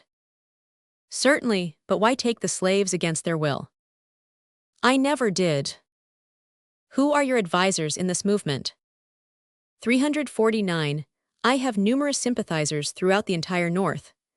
I want you to understand that I respect the rights of the poorest and the weakest of colored people, oppressed by the slave system, just as much as I do those of the most wealthy and powerful. That is the idea that has moved me, and that alone. We expected no reward except satisfaction of endeavoring to do for those in distress and greatly oppressed as we would be done by. The cry of distress of the oppressed is my reason, and the only thing that prompted me to come here. Why did you do it secretly? Because I thought that necessary to success, no other reason. I agree with Mr. Smith that moral suasion is hopeless. I don't think the people of the slave states will ever consider the subject of slavery in its true light till some other argument is resorted to than moral suasion. Did you expect a general rising of the slaves in case of your success? No, sir, nor did I wish it. I expected to gather them up from time to time and set them free. Did you expect to hold possession here till then? You overrate your strength in supposing I could have been taken if I had not allowed it. I was too tardy after commencing the open attack in delaying my movements through Monday night, and up to the time I was attacked by the government troops. 350. Where did you get arms? I bought them. In what state? That I will not state. I have nothing to say, only that I claim to be here in carrying out a measure I believe perfectly justifiable, and not to act the part of an incendiary or ruffian, but to aid those suffering great wrong. I wish to say, furthermore, that you had better, all you people at the South, prepare yourselves for a settlement of this question that must come up for settlement sooner than you are prepared for it. The sooner you are prepared the better. You may dispose of me very easily. I am nearly disposed of now, but this question is still to be settled. This Negro question, I mean, the end of that is not yet. Brown, suppose you had every nigger in the United States, what would you do with them? Set them free. Your intention was to carry them off and free them. Not at all. To set them free would sacrifice the life of every man in this community. I do not think so. I know it, I think you are fanatical. And I think you are fanatical. Whom the gods would destroy they first make mad, and you are mad. Was it your only object to free the Negroes? Absolutely our only object. 351. You are a robber, cried some voice in the crowd. You slaveholders are robbers, retorted Brown. But Governor Wise interrupted. Mr. Brown, the silver of your hair is reddened by the blood of crime, and you should eschew these hard words and think upon eternity. You are suffering from wounds, perhaps fatal, and should you escape death from these causes, you must submit to a trial which may involve death. Your confessions justify the presumption that you will be found guilty, and even now you are committing a felony under the laws of Virginia by uttering sentiments like these. It is better you should turn your attention to your eternal future than be dealing in denunciations which can only injure you. John Brown replied, Governor, I have from all appearances not more than 15 or 20 years the start of you in the journey to that eternity of which you kindly warn me, and whether my time here shall be 15 months, or 15 days, or 15 hours, I am equally prepared to go. There is an eternity behind and an eternity before, and this little speck in the center, however long, is but comparatively a minute. The difference between your tenure and mine is trifling, and I therefore tell you to be prepared. I am prepared. You have a heavy responsibility, and it behooves you to prepare more than it does me. 352 Thus from the day John Brown was captured to the day he died, and after, it was the South and slavery that was on trial, not John Brown. Indeed, the dilemma into which John Brown's raid through the state of Virginia was perfect. If his foray was the work of a handful of fanatics, led by a lunatic and repudiated by the slaves to a man, then the proper procedure would have been to ignore the incident, quietly punish the worst offenders, and either pardon the misguided leader or send him to an asylum. If, on the other hand, Virginia faced a conspiracy that threatened her social existence, aroused dangerous unrest in her slave population, and was full of portent for the future, then extraordinary precaution, swift and extreme punishment, and bitter complaint were only natural. But both these situations could not be true. Both horns of the dilemma could not be logically seized. Yet this was precisely what the South and Virginia sought. While insisting that the raid was too hopelessly and ridiculously small to accomplish anything, and saying, with Andrew Hunter, that not a single one of the slaves joined John Brown, except by coercion, the state nevertheless spent $250,000 to punish the invaders, stationed from 1 to 3,000 soldiers in the vicinity, and threw the nation into turmoil. When the inconsistency of this action struck various minds, the attempt was made to exaggerate the danger of the invading white men. The presiding judge at the trial wrote, as late as 1889, that the 353 number in Brown's party was proven by witnesses to have been 75 to 100, and he expected large reinforcements. While Andrew Hunter, the state's attorney, saw nationwide conspiracies. What then was the truth about the matter? It was as Frederick Douglass said 22 years later on the very spot. If John Brown did not end the war that ended slavery, he did, at least, begin the war that ended slavery. If we look over the dates, places, and men for which this honor is claimed, we shall find that not Carolina but Virginia, not Fort Sumter, but Harpers Ferry and the Arsenal, not Major Anderson, but John Brown began the war that ended American slavery and made this a free republic. Until this blow was struck, the prospect for freedom was dim, shadowy, and uncertain. The irrepressible conflict was one of words, votes, and compromises. When John Brown stretched forth his arm, the sky was cleared. The armed hosts of freedom stood face to face over the chasm of a broken union, and the clash of arms was at hand. The paths by which John Brown's raid precipitated civil war were these. In the first place, he aroused the Negroes of Virginia. How far the knowledge of his plan had penetrated is, of course, only to be conjectured. Evidently few knew that the foray would take place on October 17, 354, but when the movement had once made a successful start, there is no doubt that Osborne Anderson knew whereof he spoke when he said that slaves were ready to cooperate.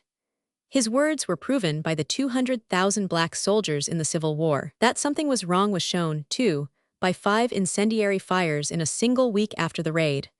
Hunter sought to attribute these to Northern emissaries, but this charge was unproven and extremely improbable.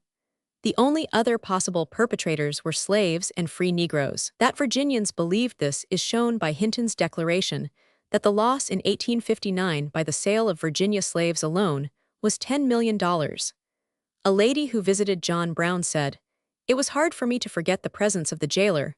I had that morning seen his advertisement of 50 Negroes for sale." It is impossible to prove the extent of this clearing out of suspected slaves, but the census reports indicate something of it.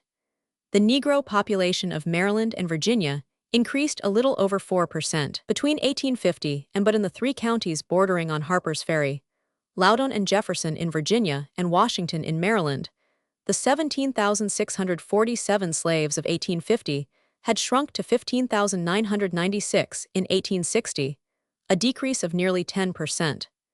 This means a disappearance of 2,400 slaves and is very significant. Secondly, long before John Brown appeared at 355 Harpers Ferry, Southern leaders like Mason, the author of the Fugitive Slave Bill, and chairman of the Harpers Ferry Investigating Committee, Jefferson Davis, who was a member of this committee, Bois, Hunter, and other Virginians had set their faces toward secession as the only method of protecting slavery. Into the mouths of these men, John Brown put a tremendous argument and a fearful warning. The argument they used, the warning they suppressed and hushed.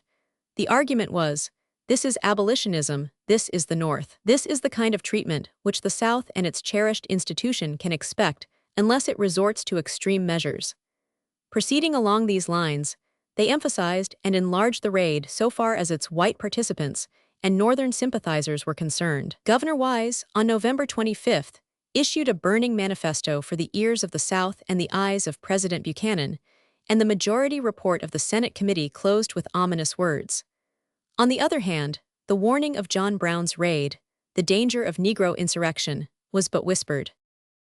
Third, and this was the path that led to civil war and far beyond, the raid aroused and directed the conscience of the nation. Strange it was to watch its work. Some, impulsive, eager to justify themselves, rushed into print. To Garrison, the non-resistant, the sword of Gideon was abhorrent. Beecher thundered against John Brown, and Seward bitterly traduced him.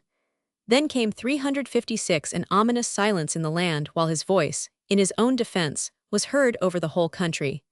A great surging throb of sympathy arose and swept the world. That John Brown was legally a lawbreaker and a murderer all men knew.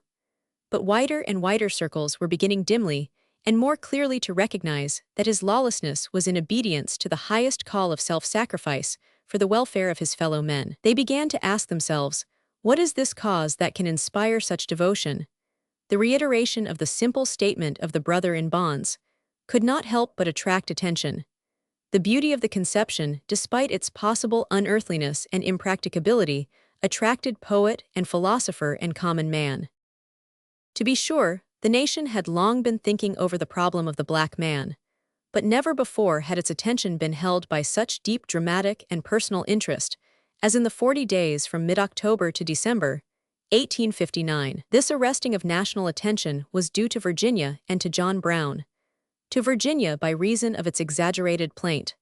To John Brown whose strength, simplicity and acumen made his trial, incarceration and execution the most powerful abolition argument yet offered. The very processes by which Virginia used John Brown to fire the Southern heart were used by John Brown to fire the Northern conscience. Andrew Hunter, the prosecuting state's attorney, of right demanded that the trial shall be short and the punishment swift, and in this John Brown fully agreed. He had no desire to escape the consequences of his act or to clog the wheels of Virginia justice. After a certain moral bewilderment, there in the old engine house at his failure on the brink of success, the true significance of his mission of sacrifice slowly rose before him. In the face of proposals to rescue him, he said at first thoughtfully, I do not know that I ought to encourage any attempt to save my life. I am not sure that it would not be better for me to die at this time. I am not incapable of error, and I may be wrong, but I think that perhaps my object would be nearer fulfillment if I should die. I must give it some thought. And more this conviction seized and thrilled him, and he began to say decisively, I think I cannot now better serve the cause I love so much than to die for it, and in my death I may do more than in my life.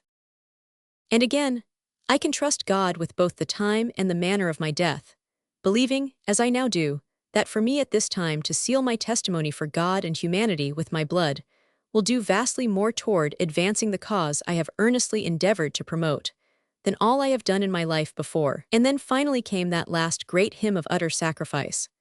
I feel astonished that one so vile and unworthy as I am would even be suffered to have a place anyhow or anywhere 358 amongst the very least of all who, when they came to die, as all must, were permitted to pay the debt of nature in defense of the right, and of God's eternal and immutable truth. The trial was a difficult experience.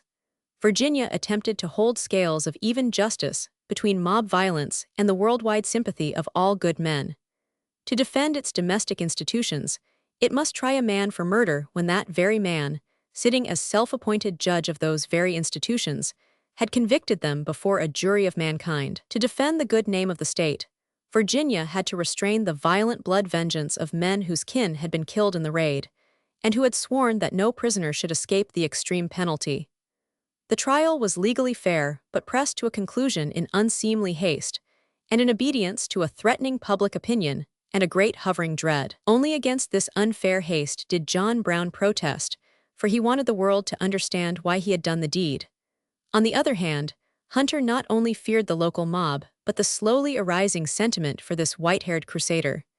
He therefore pushed the proceedings legally, but with almost brutal pertinacity. The prisoner was arraigned while wounded and in bed. The lawyers, hurriedly chosen, were given scant time for consultation or preparation.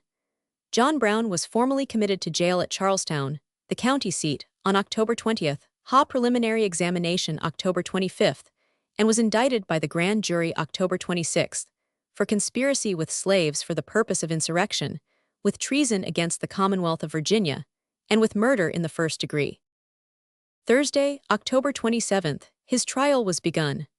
A jury was impaneled without challenge, and Brown's lawyers, ignoring his outline of defense, brought in the plea of insanity. The old man arose from his couch and said, "I look upon it as a miserable artifice and pretext of those who ought to take a different course in regard to me, if they took any at all, and I view it with contempt more than otherwise. I am perfectly unconscious of insanity, and I reject, so far as I am capable, any attempts to interfere in my behalf on that score." On Friday, a Massachusetts lawyer arrived to help in the trial and also privately to suggest methods of escape. John Brown quietly refused to contemplate any such attempt, but was glad to accept the aid of this lawyer and two others, who were sent by John A. Andrew and his friends. The judge curtly refused these men any time to prepare their case, but in spite of this, it ran over until Monday when the jury retired. Late Monday afternoon they returned. Redpath says, "At this moment the crowd filled all the space from the couch inside the bar, around the prisoner, beyond the railing in the body of the court, out 360 through the wide hall, and beyond the doors. There stood the anxious but perfectly silent and attentive populace, stretching head and neck to witness the closing scene of Old Brown's trial. The clerk of the court read the indictment and asked, 'Gentlemen of the jury, what say you? Is the prisoner at the bar, John Brown, guilty or not guilty?' 'Guilty,' answered the foreman. 'Guilty of treason, and conspiring and advising with slaves and others to rebel, and murder in the first degree?' 'Yes.' Redpath continues, 'Not the slightest sound was heard in this vast crowd, as this verdict was thus returned and read. Not the slightest expression of elation or triumph was uttered from the hundreds present, who, a moment before, outside the court, joined in heaping threats and imprecations on his head, nor was this strange silence interrupted during the whole of the time occupied by the forms of the court. Old Brown himself said not even a word, but, as on any previous day, turned to adjust his pallet, and then composedly stretched himself upon it. The following Wednesday John Brown was sentenced. Moving with painful steps and pale face, he took his seat under the gaslight in the great square room and remained motionless. The judge read his decision on the points of exception, and the 361 clerk asked, "Have you anything to say why sentence of death should not be passed upon you?" Then, rising and leaning forward, John Brown made that last great speech, in a voice at once gentle and firm. "I have, may it please the court, a few words to say. In the first place, I deny everything but what I have all along admitted, the design on my part to free the slaves. I intended certainly to have made a clean thing of that matter, as I did last winter, when I went into Missouri and there took slaves without the snapping of a gun on either side, moved them through the country and finally left them in Canada. I designed to have done the same thing again on a larger scale. That was all I intended.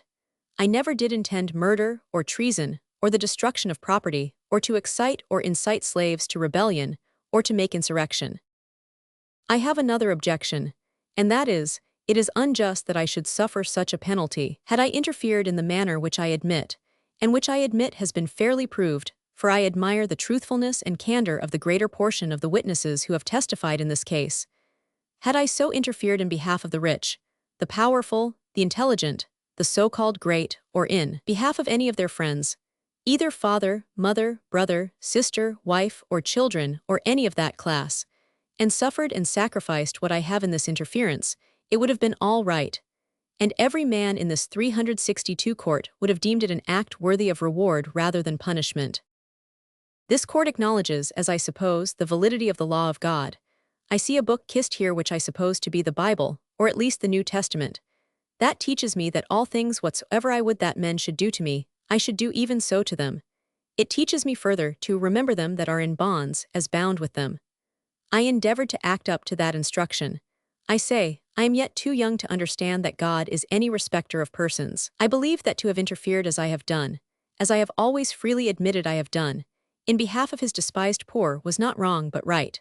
Now, if it is deemed necessary that I should forfeit my life for the furtherance of the ends of justice, and mingle my blood further with the blood of my children, and with the blood of millions in this slave country whose rights are disregarded by wicked, cruel, and unjust enactments, I submit, so let it be done. Let me say one word further. I feel entirely satisfied with the treatment I have received on my trial. Considering all the circumstances, it has been more generous than I expected. But I feel no consciousness of guilt. I have stated from the first what was my intention, and what was not. I never had any design against the life of any person, nor any disposition to commit treason, or excite slaves to rebel, or make any general insurrection. I never encouraged any man 363 to do so, but always discouraged any idea of that kind. Let me say, also, a word in regard to the statements made by some of those connected with me. I hear it has been stated by some of them that I have induced them to join me, but the contrary is true. I do not say this to injure them, but as regretting their weakness. There is not one of them but that joined me of his own accord, and the greater part at their own expense. A number of them I never saw, and never had a word of conversation with, till the day they came to me, and that was for the purpose I have stated. Now I have done.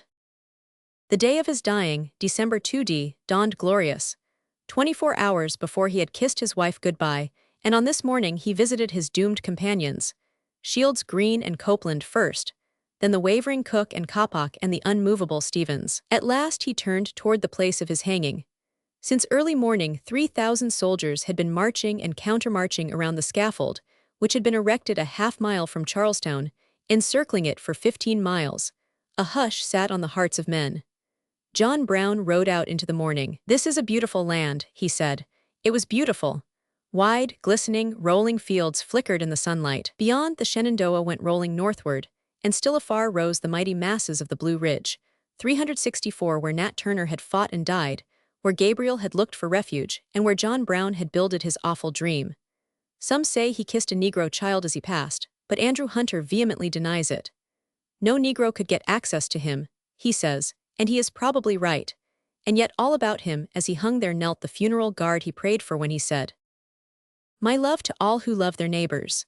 I have asked to be spared from having any weak or hypocritical prayers made over me when I am publicly murdered, and that my only religious attendants be poor little dirty, ragged, bareheaded, and barefooted slave boys and girls, led by some gray-headed slave mother. Farewell, farewell." Chapter 13. The Legacy of John Brown. Ho, everyone that thirsteth, come ye to the waters, and he that hath no money, come ye, buy and eat. Yea, come, buy wine and milk without money and without price. I, John Brown, am quite certain that the crimes of this guilty land will never be purged away but with blood. I had, as I now think vainly, flattered myself that without very much bloodshed it might be done. These were the last written words of John Brown, set down the day he died, the culminating of that wonderful message of his 40 days in prison, which all in all made the mightiest abolition document that America has known. Uttered in chains and solemnity, spoken in the very shadow of death, its dramatic intensity after that wild and puzzling raid, its deep earnestness as embodied in the character of the man, did more to shake the foundations of slavery than any single thing that ever happened in America. Of himself he speaks simply and with satisfaction. I should be 60 years old were I to live to May 9, 1860. I have enjoyed much of life as it is, and have been remarkably prosperous, having early learned to regard the welfare and prosperity 366 of others as my own. I have never, since I can remember, required a great amount of sleep. so that I conclude that I have already enjoyed full an average number of working hours with those who reach their 60 and 10. I have not yet been driven to the use of glasses, but can see to read and write quite comfortably. But more than that, I have generally enjoyed remarkably good health. I might go on to recount unnumbered and unmerited blessings, among which would be some very severe afflictions, and those the most needed blessings of all. And now, when I think how easily I might be left to spoil all I have done or suffered in the cause of freedom, I hardly dare wish another voyage even if I had the opportunity. After a surging, trouble-tossed voyage, he is at last at peace in body and mind. He asserts that he is and has been in his right mind. I may be very insane, and I am so, if insane at all. But if that be so, insanity is like a very pleasant dream to me. I am not in the least degree conscious of my ravings, of my fears, or of any terrible visions whatever, but fancy myself entirely composed, and that my sleep, in particular, is as sweet as that of a healthy, joyous little infant. I pray God that He will grant me a continuance of the same calm but delightful dream, until I come to know of those realities which eyes have not seen, and which ears have not heard. I have scarce realized that I am in prison, or in irons 367 at all. I certainly think I was never more cheerful in my life. To his family, he hands down the legacy of his faith and works. I beseech you all to live in habitual contentment, with moderate circumstances and gains of worldly store, and earnestly to teach this to your children and children's children after you, by example as well as precept. And again, be sure to remember and follow my advice, and my example too, so far as it has been consistent with the holy religion of Jesus Christ, in which I remain a most firm and humble believer. Never forget the poor, nor think anything you bestow on them to be lost to you, even though they may be black as Ebed-melech, the Ethiopian eunuch, who cared for Jeremiah in the pit of the dungeon, or as black as the one to whom Philip preached Christ. Be sure to entertain strangers, for thereby some have. Remember them that are in bonds as bound with them. Of his own merit and desert he is modest but firm. The great bulk of mankind estimate each other's actions and motives by the measure of success or otherwise that attends them through life. By that rule, I have been one of the worst and one of the best of men. I do not claim to have been one of the latter, and I leave it to an impartial tribunal to decide whether the world has been 368 the worse, or the better for my living and dying in it. He has no sense of shame for his action. I feel no consciousness of guilt in that matter, nor even mortification on account of my imprisonment and irons. I feel perfectly sure that very soon no member of my family will feel any possible disposition to blush on my account. I do not feel conscious of guilt in taking up arms, and had it been in behalf of the rich and powerful, the intelligent, the great as men count greatness, or those who form enactments to suit themselves and corrupt others, or some of their friends, that I interfered, suffered, sacrificed, and fell, it would have been doing very well. But enough of this. These light afflictions, which endure for a moment, shall but work for me a far more exceeding and eternal weight of glory. With desperate faith he clings to his belief in the providence of an all-wise God. Under all these terrible calamities, I feel quite cheerful in the assurance that God reigns and will overrule all for his glory and the best possible good. True is it that the night is dark and his faith at first wavers, yet it rises ever again triumphant. As I believe most firmly that God reigns, I cannot believe that anything I have done, suffered, or 369 may yet suffer, will be lost to the cause of God or of humanity. And before I began my work at Harpers Ferry, I felt assured that in the worst event it would certainly pay. I often expressed that belief, and I can now see no possible cause to alter my mind. I am not as yet, in the main, at all disappointed. I have been a good deal disappointed as it regards myself in not keeping up to my own plans. But I now feel entirely reconciled to that even, for God's plan was infinitely better, no doubt, or I should have kept to my own. He is, after all, the servant and instrument of the Almighty. If you do not believe I had a murderous intention, while I know I had not, why grieve so terribly on my account? The scaffold has but few terrors for me. God has often covered my head in the day of battle, and granted me many times deliverances that were almost so miraculous that I can scarce realize their truth.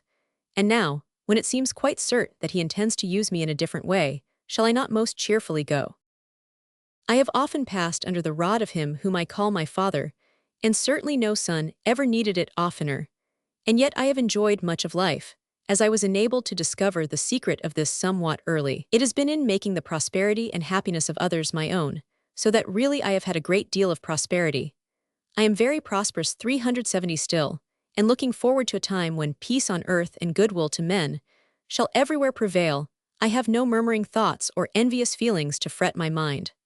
I'll praise my Maker with my breath. Success is in general the standard of all merit. I have passed my time quite cheerfully, still trusting that neither my life nor my death will prove a total loss.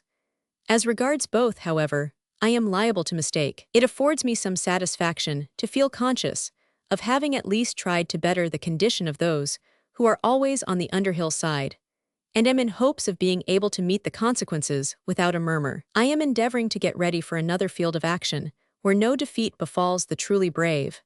That God reigns, and most wisely, and controls all events might, it would seem, reconcile those who believe it to much that appears to be very disastrous. I am one who has tried to believe that, and still keep trying. I cannot remember a night so dark as to have hindered the coming day, nor a storm so furious or dreadful as to prevent the return of warm sunshine and a cloudless sky. More and more his eyes pierce the gloom, and see the vast plan for which God has used him, and the glory of his sacrifice. 371. He shall begin to deliver Israel out of the hands of the Philistines. This was said of a poor erring servant many years ago, and for many years I have felt a strong impression that God had given me powers and faculties, unworthy as I was, that he intended to use for a similar purpose. This most unmerited honor he has seen fit to bestow, and whether, like the same poor frail man to whom I allude, my death may not be of vastly more value than my life is, I think quite beyond all human foresight. I think I feel as happy as Paul did when he lay in prison. He knew if they killed him, it would greatly advance the cause of Christ. That was the reason he rejoiced so. On that same ground I do rejoice, yea, and will rejoice. Let them hang me, I forgive them, and may God forgive them, for they know not what they do. I have no regret for the transaction for which I am condemned. I went against the laws of men, it is true, but whether it be right to obey God or men, judge ye. When and in what form death may come is but of small moment.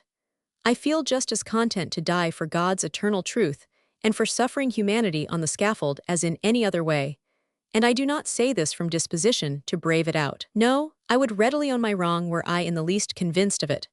I have now been confined over a 372-month, with a good opportunity to look the whole thing as fair in the face, as I am capable of doing, and I feel it most grateful that I am counted in the least possible degree worthy to suffer for the truth.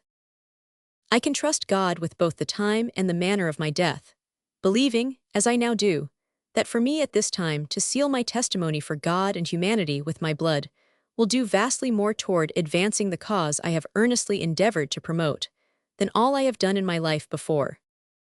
My whole life before had not afforded me one half the opportunity to plead for the right.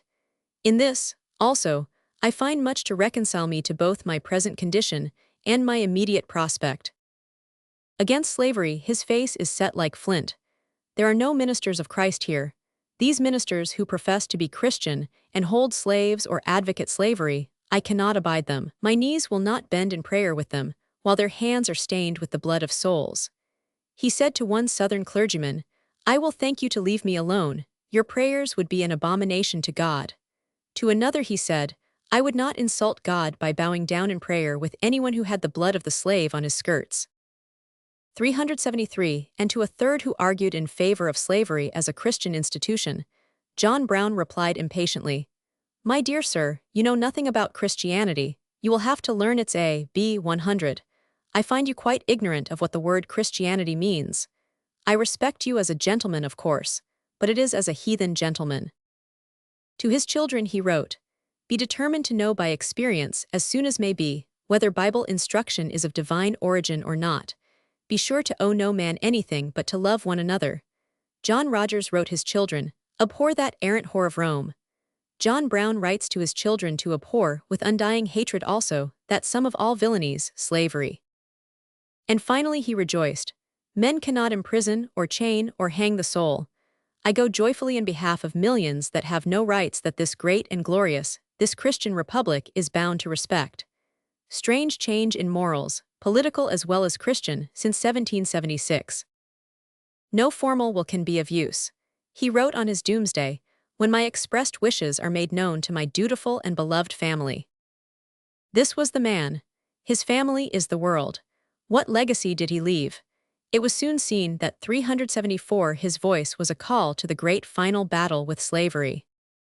In the spring of 1861, the Boston Light Infantry was sent to Fort Warren in Boston Harbor to drill.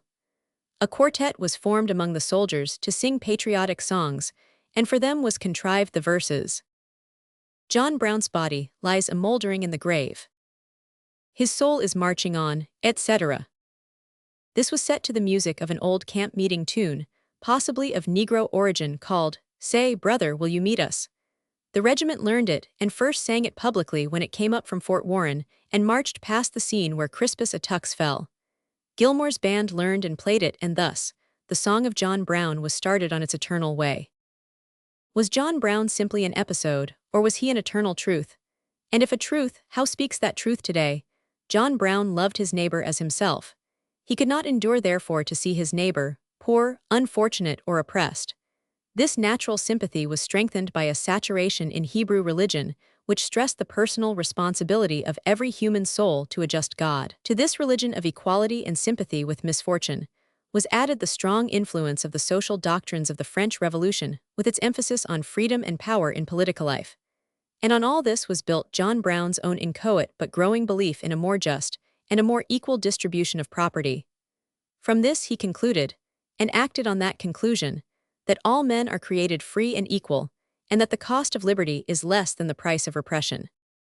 Up to the time of John Brown's death, this doctrine was a growing, conquering, social thing. Since then there has come a change, and many would rightly find reason for that change in the coincidence that the year in which John Brown suffered martyrdom was the year that first published The Origin of Species. Since that day, tremendous scientific and economic advance has been accompanied by distinct signs of moral retrogression in social philosophy. Strong arguments have been made for the fostering of war, the utility of human degradation and disease, and the inevitable and known inferiority of certain classes and races of men. While such arguments have not stopped the efforts of the advocates of peace, the workers for social uplift, and the believers in human brotherhood, they have, it must be confessed, made their voices falter and tinged their arguments with apology. Why is this? It is because the splendid scientific work of Darwin, Weismann, Galton, and others has been widely interpreted as meaning that there is essential and inevitable inequality among men and races of men, which no philanthropy can or ought to eliminate. That civilization is a struggle for existence whereby the weaker nations and individuals 376 will gradually succumb, and the strong will inherit the earth. With this interpretation has gone the silent assumption that the white European stock represents the strong surviving peoples, and that the swarthy, yellow, and black peoples are the ones rightly doomed to eventual extinction. One can easily see what influence such a doctrine would have on the race problem in America. It meant moral revolution in the attitude of the nation. Those that stepped into the pathway marked by men like John Brown faltered, and large numbers turned back. They said, "He was a good man, even great, but he has no message for us today. He was a belated covenanter, an anachronism in the age of Darwin, one who gave his life to lift not the unlifted but the unliftable." We have consequently the present reaction, a reaction which says in effect, keep these black people in their places, and do not attempt to treat a Negro simply as a white man with a black face. To do this would mean the moral deterioration of the race and the nation, a fate against which a divine racial prejudice is successfully fighting. This is the attitude of the larger portion of our thinking people. It is not, however, an attitude that has brought mental rest or social peace. On the contrary, it is today involving a degree of moral strain and political and social anomaly that gives the wisest pause. The chief difficulty has been that the natural place in which by scientific law the black 377 race in America should stay cannot easily be determined. To be sure, the freedmen did not, as the philanthropists of the 60s apparently expected, step in 40 years from slavery to 19th century civilization. Neither, on the other hand, did they, as the ex-masters confidently predicted, retrograde and die. Contrary to both these views, they chose a third and apparently quite unawaited way. From the great, sluggish, almost imperceptibly moving mass, they sent off larger and larger numbers of faithful workmen and artisans, some merchants and professional men, and even men of educational ability and discernment. They developed no world geniuses, no millionaires, no great captains of industry, no artists of the first rank. But they did in 40 years get rid of the greater part of their total illiteracy, accumulate $500 million of property in small homesteads, and gain now and then respectful attention in the world's ears and eyes. It has been argued that this progress of the black man in America is due to the exceptional men among them and does not measure the ability of the mass. Such an admission is, however, fatal to the whole argument. If the doomed races of men are going to develop exceptions to the rule of inferiority, then no rule, scientific or moral, should or can proscribe the race as such. To meet this difficulty in racial philosophy, a step has been taken in America fraught with the gravest social consequences to the world, and threatening 378, not simply the political but the moral integrity of the nation. That step is denying, in the case of black men, the validity of those evidences of culture, ability, and decency, which are accepted unquestionably in the ease of other people, and by vague assertions, unprovable assumptions, unjust emphasis, and now and then by deliberate untruth, aiming to secure not only the continued proscription of all these people, but by caste distinction, to shut in the faces of their rising classes many of the paths to further advance. When a social policy, based on a supposed scientific sanction, leads to such a moral anomaly, it is time to examine rather carefully the logical foundations of the argument. And as soon as we do this, many things are clear. First, assuming the truth of the unproved dictum that there are stocks of human beings whose elimination the best welfare of the world demands, it is certainly questionable if these stocks include the majority of mankind. And it is indefensible and monstrous to pretend that we know today with any reasonable assurance which these stocks are. We can point to degenerate individuals and families here and there among all races, but there is not the slightest warrant for assuming that there does not lie among the Chinese and Hindus, the African Bantus and American Indians, as lofty possibilities of human culture as any European race has ever exhibited. It is, to be sure, puzzling to know why the Soudan should linger 1,000 years in culture behind the 379 valley of the Seine, but it is no more puzzling than the fact that the valley of the Thames was miserably backward, as compared with the banks of the Tiber. Climate, human contact, facilities of communication, and what we call accident have played a great part in the rise of culture among nations. To ignore these and assert dogmatically that the present distribution of culture is a fair index of the distribution of human ability and desert is to make an assertion for which there is not the slightest scientific warrant. What the age of Darwin has done is to add to the 18th century idea of individual worth the complementary idea of physical immortality. And this, far from annulling or contracting the idea of human freedom, rather emphasizes its necessity and eternal possibility, the boundlessness and endlessness of human achievement. Freedom has come to mean not individual caprice or aberration, but social self-realization in an endless chain of selves. And freedom for such development is not the denial but the central assertion of the evolutionary theory. So too, the doctrine of human equality passes through the fire of scientific inquiry, not obliterated but transfigured. Not equality of present attainment, but equality of opportunity, for unbounded future attainment is the rightful demand of mankind. What now does the present hegemony of the white races threaten? It threatens by means of brute force a survival of some of the worst stocks of 380 mankind. It attempts to people the best parts of the earth and put in absolute authority over the rest. Not usually, and indeed not mainly, the culture of Europe, but its greed and degradation. Not only some representatives of the best stocks of the West End of London, Upper New York and the Champs-Élysées, but also, in as large if not larger numbers, the worst stocks of Whitechapelle, the East Side and Montmartre. And it essays to make the slums of white society in all cases, and under all circumstances, the superior of any colored group, no matter what its ability or culture. To be sure, this outrageous program of wholesale human degeneration is not outspoken yet, save in the backward civilizations of the southern United States, South Africa, and Australia. But its enunciation is listened to with respect and tolerance in England, Germany, and the northern states by those very persons who accuse philanthropy with seeking to degrade holy white blood by an infiltration of colored strains. And the average citizen is voting ships and guns to carry out this program. This movement gathered force and strength, during the latter half of the 19th century and reached its culmination when France, Germany, England, and Russia began the partition of China and the East. With the sudden self-assertion of Japan, its wildest dreams collapsed. But it is still today a living, virile, potent force and motive, the most subtle and dangerous enemy of world peace and the dream of human brotherhood. It 381 has a whole vocabulary of its own. The strong races, superior peoples, race preservation, the struggle for survival, and a variety of terms meaning the right of white men of any kind to beat blacks into submission, make them surrender their wealth and the use of their women and submit to dictation without murmur, for the sake of being swept off the fairest portions of the earth, or held there in perpetual serfdom or guardianship. Ignoring the fact that the era of physical struggle for survival has passed away among human beings, and that there is plenty of room accessible on earth for all, this theory makes the possession of Krupp guns the main criterion of mental stamina and moral fitness. Even armed with this morality of the club, and every advantage of modern culture, the white races have been unable to possess the earth. Many signs of degeneracy have appeared among them.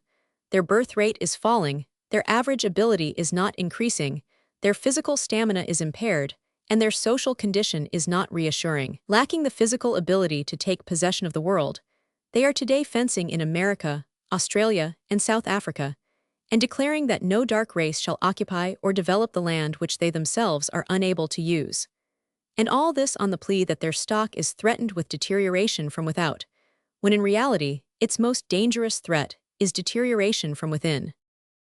We are, in fact, today repeating in our intercourse 382 between races all the former evils of class distinction within the nation: personal hatred and abuse, mutual injustice, unequal taxation, and rigid caste.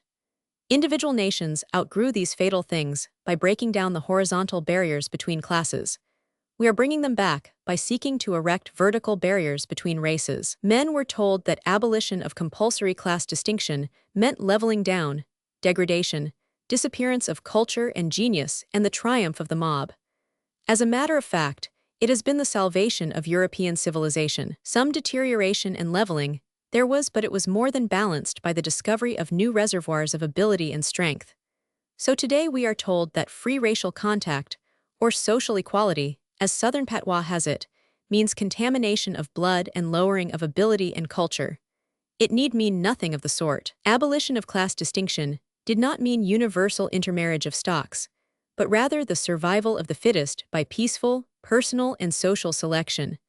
A selection all the more effective because free democracy and equality of opportunity allow the best to rise to their rightful place. The same is true in racial contact.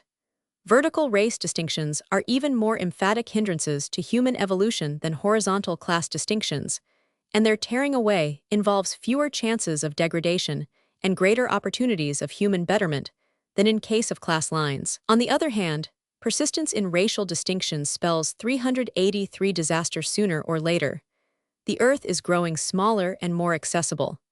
Race contact will become in the future increasingly inevitable, not only in America, Asia, and Africa, but even in Europe. The color line will mean not simply a return to the absurdities of class as exhibited in the 16th and 17th centuries, but even to the caste of ancient days.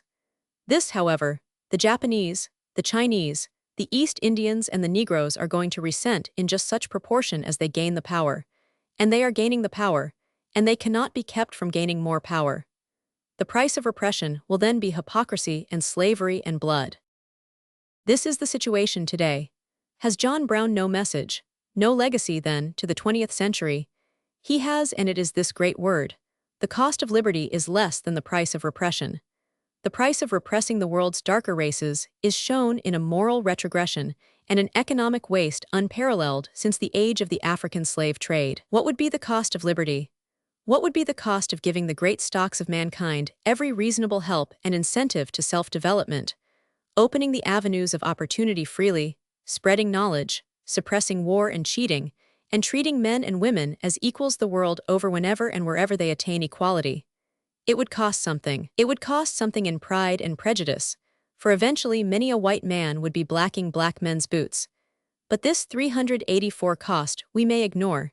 Its greatest cost would be the new problems of racial intercourse and intermarriage, which would come to the front. Freedom and equal opportunity in this respect would inevitably bring some intermarriage of whites and yellows and browns and blacks. This might be a good thing and it might not be. We do not know. Our belief on the matter may be strong and even frantic, but it has no adequate scientific foundation. If such marriages are proven inadvisable, how could they be stopped? Easily. We associate with cats and cows, but we do not fear intermarriage with them, even though they be given all freedom of development.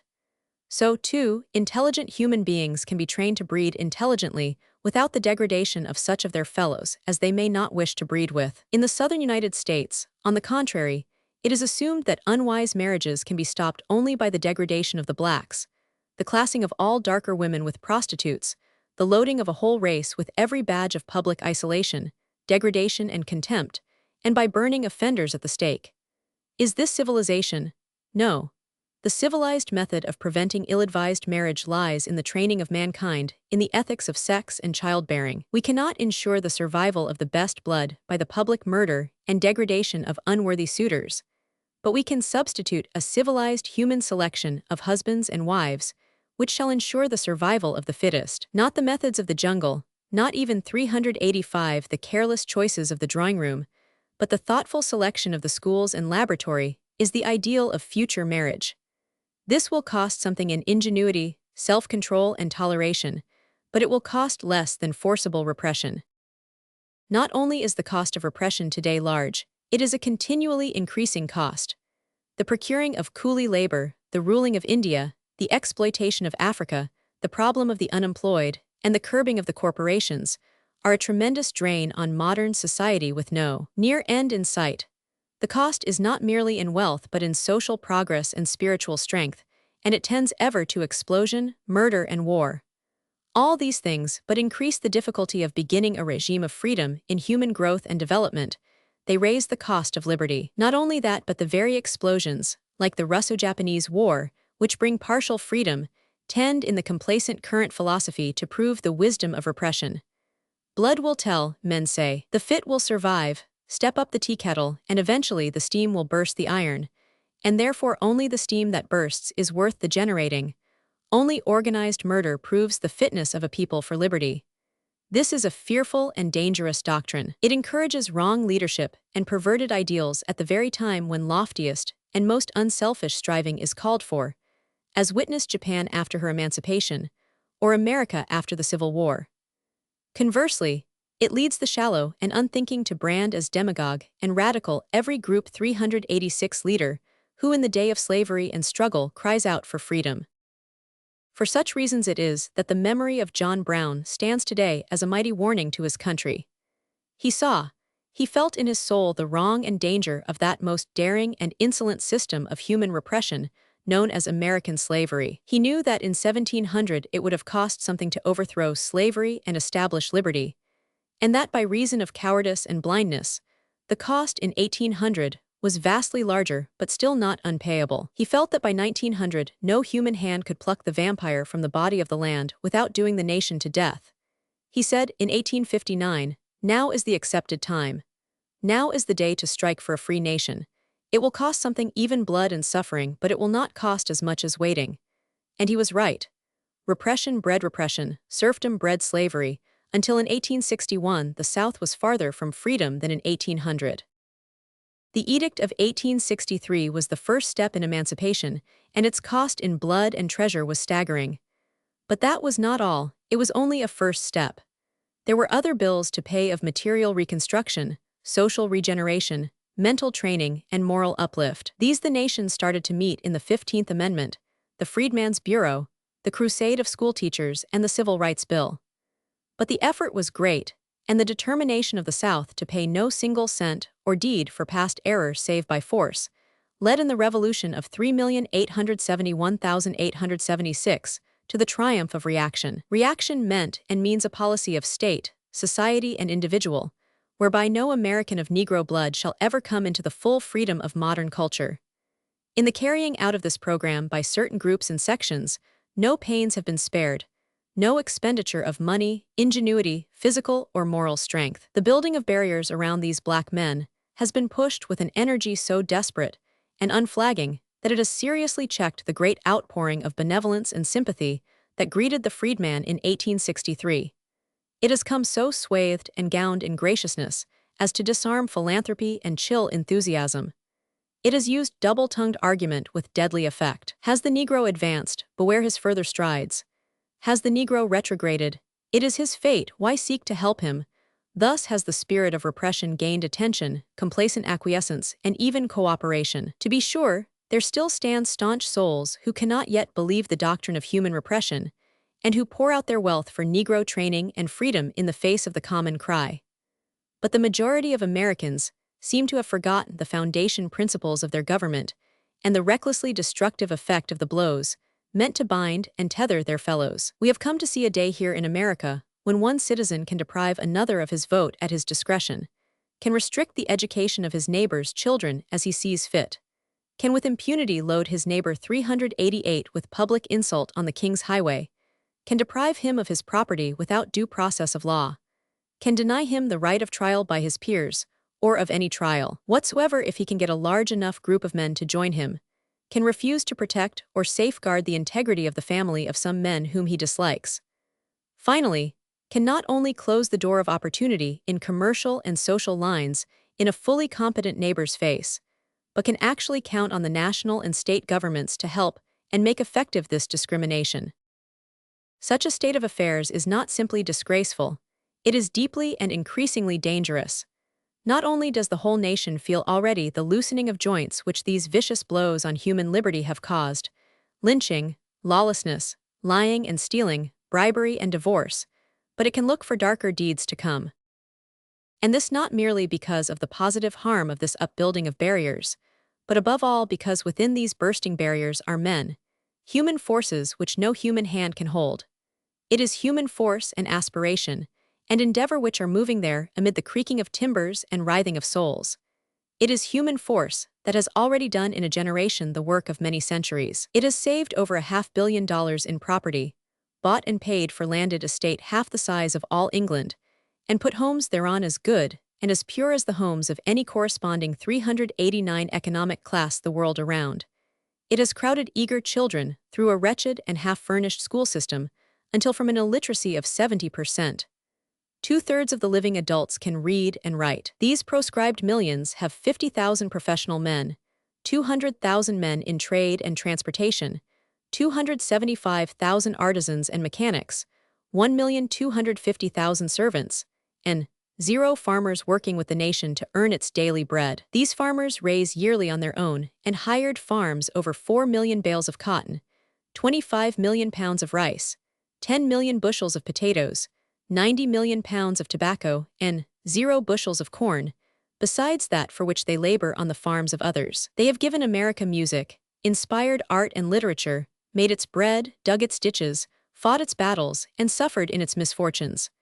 The great mass of these men is becoming daily more thoroughly organized, more deeply self-critical, more conscious of its power. Threatened though it has been naturally, as a proletariat, with degeneration and disease, it is today reducing its death rate and beginning organized rescue of its delinquents and defectives.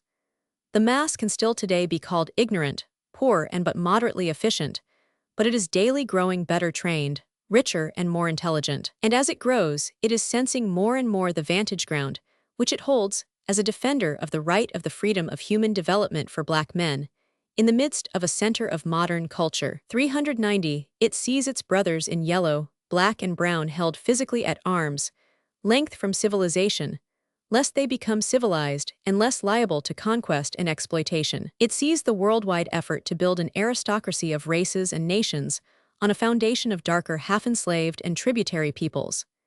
It knows that the last great battle of the West is to vindicate the right of any man of any nation, race, or color to share in the world's goods and thoughts and efforts to the extent of his effort and ability.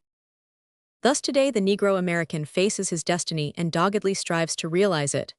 He has his tempters and temptations. There are ever those about him whispering, "You are nobody, why strive to be somebody? The odds are overwhelming against you, wealth, tradition, learning, and guns. Be reasonable. Accept the dole of charity and the cant of missionaries, and sink contentedly to your place as humble servants and helpers of the white world." If this has not been effective, threats have been used. If you continue to complain, we will withdraw all aid, boycott your labor, cease to help support your schools, and let you die and disappear from the land in ignorance, crime, and disease. Still, the black man has pushed on, has continued to protest, has refused to die out and disappear, and today stands as physically the most virile element in America, intellectually among the most promising, and morally the most tremendous and insistent of the social problems of the New World. Not even the silence 390, one of his friends, or of those who ought to be the friends of struggling humanity, has silenced him. Not even the wealth of modern Golconda has induced him to believe that life without liberty is worth living. On the other side, heart-searching is in order. It is not well with this land of ours. Poverty is certainly not growing less, wealth is being wantonly wasted, business honesty is far too rare, family integrity is threatened, bribery is poisoning our public life, theft is honeycombing our private business, and voting is largely unintelligent. Not that these evils are unopposed. There are brave men and women striving for social betterment, for the curbing of the vicious power of wealth, for the uplift of women and the downfall of thieves. But their battle is hard, and how much harder because of the race problem, because of the calloused conscience of caste, the peonage of black labor hands, the insulting of black women, and the stealing of black votes. How far are business dishonesty and civic degradation in America the direct result of racial prejudice? Well do I know that many persons defend their treatment of undeveloped peoples on the highest grounds. They say, as Jefferson Davis intimated, that liberty is for the full-grown, not for children. It was during Senator Mason's inquisition after the hanging of John Brown, whereby the Southern leader hoped to entrap the abolitionists. Joshua R. Giddings, keen, impetuous, and fiery, was on the 392 rack. Senator Davis, pale, sallow, and imperturbable, with all the aristocratic poise and dignity built on the unpaid toil of 2 centuries of slaves, said, "Did you, in inculcating, by popular lectures, the doctrine of a law higher than that of the social compact, make your application exclusively to Negro slaves, or did you also include minors, convicts, and lunatics, who might be restrained of their liberty by the laws of the land?" Mr. Giddings smiled. "Permit me," he said, "with all due deference, to suggest, so that I may understand you, do you intend to inquire whether those lectures would indicate whether your slaves of the slave states had a right at all times to their liberty?" "I will put the question in that form if you like it," answered Davis, and then Giddings flashed. "My lectures, in all instances, would indicate the right of every human soul in the enjoyment of reason, while he is charged with no crime or offense, to maintain his life, his liberty, the pursuit of his own happiness. That this has reference to the enslaved of all the states as much as it had reference to our own people while enslaved by the Algerines in Africa." But Mr. Davis suavely pressed his point. "Then the next question is, whether the same right was asserted for minors and apprentices, being men in good reason, yet restrained of their liberty by the laws of the land." 393 Giddings replied, "I will answer at once that the proposition or comparison is conflicting with the dictates of truth. The minor is, from the law of nature, under the restraints of parental affection for the purposes of nurture, of education, of preparing him to secure and maintain the very rights to which I refer. This debate is not yet closed. It was not closed by the Civil War. Men still maintain that East Indians and Africans and others ought to be under the restraint and benevolent tutelage of stronger and wiser nations for their own benefit. Well and good. Is the tutelage really benevolent? Then it is training in liberty. Is it training in slavery? Then it is not benevolent. Liberty trains for liberty. Responsibility is the first step in responsibility. Even the restraints imposed in the training of men and children are restraints that will in the end make greater freedom possible. Is the benevolent expansion of today of such a character? Is England trying to see how soon and how effectively the Indians can be trained for self-government, or is she willing to exploit them just so long as they can be cajoled or quieted into submission? Is Germany trying to train her Africans to modern citizenship, or to modern work without complaint? Is the South trying to make the Negroes responsible, self-reliant 394 freemen of a republic, or the dumb-driven cattle of a great industrial machine? No sooner is the question put this way than the defenders of modern caste retire behind a more defensible breastwork. They say, "Yes, we exploit nations for our own advantage purposely, even at times brutally. But only in that way can the high efficiency of the modern industrial process be maintained, and in the long run it benefits the oppressed even more than the oppressor. This doctrine is as widespread as it is false and mischievous. It is true that the bribe of greed will artificially hasten economic development, but it does so at fearful cost, as America itself can testify. We have here a wonderful industrial machine, but a machine quickly rather than carefully built, formed of forcing rather than of growth, involving sinful and unnecessary expense. Better smaller production and more equitable distribution, better fewer miles of railway and more honor, truth, and liberty, better fewer millionaires and more contentment. So it is the world over, where force and fraud and graft have extorted rich reward from writhing millions. Moreover, it is historically unprovable that the advance of undeveloped peoples has been helped by wholesale exploitation at the hands of their richer, stronger, and more unscrupulous neighbors. This idea is a legend of the long-exploded doctrine of inevitable economic harmonies in all business life. True it is that adversity and difficulties make for character, but the real and inevitable difficulties of 395 life are numerous enough for genuine development without the aid of artificial hindrances. The inherent and natural difficulties of raising a people from ignorant, unmoral slavishness to self-reliant modern manhood are great enough for purposes of character building without the aid of murder, theft, caste, and degradation. Not because of but in spite of these latter hindrances has the Negro American pressed forward. This, then, is the truth. The cost of liberty is less than the price of repression, even though that cost be blood. Freedom of development and equality of opportunity is the demand of Darwinism, and this calls for the abolition of hard and fast lines between races, just as it called for the breaking down of barriers between classes. Only in this way can the best in humanity be discovered and conserved, and only thus can mankind live in peace and progress. The present attempt to force all whites above all darker peoples is a sure method of human degeneration. The cost of liberty is thus a decreasing cost, while the cost of repression ever tends to increase to the danger point of war and revolution. Revolution is not a test of capacity, it is always a loss and a lowering of ideals. John Brown taught us that the cheapest price to pay for liberty is its cost today. The building of barriers against the advance of Negro Americans hinders, but in the end, cannot altogether stop their progress. The excuse of benevolent tutelage cannot be urged, for that tutelage is not benevolent 396 that does not prepare for free responsible manhood. Nor can the efficiency of greed as an economic developer be proven. It may hasten development, but it does so at the expense of solidity of structure, smoothness of motion, and real efficiency.